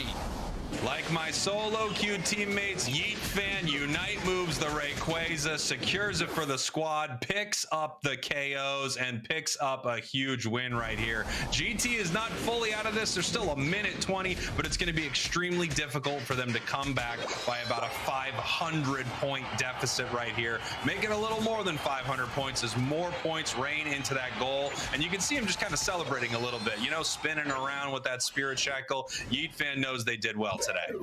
Yeah, Amaterasu not afraid to take an objective off the map and has led to great success by them. Now, Amaterasu up by over 500. We kind of call that the breaking point, if you will, because if every player on the other team has 50 points in their pockets and they score, that's 100. And if you're down by more than 500 points, that means you need perfect scores across the board and you still ain't getting it done. So Amaterasu feeling pretty safe right now. Yeah, and now Trainer just kind of moving around the map, having some fun. Nudo seeing what's going on up in the top path. 30 seconds left for these teams just to celebrate or, of course, you know, kind of wallow in what just happened to them if you're GT. GT looking amazing in game one, but Amaterasu is saying, no, this is not the Pokemon Unite that you got in game number one, buddy. Yeah, a little bit, they calcified a little bit between games. They thanked GT for the game one to knock that rust off, and now Amaterasu looking like in true form. Yeet Fan especially really stepping up in those last 2 minutes. Incredible match there from Amaterasu, ahead just about every single moment of some incredible fights though that just seem to go on forever. GT not able to make it happen. One more game, Amaterasu could be your grand finals champs, or we could have a bracket reset. Yeah, obviously GT looking to play a little bit more Pokemon Unite tonight. Amaterasu, they says we just want one more. So, can Amaterasu snuff out the hopes and dreams of GT? We're going to find out here in short order. But as I'm looking at this scoreline, Yeet Fan 8-7, that's not a bad KO to assist ratio. Yeah, that's looking pretty beautiful right here. And let's take a look at the scoring. As I was saying before, I mean, Amaterasu just ahead the entire time. Looks like a wave crashing onto the beach. And if you look at the score at GT, I don't know, it might be the kiddie pool. It might be even smaller. They're really not putting points on the board. Well, when you got to wear your swimmies, you ain't getting in deep water. And I'll tell you what, Amaterasu is bringing the absolute hurricane to shore. And GT couldn't quite handle it there in game two. Let's take a look at these numbers. Yeet Fan sticking out to me. 94K, Spraggles. Yeet Fan really getting it done. And even though the Talonflame doesn't have a lot of damage, they were such a presence in a lot of these battles right here. One thing I can say is I don't know if the Comfy pick was the right way to go, because the Slowbro, once again, I mean, the team with the Slowbro getting a lot of work done here in these games. That might be the secret hero of the grand finals. Yeah, we were talking about it before. Amaterasu, you know, we saw that 3v strategy, and wow, those EVs looked good, but kind of at the core, you know, what they were building around was actually the Slowbro, and it proves its weight in gold there again, as the Slowbro is right in the middle, getting it done, using its abilities, buying the space, getting a win. And here we go, some big moments from our game right here. Comfy picking up the KOs in the top path, just built different, you know, coded different. There's something completely different about that Comfy. Yeah, like I said, maybe it's got the thorns on that whip or something. It is getting it done. Here we saw the fly dart through. Kratos dodged the first torrent there, but got cut in half with the second engage by Nudo. And this is a wonderful stacking moment for Yeet Fan and really helped crank up that damage output. Trainer just outputting a ton of damage right here. We have Lucario coming in, trying to make something happen, looking for a big KO right here. And this is when Glaceon apparently had the moves, apparently could break ankles, could show you up on the dance floor as they take that KO. Yeah, not to be understated, the support that Amaterasu threw around Trainer there to keep them standing and keep their feet under him. Of course, great movement by the Glaceon, but the rest of the team pulling up to do their job is what made that happen. Something that's impressive about this fight, Amaterasu did a very good job sticking in this fight, of course taking this objective, but Eggnoob was such on point that it allowed Regrets to hang out down there far longer than it should have ever been allowed to. Amaterasu found a different way to break the bank here by getting Regieleki and bring it to the Rayquaza, but I wanted to highlight Eggnoob's play there. I just really love the aggressiveness of Amaterasu. I'm so impressed by this. They're a team that's not afraid to take an advantage and win the match. I think that's so huge. A lot of teams, when I see a team that's just on the cusp of being what I think could be a world champion contender, it's a team that doesn't yet know how to secure a win. But when they could be a champ, they know how to win games. And that's what Amaterasu's doing here. They're shutting it out. Glaceon, Trainer, our MVP.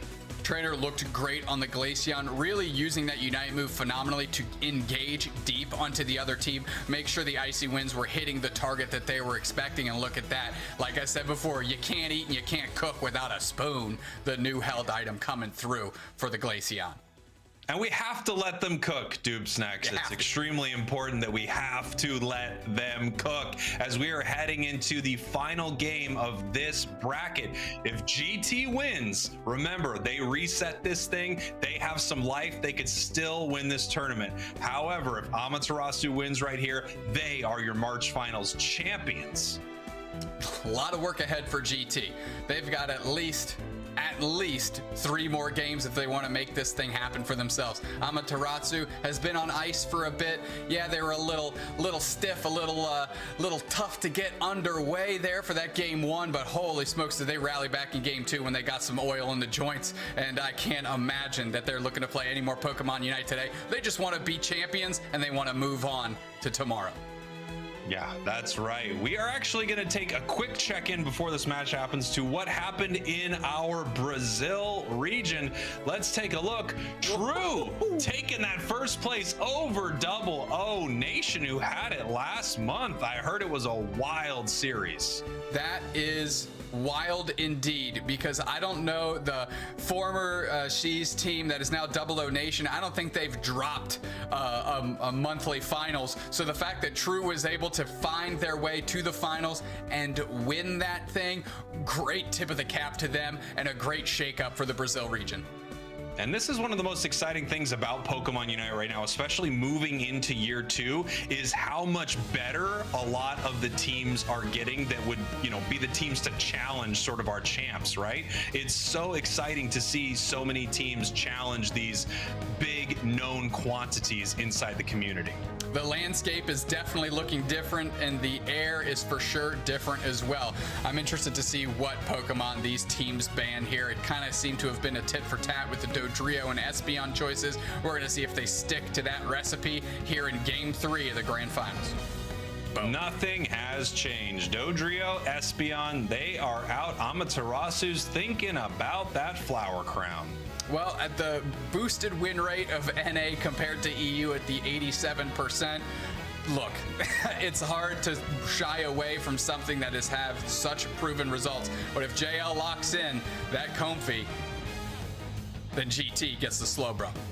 And here we go. GT hovering that Slowbro. They're ready to take it right now. And then the question is, what is the next Pokemon they want to gobble up right here? I was even wondering if they might steal this Glaceon away from Trainer. We haven't seen Trainer have to play anything else inside of this series. And it looks like, no, what? Cinderace for a minute there. Just switching it around, keeping us on our toes. You love to see it. Glaceon and Slowbro have definitely been hallmarks of these March Finals. I would love to see a tree here. I'm a fan of that Pokemon. Yeet fan, a fan of Gardevoir. They're selecting them. And the fact that Trevenant hasn't been switched off for a bit makes me feel like that's a comfortable place to be. Woodhammer time. Here we go. Lakoding looking to make their pick right here. I mean, I wouldn't be surprised if we see Lucario. I don't know if they've played them yet today. Have we seen GT? Have they played Lucario at all? Yeah, I don't think Lakoding has any miles on Lucario whatsoever, but they lock in the Talonflame. That's what GT wants to go to battle with.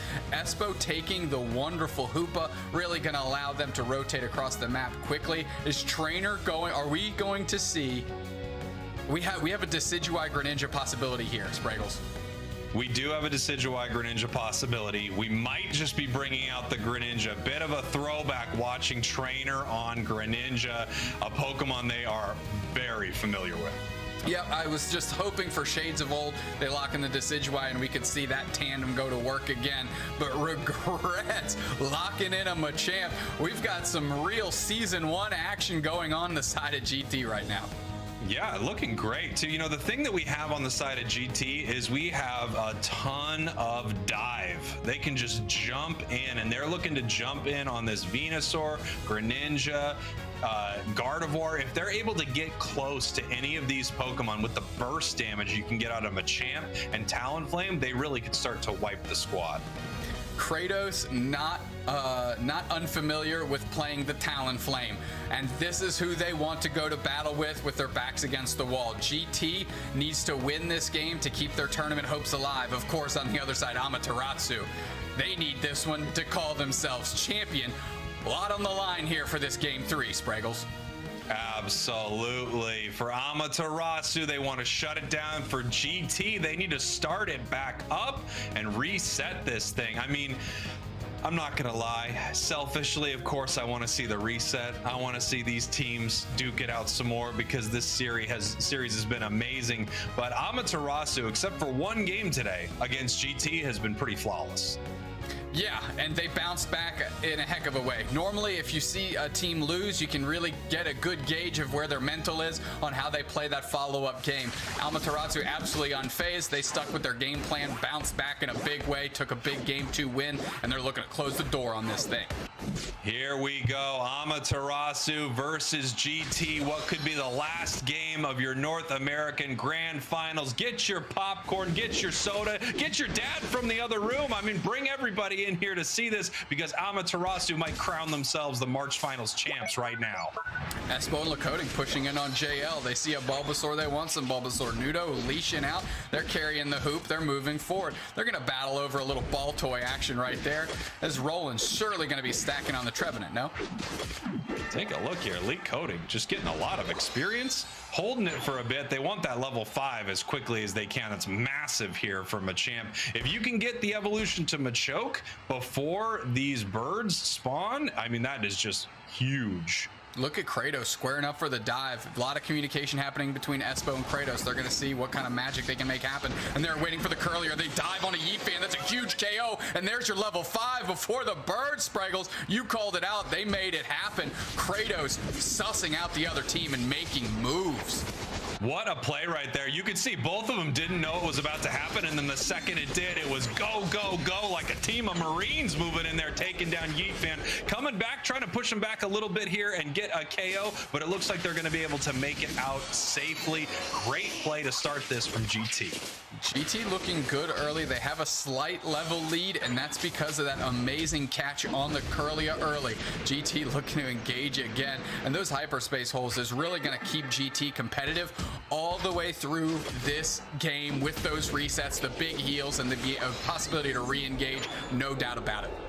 Lakoting right here also has those buffs that he stole from getting that KO off the Gardevoir. Trainer now picking up the buffs for Amaterasu. Level 6. If it was level 7 here at this fight, this would be something GT would really need to worry about. But now they're going to be able to chase in, pick up another KO on Yeet Fan. They're running this thing right now. Let's go. Scoring on the bottom path. They might even break this goal. GT has an amazing strategy right now. You noticed, I knew exactly what was up when Kratos hit fly and went over the Altaria and Swablu and went right for the deep engage. Nobody on GT was pressing B. They were A-button gamers the whole way. They get a big-time KO on the Curlia, and now they still have that experience lead and tons of points into boot. You gotta love it. Amaterasu looking great points-wise, leaving this top goal on 1. One of the most advantageous things that you can do right here. The Surf's coming in, cleaning up a lot of these wild Pokemon right here. And even though they've been behind all game, they're just continuing to get wild Pokemon, get enough experience so that they can level up. That's a level 8 Greninja. It's on parity with the Talonflame. Yeah, Amaterasu finding a way to get it done. Tons of wild Pokemon on the map. GT wants this Registeel. They're starting to chip in on it as Roland is chucking the wood hammers all over the place. They're going to see what they can do. Nudo's going in deep. Yeet Fan trying to catch them out. Glaceon Unite is all back the other way. And Roland is right in the middle. Big wood hammer comes through. Gardevoir seals it up for Amaterasu. That might be the tide that changes this thing around. Roland, it comes through. Big time wood hammer on Regrets and Espo. They're pushing forward. The pain split is on. Is Regrets going to be able to catch this reset? The wood hammer comes through and they blink out of existence right in front of Roland. Great fight from Amaterasu right there. GT looking pretty good around that fight as well, but just getting picked off here and there. Greninja's now level 9. He's got a big Unite move. Same thing with Gardevoir. And on the side of GT, while they do have a couple of high-level Pokemon, none of them have their Unites right now. So if they run into Amaterasu, they could be in real trouble. Yeah, Amaterasu literally lowering the health bars of all these wild Pokemon and just letting Nudo roll through and get all of the last hits so they can hit Venusaur, and they did. Regrets gets engaged on, they get KO'd. Excuse me, that's a Glaceon getting KO'd quickly by Nudo. That's more experience in their hands. They see Kratos, they want that engagement. Pedal Dance, Giga Drain, Tandem going in as Yeet fans trying to catch out Espo. Espo's kind of getting smothered and cut off by the rest of the team. The goal zone's gone, Trainer's looking for it, but another clutch hyperspace hole sends the team back to base. And they put a lot of damage onto that hyperspace hole, wondering if GT was going to come back through it. Great decision by them to not use that hyperspace highway and make it back into that fight, because they would have just been rained down on by side shocks and pedal dances and just about everything you could imagine. Regrets trying to buy spacing. They're moving through. They use their Unite move. They kind of want Nudo. Nudo's carrying the Comfy. They hop over the wall to get onto their goal pad to fight from a little more advantageous position. The Comfy Unite is there, but nobody's really fighting in the middle of it.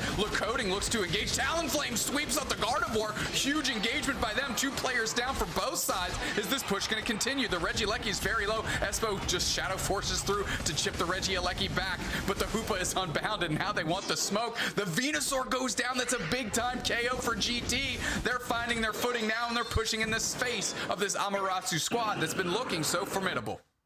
Amaterasu getting beat a little bit at that top path goal, but they were able to get that Hoopa Unite. Oh no, Yeet fan in a lot of trouble right here. Kratos has their number every single day. 86753 KO again onto the Guardy. Kratos just picking them up right here, getting punished for it right now. No, lets them go actually and turns back towards the Regirock. I cannot believe Trainer let them off the hook, rolling it, and Trainer trying to shred this Regirock before Espo and Kratos can get in there and do damage. The bird is in the air. They're going to crash land on it, and they don't quite get it. It's Greninja that seals it up, and I saw the Trevenant Unite come out as well, but that was a fruitless endeavor. As Comfy, who else? KO on the Talonflame.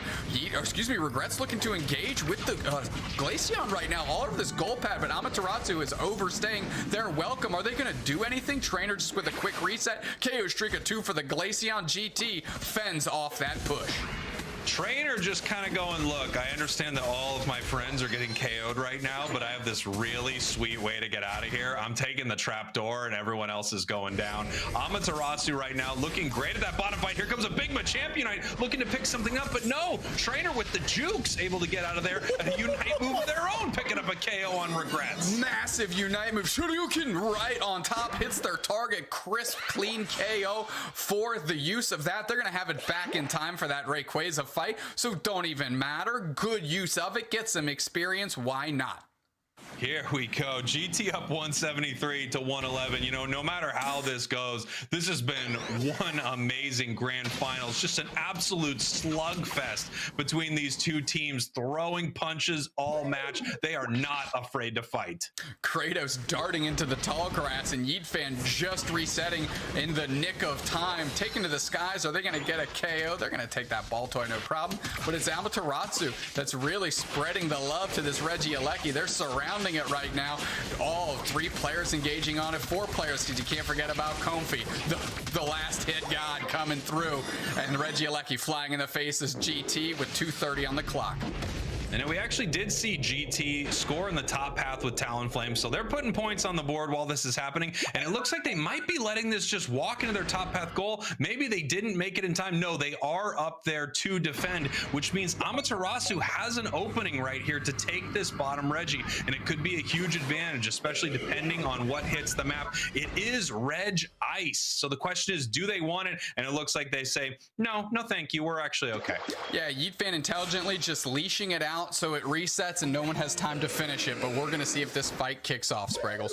Here we go. 2 minutes on the clock. The question is, what is going to start this? GT is in a do or go home moment right here. 111 to 215. Amaterasu needs to make a decision, but they have games to give. GT does not. As we see Venusaur just positioning itself, getting ready to run in like the mean dinosaur it is with a flower crown on its head, which actually is even more scary somehow. Regrets throwing out a few icicle spears at the enemies with its icy wind. The question is, who is going to start this fight, Dupe Snacks? They're all spending their money on time because that's what they're buying right now. Lakoding trying to get some damage in on Nudo.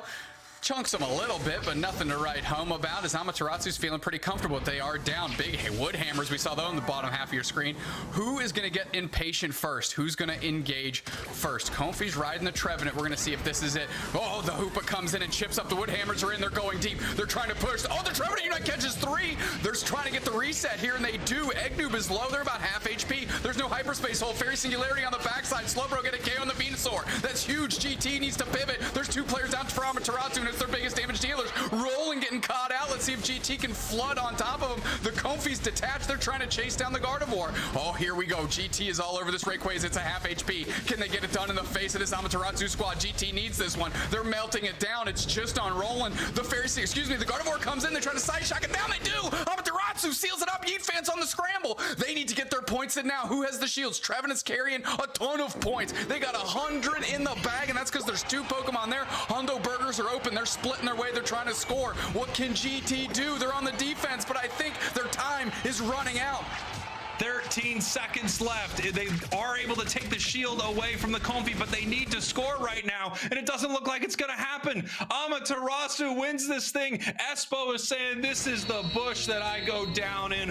What an amazing fight. They're able to secure it. Yeet fan coming out from nowhere with the massive Gardevoir secure, and securing not only that Rayquaza, but securing their place as your March Finals champions for North America. Wow, what a game out of Amaterasu, taking it down to the wire. Absolutely razor thin margins was Yeet fan working with. They throw their skill shots right into the center. They seal it up because they already used their Fairy Singularity to take care of Nudo and Trainer. What a play by Yeet fan, putting the team on their back in their final moments. Amaterasu getting it done. I guess the question that you have to ask yourself, if you're GT or if you're anyone at home watching this, did they need to take Rayquaza there?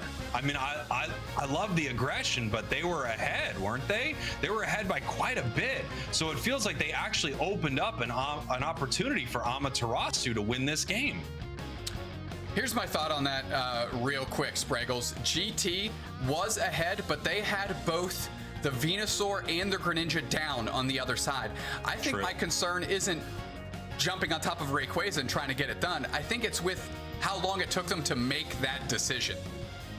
Yeah, just moments could have changed everything right there for GT, but Amaterasu playing phenomenally here, coming from behind with a massive victory that you wouldn't expect. M. Night Shyamalan couldn't have written it better with the twist ending right there for Amaterasu. Huge secure for Yeet fan.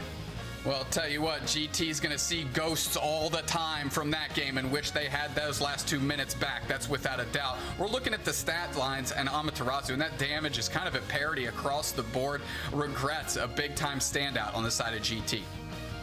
Yeah, incredible stuff here from Amaterasu. GT played that fight beautifully, by the way. In fact, we are going to watch that last minute of that match here in just 1 second because it's just so incredible what happened there. By the way, I have to say, I absolutely love going over games like this. Last minute of the game here, Dupe Snacks. Yeah, the Trevenant Unite catches 3, but if you look to your left here, you're going to see the Fairy Singularity come out as the Gardevoir is trying to catch some players down. They're focusing. There goes Nudo, the Venusaur, and now they have to convert on the Greninja. They do. They get the KO there. The Talonflame is gone for GT, but look, this was their moment here. The Gardevoir's on the scramble. The Comfy's attached to no one, and look at Espo. Maybe they could have peeled up and they could have tried to stun down the Gardevoir from being able to get back in it, but they're just kind of throwing all their stuff all over the place. They're not focus firing the Rayquaza.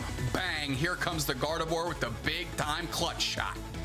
One thing for sure, GT had the advantage there. They must secure that 8, 9 times out of 10. But this was that one time.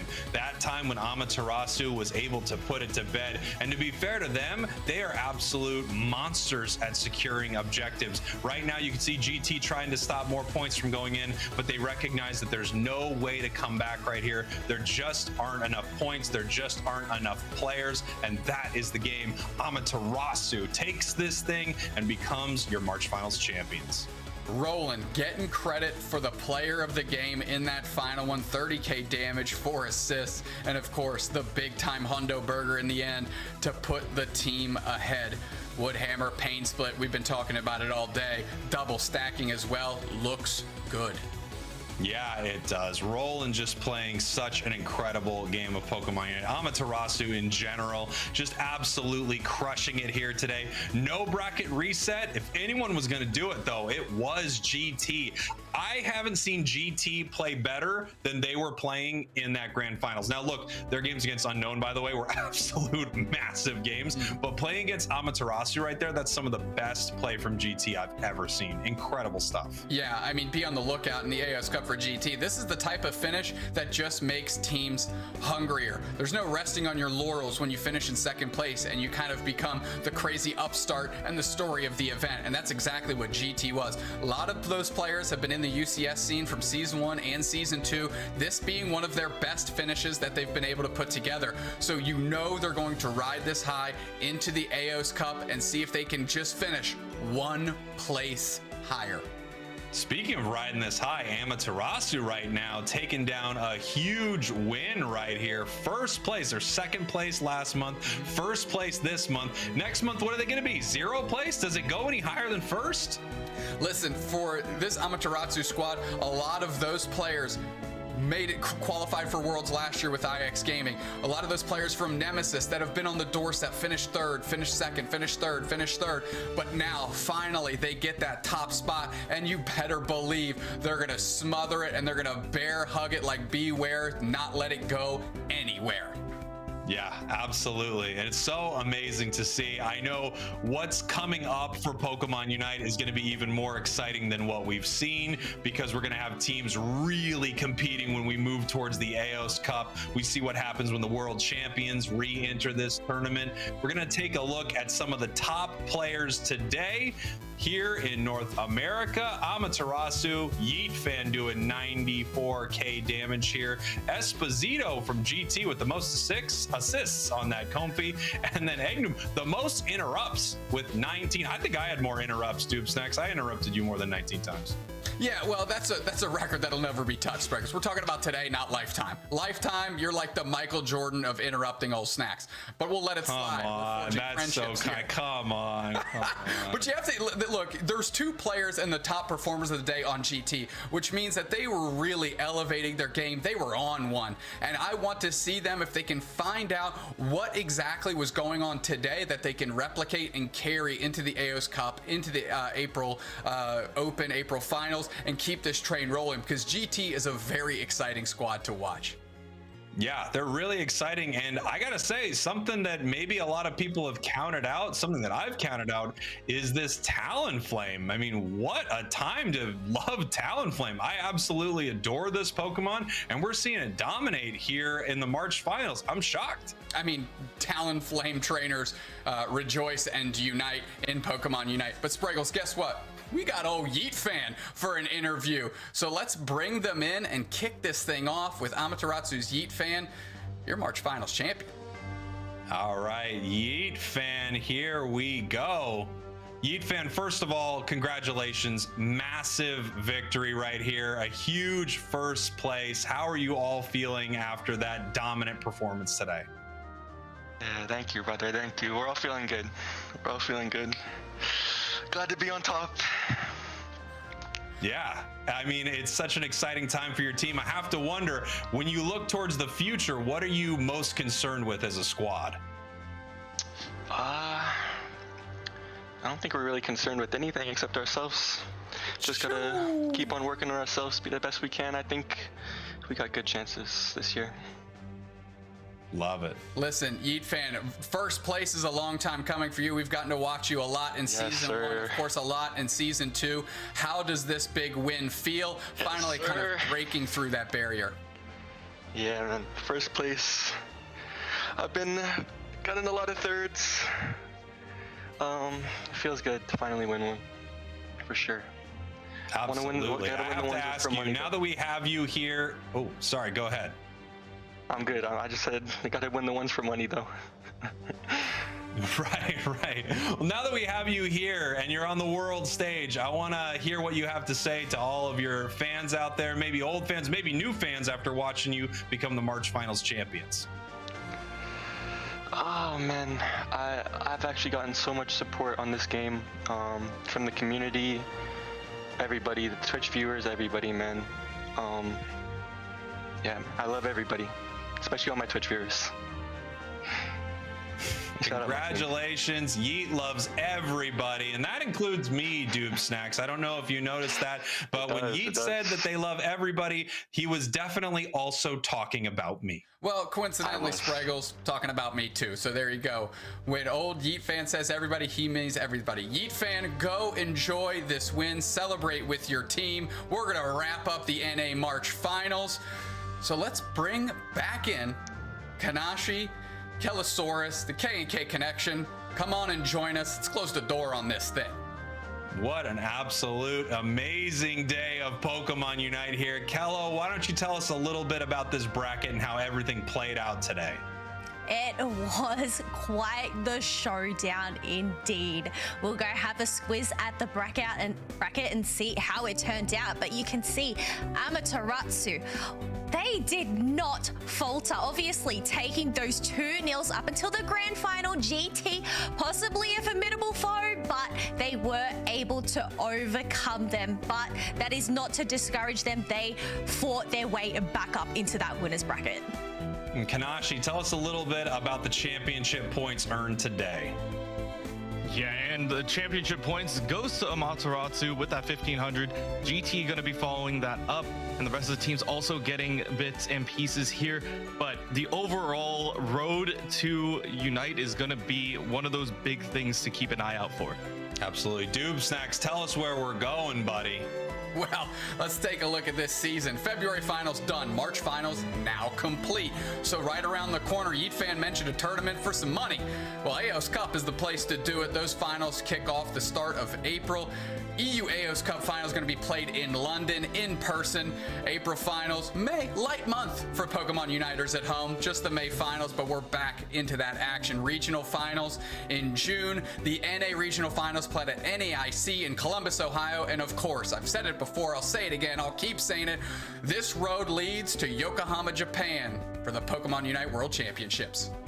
What an incredible day of Unite. These teams are fighting tooth and nail to get to Yokohama. Before we go, I want to give everyone a chance to give some final thoughts here. Kanashi, tell me about your thoughts on the day, my friend.